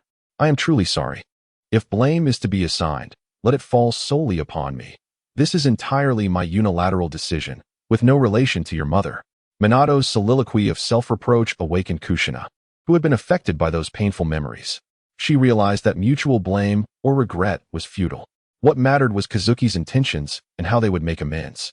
With this in mind, Kushina grasped Minato's hand once more. With her other hand, she attempted to reach for Kazuki, but paused mid-air. Minato, it is not just you. I am at fault as well. We all erred in our foolishness, believing Sarutobi Hiruzen's empty words. He explicitly claimed he would treat our child as a hero of the village, bestowing upon him the honor befitting a hero. Yet, in the end, it was merely a deception. I have come to a realization. Since you ascended to the position of the fourth Hokage, you have merely been a puppet in the hands of Sarutobi Hiruzen. During that time, he retreated into the shadows, firmly controlling the Umbu, while you were left with only a handful of loyal guards. You were required to report every decision to him and seek his approval before taking any action. Back then, I believed he was merely concerned about your youth and feared you might make mistakes. In hindsight, it was simply his unwillingness to relinquish power, preferring to wield a capable and powerful puppet. After our demise, he treated our child in the same manner, viewing him as the next useful puppet.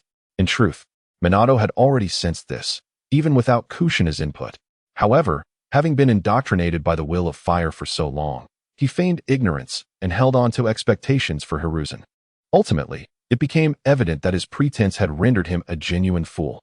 The Nine Tails, sealed within Kushina for years, was also acutely aware of Minato's actions during his tenure as Hokage.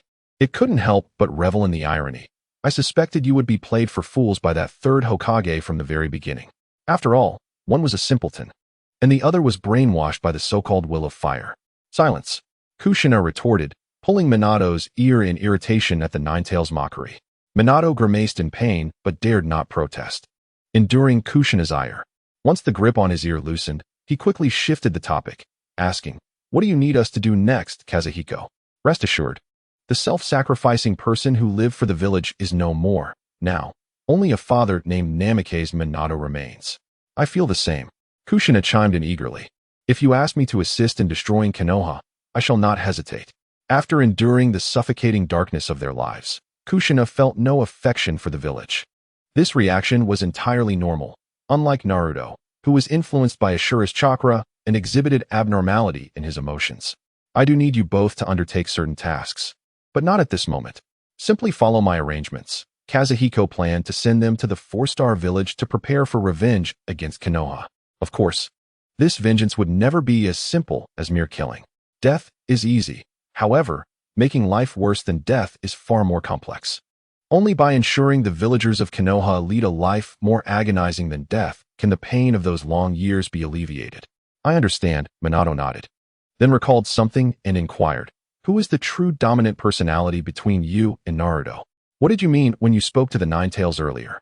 Kushina, too, wore an expression of curiosity, eagerly awaiting Kazuhiko's response. The words were literal. I am the dominant personality, Kazuhiko replied calmly, with an air of truthfulness. The Nine-Tails, beside him, clicked its tongue in agreement. Given Kazuhiko's formidable talent, it indeed inherited the gifts of both of you perfectly. As for the one outside, frankly, if it weren't for resembling you both in personality, it would seem like an imposter. Minato nodded contemplatively and asked, since you are the dominant personality, why are you unable to control the body and are subject to limitations? Because I relinquished control of the body during my childhood and concealed myself. Bearing all the suffering alone, Kazuhiko had long prepared this explanation, intending to use it on Naruto in the future. Having experienced those memories, you should understand how much I despised those people as a child. However, no amount of hatred could change my circumstances, and coupled with the village's influence, this hatred was detrimental to my survival. Thus, I proactively created a naive and innocent persona to pacify the third Hokage and Danzo, while I shouldered all the pain and remained hidden until I could sufficiently protect this body. Upon hearing Kazuhiko's calm narration, Minato and Kushina fell into silence. Indeed, as Kazuhiko had stated, if it weren't for Naruto's optimistic and kind nature, perhaps the third Hokage would not have solely relied on the will of fire to brainwash him. There might have been other means of control at play. Is it possible to summon the Naruto outside and convey everything to him? With your current strength, you need not fear the third Hokage or Danzo. Regardless of whether it is the dominant or subordinate personality, they are ultimately both your children. Especially for you, Kushina. Even if you cannot embrace Kazuhiko, holding Naruto is still a wonderful prospect. It is not yet the right time, and besides, Naruto is still under the influence of certain peculiar factors affecting his personality. I am actively working to eliminate these, and you need not concern yourselves with it. Of course, I would not bring Naruto in only to grant him 3 great advantages, making him independent of me. Kazuhiko thought, even if he must know, it should wait until his trust and reliance reach 80, after he becomes the true master. Suddenly, Kushina's attention was drawn outside as she exclaimed, Naruto is actually with Jiraiya, that notorious lecher. Moreover, it seems Jiraiya has sustained serious injuries and has now fainted. Chapter 72, Nine-Tails. I am the motor. Kushina's exclamation drew the attention of Minato and the Nine-Tails to the scene outside. They immediately spotted Jiraiya, bloodied and on the brink of death. The Nine-Tails could not suppress its laughter, exclaiming, it must be my chakra that injured him. Truly pathetic. Sensei. Minato gazed at the unconscious Jiraiya outside, his expression a complex mix of concern and apprehension. After a moment of hesitation, he addressed Kazuhiko. Kazuhiko, can you go out and help Sensei recover? After all, he was injured while teaching Naruto. We should not ignore him. While he felt some resentment towards Jiraiya for neglecting his own progeny, Minato understood that the third Hokage was obstructing and deceiving him. Like himself, Jiraiya may not even realize how Naruto has been faring. Kazuhiko shot him a sidelong glance without responding. Instead, he turned his attention to the Nine-Tails.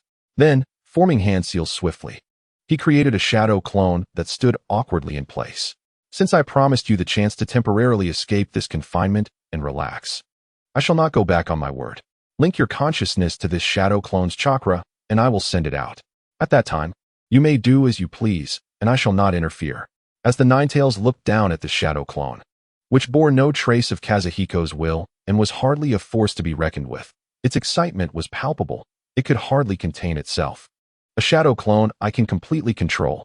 I thought you were merely taking me out for a stroll with a shadow clone, but I never expected. Mid-sentence. The Nine-Tails seemed to realize it was being overly eager, resembling an overly affectionate puppy, and quickly retracted its tongue and cheerful demeanor, returning to its initial aloofness. Humph. It must be quite a task for you. To create such a shadow clone, I can see that I did not misjudge you. As it spoke, the Ninetales carefully shielded the seemingly dim-witted shadow clone with its paw, as if protecting a precious treasure. Do not worry. I shall align myself with you from this point forward. Should you require my power, I will lend you all that I have. Since they could not devour one another, the Ninetales felt no apprehension. Rather, the similarity in their chakra and the extreme negativity of their emotions made it feel less lonely, as if it had found a companion. With this thought, the Ninetales stole a glance at Kazuhiko. Unfortunately, Kazuhiko did not share this sentiment, his expression remaining cold, causing the Ninetales to roll its eyes in response. Noticing the Ninetales' subtle actions, Kazuhiko seemed to recall something and warned, "Please remember to alter your appearance. Do not flaunt my face in public, for the consequences may be unbearable for you." As for this utterly useless shadow clone technique, without Naruto's prior experience in utilizing the technique, he would truly be unable to produce it. In a certain sense, Naruto possesses considerable talent, albeit not in the realm of conventional ninjutsu. Humph. I would never stoop to using your handsome visage. If I must, I would prefer to embody the ever-reliable Kushina. Despite the Kyuubi's protest against Kai's warning, it bore an expression of defiance, as if to assert its dominance over him. Indeed. Watergate had yet to speak when Kushina immediately clasped the Kyuubi's thigh, exclaiming in enthusiastic support, "Transform into Minato's likeness and deliver a thorough beating to Hiruzen Sarutobi. Additionally, we must not overlook Danzo and his despicable subordinates." Minato responded, "It's the root, but whatever, transforming into me is fine, as long as it does not disrupt Kai's plans." Minato had come to a complete realization, no longer aligning himself with the village. Furthermore, the chakra he had deliberately reserved was meant to assist his own child. Humph, I merely jest. Yet you dare to inflate your own worth? Truly shameless. Although it had allied itself with FKY, the Kyuubi harbored no fondness for Minato and Kushina, nor for that timid Naruto outside. Thus, its words dripped with sarcasm and disdain. While conversing with the two, the Kyuubi had already enveloped a significant amount of chakra around the shadow clone. Moments later, the shadow clone manifested as a man with spiky black hair, dressed in dark armor, adorned with a crimson shoulder and chest guard, exuding an air of haughty superiority. FKY. Upon witnessing the Kyuubi's transformation, FK's lips twitched. Is this truly Uchiha Madara? The thought echoed in his mind without being vocalized. Meanwhile, the Kyuubi was exceedingly pleased, wearing a mischievous grin. It dared not transform into Minato, fearing that FKY might seize the opportunity to strike it for embodying its father. It had no desire to become the sage of six paths, as the old man had treated it well. After much contemplation, it decided to transform into the most despised Uchiha Madara, for no other reason than to entertain others with a display of its prowess. This expression is so cool. It feels just like my beloved child. Kushina, having seen the Kyuubi's transformation into Madara, quietly commented, "As for the beloved child, that would naturally be Naruto outside." Minato felt indifferent, having never encountered Madara. "Very well, let it be. If I must become Madara, so be it. After all, no one would recognize him. Even if they did, they could not find his head." After uttering this, FKY vanished from sight, entering the realm of consciousness. Outside, Naruto cradled Jiraiya, who lay with a gaping wound on his abdomen, utterly bewildered and shouting loudly, "Perverted sage, don't die? This isn't my fault. You insisted on unsealing the 5 elements." A few minutes prior, Jiraiya had mentioned that he could not utilize the Kyuubi's power because an additional seal had been placed on his abdomen. Just as Jiraiya was assisting him in releasing the seal, a terrifying beam of light erupted from his abdomen, sending the unsuspecting Jiraiya flying hundreds of meters away, resulting in his current state. "You can't blame me for this, perverted sage." Just as Naruto finished his lament, he found himself back in the realm of consciousness. Simultaneously, FK's voice resonated. "Stop shouting, let me use the body." "FKY, how can you emerge at will? I am the primary persona." With that, Naruto attempted to reclaim control of the body. Sensing the pull, FKY frowned and harshly reprimanded, "If you wish for me to perish, go ahead and take control. It will serve to toughen you up." Chapter 73. Kyuubi Madara. The departed couple of Minato and Kushina. Upon hearing FK's words, Naruto immediately subdued himself, refraining from seizing control of the body, lest he inadvertently cause Jiraiya's demise. However, He soon grasped the implication of FK's statement, incredulously shouting in his mind, FKY. Are you actually going to step in to save him? My goodness. This is your first time emerging not to kill, but to actively save someone. Without waiting for FK's response, Naruto displayed an expression of overwhelming gratitude, nearly brought to tears. I knew I could guide you toward the righteous and virtuous path. This is wonderful. FKY, your redemption is truly magnificent. From now on, we shall share the body equally. I will impose no restrictions upon you. FKY. With veins throbbing on his forehead, FKY suppressed the surging anger. Within the consciousness, Kushina also twitched her lips, tugging at Minato's ceremonial robe, inquiring, is this our little child? Why does he appear so silly and innocent, so different from his brother? Before Minato could respond, the QB interjected, Humph. This brat is far from adorable. He is simply foolish and dim-witted. On the battlefield, showing sympathy for the enemy and later blaming teammates for being too ruthless. Utterly unaware of being deceived and ridiculed. If my child were like this, I would be the first to strangle him. Though the QB spent most of its time asleep, it had paid close attention whenever FKY emerged to battle. Naturally, it was well aware of Naruto's infuriating personality. It suspected that one day, this persona named Naruto would be eliminated by FKY. You're the one who deserves to be strangled. I'll use the Vajra seal to do it. Upon hearing the QB speak ill of her child, Kushina erupted in fury, her hair standing on end, chains sprouting from her body. Minato hurriedly intervened. Fearing a genuine conflict between her and the fox, Kushina, calm down.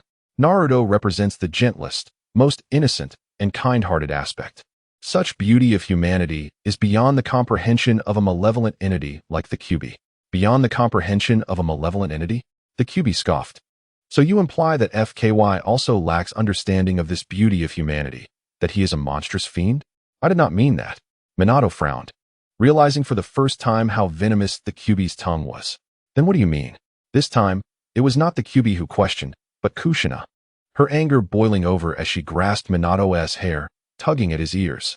No one was permitted to speak ill of her children, neither the QB nor Minato. As the scene unfolded in the ceiling space, FKY outside took action. He ignored the bleeding Jiraiya on the ground, swiftly forming hand seals with his hands. With a resounding bang, the QB's shadow clone, now resembling Madara, appeared before him. Upon its arrival, QB Madara, as the shadow clone would henceforth be called, inhaled deeply, savoring the sweet essence of reality.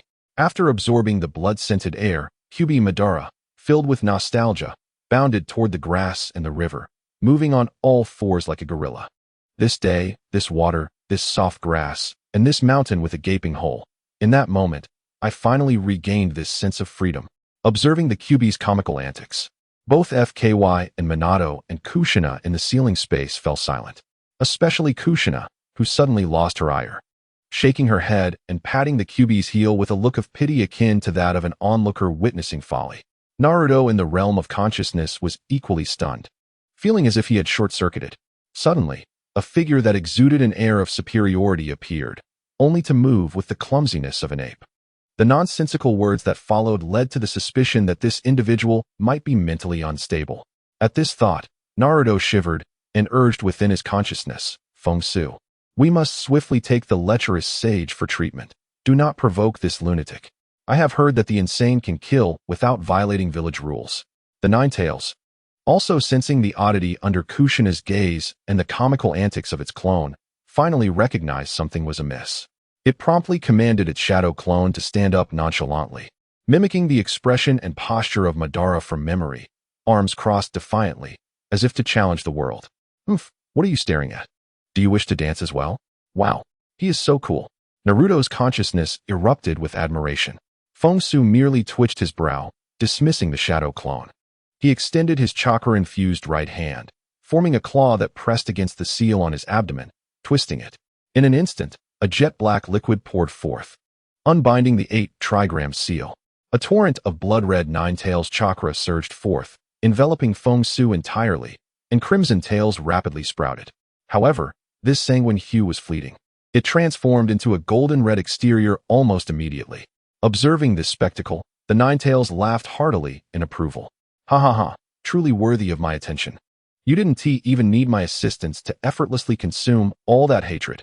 Just mere emotional sugar. This hatred is far from sufficient. Feng Xu scoffed expressionlessly, his eyes reflecting a dark crimson akin to coagulated blood, indicating that it was not as effortless as his words suggested. In the midst of their exchange, Minato and Kushina were already pulled out by the colossal golden-red chakra hand. Soon after, a shadow clone of Feng Xu manifested beside the couple. Before they could utter a word, the clone whisked them away in an instant.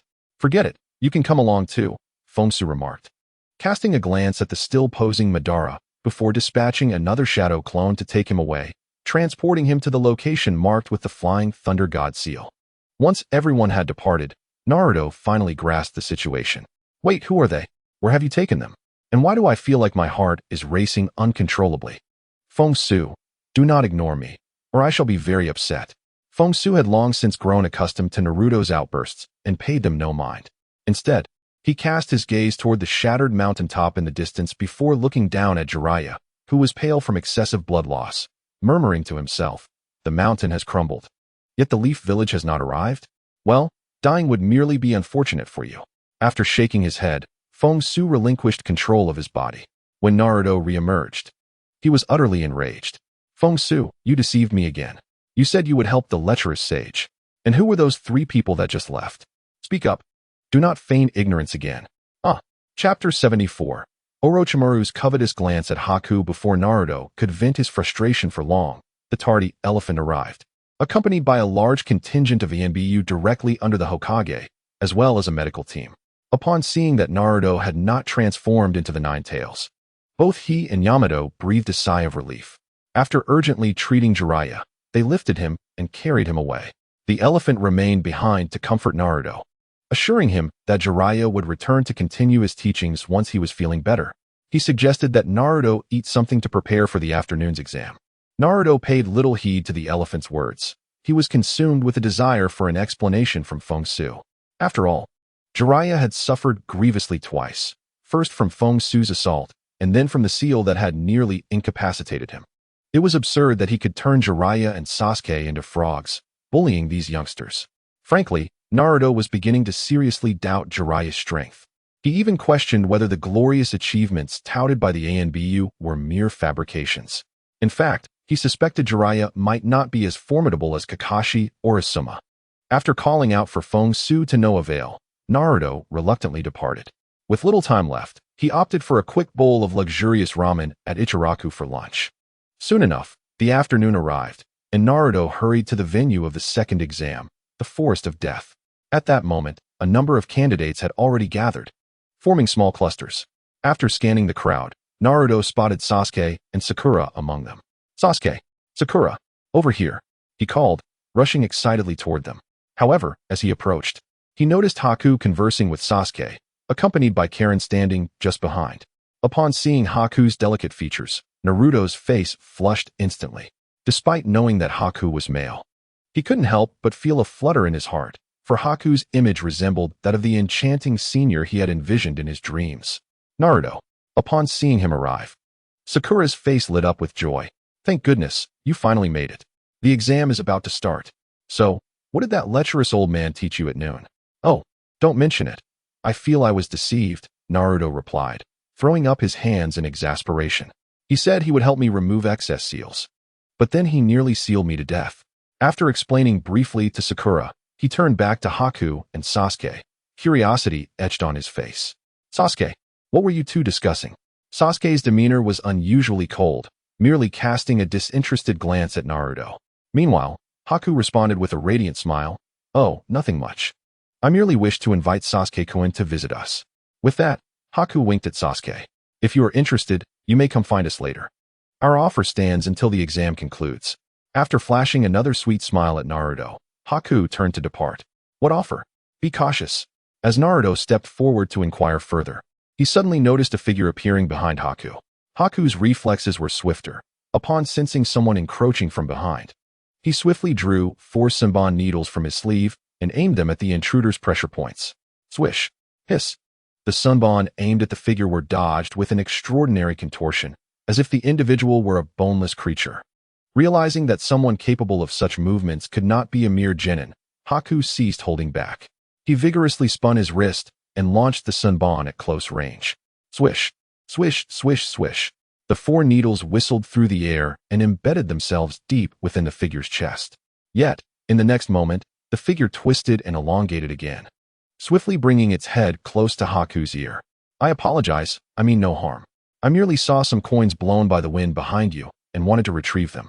As the voice echoed, a long, saliva-coated tongue extended toward Haku's face, resembling a snake's forked tongue, one half bearing 4 sunbon needles, the other a 200 ryo bill. What a long tongue. Upon seeing it clearly, Naruto exclaimed in shock. Sakura beside him added, and it can even split. That's truly disgusting. Meanwhile, Feng Xu within Naruto's consciousness also took notice of the unfolding scene. At a glance, he recognized the figure wearing the grass ninja emblem on his hat. Orochimaru, the one who had slain the grass ninja candidates, disguised himself to participate in the exam, all to get closer to Sasuke. But what does his interest in Haku mean? Is he coveting Haku's body? Regarding Orochimaru, FKY was inclined to collaborate with him against Konoha. Unfortunately, Orochimaru was a devious character, and controlling him would be quite the challenge. A single misstep could lead to a treacherous bite from him. Furthermore, he was not prepared to allow Sarutobi Hiruzen to meet his heroic end as in the original storyline. Thus, it was destined that Orochimaru would confront him during this Nin exam. However, their encounter would only occur when Sarutobi was gravely injured and on the brink of death. For other matters, such as attacking Konoha, wreaking havoc, or sowing chaos, he would still have to support Orochimaru. Of course, this was also the reason he had arranged for Haiden, the maniacal killer, to lead the team. Picking up money is getting too close. Next time, I will not hold back. Haku furrowed his brow, halting the hand signs of his jutsu. A chilly aura enveloped the two, causing Orochimaru's long hair to glisten with frost. I understand. I truly apologize, Orochimaru said with a sinister smile, then turned to return to his previous position. Yet, internally, he could not suppress his delight. The ice release of the Yuki clan, I am indeed fortunate. And with no illness, a robust physique, and exceptional talent. He is far more suitable as a vessel than Kimimaro. If I cannot obtain Sasuke this time, the Yuki clan from the 4-star village will suffice as a substitute. Moreover, there is that little girl from the Uzumaki clan beside him. This 4-star village is rather promising. As for the newly established 4-star village, Orochimaru cared not at all. It was merely a small village that likely lacked even a shadow-level power or elite Nin. Just like before, he could easily employ some means of coercion. Wouldn't he this 4-star village obediently cleanse the Yuki clan and Uzumaki and deliver them into his hands? Chapter 75. The exam begins. This brief interlude soon passed. The examiner for the second round, Mitarashi Anko, quickly appeared before the wire fence. She proceeded to deliver a customary reprimand and intimidation to the candidates. As Naruto was still contemplating the previous encounter with the long-tongued one, he did not confront Anko as he did in the original story. Thus, the incident of Anko holding him in her arms and licking his face did not occur. Orochimaru, preoccupied with thoughts of Haku and Karen, similarly refrained from deliberately greeting Anko, his former disciple, as in the original narrative. With an air of tranquility, Anko swiftly began explaining the rules of this examination. This round would also be conducted in teams of 3. Before the exam commenced, each team would receive either a heaven or earth scroll. To pass, they must fight each other to obtain one of each scroll. Furthermore, they must carry this pair of scrolls to the central tower of the exam site within 5 days. The 3 members of the team must remain intact. No one may perish. Lastly, all 3 must sign a death consent form. Upon signing, they could approach to receive a scroll and select one of the 22 entrances to commence this survival test. After explaining all the rules, Anko gestured toward the temporary tents constructed behind her. Now, begin exchanging scrolls. 3 consent forms for 1 scroll. Choose your entrance wisely. When the time is up, all shall enter together. Oh, before that, I have a piece of advice for you, Anko said, her previously serious demeanor morphing into that of a whimsical teenage girl as she licked her lips, a bloodthirsty smile gracing her face. Hee. Make sure you don't die within these 5 days. Otherwise, the beasts will feast upon your corpses. Let us begin retrieving the scrolls. The examiners behind Anko emerged from the temporary tents, interrupting her whimsical chatter. The eccentric and manic persona did not garner much favor in the ninja world. Hearing the shout from the examiner, all the candidates immediately abandoned Anko and gathered around. Anko frowned and spat on the ground. then took out a kunai to toy with as she followed. Once all consent forms were signed and each received their scroll, Anko stepped forward once more. After glancing at her watch, she shouted, "Everyone, follow the entrance leader to your respective entrances and wait. After 30 minutes, we will enter the forest for the exam." The battle had already begun at this moment. Team 7, along with teams 8 and 10, gathered together, occupying one entrance. Disguised as grass ninjas, Orochimaru observed Naruto and Sasuke, who were situated at the adjacent entrance to the right. Alongside him were 3 rain ninjas and 3 sound ninjas, who were also eyeing the young ninjas. Haku, accompanied by Karen and an ordinary ninja from the 4-star village, occupied the entrance to the left. Haiden, as the leading J-nin, did not participate in the exam but had other tasks. With a chilling aura and murderous intent, they drove away other candidates while Haku, smiling, waved at Naruto. Upon seeing Haku's wave and smile, Naruto's face flushed crimson. He shook his head vigorously, casting that beautiful visage from his mind, and turned to Sasuke and Sakura. "Finally, it's our turn to shine. After 2 months of rigorous training, we will definitely bring them all to their knees today." Sasuke, though still not favoring Naruto with a kind expression, was nonetheless eager, eyeing the rain and sound ninjas nearby. I happen to be in a bad mood today. If they provoke me, I will eliminate them all." Sakura, feeling somewhat anxious, nervously rubbed her clothes, constantly encouraging herself. "I've learned medical ninjutsu and jinjutsu. And Sasuke and Naruto have mastered advanced ninjutsu. We completed 2 A-rank missions and several B-rank missions. Let us treat this as an A-rank mission. We will surely pass without issue. Even if there were problems, FKY would be there." Thinking of the invincible FKY within Naruto, Sakura's confidence surged. She unconsciously moved closer to Naruto. Catching a whiff of the girl's sweet fragrance emanating from her, Naruto felt a surge of excitement, thumping his chest in agreement. "That's right. If we encounter danger we can't handle, FKY will resolve it in an instant. This exam will be a piece of cake." As for the matter of FKY killing enemies, Naruto was no longer fixated or troubled by it. Before he had strength, he could only restrain himself from killing when he acted. Regarding FKY, as long as he did not harm innocents or engage in cruel slaughter, it was acceptable. Meanwhile, teams 8 and 10 huddled together, strategizing. Only Hinata, lost in thought, kept stealing glances at the grinning Naruto. 30 minutes flew by. Anko used her intercom to issue commands to the examiners at each entrance. "The second round of the nin selection exam has begun. Let us go." The moment the doors opened, everyone rushed in at lightning speed. As soon as they entered the forest, the 3 teams instinctively chose 3 different directions to venture forth. However, they had not traveled far when Orochimaru, along with the sound and rain ninjas, arrived at this entrance. The trio of rain ninjas exchanged glances before arrogantly splitting into 3, pursuing the 3 different paths. Orochimaru, disguised as 3 grass ninjas, signaled to the sound ninjas before heading in the direction where Naruto had gone. A piercing scream shattered the silence of the dark forest, bringing Naruto, Sasuke, and Sakura to a halt. The battle had already commenced. Curious, Naruto glanced around. Sakura drew out the kunai from her side, a mix of tension and concern evident on her face. The sound seemed to emanate from the direction of Hinata and the others, not too far off. There was no need to worry about them. It was likely the cries of enemies who had fallen into a trap. Sasuke calmly analyzed, with Hinata's Byakugan, Kiba's keen sense of smell, and the Oil Woman clan's secret insect techniques. They must have detected the pursuing enemies and set up a trap with poisonous insects, causing them to fall in. Since he could not recall Shino's name, Sasuke simply referred to the Oil Woman clan. The ability to deduce so clearly from a single scream truly showcased Sasuke's prowess. Upon hearing such a rational analysis, Sakura gazed at him with admiration. However, Naruto, feeling competitive, retorted, "That's not necessarily true. What if it's Shikamaru and the others who took care of the enemies?" He was indignant. He hadn't even begun to show off, and Sasuke was already trying to outshine him. Their trio's secret techniques would not elicit such prolonged cries from the enemy. Fool. Sasuke shot Naruto a cold glance, baffled by how Jiraiya, the legendary Sannin, could have chosen such a simpleton. Before Naruto could retort, he caught sight of a head quickly retracting in the distance. Eager to showcase his own capabilities, Naruto quickly covered his stomach, pretending to have an urgent need. "I'm going to the restroom. Wait for me." Without waiting for a response from the 2, he dashed toward the direction of the head. Chapter 76. Naruto's first victory from the thicket. A rain ninja revealed a sinister smile as he watched Naruto approach.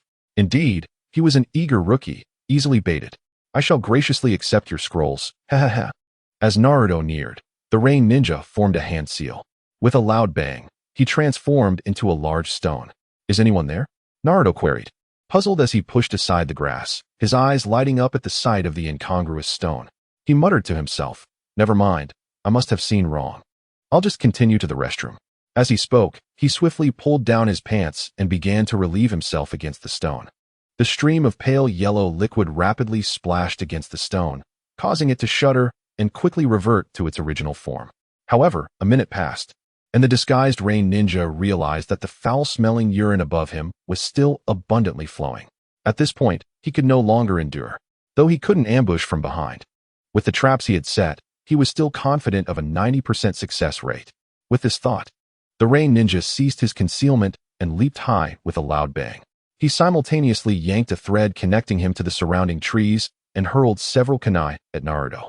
Damn you, filthy brat. Die. But the rain ninja's grin quickly froze in place.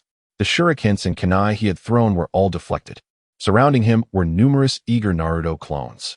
And at the very spot where he had just stood, several Narutos were chuckling mischievously while adjusting their pants. Shadow clone technique. The rain ninja instantly understood why there was so much urine. He was utterly flabbergasted at the multitude of shadow clones. How can there be so many? Damn it. Are these Leaf Village ninjas really just fresh graduates? With so many shadow clones, he would believe they were elite ninjas. Humph, I am Naruto Uzumaki, the genius of the leaf. If Naruto had a tail at that moment, it would surely be standing tall. Hurry and hand over the scroll, or I will have to beat you up. The multitude of shadow clones chuckled wickedly, rapidly forming hand seals.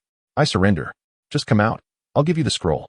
The rain ninja, nearly terrified to the point of wetting himself, immediately declared his surrender, reaching for his pocket as if to hand over the scroll.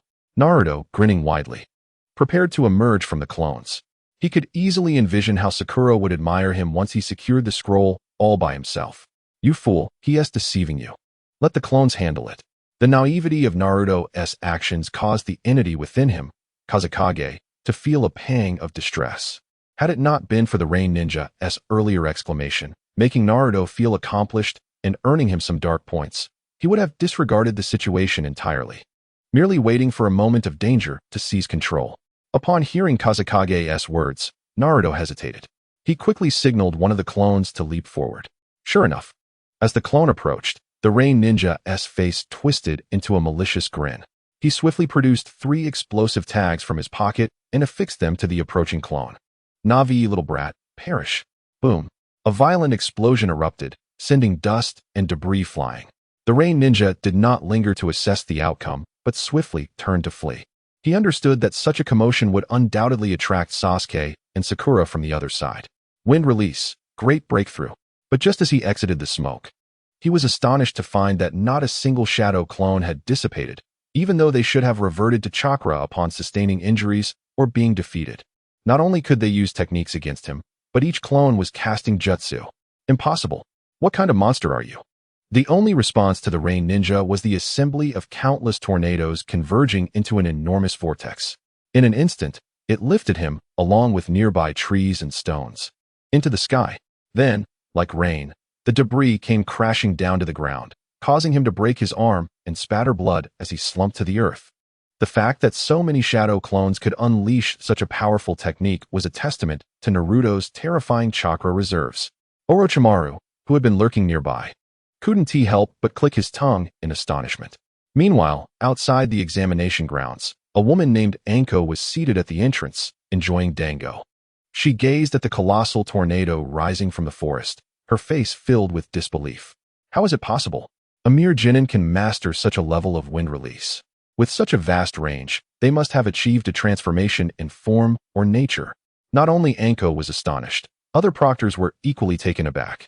None could have imagined the outcome was the result of a person with extraordinarily high chakra levels employing multiple high-level techniques. It appeared impressive, but in reality, it was not lethal. Oh no, I might have overdone it. Breathing heavily, Naruto beheld the terrifying tornado and promptly dispelled the shadow clones. rushing to where the Rain Ninja had fallen. Upon seeing the Rain Ninja merely with a broken arm, sitting dazed on the ground, he felt a wave of relief. After all, it was just an exam. Causing a fatality would be unacceptable. In the distance, hearing the commotion, Sakura and Sasuke hurried over. Naruto, are you alright? Where's the enemy? Have you dealt with him? After quickly binding the Rain Ninja with rope, Naruto beamed proudly at his companions. Haha, I've already taken down one enemy and captured him alive. Once we get the scroll from him, we can focus on our journey. Seeing the bloodied and bound Rain Ninja, both Sasuke and Sakura exhaled in relief. However, witnessing Naruto's smugness, Sasuke couldn't help but scoff. P.S. Just a lowly genin from a small village. I could take down a whole bunch without breaking a sweat. There's nothing to be proud of. Be a little cautious. His teammates might be lurking nearby, ready to ambush us. Upon hearing Sasuke's warning, Sakura hastily drew her weapon, taking a defensive stance. TCH, seeing how amazing I am, they must have fled already. Naruto muttered indignantly. Then he crouched down and began to search for the scroll on Rain's body. Unfortunately, after a prolonged search, he found nothing and stood up, shrugging his shoulders at the two vigilant companions. The scroll must be with his fleeing ally. Just as Naruto finished speaking, he saw Sasuke abruptly pull Sakura back while sternly admonishing him. Idiot, get out of the way. In an instant, a terrifying whirlwind surged toward him, slamming him hard against a tree trunk. Ahead, the disguised grass ninja, Orochimaru, raised his palm toward them. Wind release, gale palm. Chapter 77. Why must you provoke me? Are you alright, Naruto? As the tempest subsided, Sakura hurriedly rushed in front of Naruto, her hands glowing with green chakra. Ready to heal him. I'm fine, just my backside hurts a bit. It feels like I got pricked, Naruto replied, pulling out a wooden splinter the size of his palm from behind him, with a few drops of blood still clinging to its tip. Fortunately, with just this little blood, you shouldn't need treatment, Sakura said, immediately dissipating the chakra in her hands, unwilling to touch Naruto's rear. Seeing that Naruto was unharmed, Sasuke also breathed a sigh of relief and turned his gaze toward Orochimaru. You sneaky rat, are you finally willing to show yourself? Hiding so close to us. You really underestimate us, don't you? Have I been discovered already? Orochimaru removed his hat, licking his lips with his long tongue. I thought I was hiding quite well.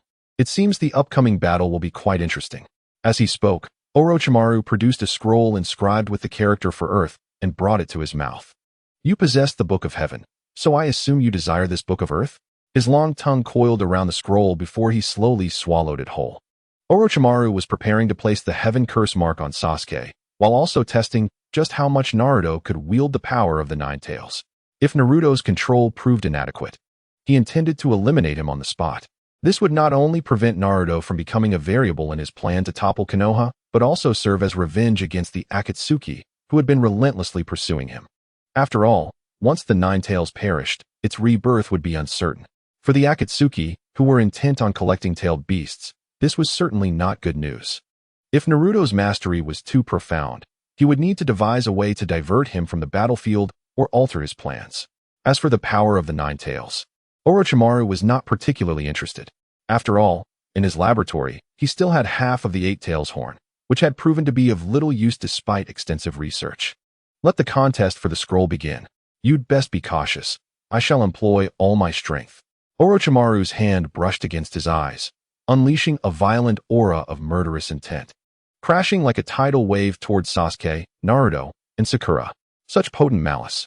Yet it is of no use to us. It pales in comparison to the upper hand we hold. The three felt a shiver of fear within, but did not allow themselves to be overwhelmed by the oppressive aura. Oh, it seems I underestimated you, Orochimaru remarked, his eyes narrowing as he unleashed Jinjutsu chakra alongside his killing intent. Jinjutsu, hell viewing technique. In an instant, the three distant figures stiffened, their minds flooded with visions of their own deaths. Among them, Sakura was the first to falter. Overcome by fear, she crumpled to the ground, tears uncontrollably streaming from her eyes. Sasuke's pupils constricted, blood red covering his entire gaze, as the images in his mind began to dissipate rapidly with the emergence of his Sharingan. The Sharingan. It has finally appeared. Orochimaru's face lit up with surprise. However, before he could revel in his discovery, Naruto, faster than Sasuke, charged forward. The moment he was ensnared in the Jinjutsu, The chakra of illusion was swept away by the wind's presence within his consciousness. It had no effect. Did the Ninetales assist him? Orochimaru's brows furrowed. This was not good news. He had initially believed Naruto's chakra was merely a forced extraction through the 8-trigram seal. Now it appeared that Naruto had reached a consensus with the Ninetales. How could Naruto have suffered no effects at all? Watching Naruto dash ahead, Sasuke clenched his teeth. How could Naruto possibly awaken faster than him, who possessed the Sharingan, when the wind's presence had not even emerged? Unbeknownst to them, Naruto was oblivious to their thoughts. All he saw was Orochimaru opening his eyes, causing his companions to be attacked. He was filled with rage, wanting nothing more than to pummel Orochimaru. You long-tongued bastard. I won't allow you to harm my friends. Shadow Clone Jutsu.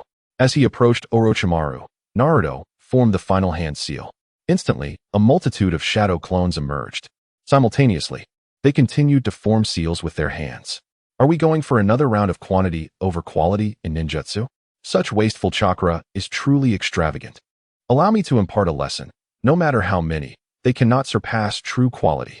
Orochimaru's eyes narrowed, swiftly forming hand seals with his cheeks puffed up. Wind release, great breakthrough. A tornado, far larger than the one created by the combined efforts of the shadow clones, erupted from Orochimaru's mouth. The terrifying wind pressure even uprooted the surrounding earth, tearing trees from their roots. Meanwhile, the numerous shadow clones completed their hand seals. Wind release, vacuum sphere, whoosh, whoosh, whoosh. Countless air projectiles, resembling bullets from a machine gun, shot forth from the mouths of the shadow clones. These wind projectiles sliced through the air, breaking through the raging tornado, leaving behind trails of white air channels. Ultimately, they all struck Orochimaru. The latter, akin to a disco king, was battered by the air projectiles, shaking violently before collapsing to the ground. Orochimaru. What the hell? Wasn't that supposed to be a great breakthrough? Can someone tell him why it suddenly transformed into a vacuum sphere?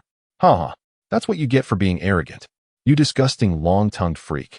You'd best lie low for a few months. Naruto had not aimed for Orochimaru's vital points, but had instead focused on inflicting severe injuries to his abdomen and limbs. He nearly overstepped and damaged his own body.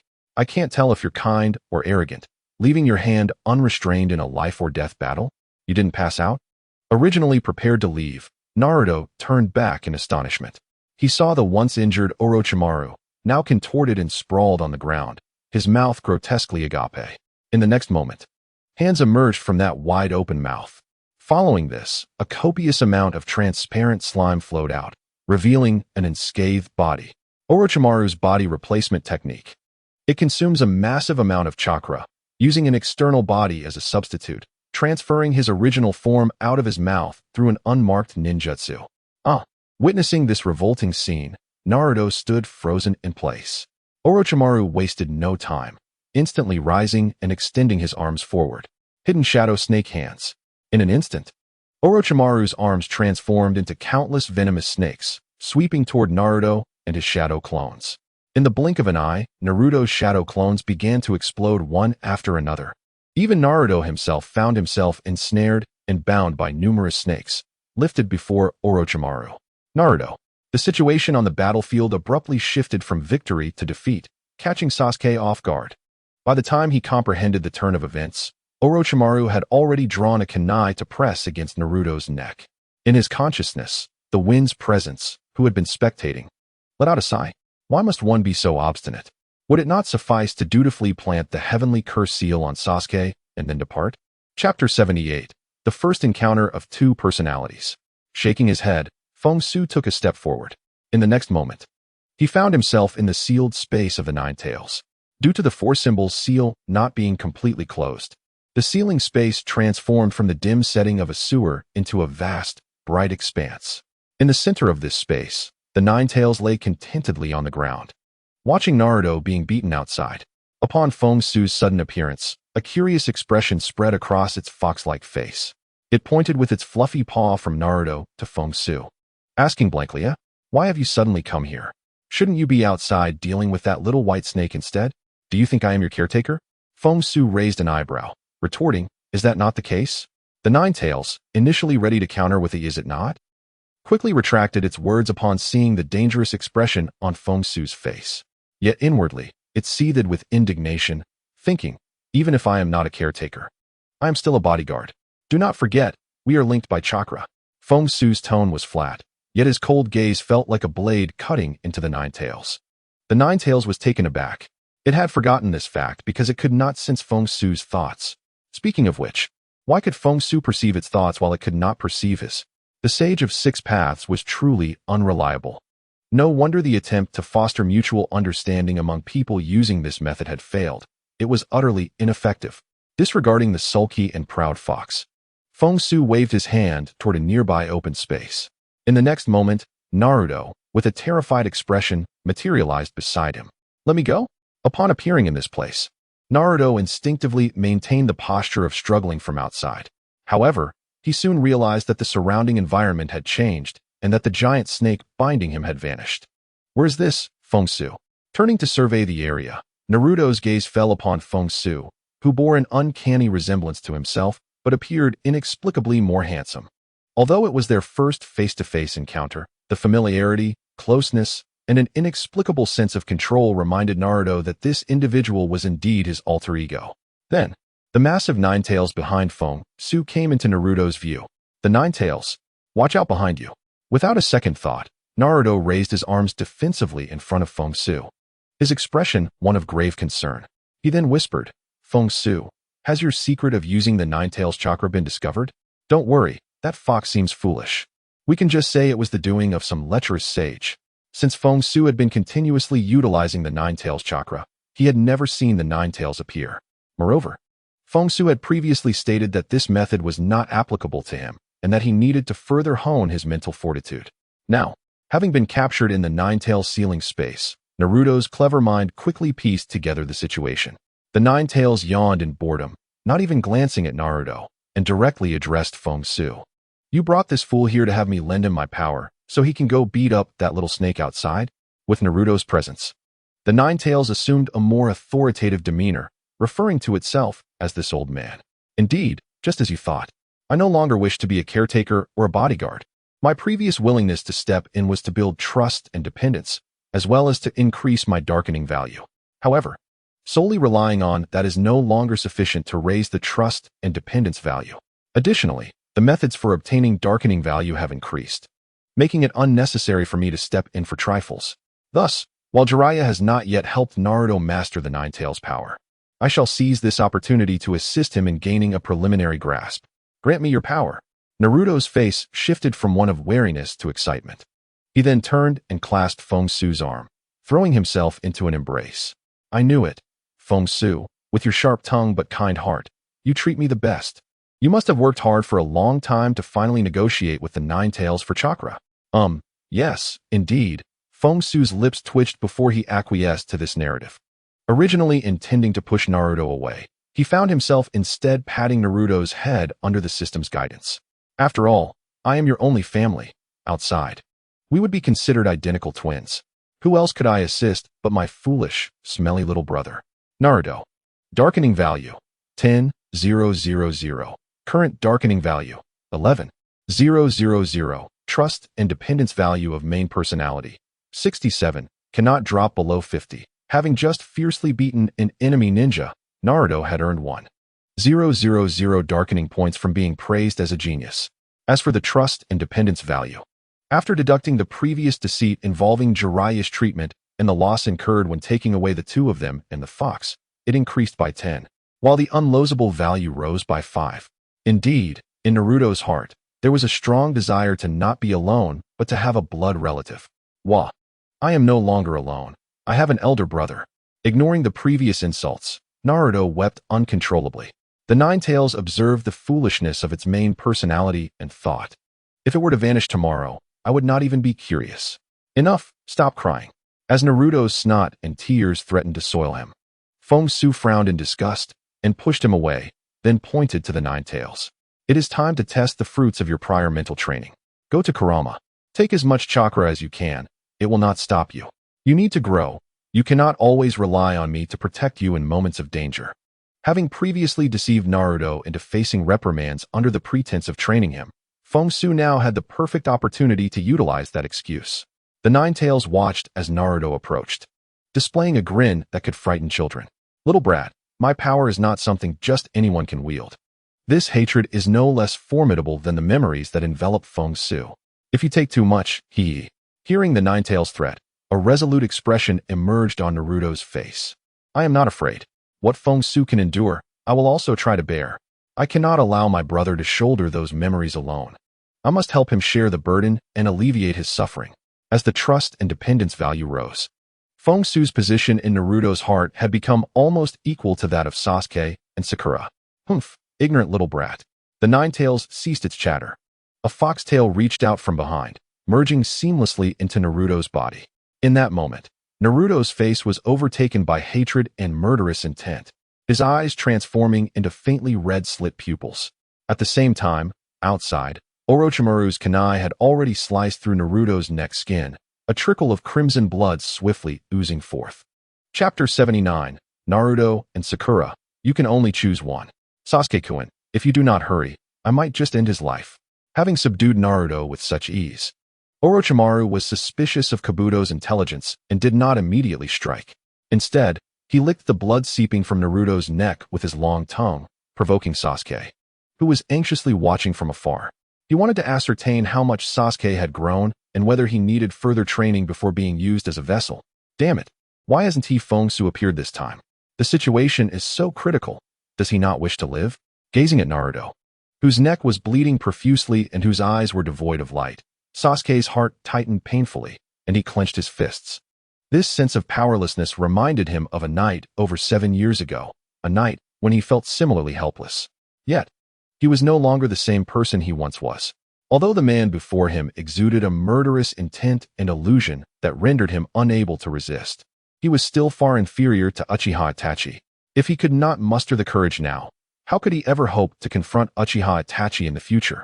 With this thought, Sasuke's expression hardened, his eyes filled with fierce determination. Oh, have you finally summoned the courage to strike at me? Orochimaru's excitement grew, his smile stretching to the roots of his ears. Let me stoke the flames further.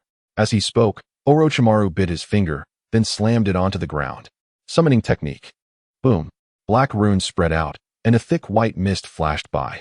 A massive floral python, over 10 meters long and 2 meters wide, materialized around them. Its tail was positioned perilously close to Sakura. With a casual flick, it ensnared the immobile Sakura, who was still under the effects of the illusion, lifting her high into the air. Now, choose, Sasuke. Will you save Naruto from my grasp, or will you save Sakura from the jaws of the serpent? Orochimaru laughed maniacally, his face alight with delight as he gazed at Sasuke. However, Sasuke did not even glance at Sakura, instead diving forward, his hands moving rapidly to form seals before his chest. His Sharingan, filled with a fierce glint, was fixated on Orochimaru. Let Naruto go. Orochimaru maintained his grin, once more aiming a kunai at Naruto's neck. It seems you have made your choice. Then let it be. Roar. As Orochimaru shouted, the massive serpent opened its gaping maw and swallowed Sakura whole. Simultaneously, a cacophony akin to 1,000 birds screeching echoed through the forest. Sasuke, in full flight, completed his seals, and a flickering tempest of lightning erupted from his right hand. This is... Orochimaru's eyes widened in disbelief and astonishment. But before he could voice his awe, Sasuke suddenly vanished from view. In the next instant, Sasuke's voice and the piercing shriek of the birds reverberated from below Orochimaru. Did you not hear me? I told you to release Naruto. Zzz. The terrifying lightning struck Orochimaru's abdomen with incredible force. He was immediately sent reeling, laughing maniacally while trembling uncontrollably. Ha! This is the feeling of lightning release. You have actually mastered this change in nature. What exquisite talent, Sasuke. I can hardly wait to obtain it. Understanding the nature of chakra transformations enhances the potency of corresponding jutsu, just as Naruto's significant breakthroughs differ from Orochimaru's. Naruto's merely utilizes a formula for releasing seals, while Orochimaru's knowledge of nature transformation amplifies his power. Some jutsu require a mastery of nature transformation to execute, such as Chidori. Others, like Rasengan, necessitate mastery of form transformation to compress chakra and release it. As Orochimaru was struck, the serpent binding Naruto dissipated, collapsing to the ground. Yet, the maniacally laughing Orochimaru suddenly froze, his expression turning to one of shock as his body turned a sickly brown and crumbled to the earth like dirt. It was a substitution technique. Sasuke's pupils constricted. He immediately grasped Naruto's collar, intending to escape with him.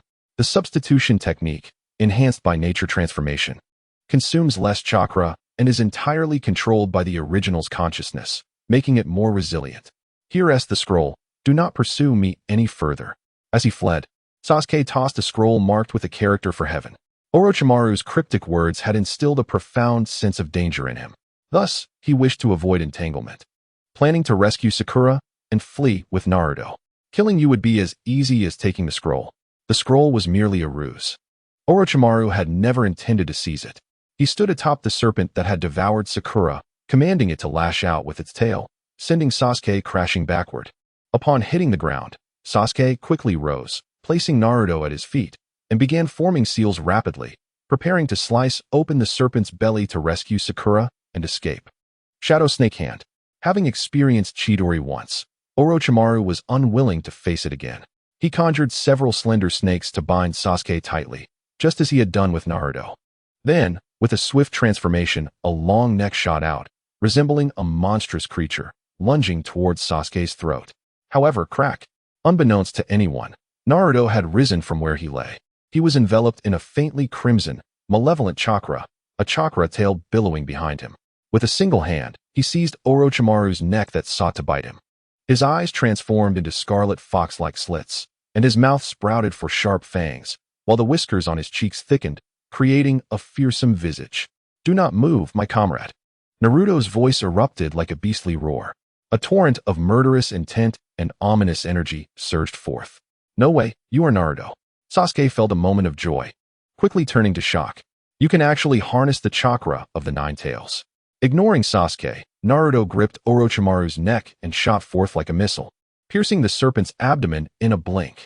In the aftermath, a shadow hurtled back at tremendous speed, crashing into Sasuke's embrace. It was the unconscious Sakura. Take Sakura and leave this place. I will handle this. Naruto, evidently affected, struggled to articulate his words. Sasuke gave Naruto a long, deep look before nodding and swiftly turning to escape. None of you shall escape. Seizing the moment, Orochimaru employed the Great Snake Substitution technique, slipping from his original form. He then bit his finger and slammed his hands onto the ground. Summoning technique, 10,000 snakes. Boom. A cloud of smoke enveloped hundreds of meters.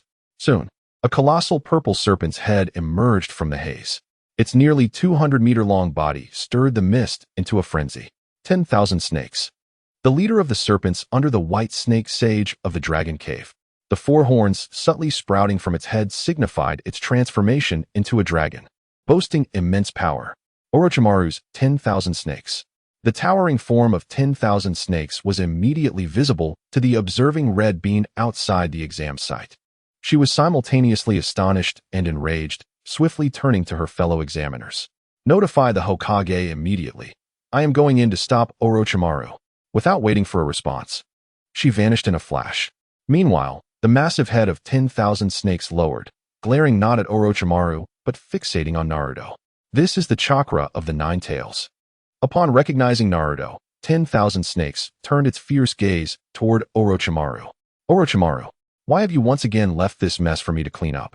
Be careful, or I might just devour you first. Orochimaru was well accustomed to 10,000 snakes' threats and paid them no mind. If he were capable of defeating Orochimaru, he would have long since been consumed by these serpents. However, he still needed 10,000 snakes' assistance, so he gently patted the serpent beneath him. Help me detain this little brat, and I shall offer you 50 fresh blood sacrifices as a tribute. 50 sacrifices. 10,000 snakes' eyes gleamed with surprise at Orochimaru's unexpected generosity. His willingness to be so generous indicated a sense of urgency. With that, 10,000 snakes flicked its tongue, leaning closer to Orochimaru, eager to negotiate. I demand 100 offerings, specifically the tender and delectable chakra of children. Upon hearing this, Orochimaru's gaze turned icy, and the smile on his face vanished in an instant. There are only 40 available now. Otherwise, I would not hesitate to slay you and have the White Snake Sage select a new leader. The current Orochimaru is not the one sealed and restrained. Thus he exhibits considerable audacity. Is it merely you? Although Manda displayed disdain, He redirected his serpent head towards Naruto. 40 it is, but the age must not exceed 15. Orochimaru remained silent, leaping forward in pursuit of Sasuke's fleeing figure. Swish. Do not even think about escaping. Naruto, on all fours, felt his muscles enveloped in a light crimson chakra suddenly tense and surge with power. Boom. The immense force caused the ground to shatter and collapse. Naruto, akin to an arrow released from a bow, instantly landed before Orochimaru, blocking his path. Manda, seeing Naruto disregard his obstruction of Orochimaru, swiftly surged forward in anger. You little brat, your opponent is me. Boom. The colossal body twisted, stirring countless stones and earth. Overwhelming patches of forest. This ensnared Naruto, who was in chakra mode, right in the center. Orochimaru seized this opportunity to swiftly evade, weaving towards Sasuke's direction. Return to me. Naruto aimed once again at Orochimaru's retreating form, propelling himself forward with all his limbs. However, Manda, prepared, swung his tail and struck Naruto, sending him crashing to the ground. I told you, brat, as long as I'm here, you cannot get past. As he spoke, Manda dove again, using his serpent head to thrust Naruto in the opposite direction of Orochimaru's departure. Boom. The surrounding area was instantly enveloped in a vast cloud of dust. The muddy ground was carved into a depression akin to a tunnel by Manda's mighty form. Not enough, I need more. Nine tails. Push back. Naruto roared into the sky. In his consciousness, Fn also nodded toward the nine tails. Bestow upon Naruto 2 of your tail's chakra, yet do not eliminate the hatred he carries. If he wishes to wield such power, he must bear the cost it entails. Let Naruto witness the overwhelming bloodlust and desire for destruction that resides within him. Upon hearing this, the nine tails gleamed with excitement, chuckling. You could easily resolve this by taking over the body, yet your taste for cruelty is truly entertaining. Nonetheless, I appreciate it. After all, we are kindred spirits. With a flourish of his claws, the nine tails generously unleashed a torrent of chakra. Roar. As Manda pushed Naruto, he emitted a primal scream. Then, with all his might, he planted his feet into the earth, halting Manda's tremendous force. Simultaneously, the light crimson chakra morphed into a deep crimson. The wildly swaying chakra tail swiftly transformed into two. His teeth and claws elongated and sharpened, while the remnants of rationality in his eyes all but vanished. In the next moment, the muscles in Naruto's arms bulged, and he grasped Manda's serpent head, lifting it entirely. He then slammed it down with ferocity. The ground shattered and cracked, and countless stones and dust were sent flying. Even the entire forest of death trembled as if the earth itself were quaking. Damn it, you little brat. Manda, somewhat dazed from the impact, spiraled in anger and burrowed into the ground. Instantly, the ground beneath Naruto crumbled, and a massive maw surged from below. Die. You will slowly await dissolution within my belly. Gulp. With no time to evade and no intention of doing so, Naruto was swallowed whole by Manda. Yet before Manda could revel in his triumph, he felt his belly, like a rubber balloon, being pounded from within by Naruto. It was as if a sea urchin were attempting to break free, threatening to rupture his abdomen at any moment. But Manda was no mere prey. While controlling his stomach's contractions, he rolled rapidly on the ground. Had Naruto retained his rationality, he would have surely felt dizzy and weak. However, the current Naruto was clearly consumed by a desire for carnage. Manda's rolling proved futile. In fact, his belly was already distended, nearly half the length of his body. This is untenable. The price Orochimaru demanded could only sustain this for so long. Not wishing to burst open, Manda opened his gaping maw once more. After a moment of writhing, he expelled Naruto from his stomach. Before Naruto could launch another attack, he poofed into thin air, returning to the dragon cave. Although the enemy was gone, the now berserk Naruto did not cease his rampage. Fn within his consciousness showed no intention of switching personas, allowing Naruto to surge in a certain direction, relentlessly unleashing his destructive desires. In the Hokage's office, Hiruzen Sarutobi, through the use of a telescope technique, clearly observed Naruto's current state. Previously, due to Jiraiya's involvement, he had been unable to conduct surveillance. However, since Jiraiya had been gravely injured and brought back for treatment, he had closely monitored Naruto. Has he managed to harness the power of the Nine Tails without allowing Fn to emerge for battle? Yet, such control seems utterly ineffective, lacking the finesse of Fn's mastery. What is Orochimaru's intention upon returning to the village? Is he approaching Naruto intentionally, Perhaps in collusion with Danzo? Contemplating Danzo's retreat to his lair, avoiding further provocation of Naruto, Hiruzen felt uncertain. After a long pause, he darkened his expression and commanded the shadows, instructing Tenzo to handle the uncontrollable Naruto. Additionally, dispatch 2 squads to monitor Orochimaru and ascertain his motives. Understood. The shadowy Umbu members bowed and then vanished without a trace. Chapter 81. The Thirst for Power in Sasuke. While Naruto grappled with Manda, Orochimaru discovered the hiding Sasuke and Sakura. At this moment, Sakura had awakened, her mind much clearer after the effects of the illusion had diminished. Meanwhile, Sasuke was enveloped in a low-pressure aura. His fists clenched tightly as he scanned the surroundings with vigilance. Awakening, Sakura glanced down at her slightly damp yet unscathed body. She then looked up at Sasuke, who was alert against the tree trunk. Overjoyed, she inquired, "Sasuke, did you save me?" Turning to survey the area, she asked, "Where's Naruto? Could it be that F.N. has come out to fight, pursuing that terrifying serpent creature?" The mere thought of such a formidable F.N. alleviated some of Sakura's panic. However, just as she finished speaking, the ground trembled beneath her feet, accompanied by a thunderous roar from afar. Looking up towards the sound, Sakura froze in place. Fear etched across her face. What is that? How can there be such a colossal serpent? It's 100 times larger than the one that devoured me earlier. That is the summoning beast conjured by the long-tongued monster from earlier, Sasuke's deep voice declared. He gazed at Manda, lifted by an inexplicable force. Its tail raised towards the sky. A fierce punch struck the nearby tree in frustration. It is not F.N. battling that giant python, but Naruto, utilizing the chakra of the Nine Tails. Due to F.N.'s frequent use of the Nine Tails power and Naruto's own loose tongue, both Sasuke and Sakura were essentially aware of the Nine Tails sealed within Naruto. Naruto is using the chakra of the Nine Tails to combat that monstrous serpent. Sakura gasped in disbelief, her face a mask of incredulity. Isn't it only F.N. who can wield such power? Why is Naruto suddenly able to use it too? It was as if the underperforming student in the classroom had suddenly transformed into the champion of the city's competition. The stark contrast left Sakura momentarily unable to comprehend the situation. If Sakura felt so distressed, it was needless to say how Sasuke felt. Hearing the distant thunderous roars and witnessing the fallen snake bodies of the myriad snakes, Sasuke's face contorted with rage. In a fit of emotion, he struck the tree trunk with his fists, unable to contain his frustration. Why did Naruto possess such a formidable alter ego, allowing him to wield the immense power of the Nine Tails? Meanwhile, despite his relentless training and dedication to mastering advanced ninja techniques, he found himself perpetually fleeing, continuously defeated by enemies, always hiding behind others. Why was this happening? It was utterly incomprehensible. He carried a greater innate talent, burdened with a deep-rooted vendetta that demanded strength. Why, oh why, was all of this bestowed upon that underachieving fool?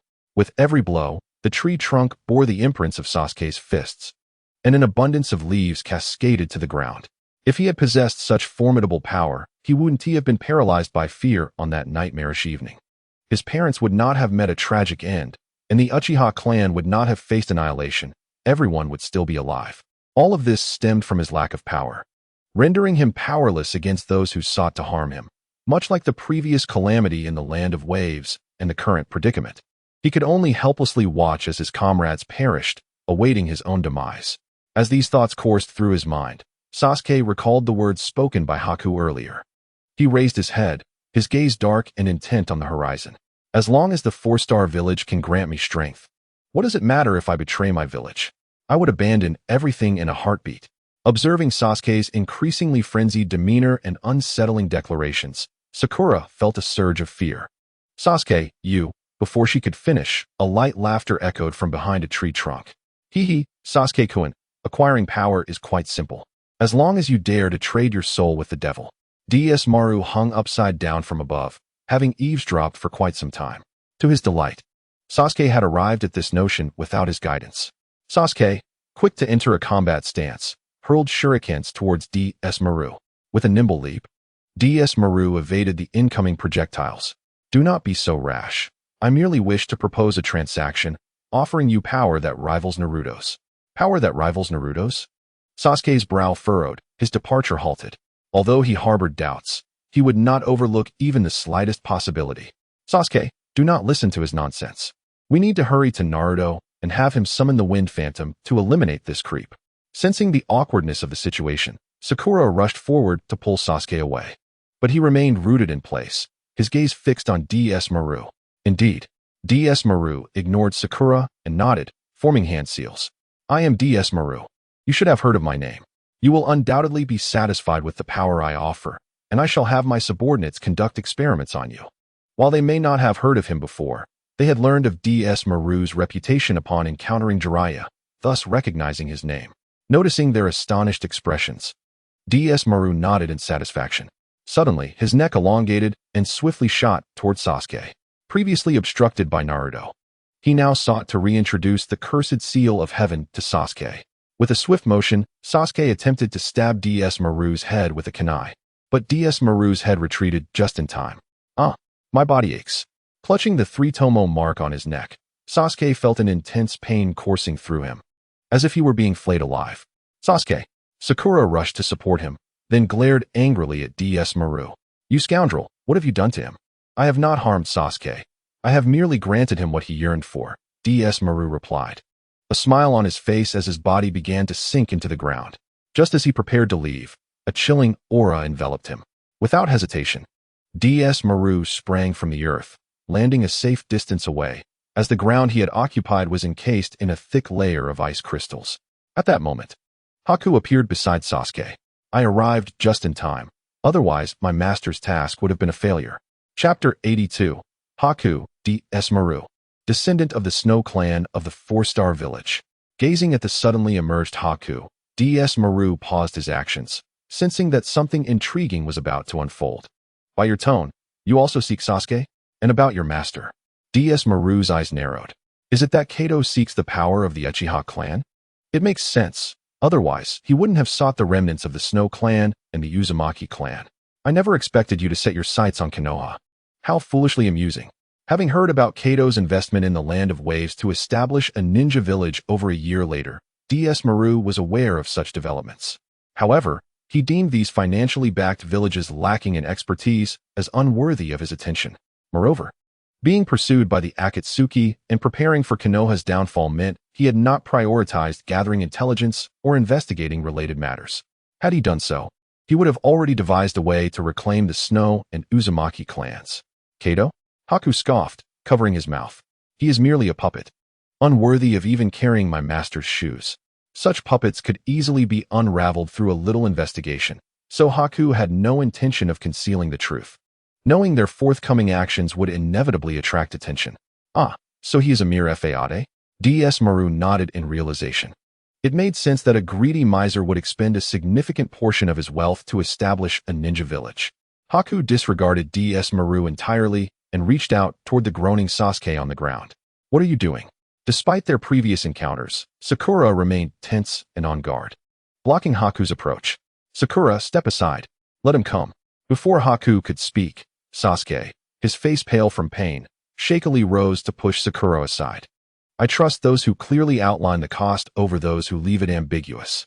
Haku smiled faintly, producing a talisman inscribed with the Flying Thunder God seal. As golden red chakra enveloped the talisman, he cast it outward. In the next moment, with a whoosh, the talisman vanished, and a shadow clone of the Wind Phantom, wearing a 4-star mask, appeared before Sasuke. Without uttering a word, the clone struck Sasuke's abdomen with a palm. Instantly, a massive surge of golden red chakra erupted from the clone's hand, rushing into Sasuke's body like a torrential flood. This is pure-tailed beast chakra. Recognizing the chakra emanating from the shadow clone, DS Maru's eyes widened with excitement. He had conducted extensive research on tailed beast chakra, particularly as he possessed a half-broken horn from the 8 tails in his laboratory. Regrettably, aside from the Jinchuriki and the legendary duo of gold and silver horns, no one has ever survived their use. The second rakeage of the Hidden Cloud village once rallied the entire village to replicate the feats of the gold and silver horns. He commanded a multitude to consume the tentacles of the 8 tails, but not a single soul gained the chakra of the 8 tails. All perished on the spot. Thus, upon witnessing Wind's shadow clone bestow tailed beast chakra upon Sasuke, fury surged within him, prompting him to rush forward. You foolish wretch, cease this at once. As he spoke, Orochimaru swiftly formed hand seals, thrusting both arms forward. He unleashed his signature technique, the hidden shadow snake hands.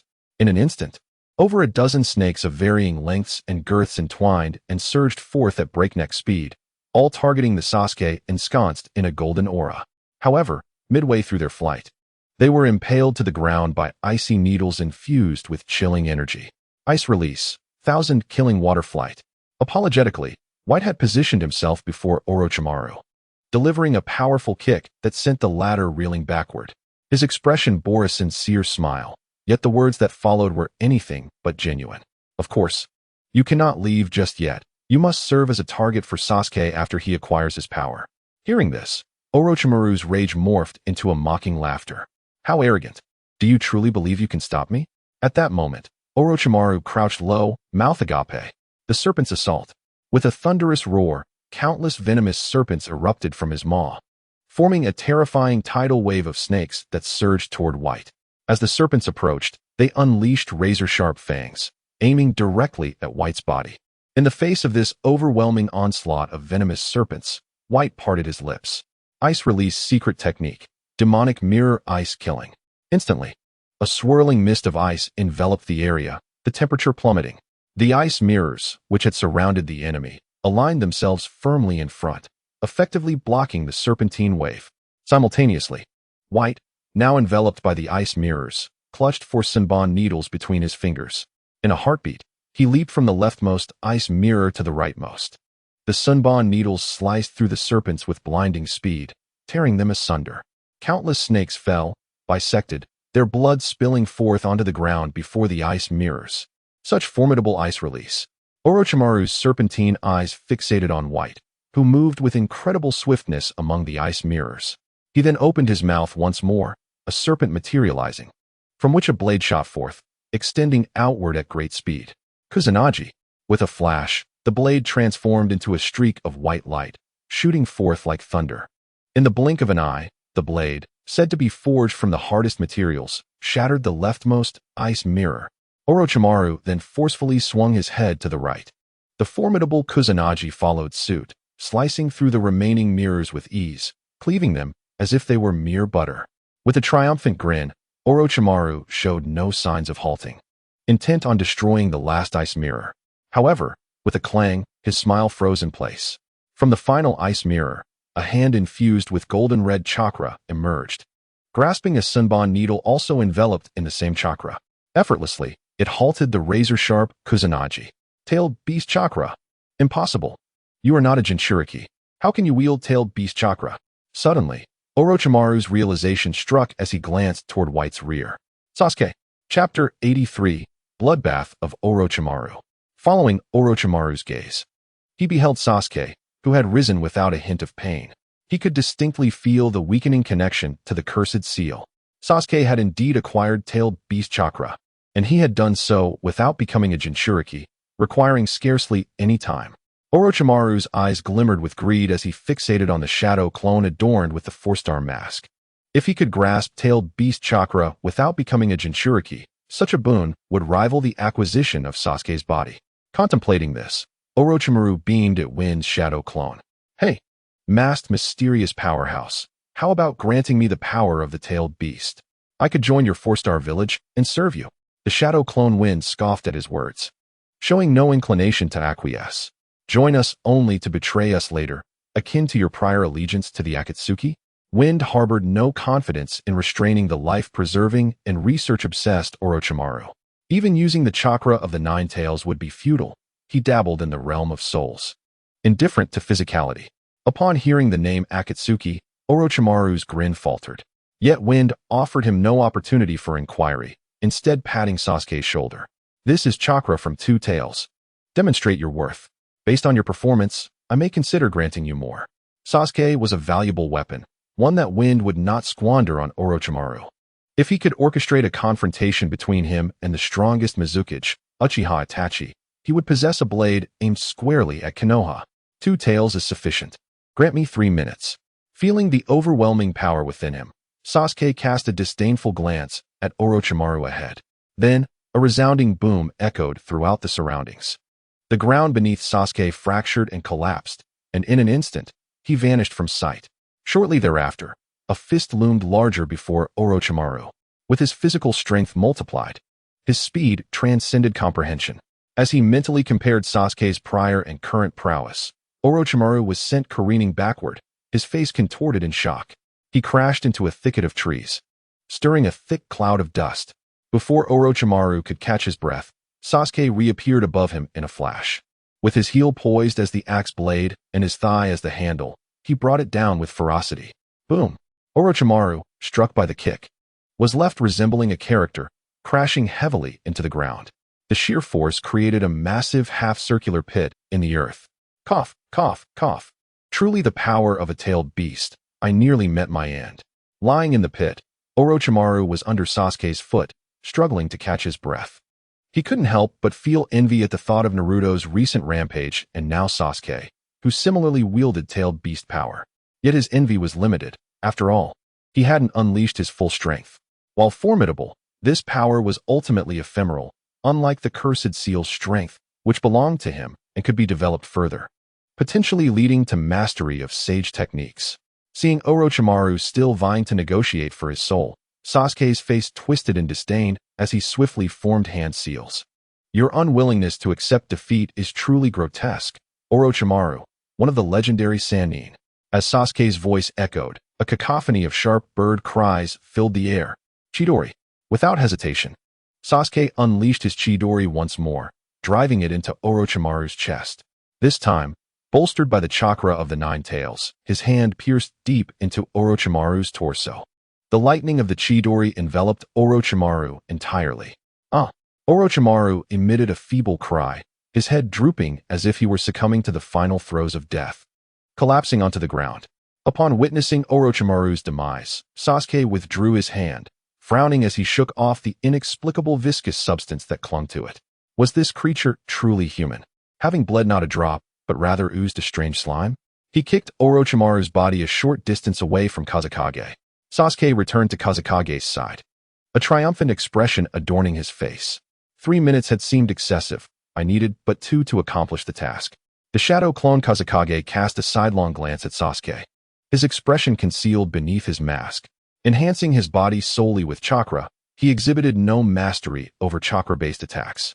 Hearing this, Sasuke's countenance shifted, and before he could retort, Kazekage continued, "However, considering you finished a minute early, I shall begrudgingly grant you a pass." Then, as Kazekage's tone shifted, he raised his hand to seize the arm that reached for his mask. Orochimaru had not perished. You failed to notice at all. What? A stunned Sasuke gazed incredulously at Orochimaru, whose form elongated beside him. Impossible. I crushed his heart and cooked his body. Sasuke abruptly turned his head, only to witness the seemingly lifeless Orochimaru raising his head and parting his lips. Just as before, a new body emerged from that gaping mouth. Hee. I never anticipated you would uncover my feigned death. So what do you say? Care to reconsider my offer to join you? Orochimaru, now ensnared, clearly possessed little chakra left. His once fully formed lower half had been reduced to a slender serpentine tail. Ignoring Orochimaru's inquiry, Kazekage abruptly yanked his grasped arm. With tremendous force, he extracted Orochimaru's entire body from its molted skin, hurling it into the sky. Let me demonstrate. This is how beast chakra is wielded. Golden red flames enveloped him in an instant. 6 spikes, sharp as blades, formed from the golden red fire. Subsequently, they hurtled toward the skybound Orochimaru at astonishing speed. Whoosh, whoosh, whoosh, whoosh. Though merely 6 spikes, their velocity made it seem as if 1,000 were launched simultaneously. In an instant, Orochimaru's form was torn asunder, blood and mangled flesh scattering across the earth. The speed and ferocity of these chakra spikes left Orochimaru no opportunity to employ his prior trick, the serpent substitution technique. He could only revert rapidly to his true form, a head of a human atop a serpentine body. With his remaining chakra, he propelled his upper half forward. Upon landing, he had no time for threats and quickly burrowed into the ground. Meanwhile, Haku formed hand seals, preparing to pursue, but was halted by Kazekage's gesture. There is no need to kill him just yet. He may yet serve a purpose. Kazekage was unwilling to eliminate Orochimaru, fearing it might hinder his revival through cursed seals or weaken him post-resurrection, thereby thwarting the plan to dismantle Konoha. After all, He had already prepared the necessary personnel, eagerly awaiting the moment to upend Konoha. Chapter 84. Do I know you well, Orochimaru? A furious roar reverberated through the air. With kunai in hand, Anko descended like lightning onto the faded serpent skins littering the ground. Damn it, another serpent skin. With whom is he battling, to have shed so many? Racked with confusion, Anko dashed through the branches. No matter. This time I must bring this to an end. I will employ everything he taught me to defeat him, even at the cost of my own life. As she muttered to herself, Anko once again spotted a body lying on the ground, mouth agape. It was Orochimaru. Moreover, two figures stood before that body. They were candidates from the 4-star village and survivors of the Uchiha clan. Could it be they had forced Orochimaru to shed his skin and flee? Unlikely. They were merely low-ranking shinobi participating in the exam. Frowning, Anko landed but refrained from immediate inquiries, opting instead to inspect the serpent skin on the ground. Indeed, it was yet another of Orochimaru's discarded skins. Suddenly, she turned sharply, regarding Sasuke and Haku with grave seriousness. Did you see the ninja who shed this body? He is a highly dangerous fugitive listed on the wanted poster. Far beyond your capabilities to handle. Before Anko could finish her warning, an impatient Sasuke interrupted. A wanted criminal? Humph, just a worthless coward who can only run away. Emboldened by the terrifying Nine-Tails chakra bestowed upon him by Kazekage, Sasuke felt invincible. Even the legendary Sannin, Orochimaru, had been forced to feign death and flee from him. He believed that with just a few more tails of chakra and further training, he could defeat Itachi Uchiha, and he was eager to mock Naruto, who had similarly unleashed 2 tails yet remained uncontrollable. Sasuke could hardly wait to taunt him. It took so long to deal with a pathetic summoning beast. He might as well bestow the 9 tails power upon him. You. Sasuke's arrogance infuriated Anko, just as she prepared to teach him a lesson about respecting his seniors. Her raised hand was caught by the smiling Haku. The one you seek is ahead. Those scattered remains are all that remains of him. What? Anko followed Haku's pointing finger in disbelief. Orochimaru is dead? Impossible. Only I can kill him. Shocked and disoriented, Anko stumbled forward. Haku, who had indicated the direction, redirected his gaze to Sasuke. I do not understand why my master values you so highly, but I am merely a tool in his arsenal, not privy to such matters. Zabuza is a tool of Kazekage, and he is a tool of Zabuza, thus a tool's tool. However, I must advise you to make haste to the 4-star village once the exam concludes. You would not wish to experience the sensation of searing flames burning every cell in your body. With the formidable power granted by Kazekage, even Zabuza could effortlessly eliminate the pursuing forces of the mist without concern for his safety. Coupled with a stable hiding place, he no longer needed to skulk about in fear. Thus, Haku was quite content with their current situation and had developed loyalty to Kazekage, second only to Zabuza. Naturally, he would carry out his tasks diligently and responsibly, all the while contemplating how to free himself from the constraints binding him to Zabuza. I will go regardless. I do not require your warnings. Sasuke, having effortlessly obtained such immense power, would not let the opportunity slip by. Were it not for Kazekage instructing him to wait until after the exam to proceed to the 4-star village, he would have set off immediately. As for the searing flames, did they compare to the heartache wrought by the night of the massacre? As long as it allowed him to exact his revenge, he would endure anything, as long as you understand. With that, Haku departed swiftly. Leaving behind Kurenai and an ordinary genin, he harbored genuine concerns for their safety. With Haku gone, Sasuke approached Sakura, who had been hiding behind a tree. Upon witnessing the resolution of the situation and Sasuke's return, Sakura let out a sigh of relief. Yet, her expression soon turned into one of concern as she inquired, Sasuke, what is your relationship with that 4-star ninja? And who is that mysterious figure? Did he truly grant you the same tailed beast chakra as Naruto? Do you think they may have ulterior motives? Listening to Sakura's barrage of questions, Sasuke frowned and interrupted her. My affairs are not yours to concern yourself with. Do not feign familiarity with me. We are merely comrades in battle, not partners. Having already sold his soul to the devil, Sasuke has no intention of clinging to the bonds with his comrades. This way, he can act without hesitation when they become adversaries and avoid being weakened by such emotions.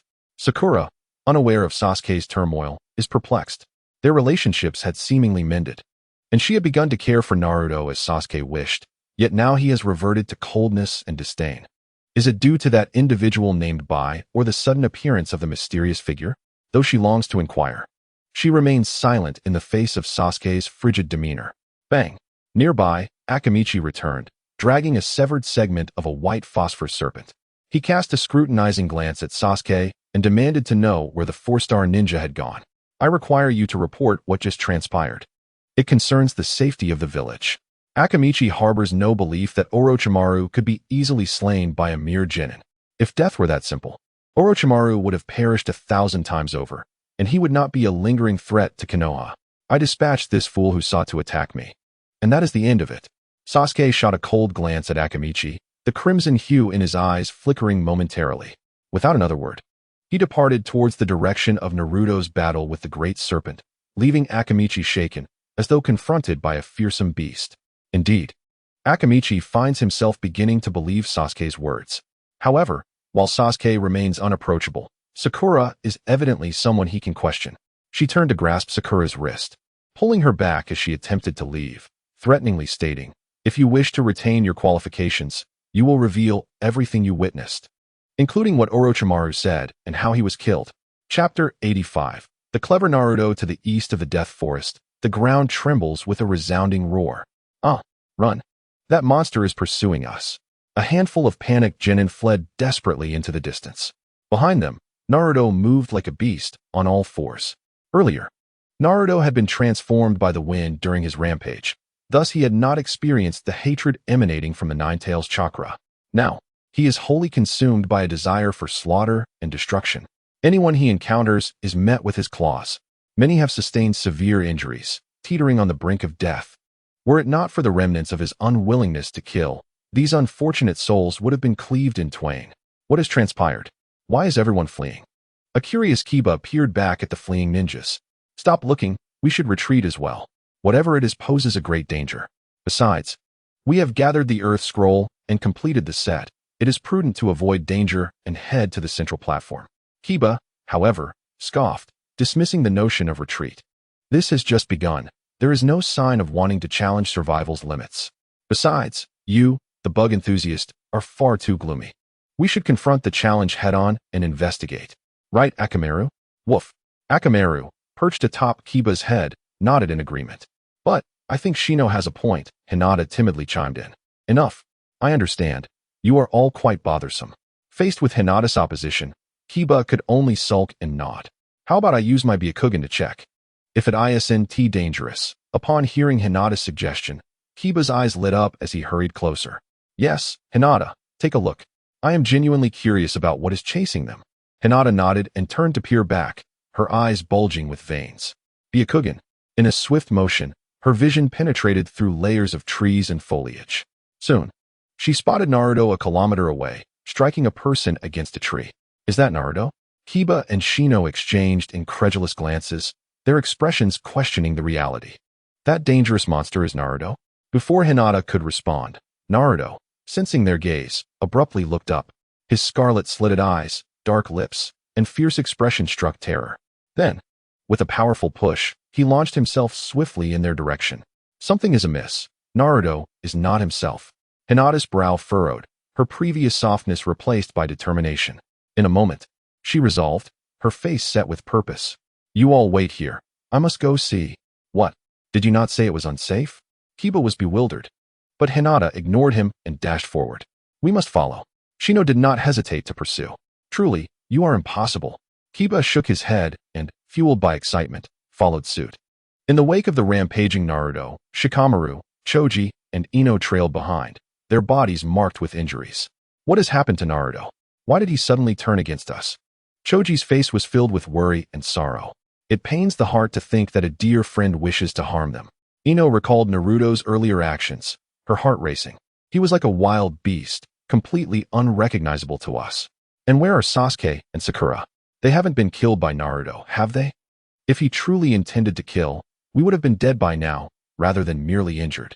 Shikamaru remained calm, analyzing the situation. Perhaps the seal is malfunctioning, or the entity within him has stirred. In any case, Naruto is now dangerous, acting solely on instinct.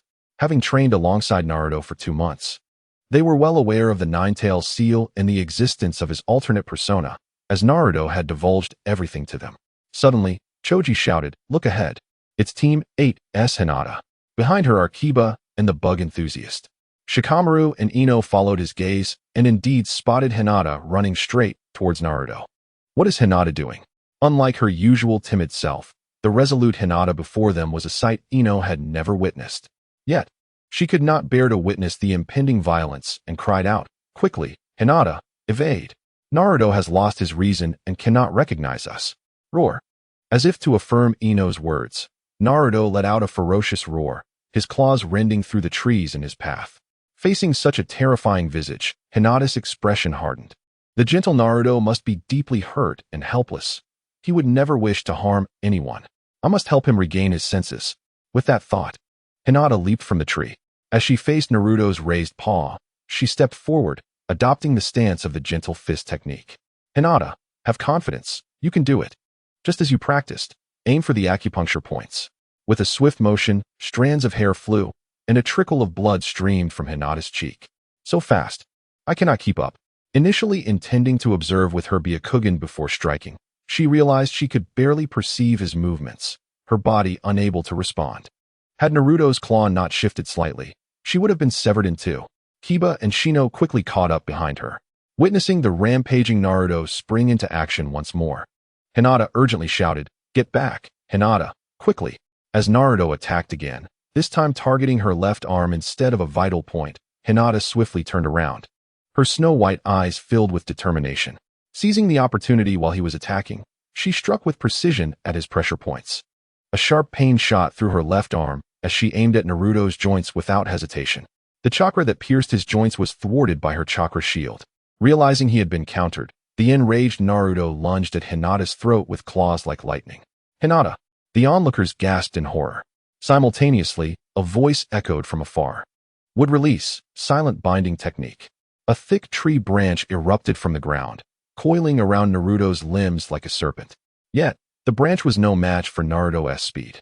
As it seemed Hinata was on the brink of death, Naruto's last glimmer of clarity surged forth, retreating into his inner self, into the seal of the Nine Tails.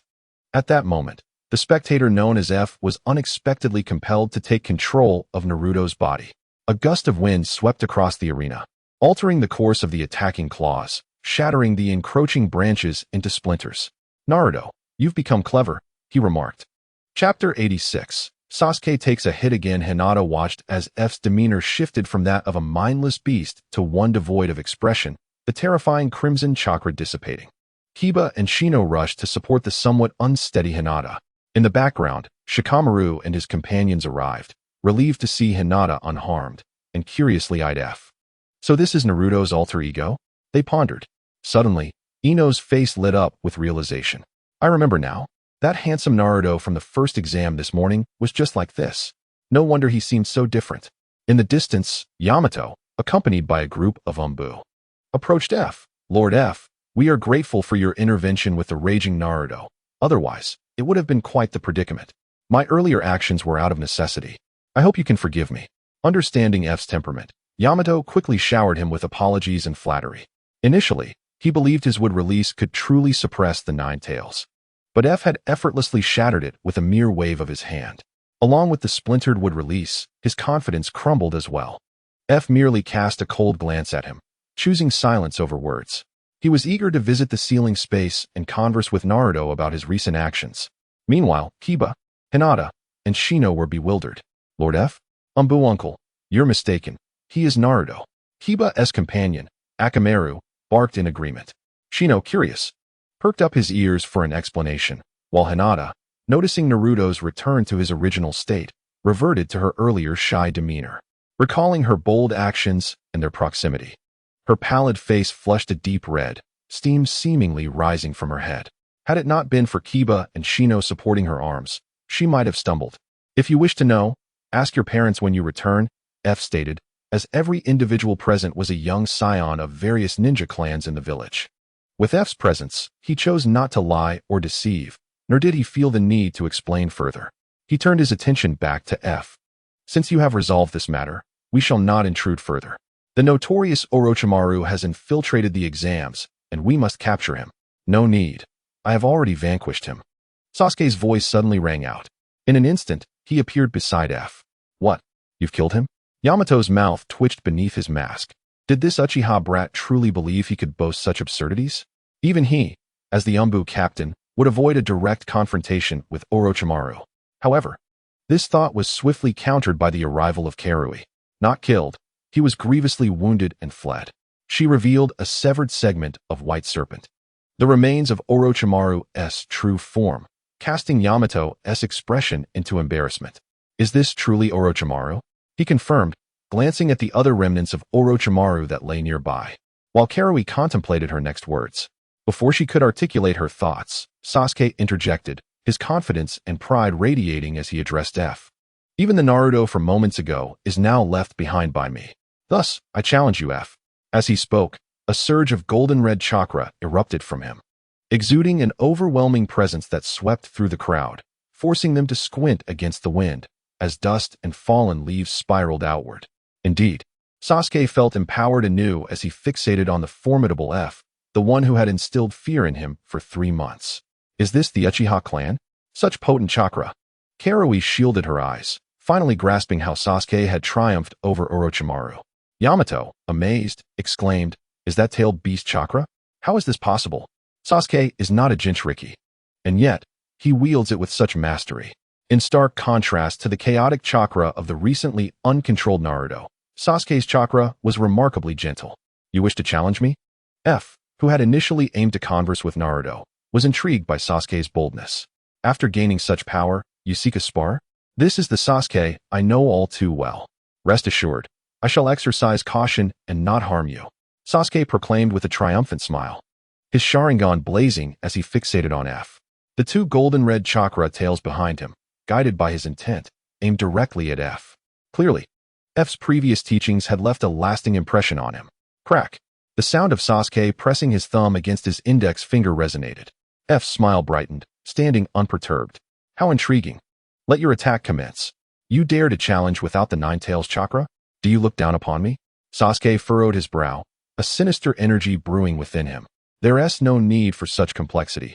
This battle will conclude with a single kick. F shook his head, his disdain palpable.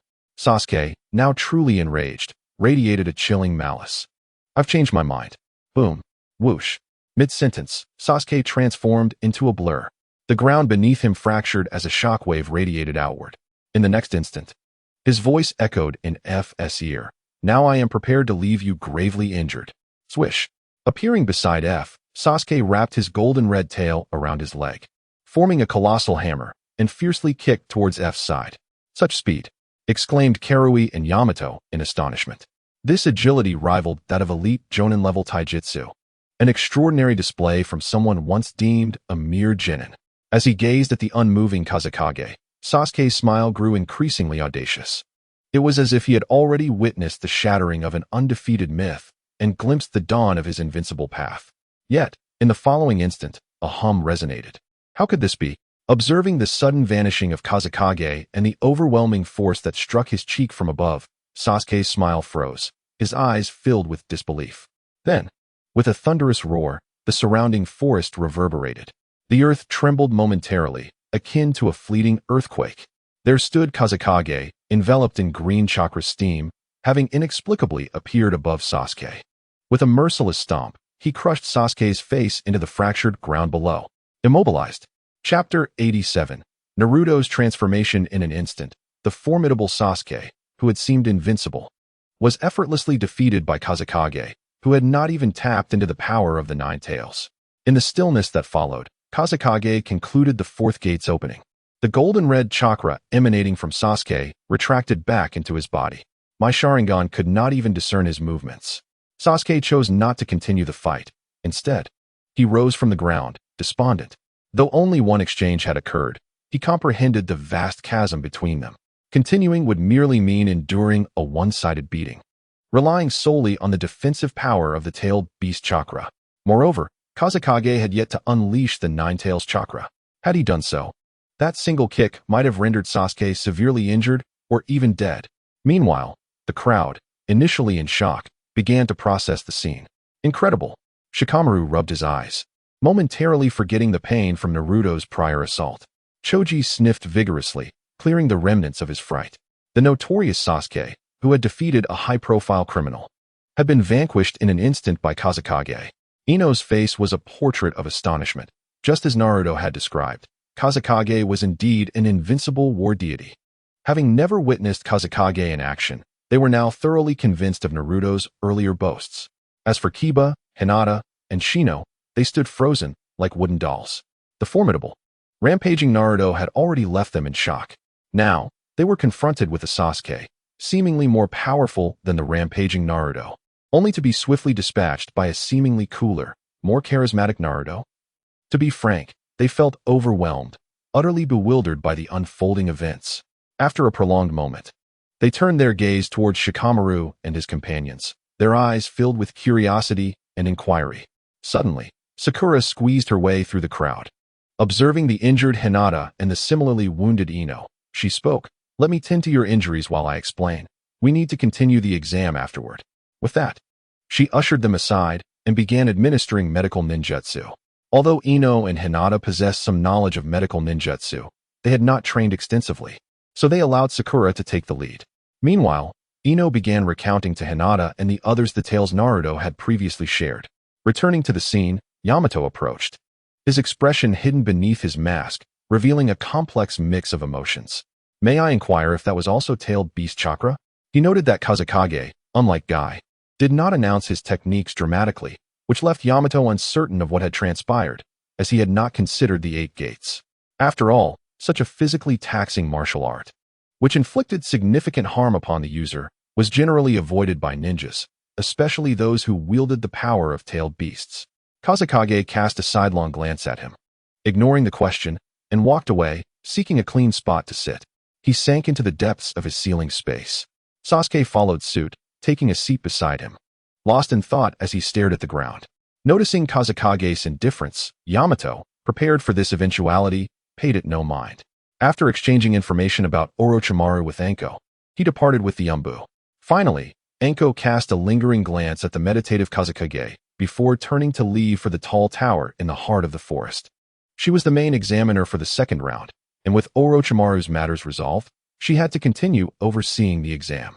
Within the now brightly illuminated ceiling space, Naruto sat blankly before the Nine Tails, lost in contemplation.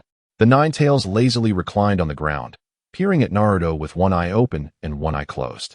It was only upon Kazekage's sudden arrival that the Nine Tails fully opened its eyes and sat up, a mischievous grin spreading across its face as it made a series of exaggerated expressions towards Kazekage. "You've really got away with things, Kazekage. This little brat has retreated into his shell again." "I am not in a shell." Naruto, who had been in a daze, immediately retorted at the Nine Tails' comment. "I was merely contemplating some matters." Kazekage disregarded the Nine Tails and approached Naruto directly. As Kazekage drew near, Naruto's face betrayed a mixture of panic and guilt. Lowering his head to avoid meeting Kazekage's gaze, "Kazekage, Before Naruto could articulate his thoughts, Kazekage's calm voice interrupted. "You've done well, Naruto, you've grown." Naruto's thoughts were abruptly disrupted, and he looked up in confusion. Kazekage's expression remained unchanged as he continued. "The method of consciously immersing your consciousness into the ceiling space to become a killer is quite clever. After all, I have taken countless lives. It matters not if a few more join the count. You need not bear the psychological burden. Furthermore, the previous rampage, caused by your inability to control your power, can all be attributed to me. You can even morally accuse me for the deaths of your comrades, further alleviating your guilt. After all, it was the dark alter ego, Kazekage, who committed those acts, and it has nothing to do with you, Naruto. You remain a gentle soul, correct?" With each word Kazekage uttered, Naruto's countenance fell further into despair. Ultimately, he curled into himself, clutching his head as tears streamed down his face. "That's not how it is. I never thought that way. I never intended to shirk responsibility. I'm sorry. I'm weak and foolish, unable to resolve difficulties, and can only rely on someone as dependable as you. Like a brother." As Naruto raised his head, the self-reproach transformed into determination and regret. "But I merely wanted to attempt to save others. I never thought of evading responsibility. My earlier guilt was only a sudden realization of your past actions, making me feel foolish, despicable, and loathsome. This heart, filled with hatred, is utterly uncontrollable." Yet I only blamed you and lashed out at you. Clearly, in our first encounter, you made me feel that kind of hatred, even more terrifying than this. Why have I never understood and ended up acting as I did afterward? Observing Naruto's self-reproachful demeanor, Kazekage could only mutter, "This is very much like you, Naruto." He had previously sensed a peculiar shift in Naruto's attitude towards him. In the original narrative, Naruto was a character who embodied gentleness through his actions. Why then had he become a mere verbal saint in Kazekage's presence? It now appeared that the inherent opposition between the primary and secondary personalities had led to this deviation. With the trust and reliance steadily increasing, coupled with Naruto's remarkable growth over the past few months, the opposition had begun to dissolve. His trust and reliance on Kazekage had matured, shedding the mindset of a child. Chapter 88. A renewed breakthrough in trust and reliance. If the plot had unfolded in accordance with the original storyline, he, as the hidden antagonist, should now be swayed by a mysterious force and moved to tears. Afterwards, he reconciled with Naruto, working together as a formidable ally, becoming a catalyst for Naruto's growth and strength, or perhaps a stepping stone that would eventually lead to his demise at the hands of some formidable foe. Unfortunately, he was not a character from the original plot, but rather an otherworldly demon from Earth. Contemplating this, Feng Xu's calm demeanor transformed into a playful expression as he gazed intently at Naruto. "Since you feel such guilt and believe you have failed in every endeavor, why not entrust your body to me? I shall become the persona that shields you from the storms of life, while you serve as my supportive alter ego. I will protect your companions outside. They will not suffer harm from your uncontrollable rage as they did today. I could even become Hokage, fulfilling your dreams, becoming a figure recognized by all. This way, you need not exhaust yourself. Your goals will be effortlessly achieved." Feng Xu's voice resonated like a devil's whisper, causing Naruto's expression to shift continually. Just as Feng Xu had articulated, Naruto felt utterly incapable of mastering the overwhelming power of the Nine Tails, filled with hatred. Had he not undergone Feng Xu's meticulous training, he would have remained unmoved by the villagers' scorn. Just moments ago, he would have lost all rationality, leaving a trail of destruction in his wake. Although sensing something amiss, Naruto pondered for a moment before solemnly nodding. "All right. Just as an elder brother shields a younger sibling from adversity, I will entrust my body to you, Feng Xu. However, you must allow me to emerge when there is nothing pressing, and let me enjoy a bowl of Ichiraku ramen too." Feng Xu raised an eyebrow, realizing that Naruto had become considerably more obstinate. Previously, Naruto would have resisted vehemently, emotionally pleading for control over his body. Now, however, he appeared to be a stubborn bull, indifferent to the heat of boiling water. With this thought in mind, Feng Xu focused on the system panel in his mind. Indeed, there were no notifications indicating an increase in trust or dependency values. Observing Naruto's somewhat lost expression, Feng Xu's playful demeanor vanished, replaced by a gentle smile, akin to an older brother addressing a mischievous younger sibling. "You silly child, I was merely jesting. Even if I were to assume the dominant persona, it would be when you no longer wish to bear that role, not in this moment. Moreover, your previous actions were not misguided, as you stated. It is natural for a foolish younger brother to rely on a capable elder brother. The words I spoke earlier were intended to foster your growth and understanding." At this juncture, Feng Xu's expression turned serious and earnest. "The darkness and suffering you have endured have always been borne by me, casting a shadow over my existence, serving as a constant reminder. That is why I am relentless in eliminating all potential threats. This is not only to assist you, but also to safeguard myself, providing an additional layer of protection for this body. One must possess the compassion of a bodhisattva while wielding the ruthlessness of thunder. Your kindness and gentleness are insufficient. Thus I must reveal my fierce and merciless claws. Only then will others refrain from bullying us, orphans, and even come to fear and respect us.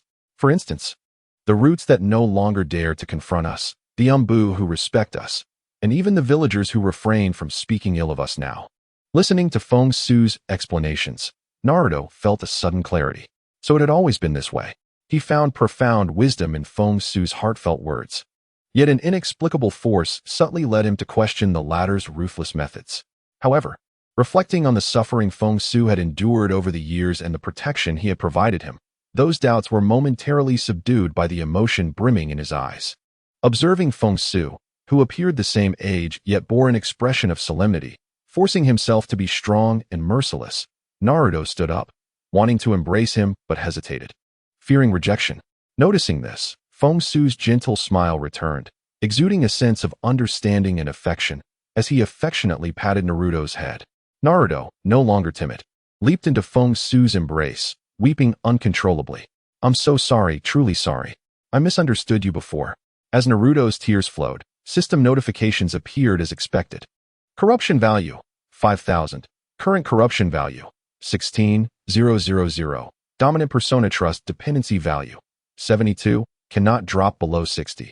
Indeed, the Naruto from before had merely agreed verbally, lacking genuine acceptance in his heart.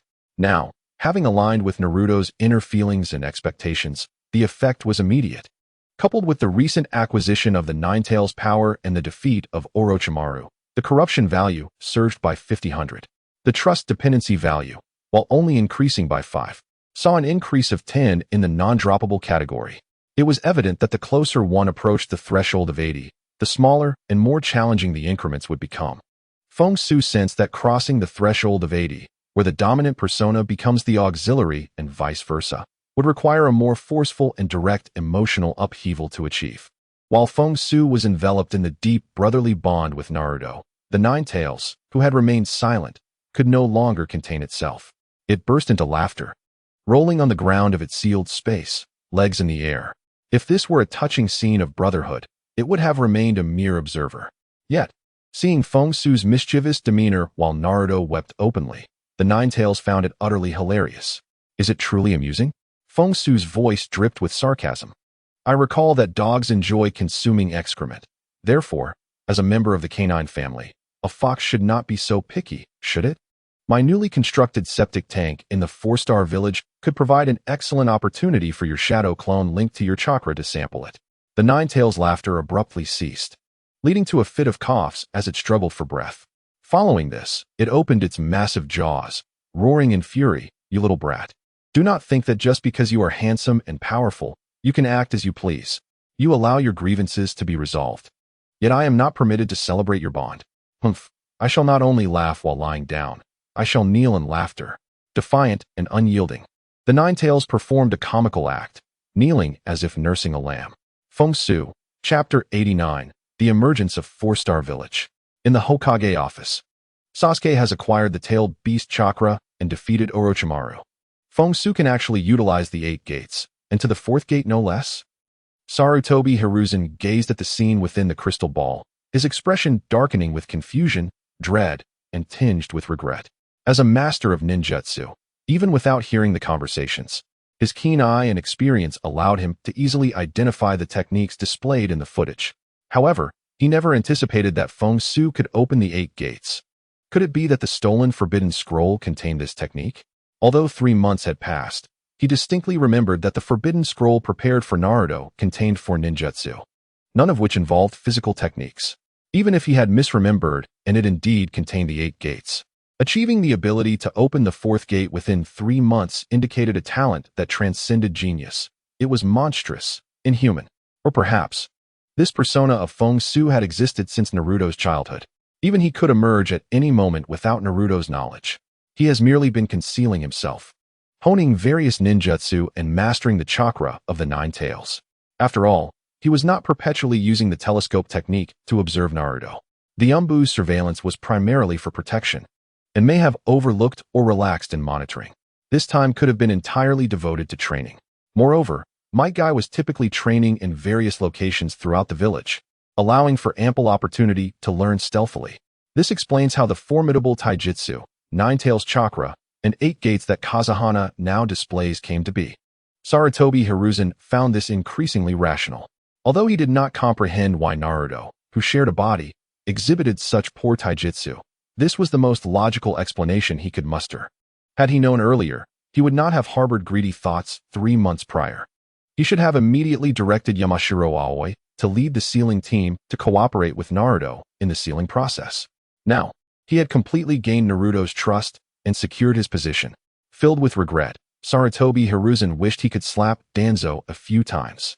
If only he and T insisted on bringing the matter to the headquarters with such a nonchalant attitude, he would not have been so careless, leading to the current predicament. Now, even if he wished to seal Kazahana, Naruto would likely not cooperate. Meanwhile, Danzo, hiding in a base somewhere, sneezed and felt an inexplicable heaviness on his back.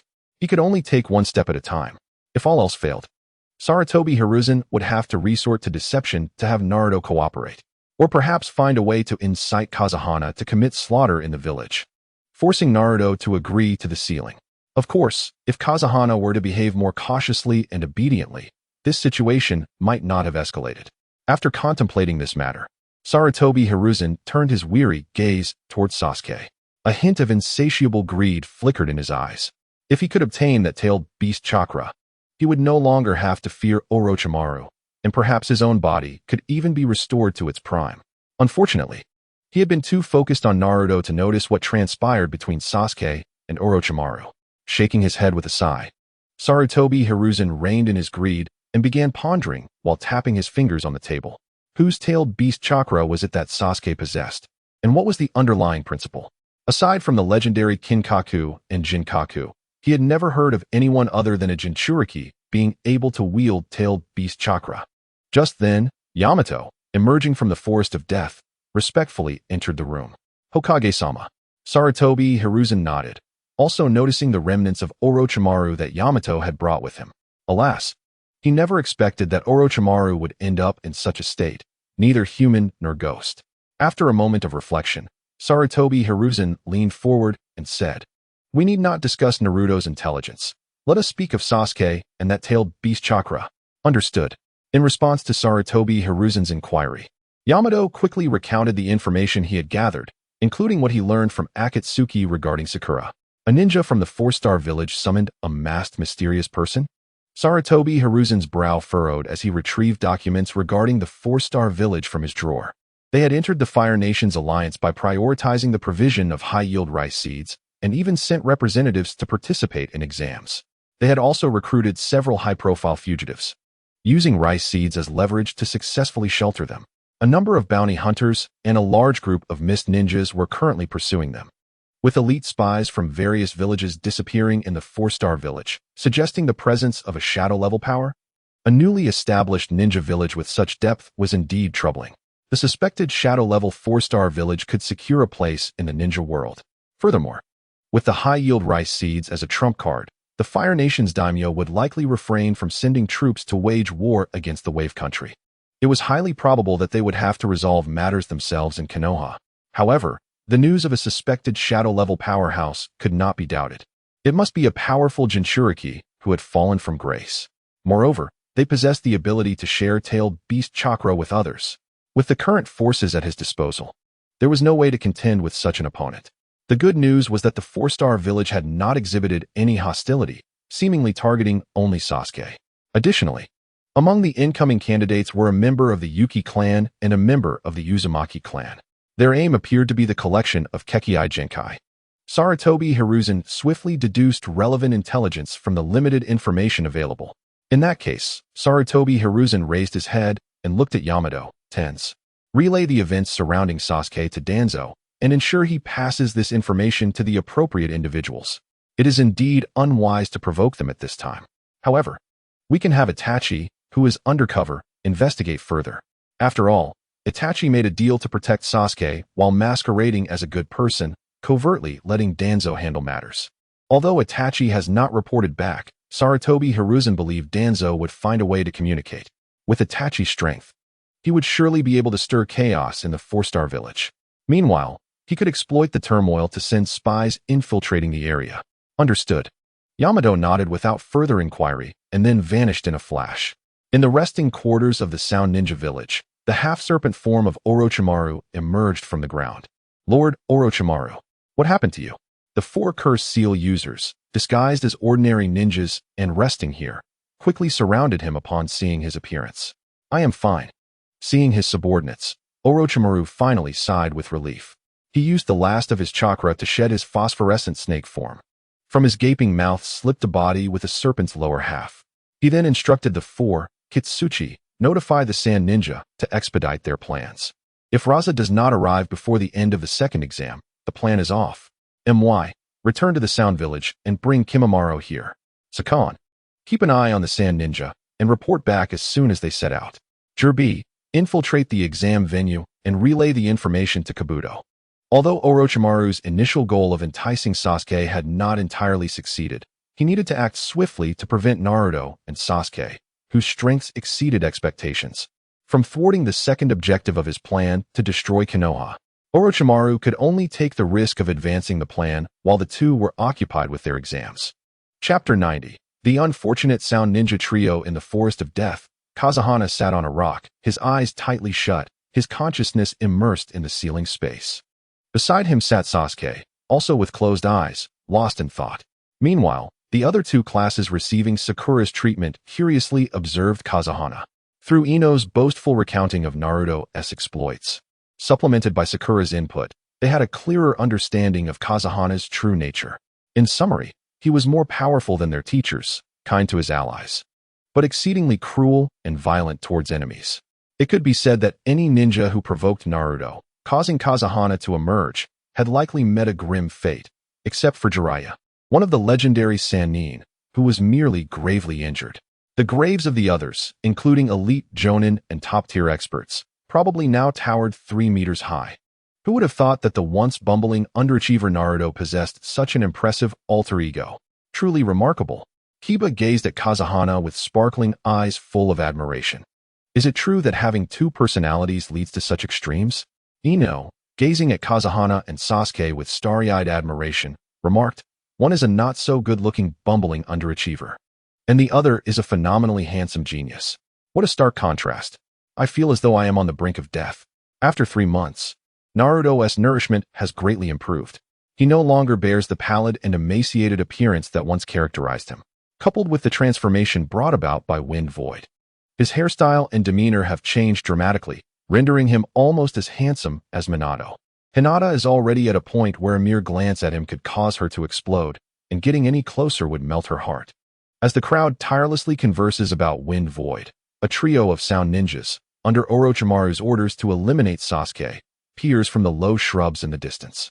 With expressions akin to those of defeated horses, they reveal their eyes from the foliage, observing the others. Do we really have to kill Sasuke? Inquires a black-haired female sound ninja named Jean, her face betraying her fear, nearly spilling over. You all witnessed what just transpired. That blonde-haired one, emanating a terrifying red chakra, injured so many, akin to a ferocious beast. Then, a green chakra erupted, with each strike creating deep craters in the ground. And Sasuke, with his black hair, radiated a golden-red chakra, moving so swiftly that I could barely discern his actions. After sustaining an attack that shattered the ground, he seemed utterly unscathed. Hearing Jin's trembling voice, her two companions wore expressions of somber silence. After a brief pause, a male sound ninja named Sak, with a spiky black hairstyle and hands resembling wind holes, spoke resolutely. This is Lord Orochimaru's mission. Even if it leads to our demise, we must fulfill his orders. Our prolonged existence and formidable strength are gifts from Lord Orochimaru. Sak's face bore a fierce determination, already resigned to the possibility of death. After all, had Orochimaru not saved him, he would have perished during his childhood while stealing food. Indeed, Sak, unlike Jean, that coward, I find you far more agreeable. Emerging from the thicket, a figure clad in a spiked cloak, with a bandaged head revealing a single eye, slowly stood. He hunched over, angling his exposed eye towards Jin's face, a chilling murderous intent radiating from him. If you wish to flee, I would not hesitate to slay you right here. However, if you join us in ambushing, you might have a chance to survive, and your family would remain unharmed. His ominous words sent a shiver down Jean's spine. She quickly turned to her companions, exclaiming, "Don't look at me like that. TOS, I have no intention of fleeing. Right, Sak? You must help me explain." Humph, Sak scoffed, just as he was about to speak. A voice devoid of emotion interrupted from behind. You sound ninjas are blocking the way. Who is it? The three, taken aback, leapt from the thicket, turning towards the voice's source. It was Gaara, arms crossed, with Kankuro and Temari behind him. Those sand ninjas. Upon recognizing them, the trio let out a sigh of relief, nearly believing their spying had been discovered by either Sasuke or Naruto. We have no time for you. If you wish to keep your lives, then leave. Sak waved his hand dismissively, as though shooing away a bothersome dog. At this, the kanji character for love on Gaara's forehead bulged with anger, yet his expression remained unchanged. Enough with the chatter, let us engage. I offer you a chance to strike. Seeing Gaara's irritation, Kankuro quickly intervened. Gaara, we merely came to assess the situation with Orochimaru. Let us not complicate matters further. They are not our enemies, and there's no need to waste energy on a futile conflict. And what of it? Gaara coldly retorted. Anyone who crosses my path must perish. Knowing of the alliance, Gaara initially intended to spare the trio of Sound Ninja. But their insolence in addressing him as they did was intolerable. Such insignificant nuisances deserved to be eliminated, bringing him peace. If you seek death, I shall oblige. Zack, unable to contain his temper, stepped forward, declaring, stand back. I shall shatter him with sound. As he spoke, he lunged forward, lowering his body. His palms raised to reveal the sound holes. A piercing sound, accompanied by a fierce wind pressure, surged forth from the voids. Soundwave, die. Seeing Gaara remain motionless, as if paralyzed by fear, Zack's expression turned triumphant. However, boom. What? Zack's grin froze. Before him stood Gaara, encased in a formidable shell of sand. His attack merely stirred up a small amount of loose sand, which floated in the air. How can this be? He deflected my sound wave and pressure so effortlessly. Without a hint of disturbance. Unyielding, Zack continued to alter his stance, unleashing wave after wave of sound and pressure, yet each strike was thwarted by the automatically materializing sand. Is this your pressure and sound attack? Beneath the eggshell-like sand barrier, Gaara's face remained shrouded in darkness, save for his eyes, which gleamed with lethal intent. Allow me to demonstrate the true nature of pressure and the agony of sound. Sand binding coffin. Sand waterfall funeral. As the words left his lips, Gaara formed hand seals with one hand while raising the other skyward, directing it towards Zack. His palm, upright and fingers curled like claws, summoned a whirlwind of sand that coalesced into hands, reaching for Zack. Zack hastily attempted to retreat, but fine sand had already ensnared his ankles, forming several hands that firmly grasped him. In an instant, more sand hands descended upon him, completely enveloping him in what resembled a sand coffin. Damn it! My body is restrained. I cannot move. With only his face exposed, Zack's expression twisted in rage. In desperation, he shouted to his stunned companions, stop dawdling. Attack now. TOS and Jean snapped back to reality, charging forward with fury. You bastards, cease this. Release Zack at once. Observing their actions, Kankuro couldn't help but mock. It's too late. Gaara's sand can obliterate even elite CH Nin. Unless you are AJ Nin, it would be wise to flee while you still can. Gaara, lifting his clawed hand high, suddenly clenched it into a fist. Sand waterfall funeral. A brief, anguished scream escaped Zack's lips before it was abruptly silenced. Moments later, a deluge of blood rained down, cascading from the remains of Zack, crushed by the relentless sand.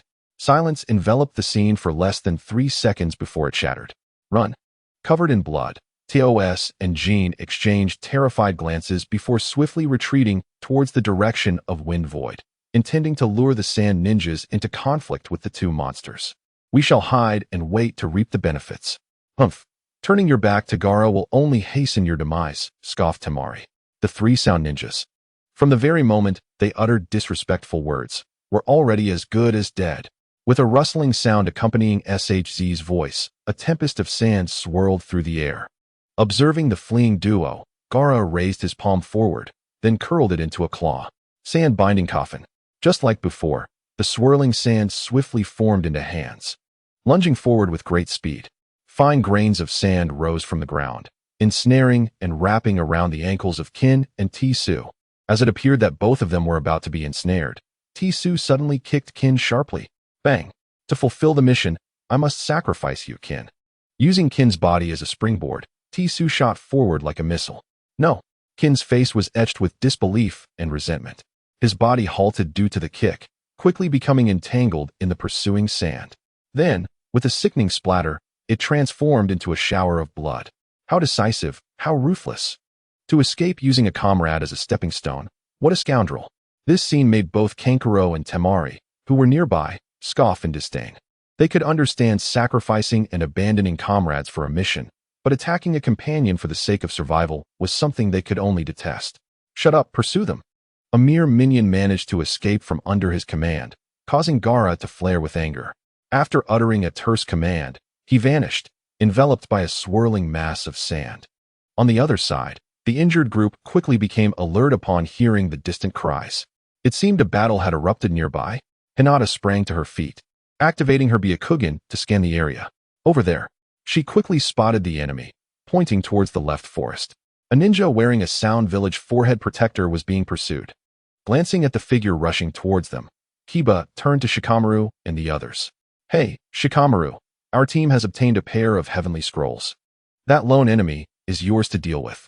With so many of us here, the pursuers behind will surely hesitate. Though this method of working together as a team from the same village could be viewed as cheating, as long as they did not strike together, it was acceptable. Before Shikamaru could respond, Ino eagerly nodded in agreement. No problem, we'll take that enemy S scroll. With that, Ino grabbed Shikamaru's collar and CHG's scarf and dashed to the front. What a hassle. I hope those pursuers recognize their place. Shikamaru straightened his crumpled collar and caught hold of CHG, who attempted to retreat. CHG, don't think about running away, we have to fight. Reluctantly held back. CHG muttered, it's just one guy. You two can handle it without me. Quit complaining, the enemy is almost here. Interrupting CHG's grumbling. The three quickly formed their formation.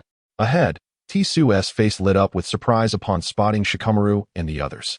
He raised the scroll in his arms high and shouted, save me, and I will give you the scroll. Just as the trio was about to nod in agreement, a gust of sand whipped past them. Suddenly, Gaara, using the sand shunshin technique, appeared in the middle. As he formed hand seals, his calm voice resonated. Sand rain. Sand waterfall funeral. Whoosh, whoosh, whoosh. A mist of sand rapidly emerged above Tsu's head. Then, a torrent of sand transformed into a rainstorm, raining down violently. In an instant, Tsu was buried beneath the deluge, and the sand began to crush inward. The wails of despair were soon silenced by the compressing sand. Blood mingled with the sand, leaving only an outstretched arm holding the scroll visible above the surface. This gruesome spectacle left Shikamaru and the others in shock.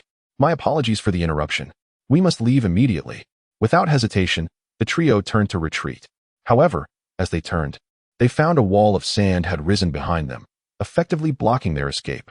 Gaara lifted the scroll and cast a chilling gaze upon them. That was merely a warm-up. Now you shall entertain me. Just as Gaara prepared to strike, Kankuro and Temari arrived, intervening to halt Gaara's actions. Did you obtain the scroll? If it is the heavenly scroll, then let it be. Killing too many will raise suspicions. Do you dare to dictate to me?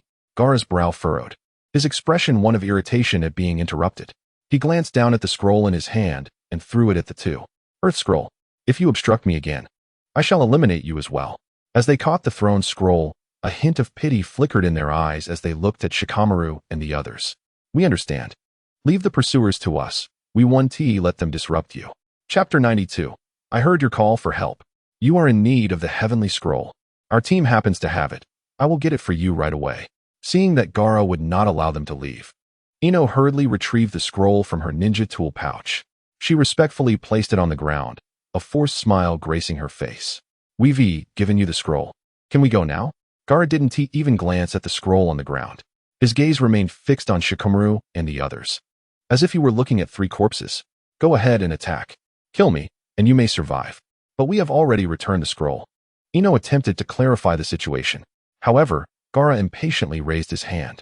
Ino, enough talk. Form the Ino Shika-CH formation. CHG, prepare to attack. Wait for my signal. Realizing Gaara was intent on killing, Shikamaru quickly called out while forming hand seals. Understood. CHG, though reluctant to fight, steeled himself and stepped forward. Secret technique, multiplication technique. As he spoke, he rapidly formed hand seals. In an instant, his body expanded outward as if inflated like a balloon. Next came the Konoha-style body technique, meat tank. CHG tucked his head into his collar, curling his limbs against his body, transforming into a round ball that charged toward Gaara. Are you mocking me with this ninjutsu? Gaara's forehead twitched as he gazed at the comically rolling ball. Allow me to show you what a lethal technique truly is. As he spoke, Gaara completed his hand seals. He raised his palm high, ready to grasp the approaching ball. Sand binding my body. For the first time, Gaara's expression shifted. Bewildered, he glanced around and quickly spotted an elongated shadow beneath him. This was Shikamaru's technique, the shadow imitation technique. He is too powerful. Once I control him, I cannot make him move. Ino, it's up to you. Shikamaru's brow was slick with sweat. His trembling hands struggled to maintain control, as if they would break free at any moment. Got it.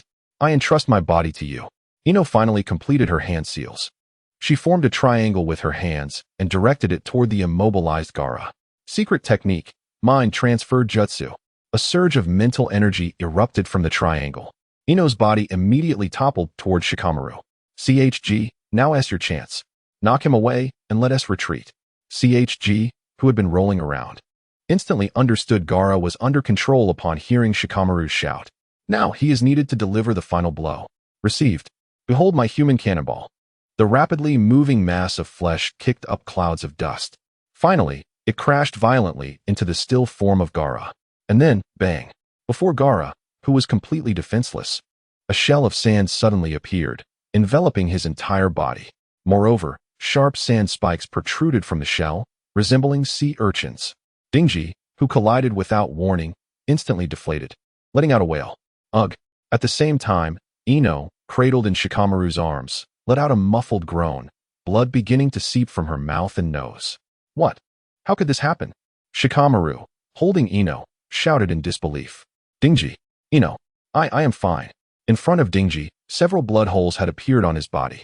After struggling for a long time, he managed to rise, crawling backward. Ino then spat out another mouthful of blood, awakening with a start. Her face filled with terror as she pointed towards Gaara in the distance. Ah, a monster. He is sealing a monster within him. What? Shikamaru suddenly seemed to realize something, his expression turning extremely grim. Could it be related to Naruto? Before Shikamaru could finish his thought, a rain of sand spikes erupted from above. Whoosh. Clang, clang, clang. Ah! Dragging the injured Ino, Shikamaru barely managed to evade with his upper body. However, to shield Ino, his lower body was pierced by more than a dozen sand spikes. You have truly angered me. Gaara, having been exposed to Ino's secret, wore a twisted and furious expression. A torrent of sand surged around him, swirling upward, creating a sandstorm. Now, I shall bestow upon you the most excruciating death. With rage and distortion, Gaara swiftly formed hand seals in front of his chest. Sand waterfall. As his palms slammed together, countless grains of sand surged forth from beneath his feet, rapidly expanding. In the blink of an eye, a tsunami-like wave of sand formed. It obscured the sky. Then, with a terrifying shadow, it descended upon Shikamaru and the others. Gazing at the calamity of the sandstorm, Dingji suddenly calmed down. He pulled out a transparent box containing tricolored pills, gripping it in his hand. With a smile unlike his usual self, he turned back. Shikamaru, thank you for your care and trust in me. Dingji, do you really want to see? Upon seeing the pills in Dingji's hand, Shikamaru's expression darkened. However, he was interrupted mid-sentence by Dingji. That's right. Dingji's smile carried reluctance and affection. It's a pity, I haven't finished my hidden snacks yet. I feel so regretful. Saying this, he took all 3 pills, bringing them to his lips. In the end, you and Ino must survive. Damn it, that jutsu of Shikamaru and the others. Seeing the vast sandstorm in the distance, Kiba immediately wanted to charge forward. But he was stopped by Temari, who appeared out of nowhere. You cannot go over there if you value your life. Kankuro chimed in. Going over there would be a futile sacrifice. That level of jutsu would leave no living beings in the area. Damn it. Kiba, not foolish, could only halt his steps, staring helplessly at the scene ahead. Behind him, Shino and Hinata quietly circled around to encircle Kankuro and Temari. If we bind you, we can threaten your teammates to halt this jutsu. Shino adjusted his glasses, his voice for the first time audible. You want to use us to threaten Gaara? Temari couldn't help but laugh. Unfortunately, you've miscalculated. Not to mention its effectiveness. Do you truly believe you can defeat us? Temari swung her massive fan, positioning it defensively in front of her. Kankuro also unwound his bandages, revealing his crow puppet. Sakura suddenly recalled something and hurried to the back where F and Sasuke were sitting. Sasuke, F, you must go save Shikamaru and the others. In response to Sakura's call, the two, eyes closed, remained still, as if they had fallen asleep. Sakura stepped forward, preparing to shake Sasuke awake. But before her hand could touch him, she was abruptly pushed back. The slightly opened eyes of Sasuke glanced at Sakura coldly before he resumed his slumber. Sakura turned to see F, equally unresponsive. A wave of deep despair enveloped her heart as she collapsed to the ground. Turning back to the impending collapse of the sand waterfall, Sakura finally recalled another name. Right. Naruto and Naruto. Naruto, come out. Naruto. Buzz. With Sakura's loud cry, a gust of wind surged forth. At the same time, a golden red light flashed by, resembling a rainbow racing towards the distant sand waterfall. Soon after, Naruto's voice belatedly echoed. Sakura, I heard your call. Chapter 93. The cackling one-tailed Shikaku, it's Naruto. He heard my cry. Watching Naruto plunge into the massive sand waterfall, Sakura let out a long sigh of relief. Although F refused to intervene, Naruto could still harness the chakra of the Nine Tails, which was extraordinarily powerful. Moreover, even if Naruto couldn't handle it, the F within him would undoubtedly not ignore Naruto in danger, ultimately having to come out and save him. With F's might, Shikamaru and the others would certainly be safe. With this thought, Sakura couldn't help but commend her own cleverness. Within the sand waterfall, whoosh, as a crimson streak zipped past, quick-witted Shikamaru, ignoring his injuries, lunged at Dingji. Prying open his mouth, he forcefully extracted the 3 pills that had yet to be swallowed. Spit it out, Dingji. Don't swallow your spit. Look ahead. Naruto or F is coming. Although taking these pills might not necessarily be fatal, Dingji was taking all 3 at once. Shikamaru did not want Dingji to cause a blunder just as they were about to be saved. Ugh. Hearing Shikamaru's words, Dingji quickly spat out his saliva. He even used his fingers to poke at his throat, fearing that even a morsel of the dissolved pills would enter his stomach. Ino, beside them, was staring ahead in shock. Watching the powerful silhouette parting the sand waterfall with chakra-infused tails, it was deeply etched in her mind. Incredible. After Shikamaru had finished extracting the pills, he and Dingji beheld the awe-inspiring scene before them. That small frame unleashed tremendous power, defying the calamity that enveloped the sky. In that moment, Naruto appeared exceptionally cool in their eyes. Recalling the past, when he was ostracized by everyone, left alone in the corner, and then looking at that now towering figure filled with an overwhelming sense of security, Shikamaru found himself momentarily dazed, shouting out loud, "Are you Naruto, or F?" Utilizing just one tail's power, Naruto, possessing considerable composure, turned his head, a smile that suppressed both slaughter and madness crossing his lips. "I am Naruto Uzumaki, the brother of F." Hearing that familiar phrase and content, Shikamaru smiled with joy. Naruto was no longer alone. He had gained formidable strength and an even stronger support. Dingji shouted beside him, "Go for it, Naruto. Beat that little brat with dark circles under his eyes." Naruto laughed heartily, turning his gaze back to the front, filled with confidence and determination. "Leave it to me. I will ensure that you all make it out safely." As the words were spoken, the crimson chakra of the 9 tails within Naruto surged. With greater ease, he wielded the fox's tails to repel the cascading sand. In the next moment, he declared, "Separate from me." With a tearing sound, the overwhelming sand stream was cleaved apart by the vibrant red energy, swiftly dispersing towards the adjacent forests. In the blink of an eye, a vast desert several hundred meters in size was formed. Gaara gazed at the suddenly emerging Naruto ahead of him, along with the unscathed Shikamaru and his companions behind. Instantly, he covered half of his face with one hand, while the expression on the other side twisted in fury. "It's you. You actually managed to break through my sand waterfall." Gaara seethed with disbelief. This underling, whom he had nearly dispatched with a single blow before the exam, possessed such strength. That nauseating scent emanated from the foul beast, the 9 tails. In Gaara's consciousness, a sharp, piercing voice echoed. A plump, sand-formed raccoon dog opened its eyes in the darkness, revealing pitch-black rhombus pupils. One-tail Shikaku. It spat. Ugh, disgusting, utterly revolting. Perceiving the chakra of the 9 tails, Shikaku emitted a screeching wail, simultaneously thrashing about in Gaara's mind and retching. The cacophony instantly gave Gaara a splitting headache. "Damn it, don't disturb me now." Clutching his head, Gaara's expression turned increasingly manic. However, Shikaku had already followed Gaara's gaze to see Naruto, brimming with the chakra of the 9 tails. "Ha ha ha. Indeed, it's that repulsive and detestable foul fox. Hey, you little brat, hand over your body. I'll help you eliminate everyone. Everyone. Ha ha ha. Shut up." Gaara bellowed, panting heavily. Saliva dripped from the corners of his mouth, twisted by his furious expression. Meanwhile, Naruto mistakenly believed Gaara was yelling at him. Enraged, he pointed at Gaara and shouted, "Dark circles.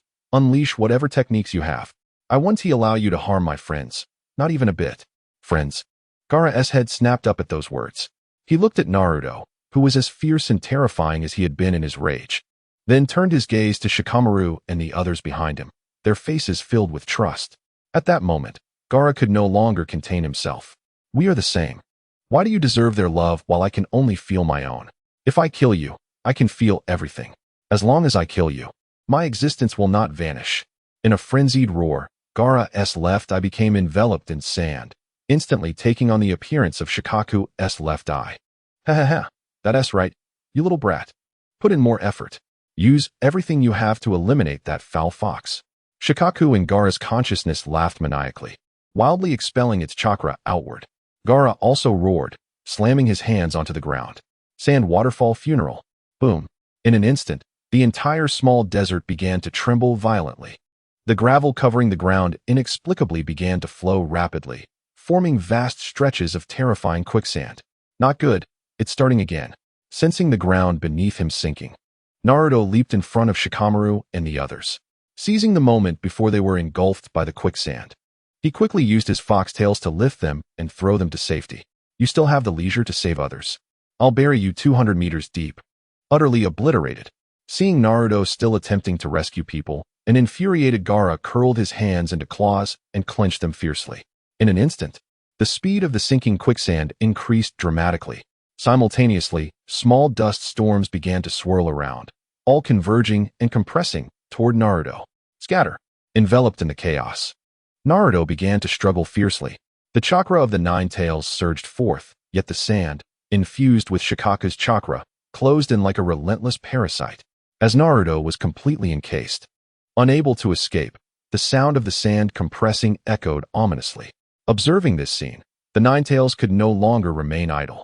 It did not wish to be mocked by Shikaku in the future. What a fool, unable to defeat a mere one-tailed, weakest Jinchuriki.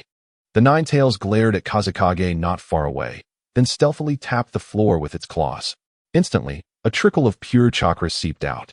If this doesn't secure a victory, then I want grant this foolish brat any power in the future. Chapter 94. Naruto's deception. If it weren't for the fear that its output of hateful chakra would drive Naruto into a berserk state, causing him to lose control and then retreat into the consciousness to swap with Kazekage, the nine tails would have already unleashed a torrent of chakra to send Naruto into a frenzy, destroying everyone in sight. Of course, its ability to effortlessly provide chakra to Naruto stemmed from Kazekage having released a layer of the four-symbol seal inside, leaving only the outer layer to maintain the sealing space while preventing its escape. Regrettably, the nine tails was unaware that Kazekage, who was situated in the sealing space, would not be swapped out again by Naruto, who was actively retreating inside. The previous swap had simply been due to the necessity of having a consciousness to govern the body. After Naruto actively retreated into this isolated space, Kazekage, who resided in the subconscious without barriers, was drawn out by the body. But now, Kazekage was trapped within this sealing space and could not escape. If Naruto dared to retreat again after entering a berserk state, only a body driven purely by hatred, devoid of subjective consciousness, would remain outside. It would continue to act until its chakra was entirely depleted. In the outside world, with the influx of the nine tails' pure chakra, Naruto instantly felt the hatred from the nine tails' chakra inexplicably diluted. If before he could only maintain a semblance of rationality in his one-tailed state, now he could retain a shred of rationality in his 1.5-tailed state. With this thought in mind, Naruto wasted no time and drew forth more chakra from the sealing space in his abdomen. Simultaneously, the sand that had tightly encased him began to crack, revealing numerous tiny openings through which crimson chakra began to seep out. Useless, this is my domain now. As he spoke, Gaara summoned forth even more of Shikaku's chakra. The right side of his brow mirrored the left, transforming into Shikaku's visage. More gravel rose from the ground, swarming towards the rapidly fracturing outer shell of sand, causing the already massive sphere to grow even larger. Yet in the next moment, boom, the enormous sphere composed of gravel was pierced from within by a crimson chakra tail.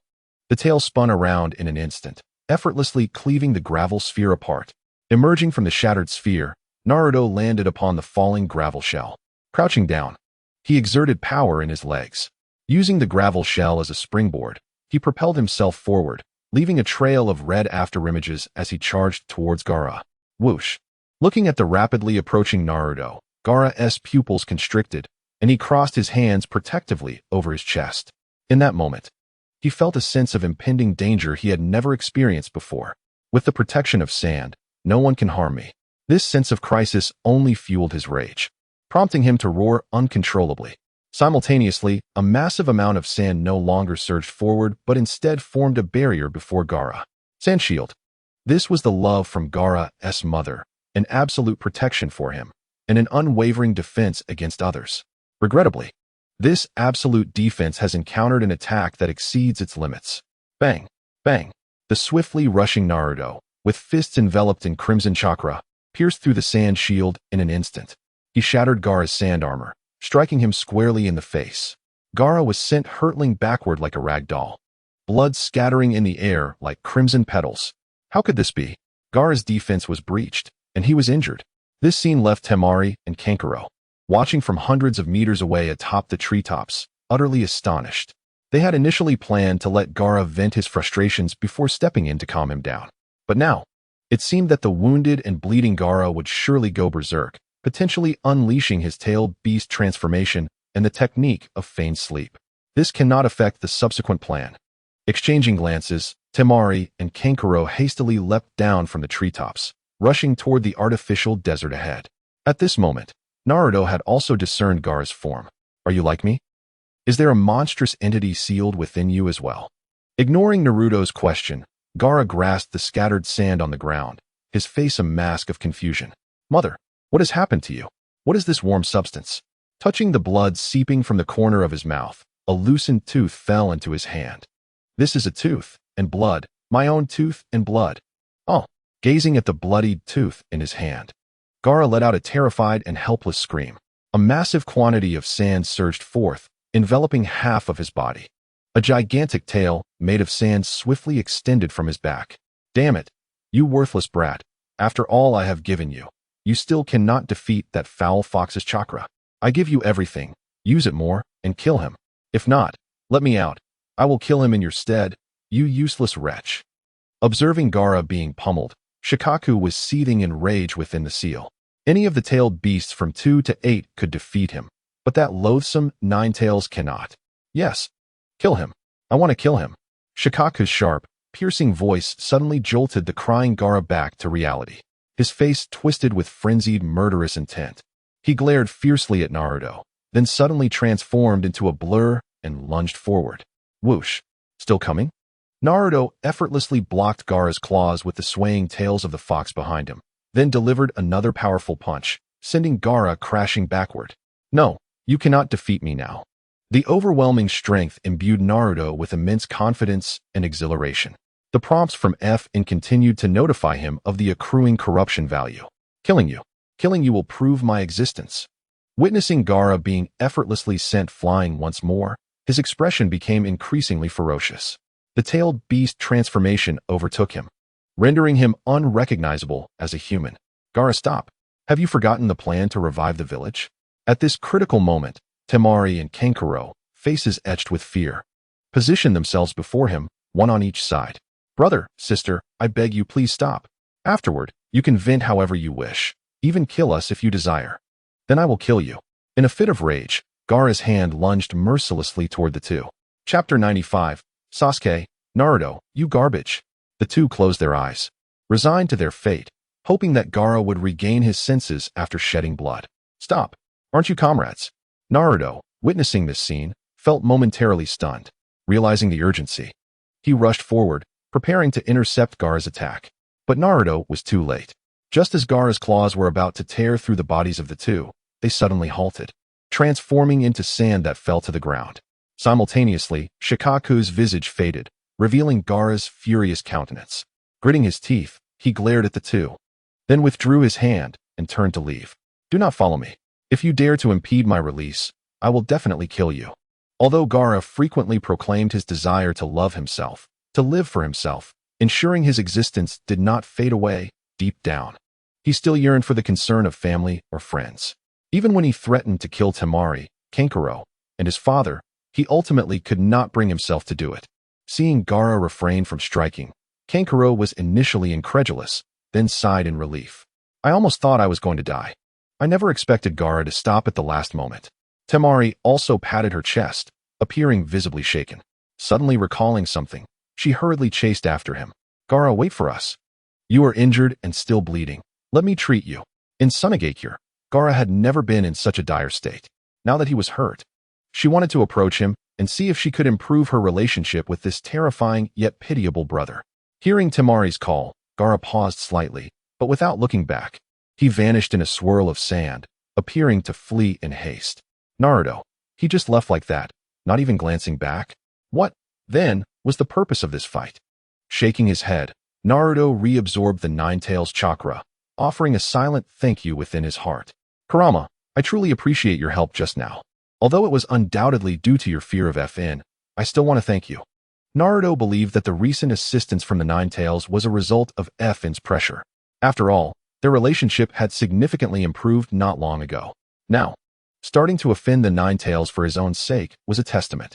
With this thought, warmth filled Naruto's heart, and his spirits lifted. Humph, foolish little brat. May you remain foolish. Naruto's words left Kurama in the ceiling space speechless, muttering in response. He then turned to FN, explaining, don't misunderstand. I simply do not want to lose to that foolish raccoon. Besides, I did this to avoid troubling you. Otherwise, I would have let him rampage and kill everyone. FN cast a sidelong glance at Kurama, ignoring him, and redirected his focus to the recently acquired corruption value. Corruption value, 2000. Current corruption value, 18,000. FN did not immediately choose to exchange the 18,000 corruption points. He intended to save them for Nagato's Rinnegan.